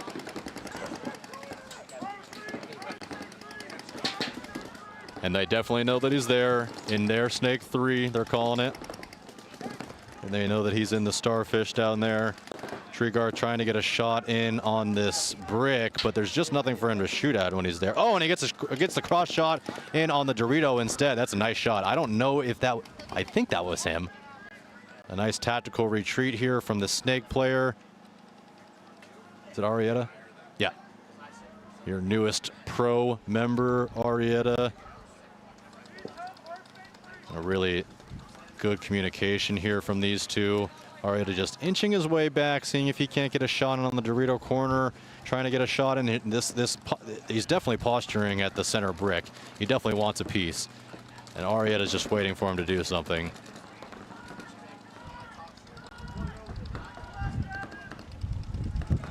Ducks can definitely still win this game. There's no doubt about that. They get a drop in on one of these snake guys here. Oh, but here comes the great move. Does he get the? He gets the clip. He's gonna take one. Arrieta is gonna die and not get his kill. And this is exactly what I was talking about. Now the Ducks are a little bit in more control there. It's a 2v1. Yeah, 2v1 in favor of the Ducks. 5 minutes, 20 seconds remaining. They need to locate this guy in the Dorito. I think they know where he's at.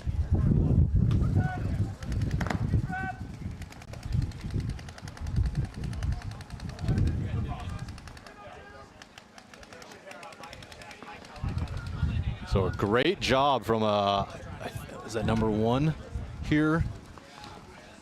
I wish I could see back of his jersey. Guys, for those that are at home, stop doing black lettering on jerseys. It's a dark jersey and you put black lettering on it. How am I supposed to read that? I got Juan standing behind the guy and I can't see him. Show me Juan's view. He's off right now. He's off? Oh. Yeah, so number 1 there for the Ducks. Did an excellent job at scraping out Treegarth when he made his punch in and then beat Arrieta as he was running down, and he's pumped and you can feel it. They're both pumped, and that was a really good job. That was a really good job from the Ducks.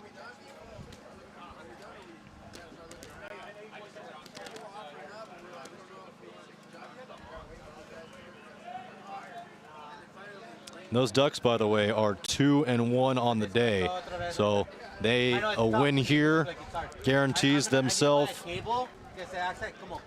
into the playoffs. A loss, as we kind of talked about, leaving it up to the gods, the paintball gods. Never a fun place to be.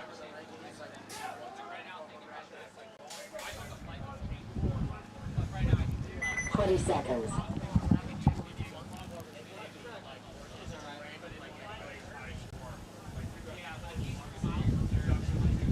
10 seconds.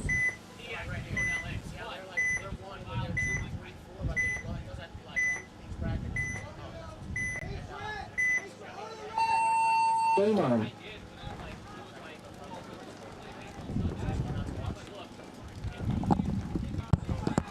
So I figured it out. That was Stallard for the Ducks over there. Did a really good job. We'll get back to that. Collision Gang back up here against Vegas Brawlers, 10-29. Brawlers frankly looking much better than Collision Gang in this particular matchup. It's 2-0 and it's 2-0 by they look better than 2-0.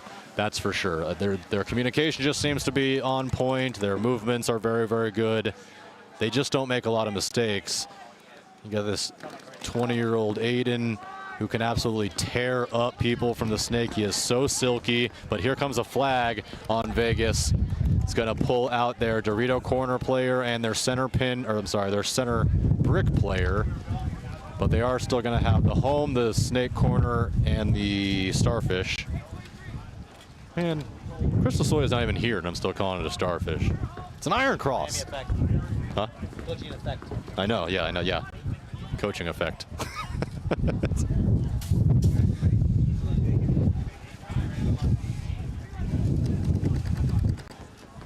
Definitely a slower match, this particular one. As Brawlers, I think, just plays a little bit more this way, a little bit more calculated, talk a little bit more all around.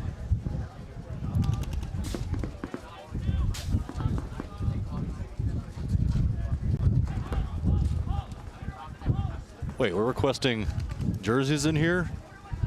Send me a jersey. I want a TJ jersey. Those are fly.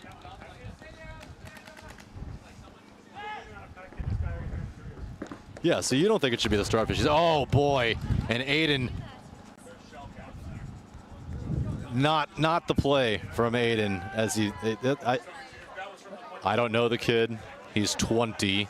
So very, very young. He is very, very good. I don't know how who coaches him, how he deals with all that stuff. That just wasn't quite the move. Hopefully he's able to learn from that because he is a nightmare out there. But that one wasn't it.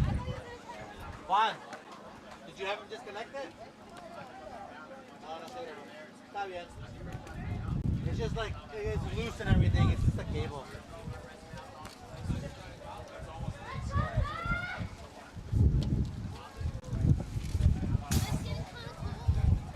It's a little chilly. So Ducks coming back out there. I've already forgotten that player's name. Oh wait, no, I can look it up now and actually know.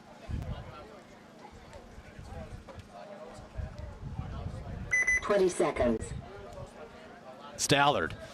Oh, look at this roster. All D1 players, D1 and D2 players between all of them for Sacramento Ducks. Brandon Baird, Andreas, I'm not even going to try Andreas, I'm sorry. Aaron Brock, Gavin Day, William Gerber, John Hatch, Chris Cedar, Caden Spencer, Paul Stallard. Yeah, Paul Stallard on that last one. The tall man playing that pin on the Dorito side, holding it down for the Ducks on that last one, able to capitalize on some mistakes from TJ, but TJ with 4:05 to go, still looking very good. They're in an interesting position here where they, you know, we were talking about how they looked as good as anybody out here. They were 2-0 going into the third game. Now that they are 2-1, they really have to win this one, and they are down 3 minutes 48 seconds to go, like we've talked about repeatedly. Going, you don't really want to be 2-2.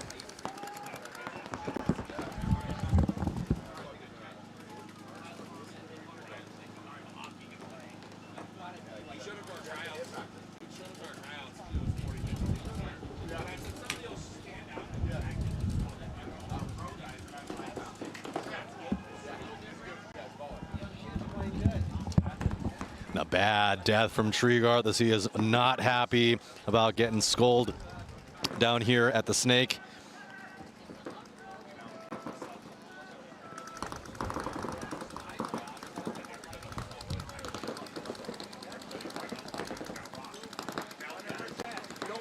Running out of time, RTJ. 3 minutes to go and counting. Frutos, the center brick.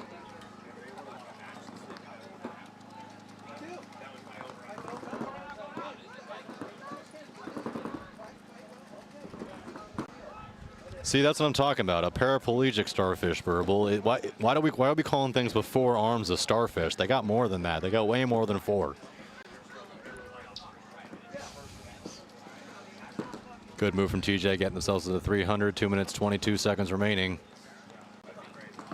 They just need the 1 point, so they can use every bit of this 2 minutes and change, and then force this thing to overtime. But before too long, they're gonna have to start making a move. That center brick player, looks at Frutos. He definitely is posturing like he wants to do something and try to make a move. He's trying to get a shot in on this starfish player who is just, or cross player, who is just hunkered himself in there. Not at all looking down the tape. Which really, I don't know, no one seems to be telling Arrieta that he can go. Now it becomes a little bit more of a struggle as the Ducks escape over there to that stand-up snake insert. But Arrieta definitely had the chance if he wanted to crawl down. He could have jumped the beam and gotten to the 50. He could have jumped the beam and then jumped the beam and gotten to their starfish, or just gone around. Meanwhile, running referee going to check one of that TJ players getting into the 400, but no, he's clean. 1 minute 17 and really, really running out of time now.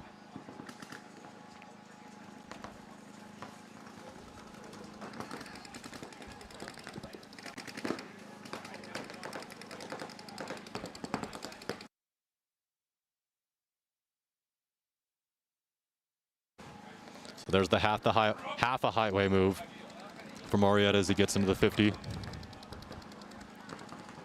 So they're both 50 Snake and 50 Dorito. But these players hunkered in for Sacramento Ducks. 40 seconds remaining, and an inside move has to be coming. Oh, and Frutos gets absolutely shredded. Oh, that's not Frutos. But he does get shredded trying to take that center brick. Look inside. Look inside. Oh, and Arrieta gets smoked from the center brick player. Did a little ring around the rosy, missed out. 17 seconds remaining. There's still time. There's still time. There's still time. He's got it. With 10 seconds exactly remaining, TJ pending on a review.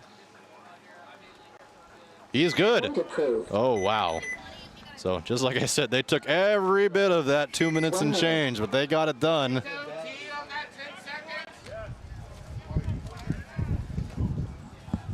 Are you burning it? So we're going to go to OT on that one. They are going to burn that 10 seconds that's remaining on the clock, and they're going to go straight to OT. So they're going to put 5 minutes on the clock. They're going to do it again. So I know the chat.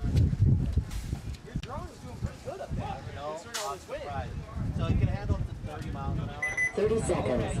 Call it across. Yeah, see, that's what I'm talking about. Yeah, you like the Iron Cross. Uh-huh, uh-huh. 20 seconds. Yeah, that's what I'm talking. See, I'm glad when you guys listen. When Chris Lasoya comes back, I would like you to tell him, let him know, give him the noise that I had the call correct. All right, yeah, no leakage, boys. How tight are they? Meanwhile, Collision trying to get themselves back in here.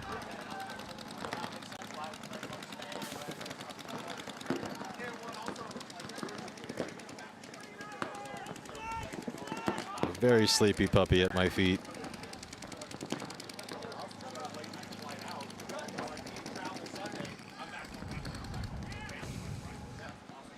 So Collision Gang getting to the Iron Cross, but just chilling.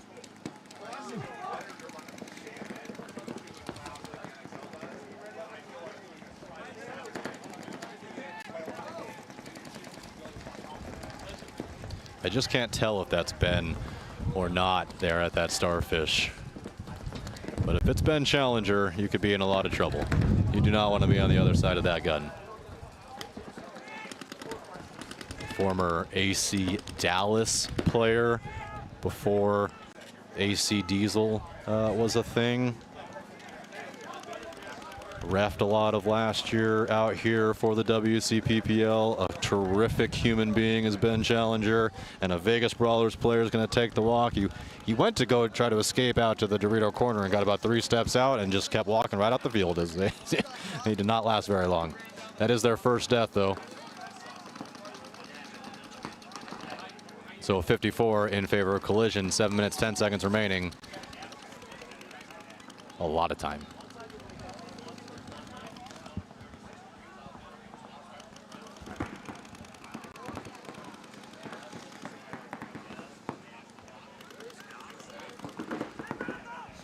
Yeah, Walter Picks and Vids. You gotta check out my Instagram. You know, you should know Verbal. He was on my story, my co-commentator. Or roly-poly Walter. One of the Collision players does take the walk over there from the Dorito side, so 44 back even. Oh, and another one taking the walk. Still a Dorito presence over there for Collision as they have that pin, and that pin player does jump out and get shot immediately. So whoever on that lane either picking up a 3-pack or absolutely holding steady, that was really, really well done. And this could spell problems for a Collision Gang. They're in the Snake 50 down at the bottom of your screen, and he's pretty stuck. He can't do a whole lot from here. Mr. David is here on the outside on the Snake 1. I think that if he moves to the outside of the Snake 50, he's gonna eat 10 paintballs. Instead, David drops that line, but they definitely know he's there. Here's David now. He's gonna try to get on top of him. Just go. You can do it. Oh my goodness. Barker just absolutely crushes that Snake 50 player, jumps the beam, shoots the other Snake player. They give him a couple extra on his way out, and Brawler's going to slap that buzzer here in a second. Or rather concession there from Collision Gang, and Brawler's going to go up 3-1. They look awesome. Brawlers, by the way, former winners of premier events here at the WCPPL. I don't think they won any events last year, but the year before, I know they definitely won at least one. We're in contention until the very, very end for the series title. Excellent team, excellent program. I'm glad that they're still around. I don't know how I feel about the the split, but, you know, nobody cares what I think. Timeout. Back to OT. This is our 3rd or 4th overtime in the day. It went through. It went through the first time. Players freaking out because they called a timeout. Didn't think it hit, but it did. You gotta listen. That little thing that goes beep, beep, beep. That means timeout. It also means a lot of other things, but either way. 5 minutes on the clock. TJ on your left, Sacramento Ducks on your right, and Ducks having a powwow at the home, giving a good chant. I don't know, guys. I don't know. Ducks look pretty saucy. They look pretty saucy out there.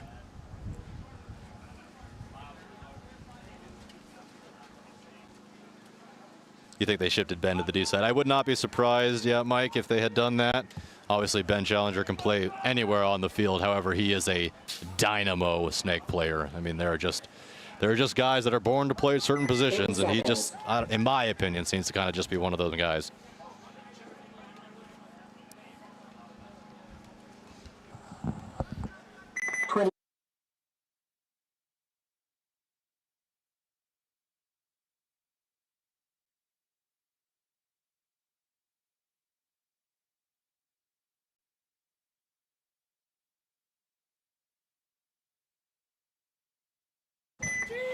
Looks like Arietta, Frutos, Stevens, Treegarth.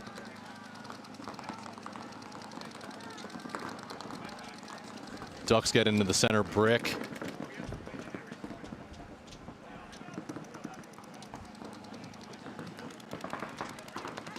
I believe that's Paul Stallard there at that center brick. Center brick, not prick, actually. I don't know, maybe he's a prick. Probably not.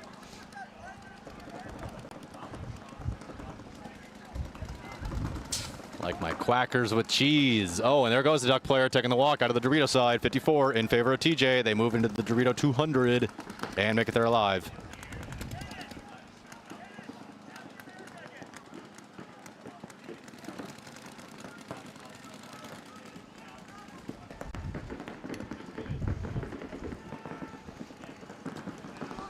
Another Duck player taking the walk. That is Stallard out of the middle. That one's going to hurt. Running referee looks like, no, just changing positions. But definitely a good position if you are a TJ fan.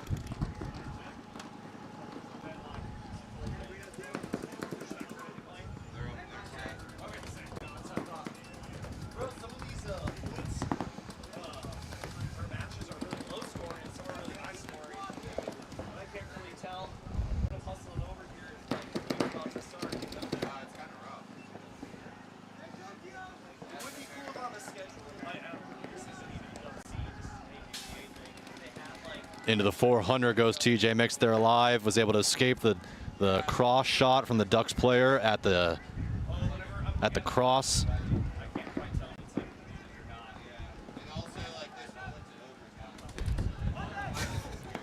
Chad. TJ ain't ducking around.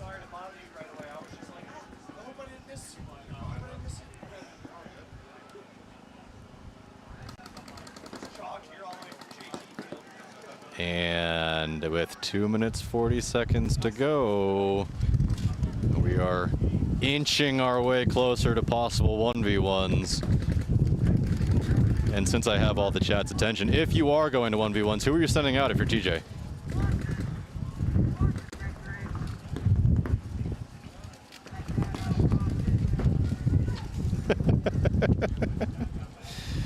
Chat's very funny. Here's a very nice move here from the TJ player, crawling very slowly and quietly. He's now into the iron cross of the Ducks. Don't give away. Don't Treegarth. And he takes the overtop. And that was awesome. And they shoot another Duck 2 at the same time. And Treegarth, before too long, they're going to get this done. They're going to shoot the home player in the loader. He's shot in the loader right now. Get him out. Yep, get him out.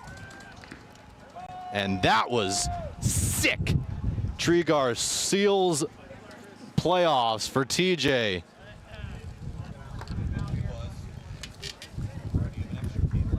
Are you making notes of plays, Andrew? Is that what you're doing? Thank you. Don't know worries. I was just hoping someone maybe had an extra versus USB-Cs. That way I can go back and be like, but that's why I had. That's how I was supposed to. That's why I had the schedule printed out for you over there because it was going to be for. Still never got him, yeah. Well, I haven't been able to go back to the And that was what a move there from Trigar, former pro. 1 minute.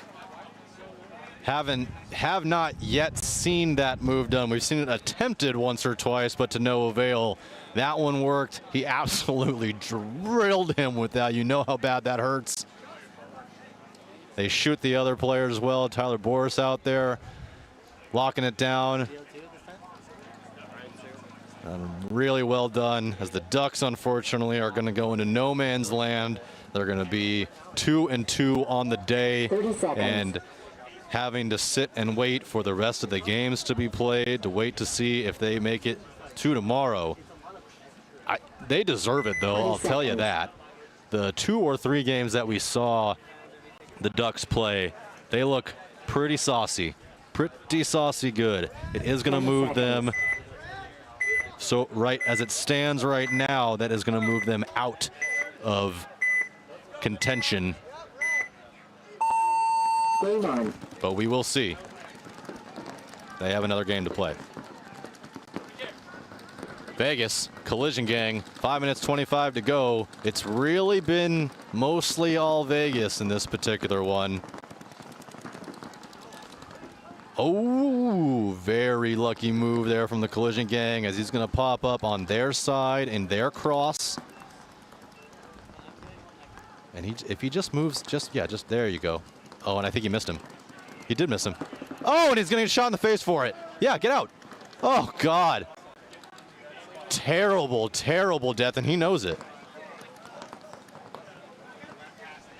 And he 100% knows it.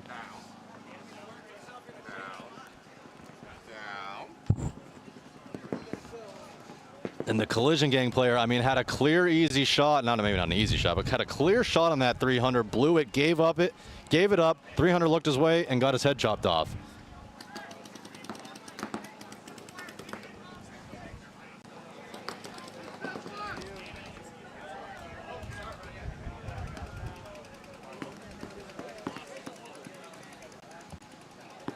I told you guys, the sound, I do vape, so sometimes I mute it so that I can hit the vape a second or two. I promise. I'm not going away. We got 2 matches left after this.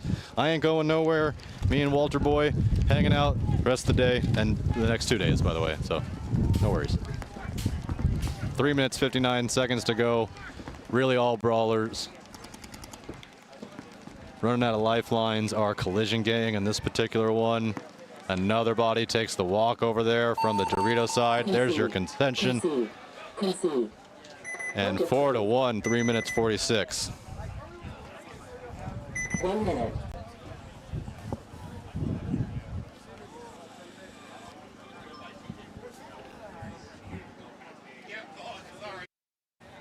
I know it's legal. I just don't think that you guys want to hear me vaping while I'm announcing. Like, you tell me if you liked this sound.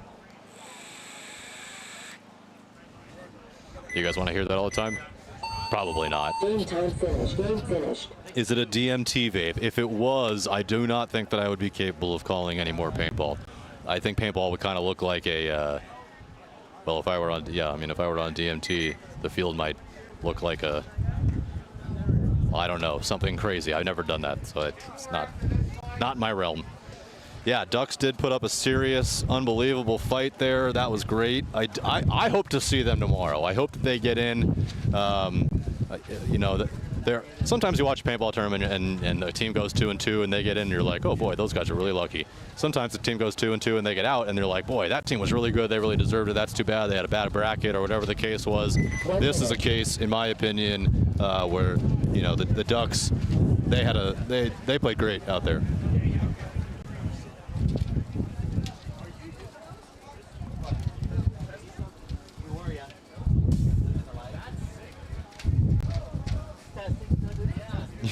You guys like my, ASMR of my vape. I don't know, guys.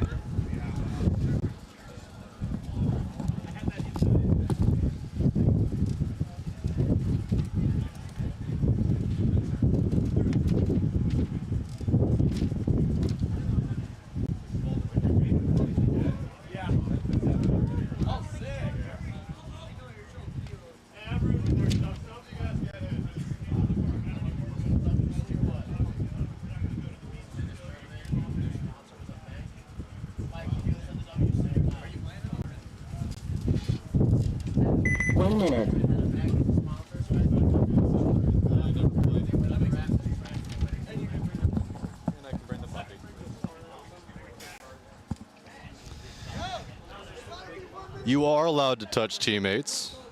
That is legal. As far I'm 90+% sure that that is in fact legal. That there's not an actual rule against touching your teammates. It's just it's ill-advised. I remember when I was in D5 and I remember touching my teammates. You know, like check them this and that, and I was told not to do it. But I am fairly certain that you are in fact allowed to touch your teammates when you're on the field. The weather is fantastic. 70 probably something degrees, maybe probably right about 70. The wind has been a little rough. As I say that, it's been a little bit relaxed the last half hour or so, which has been nice. But the wind all day has been pretty strong. But either way, it's still great paintball weather. Collision Gang, Vegas Brawlers, 3:44 on the clock. Let's see what they can do for it. High-fiving and all before hitting the buzzer. Yeah, why not? Of course you can. You can definitely do that. As far as I know, anyway. Collision Gang does lose one out of the Dorito side, taking the long walk around the field. Very long, very lonely walk. I hate that walk. Another player taking the walk for Collision. David just locking down this tape on the on the Snake side. Just chilling in this Snake one, waiting for a Collision player to make a mistake or come in his grill. Well, with 2 minutes 55 seconds, this is the Brawlers definitely have a hammer and nail in their hands.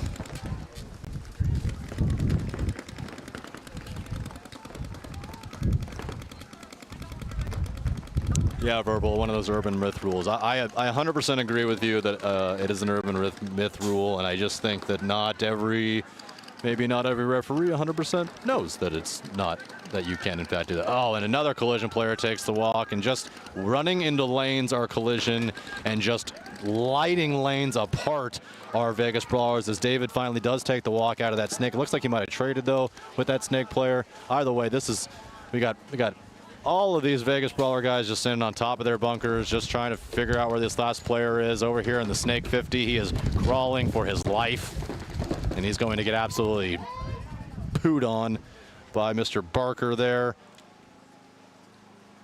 Oh, God, yeah, he absolutely ate that one. And with a minute 48 to go, we might not see a concession. Huh? Quick breakers get ready for the next set. We are going to take a quick break as we get ready for the next set, and I'll be back in just a few minutes. And you'll get season-long access to our catalog at a discount team price. Plus, you can design more custom products. The first step of the process is to design your custom jersey. Now, that might sound weird if you already have jerseys or you're going through a different provider. However, this is a crucial step in building out your whole team catalog. So we're going to use your guys' logo, team colors, and your sponsors to build other cool custom products.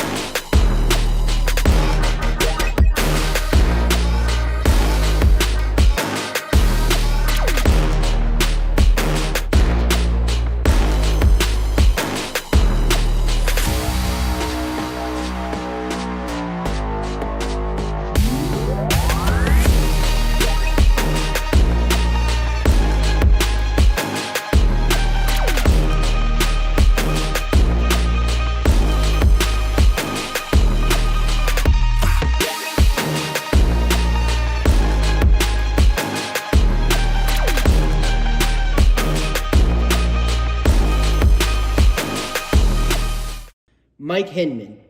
He's cool. Paintball, that's cool. Making money, that's cool. Kirgo, that's cool. Kirgo is the only sports book in the world that offers paintball. So if you want to get down on some paintball action, make sure you visit Kirgo. It also has every table game from blackjack to baccarat to slots and more. It also has a full sports book with every sport you can ever think of and probably some that you never heard of. The only sports book in the world that has paintball.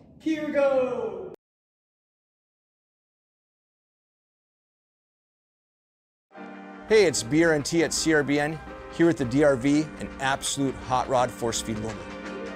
What separates the DRV from the competition is our LCD display on the back. This has a built-in timer, ideal for classic paintball, but if you're playing anytime paintball at all, the ability to know what's going on without a scoreboard is an advantage. Along with our adjustable torque settings, 1 through 5, allows you to shoot any paint in every condition. If you're shooting super brittle paint, turn it down. If you trust the paint, it's a little bit harder, you can turn it all the way up, shoot 25 balls a second, no problem.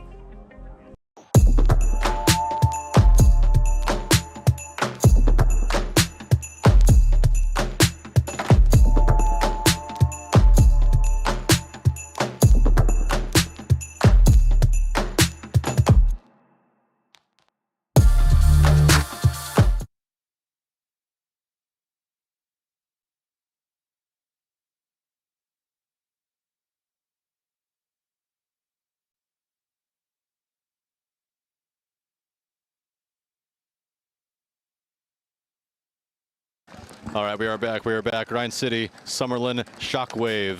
First time that I have announced Grind City. I know that they were on this field earlier, and the first time that I've seen Summerlin Shockwave as well. What I can tell you is that Grind City is currently sitting at 2-1. Summerlin also at 2-1. So very, very important games for both of these players here. Or I'm sorry, both of these teams here. Ryan Hoskinson for Grind City, also Aftershock Snake player coming in. He is a nightmare to deal with. He has single-handedly taken over games here before in these tournaments.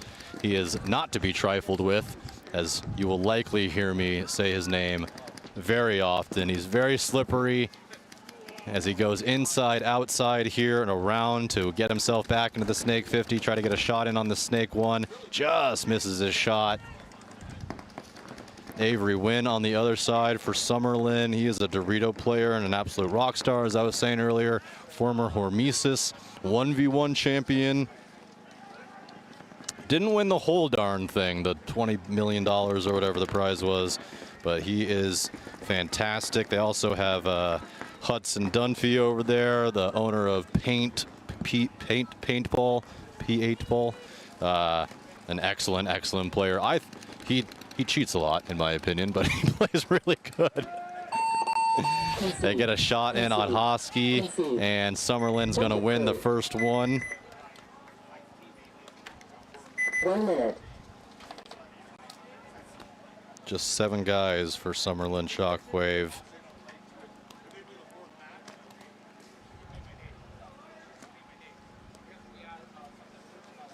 Grind City, 1, 2, 3, 4, 5, 6, 7, 8, 9, 10 guys, including Travis Newsom, also former pro. Ryan Hoskinson, Troy Erickson, Jacob Downing, Cody Clarkson, Camilo Carrillo, Cody Lembo is also a pro. Jason McDonald, Jackson Rudy, and Jake Struck over there for Grind City. But Blookhawks and KenCal here. This game, 10 seconds. This is to put either of these teams into that no man's land bracket. Both teams 1 and 2 on the day. Both teams need a win to go 2 and 2 and put themselves into that maybe category. So here we go, 15 minutes on the clock, and the very rarely played, oh, look at this, all the way onto their brick. Go the Bloodhawks, get an immediate shot on Coloco. And they don't know that he's there. Cliff over there in the snake corner is going to try to hold it down. probably Travis Turner.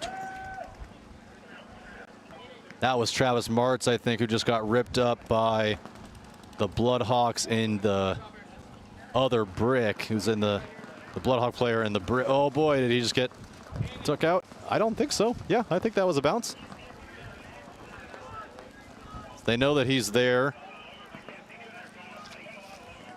Let's see if Cliff is able to get a shot in on him. Running referee is going to check that center brick player. I mean, he was shot like in the chest.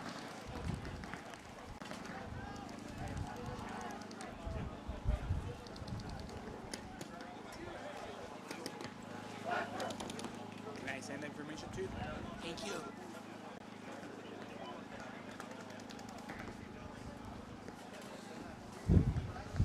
So in good positioning here are the Bloodhawks at the Snake 50. The brick of SunCal.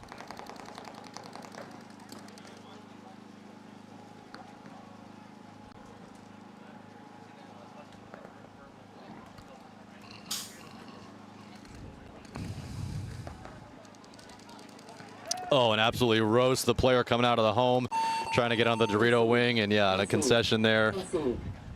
Point approved. 1 minute.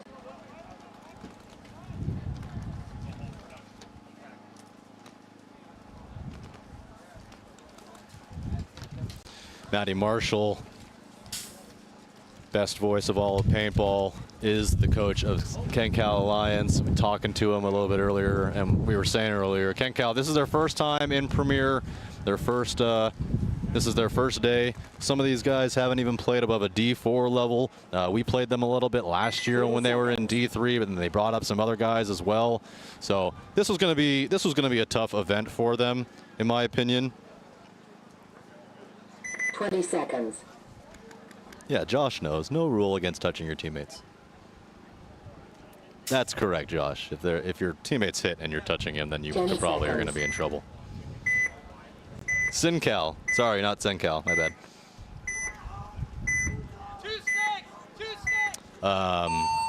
Game on. Shockwave on your left, Grind City on your right.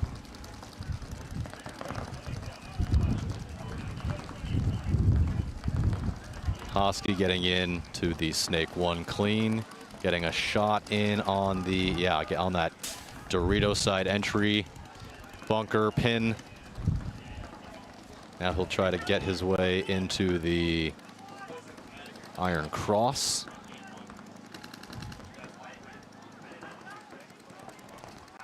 Nothing really, though they do have a Snake 1 for Summerlin Shockwave, who is looking, oh, now he's decided to change his gun. Okay, now they have, I was going to say, they need to know who they're playing, and they need to know that there needs to be at least 2 guns looking at Ryan Hoskinson until he's eliminated. Otherwise, there's going to be some problems.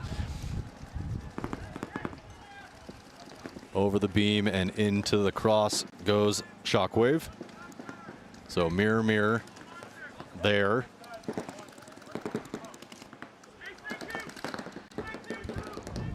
Trying to snap battle.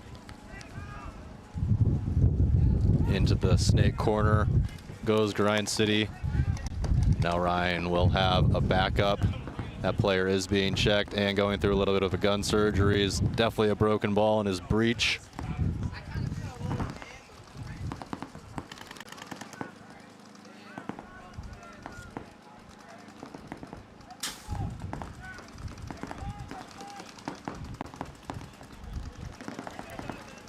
Winding down to just a couple last matches here of our first day of the 2026 Defy West Coast Open. Or is it the West Coast Open presented by Defy? That's a good question. I don't know. Either way, thank you again to Defy. Thank you again to the sponsors, Andrew Lopez Law, Dye. Hey, what's this one? That's OTL off the leash. Oh, off the leash. Patty Gleason. Yes, Patty Gleason. Go check out Patty and his great workouts. Thank you to him for sponsoring. Dye Anthrax, of course. Amazing. Anthrax, one of our newer sponsors this year. Infamous, Defy, Maxed, HK, Kurgo, one of our new sponsors this year. Wood and Sons, Paintball, and CRBN. Big shout out to all the sponsors. Thank you very much for all that you guys do. And if you're listening and you would like to, I don't know, just donate for the heck of it, or maybe you need a write-off, and you're looking for a place, we can accommodate. Because the way that we are able to pay for all of this stuff is with your money, frankly. The stream, the drones, the cameras, the setups, all of the stuff and things is only possible with help from you guys. So if you like what you're hearing, you like what you're seeing, all the things, and you want to help the stream and the league grow, well, it's kind of all about the money.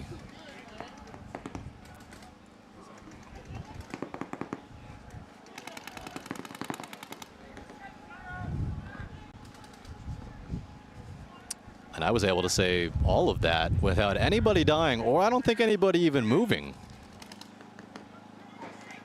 As these two teams have, seems like, really transitioned to Sunday paintball here in these last 2 points. Very slow, very, very slow. As I say that, Hoskinson looking to go.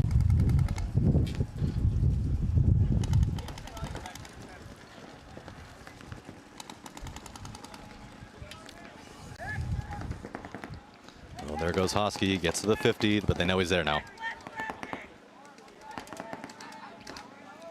Gonna get some help. Oh, and they're gonna shoot Hosky. That's a big, big, big, huge kill for Shockwave.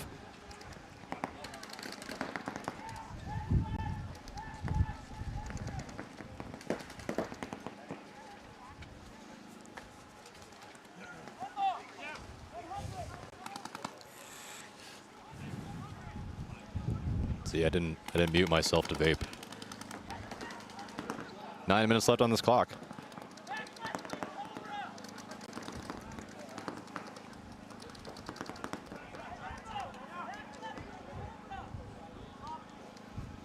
Tactical retreat over there from Grind City, getting themselves over to the Dorito corner. So the Dorito corner, the snake insert, the Iron Cross, and the Dorito 300 for Grind City. Center brick, Iron Cross, Dorito corner, and snake insert for Summerlin Shockwave.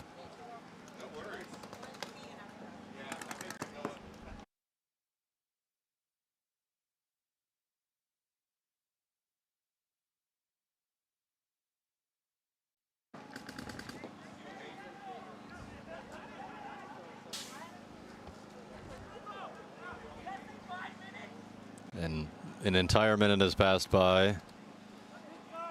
Nothing has happened. Ryan Hoskinson died about a minute and a half ago. Everyone is just very much chilling.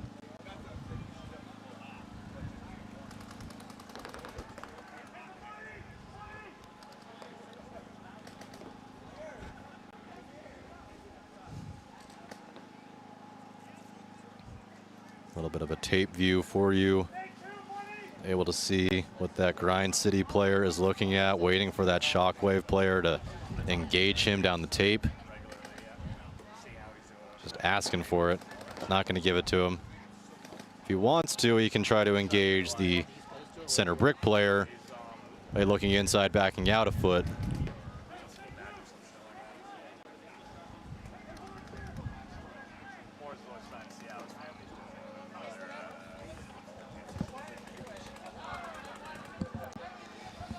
Yeah, this is a bunch of pros out here, especially on the Grind City side.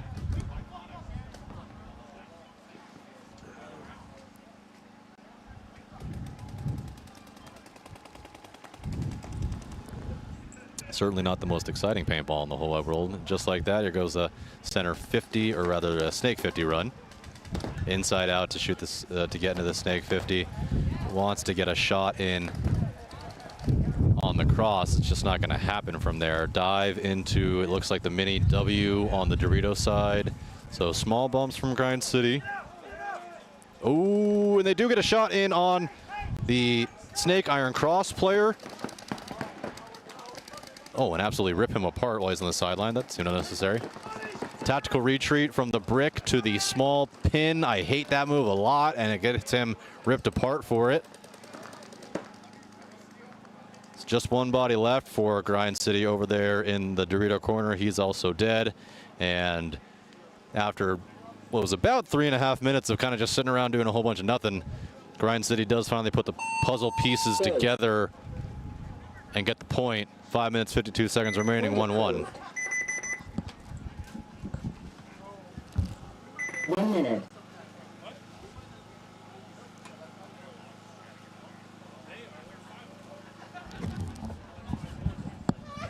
Oh, shouting out Bunker Labs, yeah. Props to Bunker Labs. They are not part of the stream advertisement this year, but big shout out, Greystone.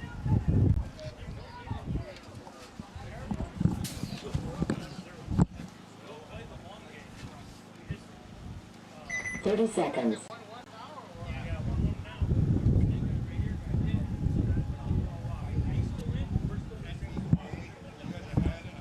20 seconds. We're like 15-ish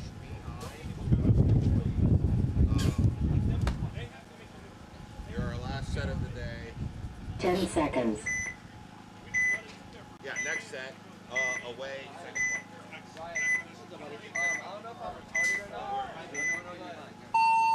Game on. We're up 4-3 the last match.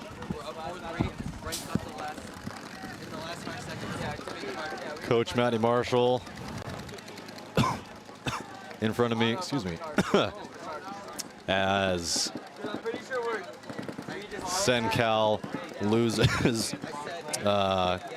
Cliff, their primary snake attacker, on the rip.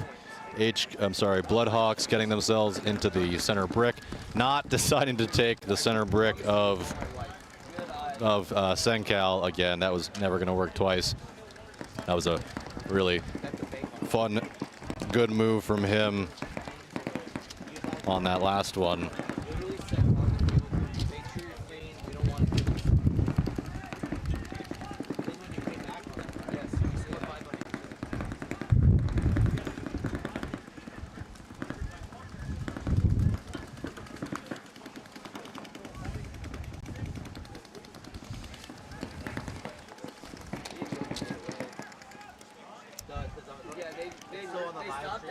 Outside move to the Dorito 300. Goes Travis Turner, I believe. Ref going in to give him a big check, but he is clean. They also have that center brick.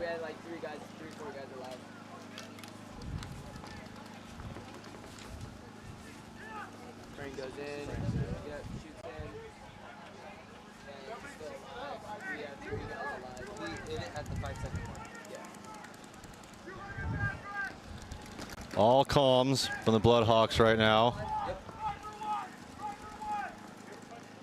5 seconds here.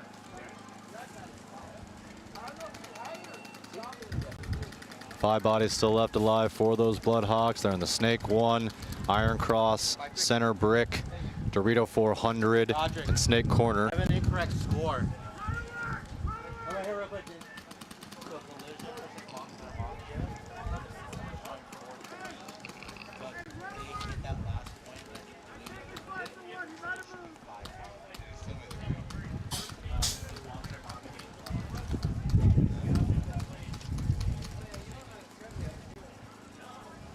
Oh, 400 versus 400 battle up there on the top. SunCal comes away and shoots the Bloodhawk player.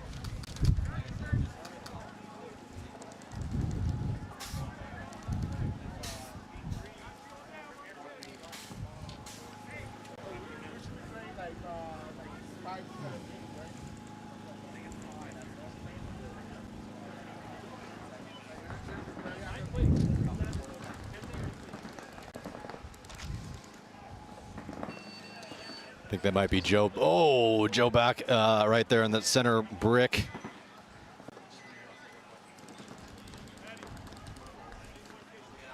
And they do fill that. Iron Cross does SunCal. Takes a rough tumble to get himself in there, but does make it there. That could be, I think that's Travis Martz who just made that move.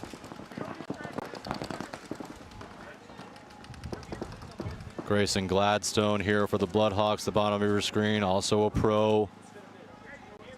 Entering his 3rd or 4th season.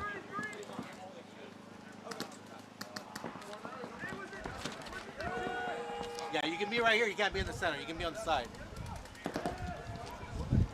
0-2.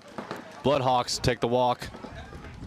3 Bloodhawks take the walk on the north side of your screen. Get absolutely ripped up. And now the ball very much with SunCal looking to even this one up. Just over 9 minutes to go. They get themselves into the 400. Looks like Grayson Gladstone missed his shot on the cross on that 400 move.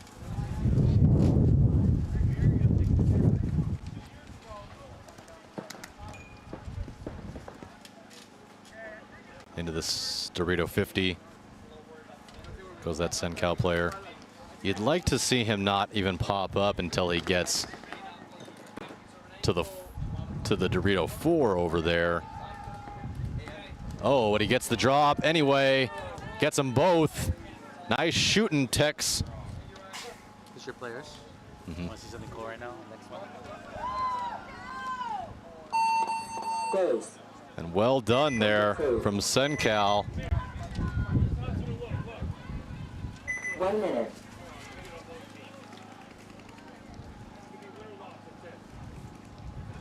And I think that might have been Joe Bach over there. I'm not 100% certain. So this isn't live, okay? So don't say anything.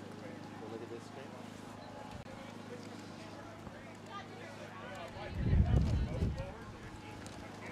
The thing is, I didn't get to do it for every team. I just did it for them because I'm testing. But I think we show it off, right? Just. All right. Yeah. Hey, I double checked it. That's 30 seconds. So what was that? I said I double checked it. They're right. Oh yeah, like I said, I figured like just something like this. Yeah. I think I looked good. 20 seconds. Yeah, and again, I only brought it to you because I can prove.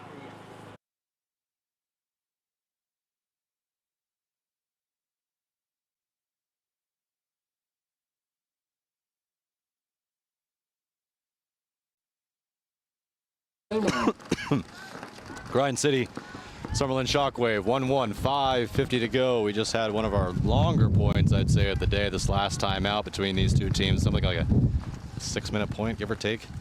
Had 2 or 3 minutes where players were in a bunker and did absolutely not move or go anywhere, do anything.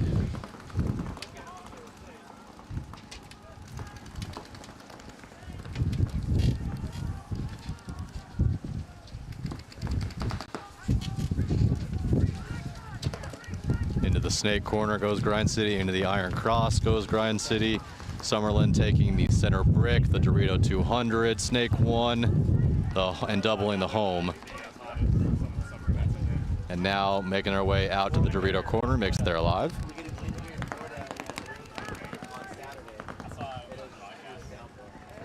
Luckily nothing died, but it was bad. It was bad. Yeah, I saw it on the webcast. I'm like, but it wasn't like an all-day thing, right? No, that's A player calling for a check on this Shockwave. Player that just escaped over here to the snake insert bunker. I think he might be hiding something. Yeah, he definitely was.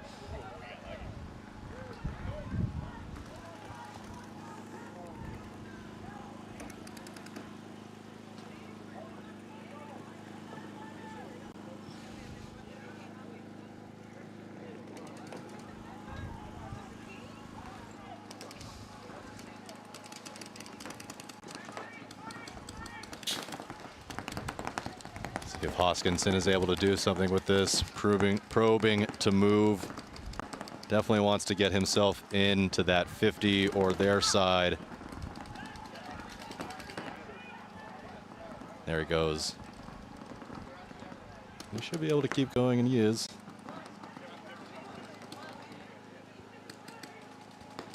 Now he's gonna tears up that player as he tries to escape over to the snake corner. He'll be able to get a cross in. Gets the shot in on the Dorito. Got it. Has just the corner to go. He's working on it. Game stopped. Is it not working? Did you hold it there for a few seconds? And a concession there for Summerlin as Grind City is going to go up 2-1, 3 minutes, 30 seconds to go. Summerlin. Race. Point approved. I forgot to. 1 minute. Yeah, I was on a different screen. It lost me out. He's stressing you, making sure he's staring at you like I'm toweling. Like he's trying to tell me he's toweling, and I'm telling. He's staring at you like, are you gonna towel it? And I'm trying to tell him like, yeah, you're working. Yeah. Oh, okay. Yeah. Are you ready, Andrew? The roster is ready. They're making transition. No, Ryan, you asked him if he was like holding it, and it wasn't his fault. I had him locked out. Oh. Yeah. 30 That's why I was like, seconds. Ryan, don't bother. Oh, check that out. There's your roster right there for spelled incorrectly. SunCal. 20 seconds. Close though. Close, Ryan. We almost got it. Anyway, that was a cool little thing we're working on so that you guys can see rosters and whatnot. We're working on more stuff for you, but that was a quick little shout out to SunCal in there. No, chat. Now it's not coming back, chat. Yeah, it's not coming back, chat. Game on.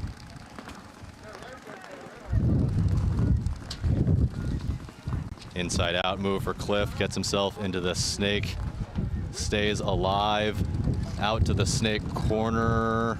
No. That was Travis taking the walk, trying to get out to the snake corner. 1-1, 7:53. Sun making lots of shadows, wind making lots of problems. The wind hasn't been too bad the last 45 minutes or so. Bloodhawks double move out to the Dorito corner and the snake insert. Both players make it there alive. That surprises me that both players were able to make it there alive, and they basically took like no paint on their way in.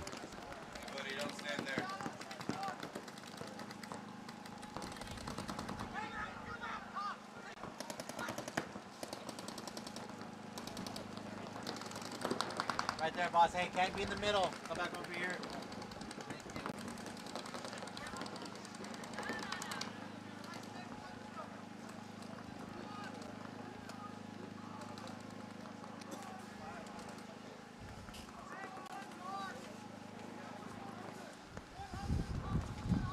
Back to the slow paintball as both of these teams fight to get themselves 2-2 and give themselves at least a shot at making the playoffs.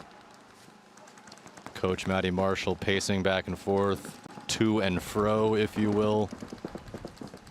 Clipboard in hand. Hopefully we'll be able to get him on the stream in the next day or two. Everyone cross your fingers. Pretty good chance, though. Pretty good chance. Oh, tough death for a SunCal player out of the center brick.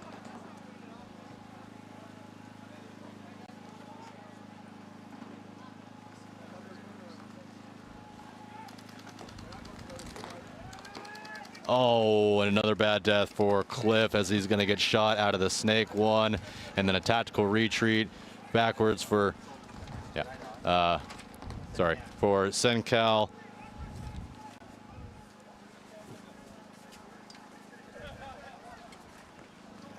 Just one body left alive there for SunCal at the home. He's shot as well. Concede. Oh, there was another player left. He was at the 400, but they are going to concede. Coach Matty Marshall said, I've seen enough on this one. Let's reset things. See what we can do on the next go. And my headphones have been on so long that my ears are starting to hurt.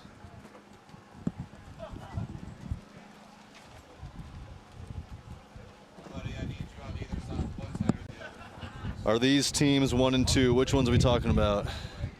Well, I guess the answer is no. Neither of these teams are 1 and 2. The 1 and 2 teams, I believe, are Collision and Collision. Both Collision squad. I'll tell you that right now. Oh, Iconic. That's right, because Collision lost. So right now, LA Collision standing at the #1 seed. Iconic standing at the #2 seed. They are 3-0, so Iconic still has another one to play. Grind City, if they win this one, they'd be in 4th place. Butchers, Narcos, Collision Gang, and Regime rounding out currently what stands as the playoff picture. Let's see what happens, though, as Shockwave has 19 bodies at the home. Don't love that. They do now only have 2, which is better than a million. Into the 200. I assume that's Avery. Shockwave getting themselves into the cross.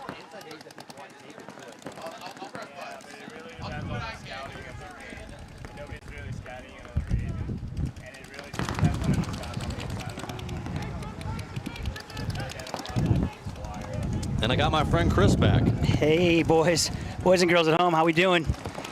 So I heard the wind is supposed to be worse tomorrow. Oh, great. Thanks for that. Yeah, no worries. Thanks for coming on and just ruining tomorrow for good us, news. Chris. Okay, I'm That's out. super great. Yes. Good talk. So how we looking? We're looking pretty good. This is Summerlin, Shockwave, and Grind City. Summerlin definitely needs a dub ski here. Well, they're 2-1, and Grind City are also 2-1. So whoever wins this one is going to be 3-1 and get themselves locked in for tomorrow. Whoever loses is going to go into no man's land and the waiting area. I still don't understand why they double up that back center sometimes. Oh, you should have seen the start of the game. I think every member and then another team was back there as well. There were so many guys back there. Jeez.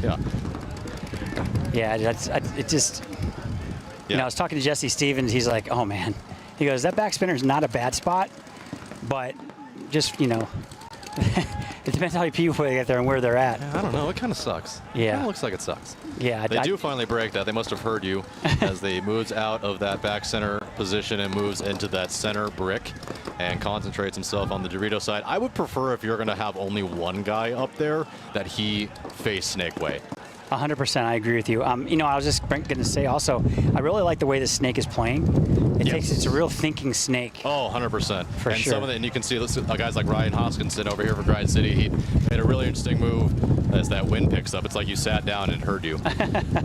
He got himself into I'll call it a starfish again because you're back.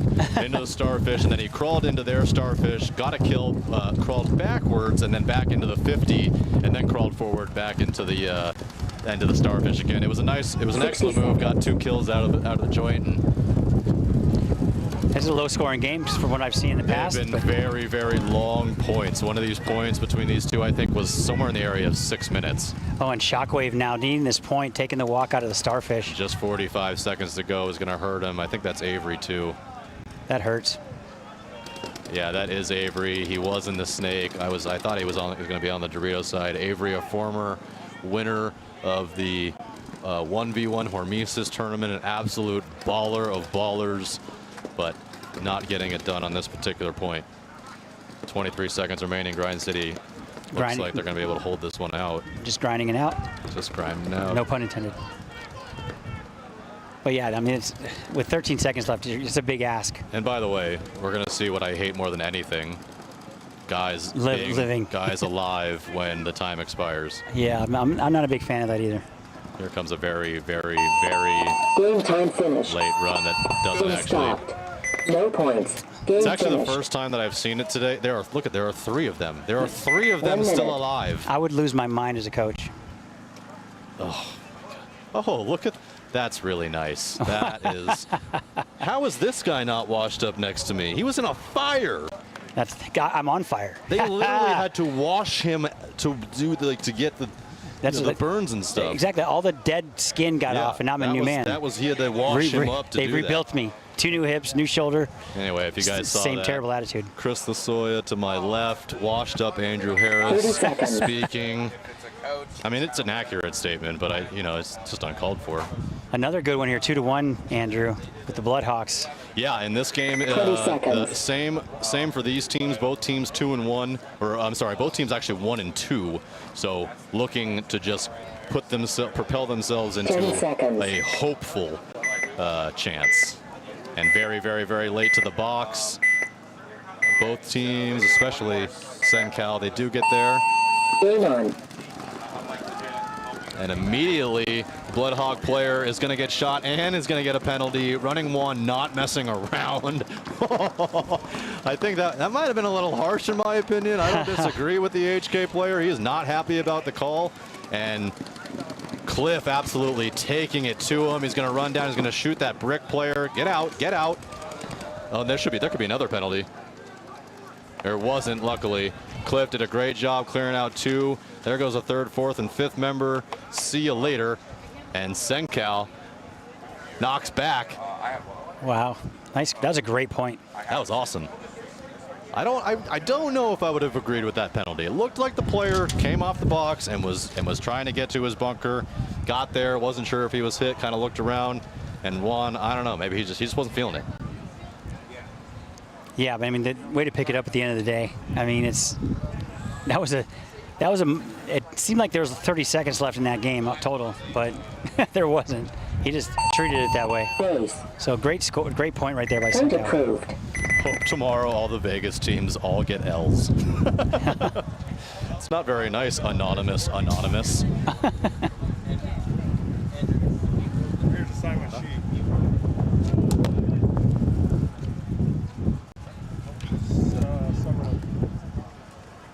Well, the good thing was, Andrew, with this weather, I mean, the wind, doesn't get really hot. So it's kind of cooling off. So it's a good trade, I think, for the blistering heat we usually see out here. And of course, it blows all the cow smell the other way as well.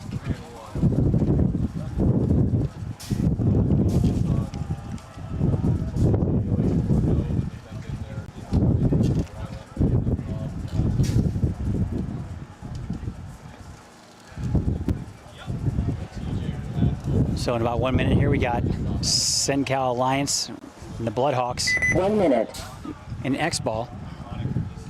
And what that means is that when the other teams of the split deck completes their games, obviously, the teams that play after them in the same split deck have back-to-back points, which they do have 2 minutes between points now instead of just 1. So it gives them time to get all potted up and everything. It looks like they're taking their time getting out there. I thought there might be a timeout called, but nope, it doesn't look like it. Looks like everybody's coming out. Bloodhawks will be on your left. 30 seconds. Let's see what SunCal Alliance can do after that last convincing point. 20 seconds.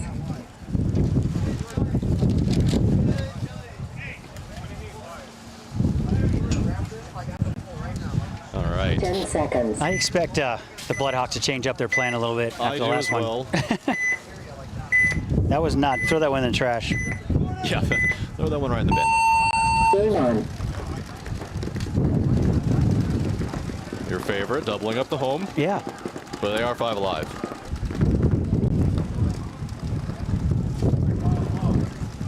I mean, if they're doubling it up and they're getting a kill on the break, I'd be okay with it. But they're not even shooting anybody on the break. So they are not. I'm not sure what good is doing. Slightly different breakout as well for SunCal, as they send Jeff to the corner instead of up into the snake, and they send that's Steve Hernandez down at the bottom of your screen, taking over snake 1 position, started into the snake 1, jumped over the beam and get himself into the starfish. And that sun is playing a little bit of. Sun definitely makes a difference this late in the day and what side of the field you're on, etc. If you kind of have to look more into it or not. I would say that SunCal is at the disadvantage via the sun, as they kind of have to look a little bit more into it than the Bloodhawks do. And the Bloodhawks able to get out that snake corner to back up the snake 1 guy. So looking for him to make that move up to that starfish. Oh, there's 3 over here. Yeah. I didn't see that. Yeah, triple stacked all the way for the Bloodhawks in the in that starfish, in the snake 1 and the snake corner, and getting a kill on SunCal across field, and that Dorito. Is that Mr. Turner? I think that's Travis Turner is going to take the long sad walk. I can't disagree with this play by the Bloodhawks, actually. I mean, this is a pretty dominant side over here. So filtering 3 players over here isn't totally a terrible idea. No, definitely not. As long as your Dorito guy, whoever's holding that line, understands his job, and his job is to stay alive, then all is well. But as soon as that Dorito guy drops, the floodgates can open. Well, I see Bloodhawks have 1 guy in that inside Dorito, but that really doesn't do much for him when the guy's coming down the snake, though, does it? No, he can engage a little bit when he gets to their starfish if he wants, but that's that's the long game for him. Right. Oh, he loses his back guy too for SunCal. Bad death there for SunCal. That's going to be Cliff, unfortunately, going to take the walk, and then Dave Marothi as well trying to get to the outside. He's going to take the walk. I think that's just going to leave 2 bodies left for SunCal. But he does get one. And then absolutely buries that guy. Bloodhogs player begging for a penalty, and he's going to get one. Yeah, that's a lot. That's going to be bad. That's going to be real bad. That's a good penalty. And Matty Marshall was on his way to go and hit the buzzer and call it, and he didn't get there in time. The penalty has gone up, and SunCal's not going to have enough. They're going to be down a body. They're going to be down a body and a point with 141. He made a great move, and he definitely deserved that penalty though. When you shoot that person, you got to come guns up and know somebody's coming for you. Mm-hmm. Just to kind of drop the ball there, you got to be heads up. They're going to talk about it. Yeah, they're going to talk about it to make sure. So very unfortunate set of circumstances, but it was a deserved penalty from where I'm sitting. I think what they're talking about is, are they going to play a player down? Yeah, I mean, well, we can help them with that. There was definitely only one body left out there, and oh, hey, look at that. Yeah, so some talking points for today. Collision really starting the season exactly where they left off last year, going 4-0 in prelims today, locking up the #1 spot after winning the season last year. TJ looking very, very good at 3-1, losing that game to Iconic. And speaking of Iconic, coming out very strong. They are 3-0 so far to start out. Unbelievable for a team that has never played in Premier before. And just this snake play, man, it's a crazy snake, just like it's a thinking man snake is what you said. It's a great way to describe it. There is, you can't just be a bowling ball down it and live behind your gun. You will get smoked certainly from one of many, many places on your way to their side of the field. So it's definitely been a fun layout. Do you think the W is on purpose? Like for the WCPPL? You know what? I would, knowing those guys, yeah. Because I saw in the comments, everyone was like, "Oh, you're spelling WC." Nah. I was like, "Well, it's just one the W," but yeah, kind of. I could see that. I didn't even think about it till you said something. I wouldn't have said anything about or seen anything about it until I saw the comments. But I will ask Mike at some point, Mr. Hinman, if that was maybe a little bit of a plan. Well, and the good thing is, like on this snake itself, you got to get into your spots. There's not a little sneaky snake, and it also is one of those snakes like you and I spoke about. You're not going to shoot everybody from the snake. Right. So you got to do damage and then capitalize on it, and then make smart moves afterwards. So I see we got SunCal over here. And this isn't good for Marothi. Talking about their game. He shouldn't even be talking to him, honestly. No, Matty's interjecting. But I mean, listen, when it comes down to, penalties and pleading your case, I'm just going to go over there and take a listen to see maybe just what the problem is. I mean, it seemed pretty clear to you. I don't understand what the issue is. But. Yeah, there's no issue. I mean, he spun on him without a question, so.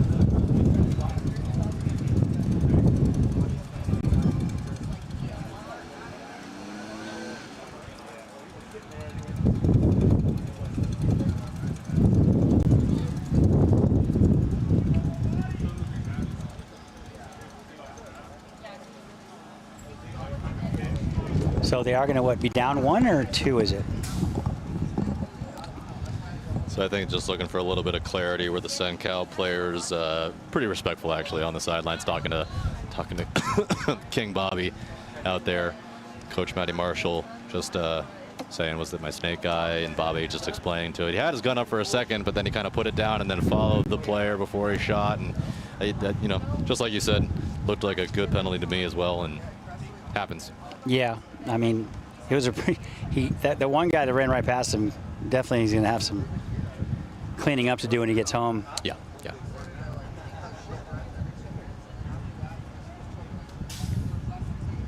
But nonetheless, we're still waiting to get this point started here. SunCal Alliance down 2-3 against the Bloodhawks. I can confidently tell you I don't know why we're waiting. No, I'm confident with you. I do see a ref with a blower out there. 10 seconds. And no explanation needed. We're off.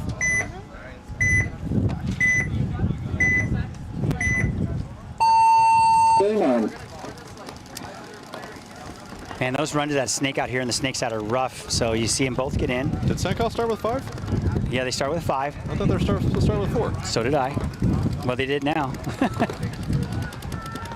So SunCal Alliance taking the walk on this side of the field.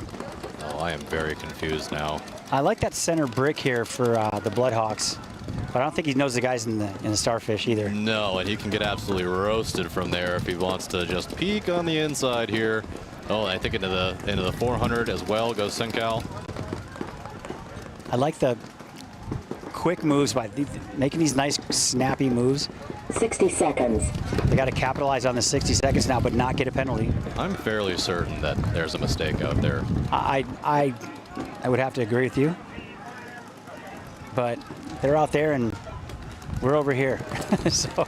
And here's the deal: Bloodhawks are up a point. They are now up bodies.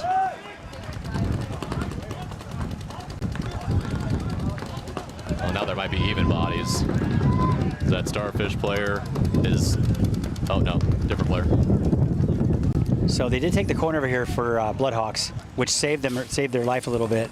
If there's not somebody in this corner, which wouldn't have snake one, things would be trouble. But now time is winding down, and we're going to end up a situation again, Andrew. How many players are going to be alive? Too many. Exactly. That is a huge pet peeve of mine. If the answer is 1, the answer is too many. Yeah, exactly. Look at the Bloodhawks just running down.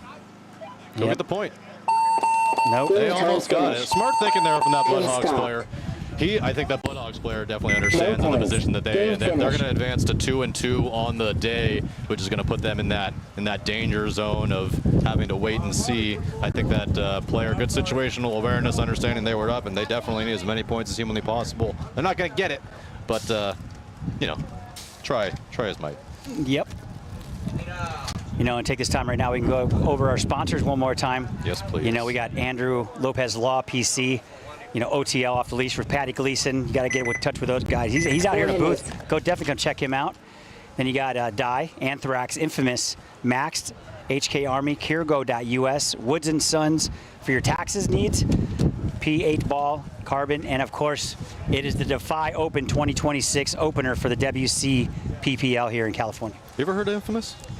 You know, it's a good brand. Sounds If you haven't heard about it, I would just explore it. I would go explore it at infamouspaintball.com. I did explore it. I'm going to look them up later. Infamouspaintball.com. They got some of the best products out there.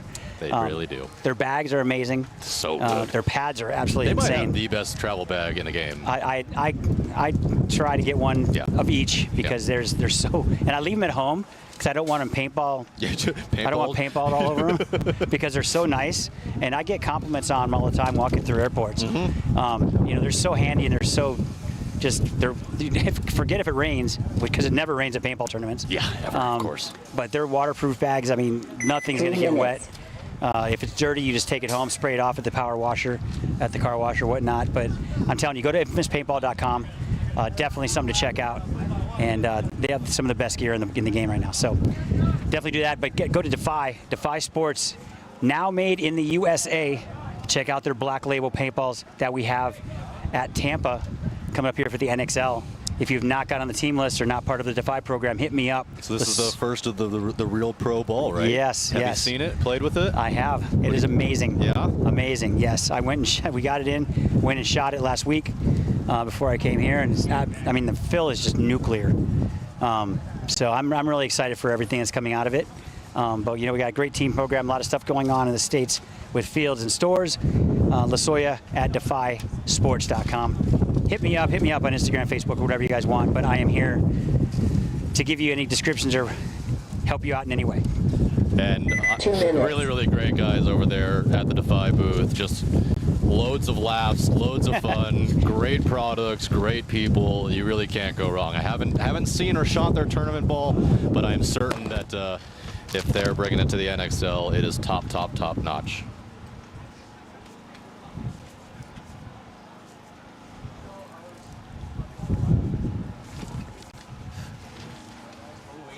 I don't know why we're waiting, but yes, we're Warning, waiting. live field, goggles on. We're going to go back live. I'm going to put my headset down for just about 45 seconds or so because my ears hurt. Be right back.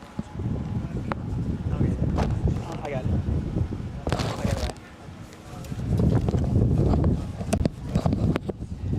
And also, we got the team updates for today from D3. The Dutchmen went 4-0, playing out of control. They're playing really good.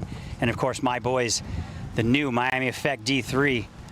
That's my boys over there in Division 3. They are just absolutely 1 minute. looking amazing. They started a slow start. They're 3-1, but you know they're playing well, doing well. Pole position and Supreme. They squeak in just barely.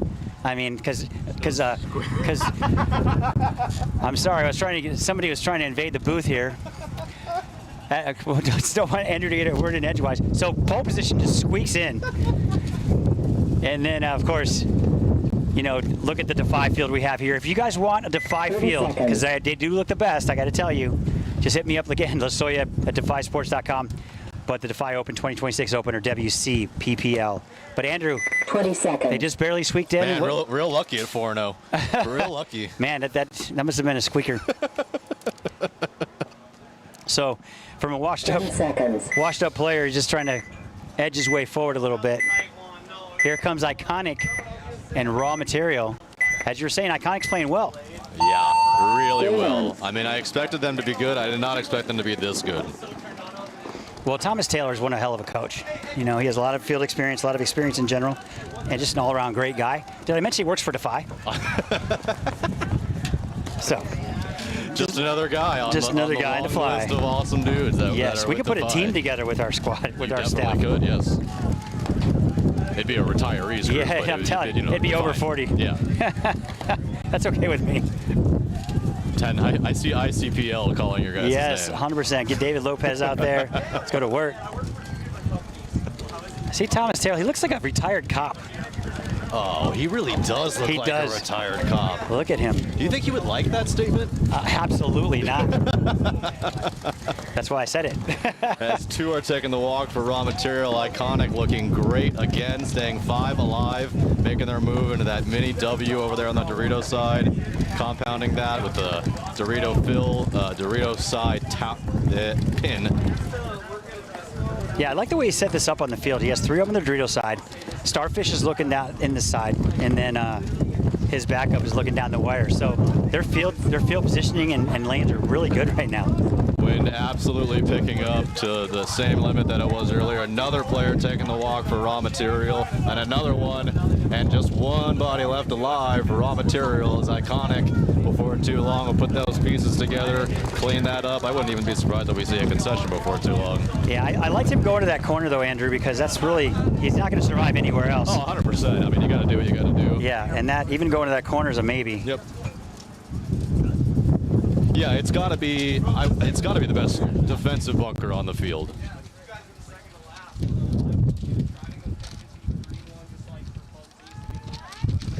Chris is just going to get a jacket as the wind has picked up. The temperatures have dropped a little bit. I am also a little bit cold, and I have a sweatshirt on, so I get it. He'll be back shortly. 1 minute.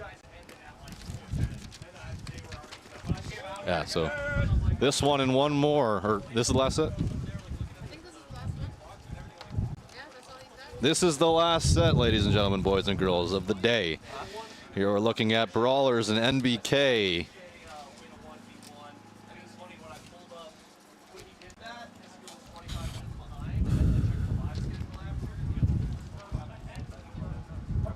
Yeah, graphics were cool, right, Verbal?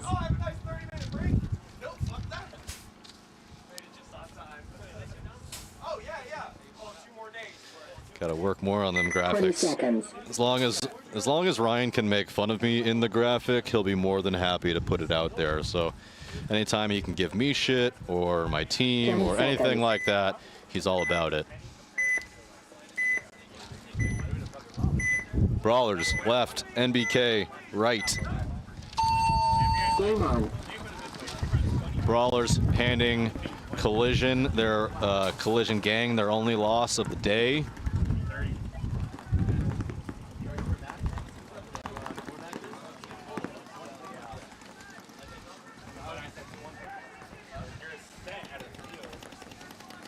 Vegas at 2-1 on the day. A win would put them in. Well, a win would not necessarily put them in, as there are a few teams at 3-1 already in their bracket. Not only do they need a win, their point margin is quite good. Actually, yes, if they won, they would be in. So Vegas Brawlers needs this one to get in. NBK are out. They are 0-3. This tournament is over for them, but they are definitely going to give it their all. Come out here and at least try to play spoiler for Vegas Brawlers. But this one, all about the team in blue and whether or not they can get this done.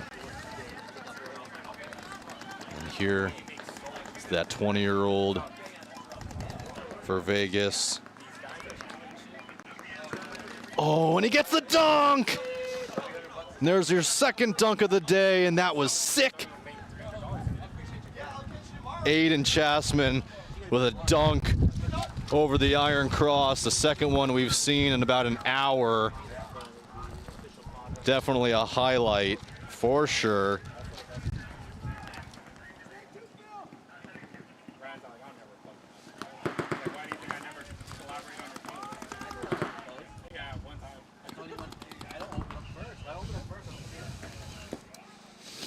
I still think Treegarth's was better, his over the top, because it meant more, in my opinion.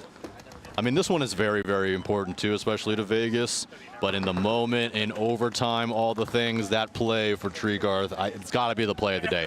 I don't know if we're awarding anything for play of the day, or if anyone's offering anything, or if anybody cares what I think. But if you would like to know what the play of the day is, I'm going to go ahead and say Treegarth overtop the Iron Cross in overtime to put TJ at 3-1 on the day and put themselves into tomorrow. I felt like it was aggressive in the morning because And lock up the number 3. See it as well. I just stepped on my puppy. I'm so sorry, puppy.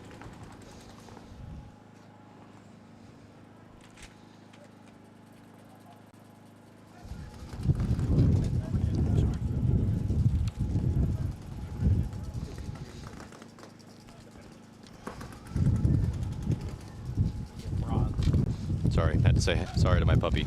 Stepped on him.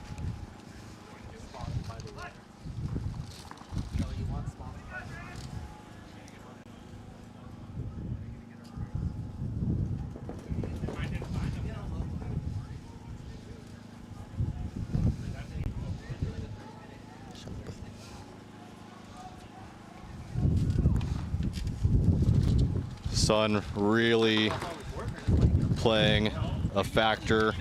I can't see hardly anything. I'm basically looking directly into it from where we are on the side. I'm getting ripped off.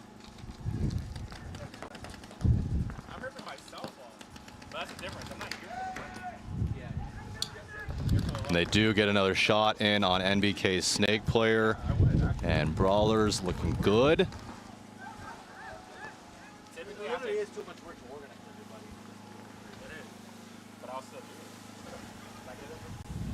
I literally thought you were putting on a fucking body.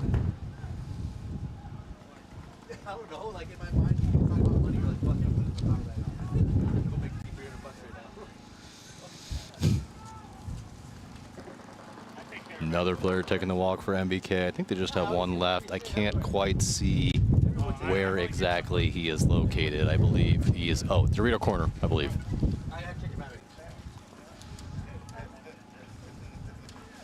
David here at the bottom of your screen, just trying to wait for an engagement from said player. He might not be 100% certain on the kill count. My guess would be if they knew that there was only one left alive, he'd be on his horse. I think he knows now. That Dorito player shot.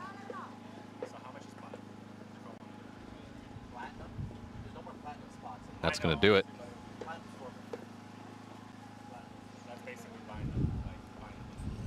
Brawler's going to take game one. Concede. 5-minute point exactly. 1 minute. Now Raw Material and Iconic back out here again.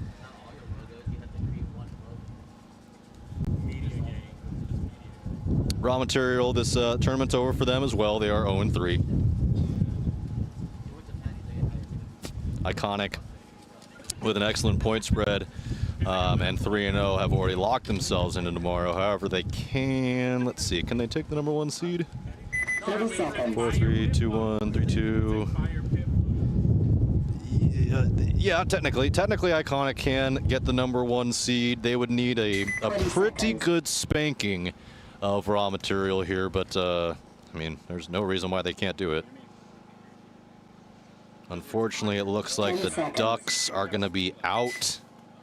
Point margin not good enough.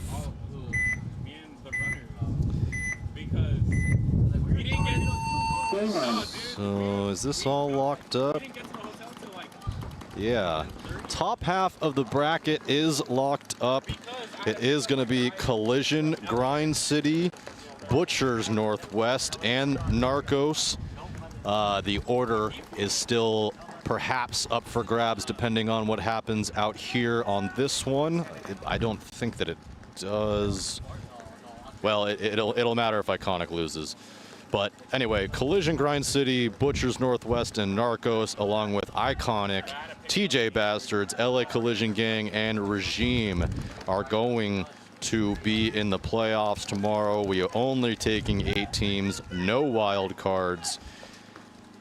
But Brawlers can knock out one of these teams. It would be, oh man, it would be Regime if they're able to take this one. I am fairly certain. I am not great with the numbers and the math and who's in and who's what and this, that, and the other. It's not my thing, but I am fairly certain.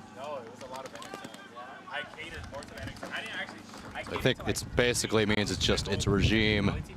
Seattle Cartel, they don't play. Cartel, unfortunately, they moved over to the NXL last year and they haven't been back to the WC as much as I hope that they do. Those Cartel guys are great. They're great for the league. They're great dudes. Oh, and a running referee just pulls an Iconic player for what? Talking, perhaps? Game stopped.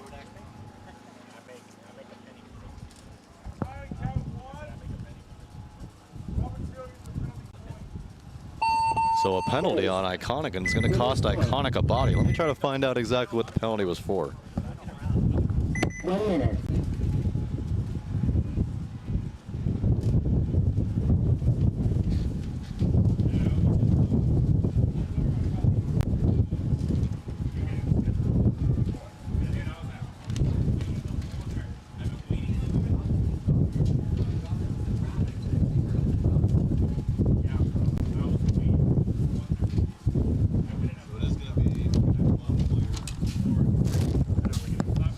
So it is going to be a home player there for Iconic. Shot in the arm, continued playing. They are going to start down a body. That is going to hurt for sure.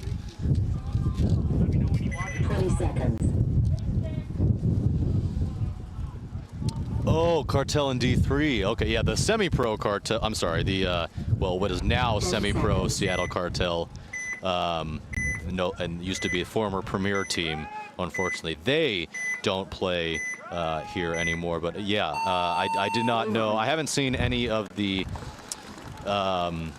It's only been Premier on this field, so I haven't seen any of the other games or any of the other stuff. I do know, looking at the scores, unfortunately, Seattle Cartel is out. They went 0-3-1, so 3 losses and a tie. Sorry about that.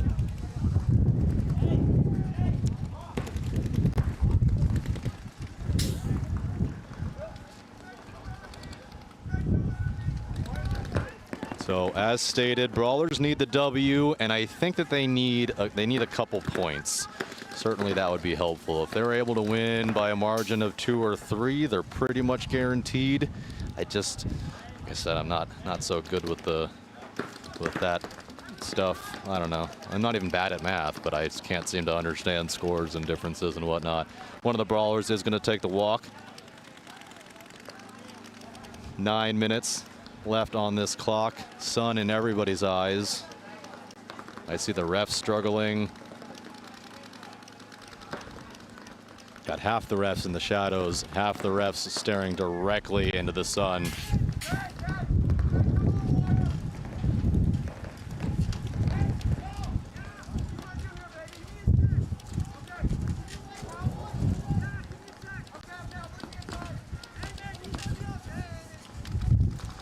Good conversation here from the Vegas boys. The bottom of your screen, asking them, what do you want to do? How do you want to do it? They have agreed on a plan. We'll see if Aiden here can put it together. Oh, get him shot in the head. No? Oh, get him out. Get him out. No way. Somebody check that tower.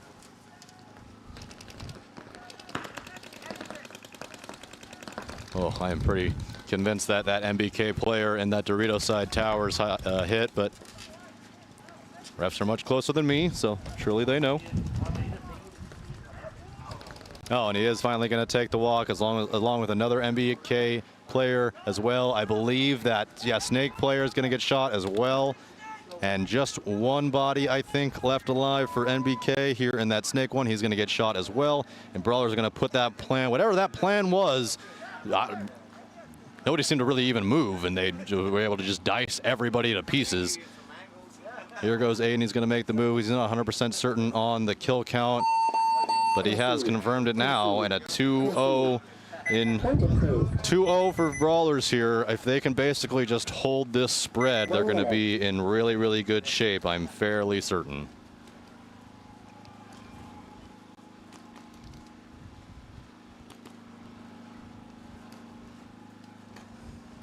Iconic and Raw Material back up with 11:16 to go. And like I said, tournament over for Raw Material, but Iconic can lock up the #1 seed with a really, really, with an ass kicking. 30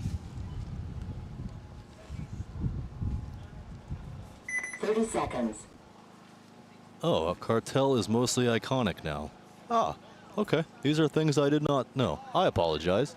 20 seconds. Well, there you go. So Seattle Cartel, can you tell me, Team Seattle Cartel, tell me our leftover group is D3 this season. So yeah, I mean, I know obviously you guys were a staple for a long time in the Premier Division, and then you guys went over to the NXL. Are those guys back as Iconic, or maybe I'll let you explain, but either way, Raw Material on your right, Iconic on the left. And that Raw Material player going to get smoked up, go into the center 50. That I don't think was ever going to work. Those center 50 towers have been basically nothing but lane blockers. They've been very, very rarely played, and when they are, people aren't there alive for very long. As 1, 2, 3 Raw Material players are going to take the walk. Just 2 remaining. I believe the center brick and the Dorito 300 for Raw Material. Iconic in much better positions.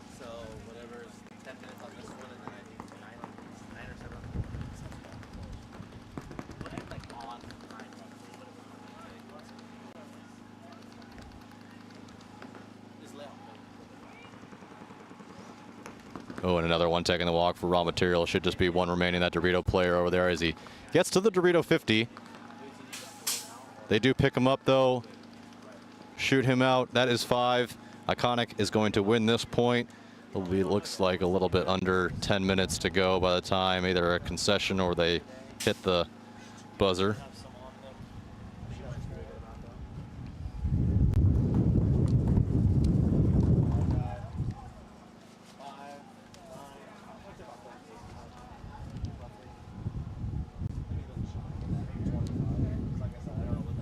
Oh, Jesse Porter, Hunter, and Best are with Iconic. Well, you guys are fighting about it. Base. Point approved. Is Mr. Best out here playing for the Iconic guys? 1 minute. You love how we, you know how we love to hate on David Best. Yeah, David Best sucks. Yeah. They said that he's playing with Iconic, or I think anyway. But anyway, yeah. If you know David Best, you know David Best sucks. I tried to trade him my jersey once, like 3 years ago, and he was like, yeah, sure, and then never talked to me again. It's like, sweet, thanks, dude.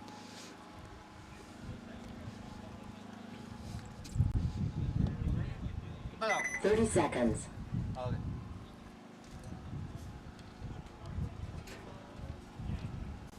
This view is hot dookie. 20 seconds. Put the drone on the other side of the field. Is it better that way? Probably with the shadows. Yeah. But you guys know that pit's down? Yeah, they do. 10 seconds. So the scores will be reversed. That probably is better. So it's going to be Vegas on your right and NBK on your left, as opposed to what it says on the screen there. Pretty easy to tell, at least from these jerseys, as you see Vegas Brawlers obviously in blue, NBK in the black and red.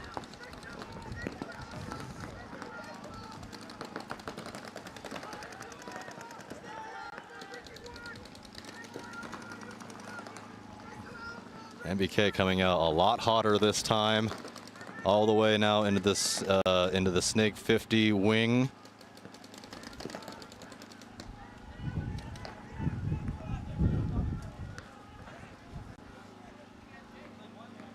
Brawlers double stacked over there. Oh, look at this. Kia.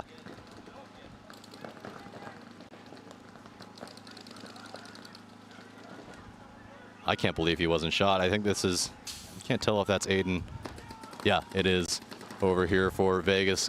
Shoots the NBK player who jumped the beam and tried to go to their iron cross. Now he is waiting for that center tower, or the center brick player, to look his direction. He missed his initial engagement, and I think that he knows he's there now, and now that player is playing on the far outside of said center brick. Either way, and I think Aiden is pretty confident and comfortable at 5 minutes 50 seconds and up 2 points. He can basically just chill. He should have. Oh, and he doesn't. Oh, and he gets. Oh, NBK tries to come and take Aiden out, and absolutely gets roasted on his way. Aiden picks that up, and now he understands he's able to play the outside of this bunker and wrap it around. And he's trying to get a shot in on this brick, and this brick player just wants nothing to do with it. He's playing on the far outside of it. The complete, I mean, there's basically nothing. He has no actual cover. He's not exactly playing behind a bunker as he makes a move from the 200 to the 300, and here comes the move from Aiden all the way on their side of the field now. His backup trying to put the paint his way. Missed his shot, and oh, and there they go. And a penalty for NBK. And 3-0 now. Brawlers take an absolutely commanding lead, and they look every bit as good as 3-0 for sure. Looking very, very, very good for them to move on to tomorrow.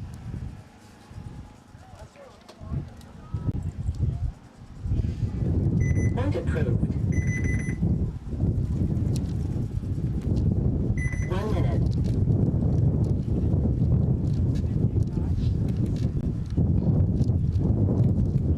Okay, I'm glad everybody understands that David Best sucks. Now that I just read the chat, that's good.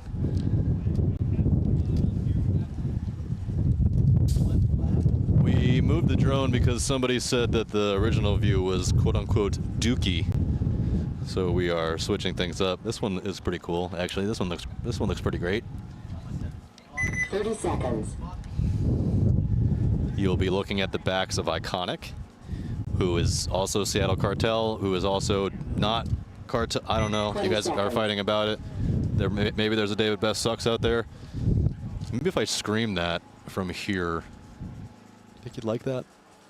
10 seconds. 9 minutes, 32 seconds remaining. Iconic up 2-1. Game on.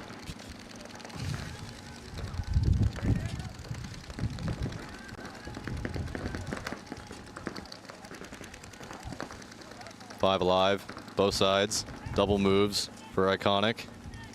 They're getting themselves, oh, and Iconic does lose their home player, but they do get into the Iron Cross, as well as that snake insert. They do shoot a raw material player getting out to the snake corner. He does not make it there alive, so 44.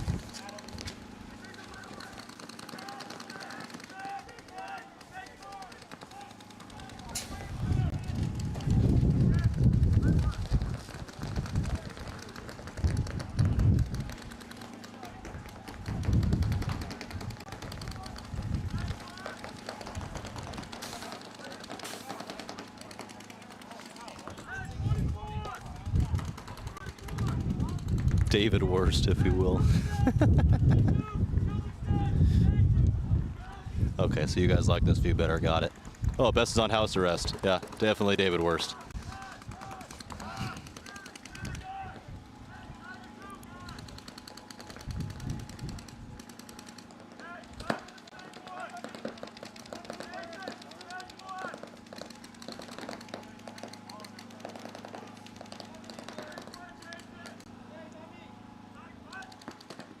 So just a reminder, because the drone view changed, the scores are switched. So Iconic is on the left, Raw Materials on the right. 7:53 and counting. Raw Material needing to do something. Their tournament's over anyway, but Iconic certainly would like to take that #1 spot, I'm sure.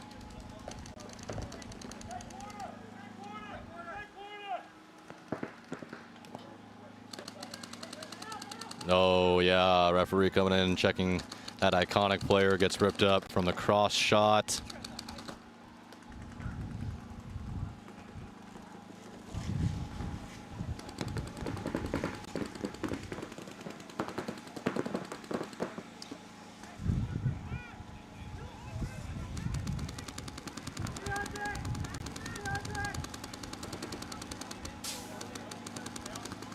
Seven minutes. Just a reminder, this is the last set of the day. Very quickly after this set expires, I will be leaving you, but we will be back at 3 in the morning or whenever we start playing again, and I will be here to join you.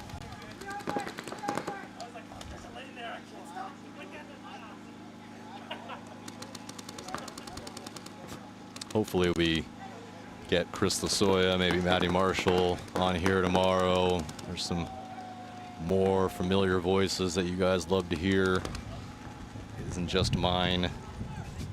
Although with, 35,000 people watching this stream, it's pretty clear that you guys love my voice, so I really appreciate that. My scorekeeper Bella looking at me very weird as I'm talking like that. Questioning my glasses, yeah.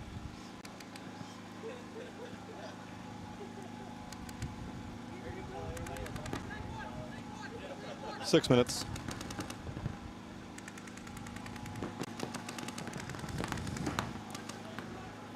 This is quote unquote Sunday paintball, if you will. I just joined in, new to the channel. Where is this event at? This is at the amazing SC Village. Been here forever and ever. 1984, I think, is when it started. Probably the biggest, best paintball park in all of the country. We are very, very happy and very lucky to have such a space as this.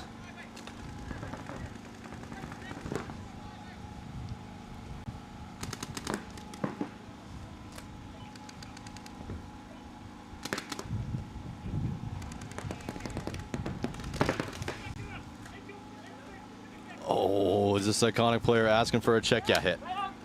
Yeah. He called him dead, and then he was like, wait, hold on, is he?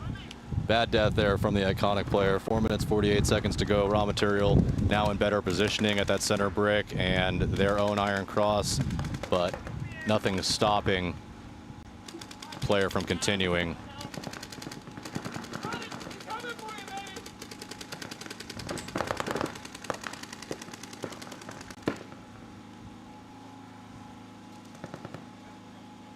Still fighting with one Iconic player over here at the 300. Just hit the buzzer. There you go. Base. Raw Material sneaks behind that iconic player, goes and hits the buzzer. Is going to tie this one up 2-2. Trying to play spoiler and trying to ruin Iconic's bid to be #1 seed. Trying to ruin Iconic's bid to go 4-0 in their first prelims. 1 minute. Needs to merge him to get the 1 seed? Oh, do you know that for sure?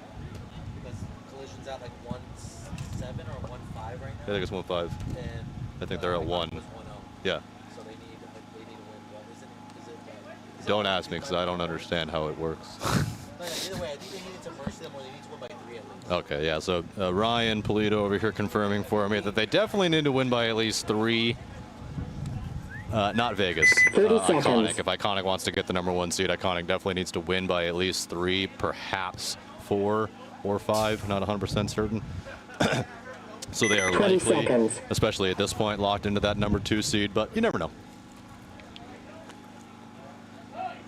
That's why we play the game, right? 10 seconds.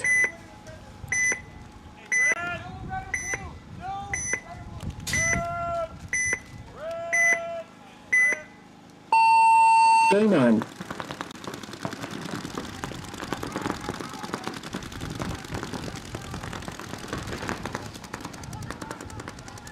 Oh, look at this big old bite from NBK. Gets to their side of the field. Absolutely roast 2, 3 players. Good job. Well done from the MBK. Takes 3 players with him before he gets eliminated himself. He'll take that any day of the week. We haven't seen it very often. Going coast to coast, going from start box to the opposite team's brick. But it's definitely available. He took power of it. That was great. Another MBK, another, oh no.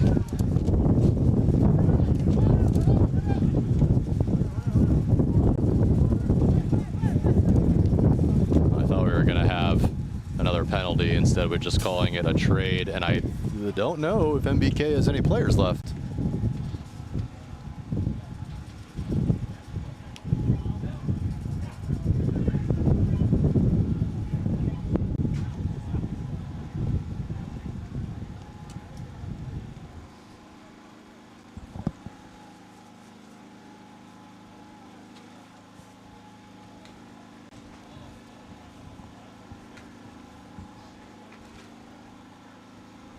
Well, the refs haven't called the game, which leads me to believe that somebody is still on the field.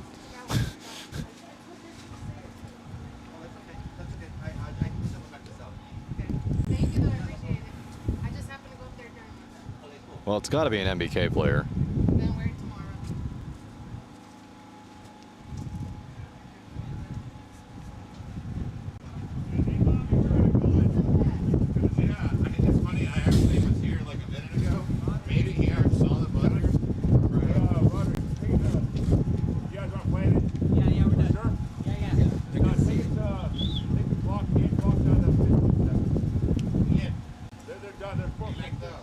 And MBK just quit.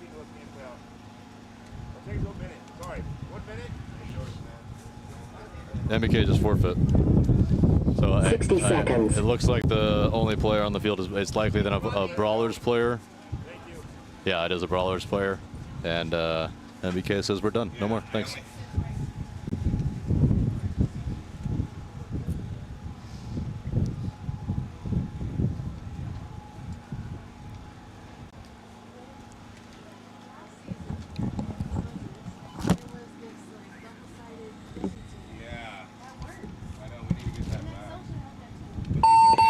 Base. 5-0 Mercy? Yeah, okay. So, do you want matches? Point approved. Or do you want do you want 1 minute. So because they actually forfeited, they're actually going to change the score to a Mercy win there. So it's going to turn into a 5-0 in favor of Vegas, which that's definitely going to put them in.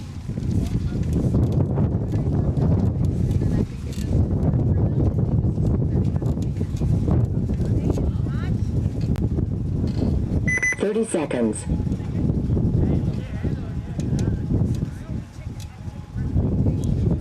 Yeah, and that's going to put Brawlers into the number 20 seconds. number 3 seed overall. Potentially the number 2 seed. They could even take it from Iconic here if Iconic isn't able, either loses this one or whatever the case may be. So number 2 seed still up for grabs here.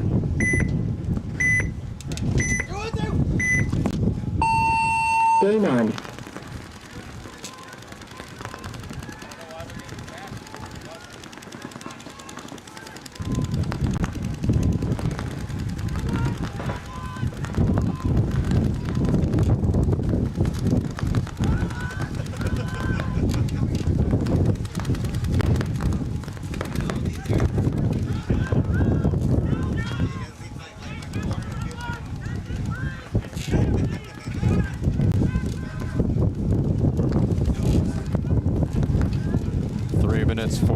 Seconds remaining in this one, and given the forfeit in the other match, this is the last one that we're going to see. We're going to see the last of this 3 minutes 30 seconds clipped off, either in this game or the following.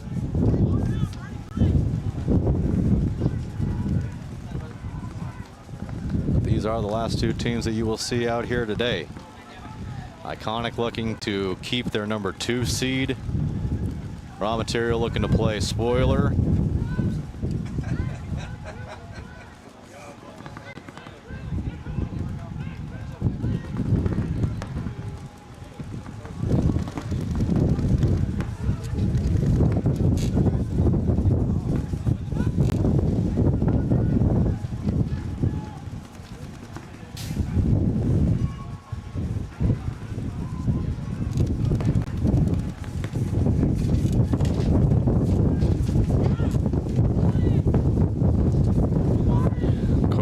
Waits till the very end to just kick as hard as it wants to. Really kicking now with 2:30 to go.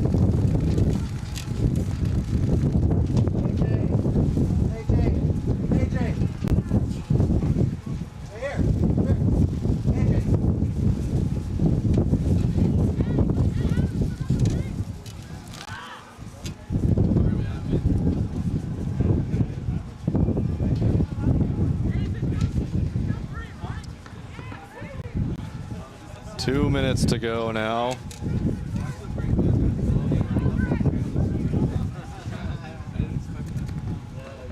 I don't think either one of these teams want to go to overtime, to be totally honest.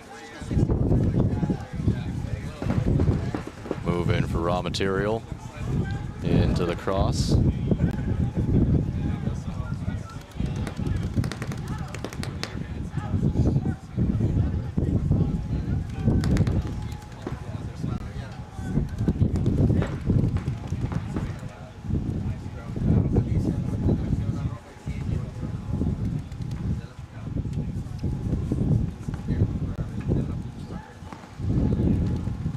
To go. Long drawn out last point here. Ooh, is he clipped? Dorito player gets clipped for Raw Material. 60 seconds. Just 60 seconds remaining. Let's see if one of these 2 teams can get a dub.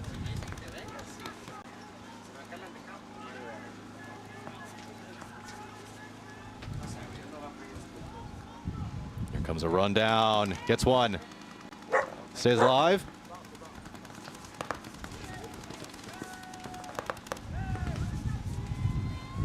Stays alive and gets the shot in on the other Iconic player. There's the concession, so 32 seconds to go. Raw Material is going to take a 3-2 lead. 1 minute.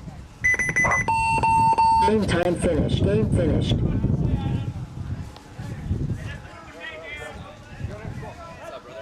How are you, buddy? 2 minutes.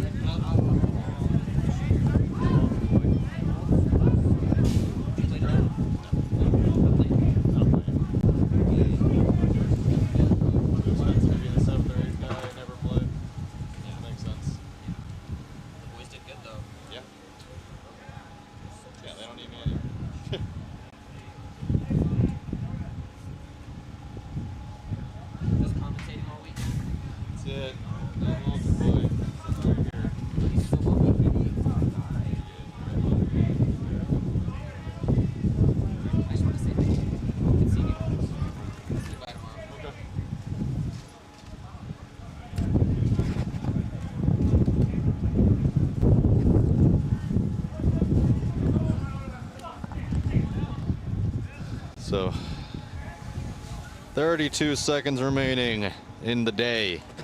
Iconic. 1 minute. Down 1. My ears hurt. My throat hurts. I'm about ready to retire. So let's get her done.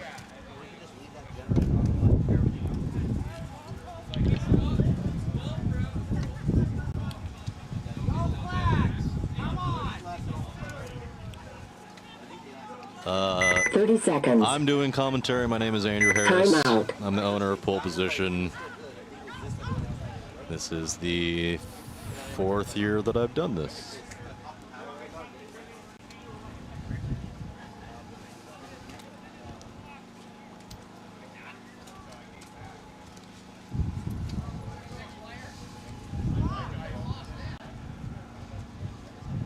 Yeah, agreed. Bad guy PB looks like Iconic will be 1 minute. third. Looks like Vegas is going to take that spot, depending on what happens here in the next 32 seconds. But I don't know.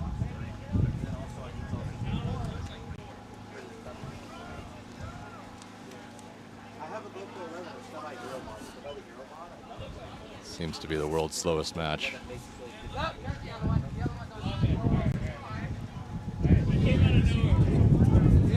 Apparently Best is 30 not seconds. playing. The chat says that he's on house arrest. I don't know if that's accurate or not, but David Best sucks, so you know. 20 seconds.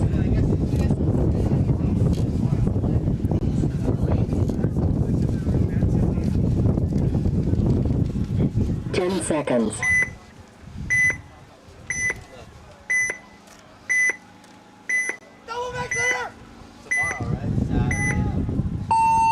Game on. Iconic, 1 up the middle. Oh, very, very far up the middle. Does he get it to their brick? Does get to their brick. So now it's a 4-on-4. 3-on-3. 3-on-2 in favor of raw material.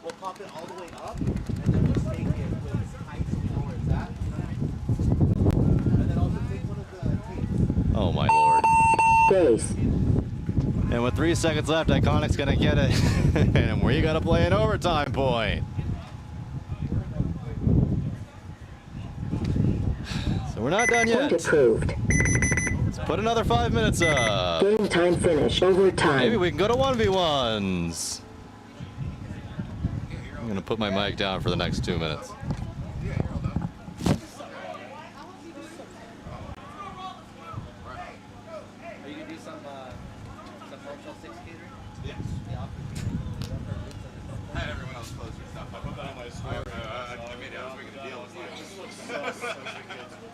Hey, fella, your reward for being ahead all day is coming and finishing bottom feed.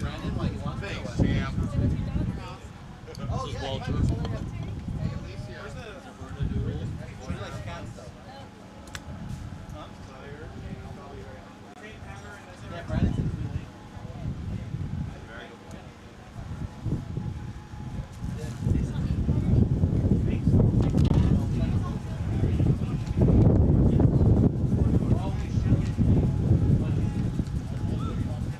One minute.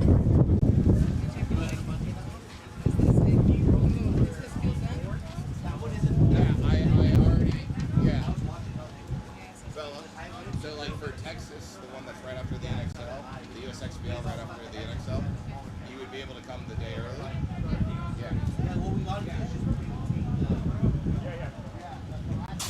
Timeout. God, of course it's a timeout.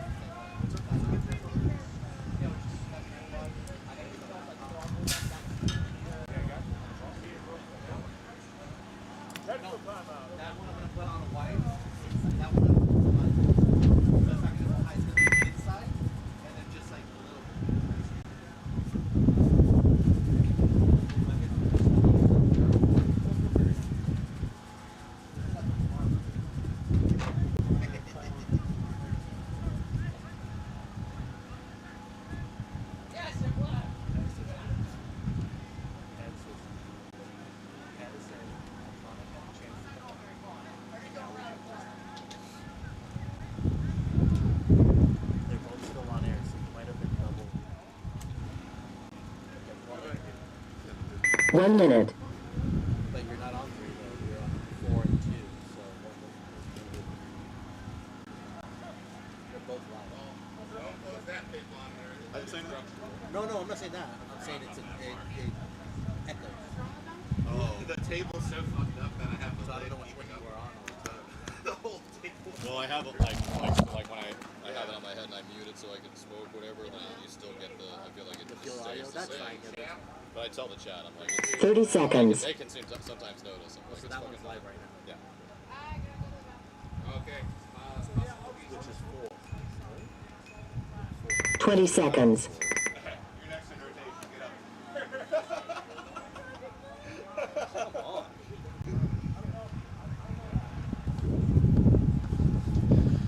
In what has turned into the slowest match of the day. Probably I just feel that way because it's the last. We are moments away from an overtime point. Raw material iconic, 5 minutes on the board. Don't worry about the score, might as well read 0-0.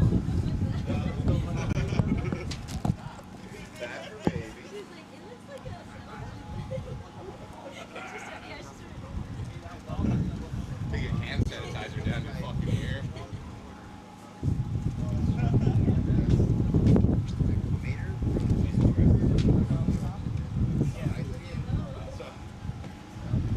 We gotta build you like an awning or something.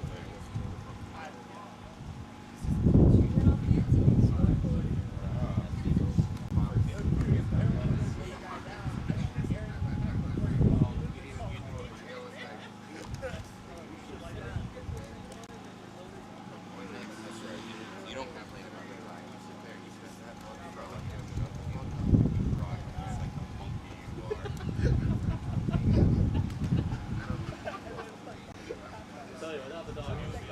Oh yeah, dude. Those are the pep talks I give myself. It's probably why I'm so angry all the time. 10 seconds.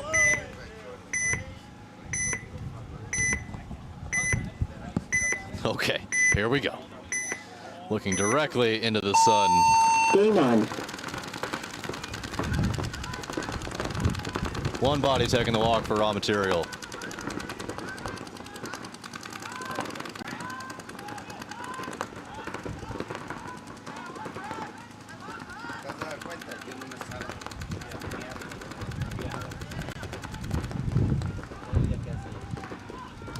Two bodies taking the walk for raw materials. They lose a Dorito side attacker.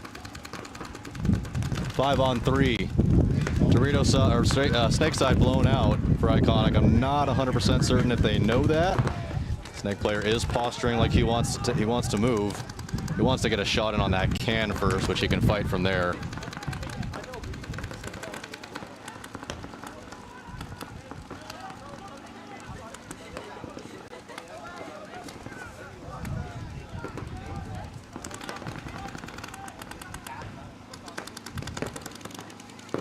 They do finally get out to the snake corner, which is what they wanted to be originally, which is going to stop the progression from the iconic snake player who had the opportunity if he wanted to show up on their iron cross. Decided not to, and now he's going to be in a gun battle with the corner who just got bounced in the head.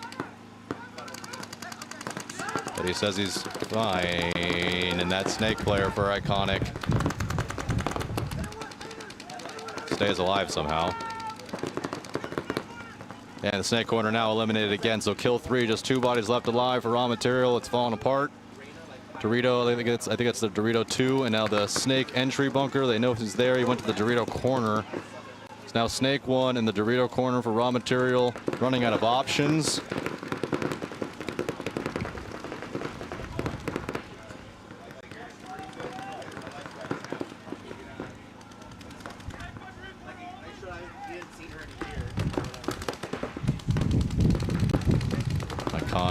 Home player finally getting out of that home bunker. I believe that they're crawling into the snake or Dorito side 50 as well, trying to put paint on this snake 1 here. He is finally eliminated, so there is just a Dorito corner left.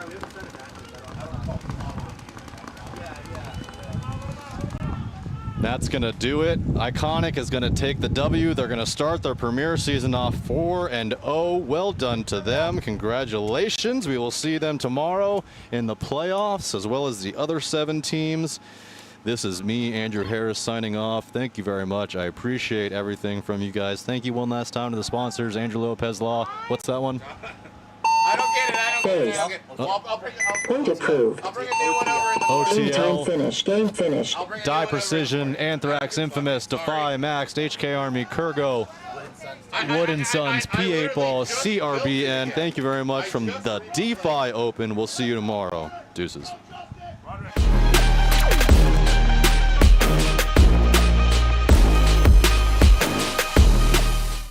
Mike Hinman, he's cool. Paintball, that's cool. Making money, that's cool. Kirgo, that's cool. Kirgo is the only sports book in the world that offers paintball. So if you want to get down on some paintball action, make sure you visit Kirgo. It also has every table game from blackjack to baccarat to slots and more. It also has a full sports book with every sport you can ever think of and probably some that you never heard of. The only sports book in the world that has paintball.